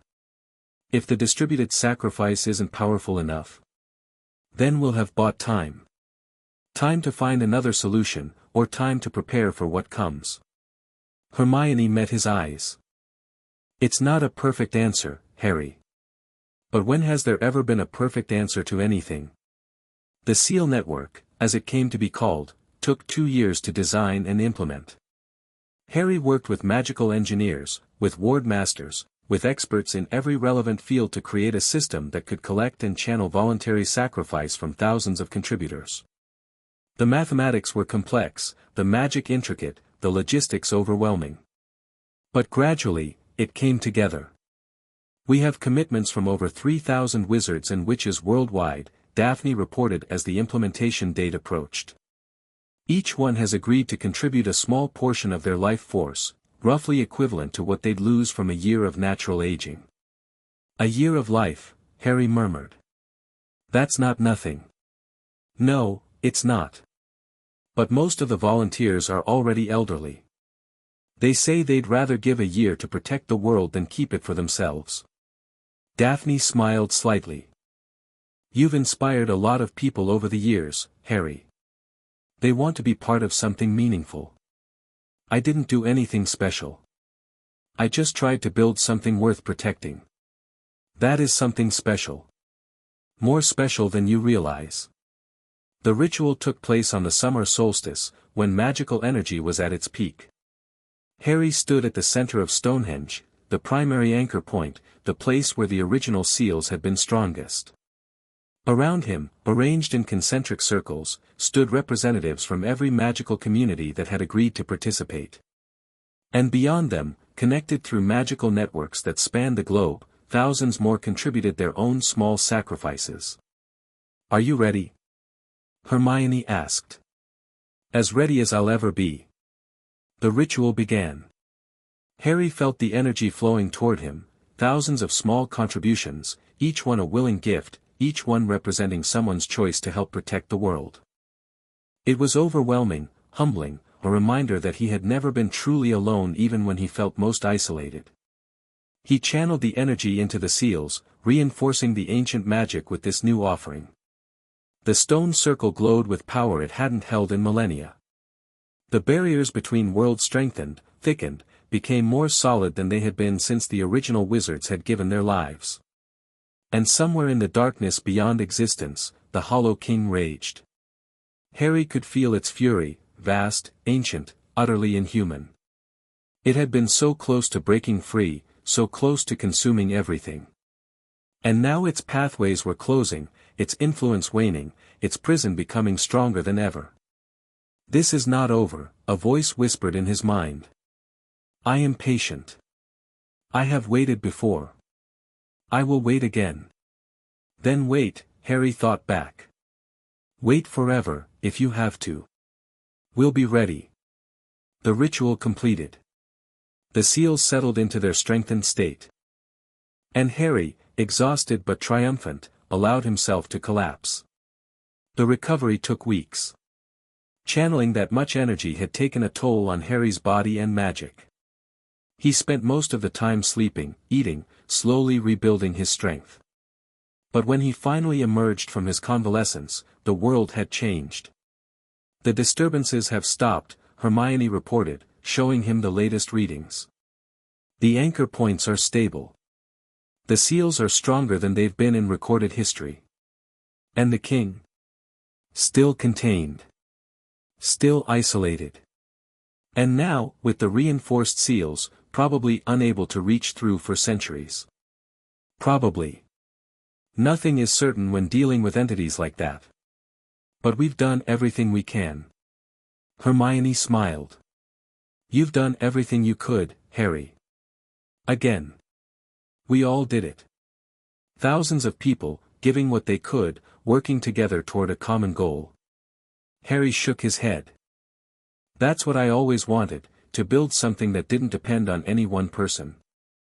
Something that could outlast individuals, that could be maintained by communities rather than heroes. Mission accomplished, then. Mission ongoing. But, yeah. I think we've reached a milestone. The years after the SEAL network were quieter. Harry continued his work with the Reform Council, but increasingly stepped back, allowing younger leaders to take the reins. He spent more time with his family, watching his grandchildren grow, sharing stories with old friends, enjoying the peace he had worked so long to create. And occasionally, late at night when sleep wouldn't come, he thought about everything he had done. The manipulations. The calculations. The times he had treated people as tools rather than individuals. The compromises he had made, the choices he had justified, the weight of consequences that couldn't be undone. Had it been worth it? He still didn't know. He suspected he never would. But he knew one thing, he had tried. Tried to protect the people he loved. Tried to build something better than what he'd inherited. Tried to be better than the man whose memories had shaped him. And maybe, in the end, that was all anyone could do. On his 100th birthday, Harry sat with his oldest friends, those who were still alive, and reflected on a century of living. "I never expected to make it this far," he admitted. "When I was young, I always assumed I'd die in some battle or another. The idea of growing old seemed impossible." "And yet here you are," Neville said, his own hair white but his smile still warm. "Older than Dumbledore ever got. Older than most wizards ever manage. I had good help." Harry looked around at the faces gathered in his home, family, friends, allies who had become family. "I wouldn't be here without all of you." "That's what family is for," Daphne said, her hand finding his as it had done for decades. "Supporting each other. Carrying each other through the hard times. Getting old certainly qualifies as a hard time. It has its compensations." She kissed his cheek. "Wisdom, for one. Perspective. The chance to see what grows from the seeds you planted." Harry thought about that. About the world his grandchildren were inheriting, a world still imperfect, still struggling, but better than the one he had been born into. About the institutions he had helped build, the changes he had helped guide, the foundations that would continue long after he was gone. "Do you think it was worth it?" he asked. "All the fighting, all the sacrifice, all the years of work?" "I think you've asked that question before," Daphne said. "And I think you already know the answer." "I know what I hope the answer is." "That's enough." She squeezed his hand. "Hope is always enough." Harry died on a quiet evening in early autumn, surrounded by the people who loved him. There was no drama, no final battle, no heroic sacrifice. Just a gentle slipping away, a life force finally depleted after more than a century of giving. His last words were to Daphne, whispered so softly that only she could hear. "Thank you. For everything." And then he was gone. The funeral was attended by thousands. People came from all over the magical world, representatives of every community Harry had touched, every life he had influenced, every institution he had helped build. They shared stories, shed tears, celebrated a life that had shaped history in ways most of them couldn't fully comprehend. But the most meaningful tribute came from an unexpected source. A letter, delivered by Owl on the morning of the funeral, addressed simply to the family of Harry Potter. Inside was a single page, written in handwriting that no one present recognized. "He was the best of us," the letter read. "Not because of what he did, but because of who he chose to become. The world will remember him as a hero, a savior, the one who defeated dark lords and contained ancient evils. But I will remember him as something more important, a man who faced the darkness within himself and chose the light. The future he built is fragile. It will always be fragile. But because he existed, because he tried, it has a chance. That's more than most of us ever accomplish." The letter was unsigned, but at the bottom, drawn in ink that seemed to shimmer with old magic, was the symbol of the Deathly Hallows. Chapter 14 and Chapter 15, The Shape of Things to Come. 100 years after Harry Potter's death the world had changed. Magical and mundane societies existed in open cooperation now, the statute of secrecy a historical curiosity studied in schools but no longer practiced. The fears that had driven wizards into hiding, persecution, exploitation, the terror of being different, had gradually given way to understanding, integration, and a new kind of civilization that drew on the strengths of both worlds. It had taken generations. It had required patience, sacrifice, and the willingness to let go of ancient prejudices. But it had happened, just as Harry Potter had hoped it would. And in a small cottage in what had once been Godric's Hollow, a young woman was reading a very old journal. Lily Potter, named for ancestors she had never met, turned the fragile pages carefully, aware that she was handling history. The journal had been passed down through her family for over a century, each generation adding their own observations before passing it to the next. But the original entries, the ones that began the book, were written in a hand she recognized from countless photographs and holographic recordings. Harry Potter's hand. "I am writing this," the first entry read, "Because I want my descendants to understand where they came from." Not just the public story, the battles and the victories, the triumphs over dark lords and ancient evils. But the private story. The doubts, the mistakes, the moments when I wasn't sure I was doing the right thing. If you're reading this, you probably know the legend. The boy who lived, who woke up with a Dark Lord's memories and used them to save the world. The hero who defeated Voldemort, contained the Hollow King, built institutions that lasted for generations. What you probably don't know is how often I got it wrong. Lily continued reading, drawn into her ancestor's voice despite having studied his life extensively. There was something different about hearing it directly, the self-doubt, the moral struggles, the constant tension between the person he had been shaped to become and the person he wanted to be. I was given knowledge I never asked for, Harry had written. Skills and instincts that came from a man who had done terrible things. For years, I told myself I was using those tools for good purposes, that the ends justified the means, that the stakes were too high for squeamishness. I was wrong. Not about the stakes, those were real. But about the idea that good ends could be achieved through any means. Every manipulation, every calculated sacrifice, every time I treated someone as a piece on a board rather than a person, those choices shaped who I became. And while I eventually learned to be different, the scars remained. If you take nothing else from this journal, take this: the means you use determine the ends you reach. You cannot build a world of love and connection through manipulation and exploitation. The tools shape the outcome, no matter how noble your intentions. Lily set the journal down, processing what she had read. She was 22 years old, recently graduated from the integrated academy where magical and mundane subjects were taught side by side. She had her whole life ahead of her, and she had no idea what to do with it. The world Harry Potter had helped build was stable, prosperous, mostly at peace. There were no Dark Lords to defeat, no ancient evils to contain, no grand crusades that demanded young heroes to sacrifice everything. The battles worth fighting were smaller, subtler: systemic inequalities, environmental challenges, the endless work of maintaining and improving civilization. It felt inadequate, somehow. Less meaningful than what her ancestors had faced. "You're reading the journal again," her mother observed, entering the cottage's small study. "I'm trying to understand him.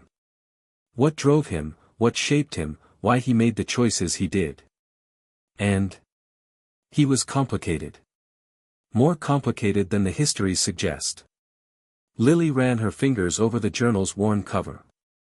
"He did amazing things. But he also struggled constantly with whether he was doing them the right way. That's true of most people who accomplish anything significant. The ones who never doubt themselves are usually the dangerous ones." He had reason to doubt. The memories he carried, they came from someone who had done terrible things. He spent his whole life trying not to become that person. And he succeeded. Did he? Lily looked up at her mother. He manipulated people. Used them. Made choices that affected their lives without their consent. The histories gloss over that, but his journal doesn't. No one's perfect, Lily. Not even heroes. Especially not heroes. Her mother sat down across from her. The question isn't whether he was flawless. It's whether he tried to be better. Whether he learned from his mistakes and worked to correct them. He did. The journal makes that clear. Then that's his legacy. Not perfection, but growth. Not the absence of failure, but the willingness to keep trying. Lily spent the next several months immersed in research. She studied Harry Potter's life in detail, not just the public record, but the private documents that had been preserved by his descendants. She interviewed elderly witches and wizards who had known him in his final years, gathering perspectives that the histories had missed. And gradually, she began to understand something. Harry Potter's greatest achievement wasn't defeating Voldemort or containing the Hollow King. It wasn't building the Reform Council or establishing the SEAL network. It wasn't even the gradual integration of magical and mundane societies that had transformed the world. His greatest achievement was simpler than any of that. He had faced the darkness within himself and chosen not to be consumed by it. He had been given every excuse to become a monster, trauma, power, knowledge that could have been used for domination, and he had rejected that path. Not perfectly, not immediately, but ultimately and irrevocably. That was the lesson worth remembering. That was the legacy worth carrying forward. "I want to write about him," Lily told her family at dinner one evening.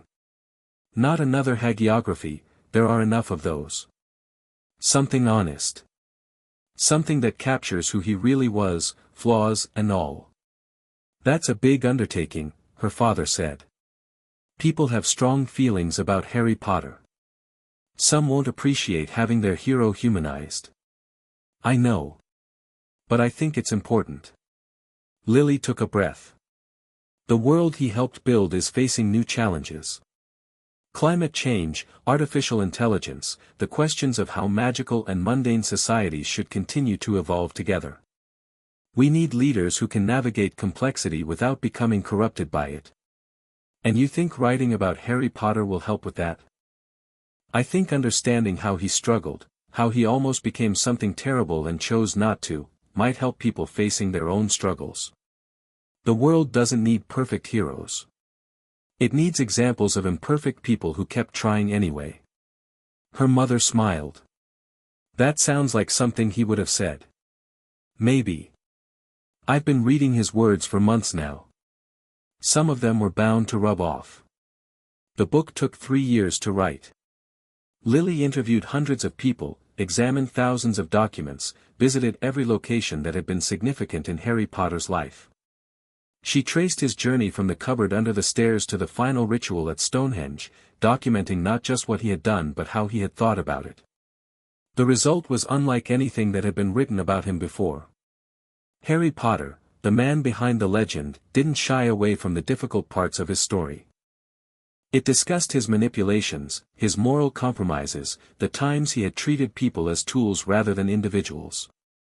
It examined the influence of Grindelwald's memories, the weight of carrying knowledge that no child should possess, the constant struggle between the strategist he had been trained to be and the person he wanted to become. But it also showed how he had changed. How he had learned, grown, chosen to be different. How he had built a life worth living despite starting from circumstances that could have destroyed anyone. The book was controversial when it was published. Some praised it for its honesty, others criticized it for humanizing a hero who, they felt, should remain an untouchable symbol. But it sparked conversations that Lily had hoped for, about the nature of heroism, about the relationship between means and ends, about what it truly meant to be good in a complicated world. Years passed. Lily built a career as a historian and public intellectual, always returning to the themes she had first explored in her book about Harry Potter. She married, had children, watched the world continue to evolve. And occasionally, late at night when sleep wouldn't come, she would take out the old journal and read a few entries. "I don't know if what I did was right," one of the later entries read. "I've asked myself that question 1,000 times, and I've never reached a satisfying answer. But I know this, I tried. I tried to protect the people I loved. I tried to build something better than what I inherited. I tried to be someone worth being. Maybe that's enough.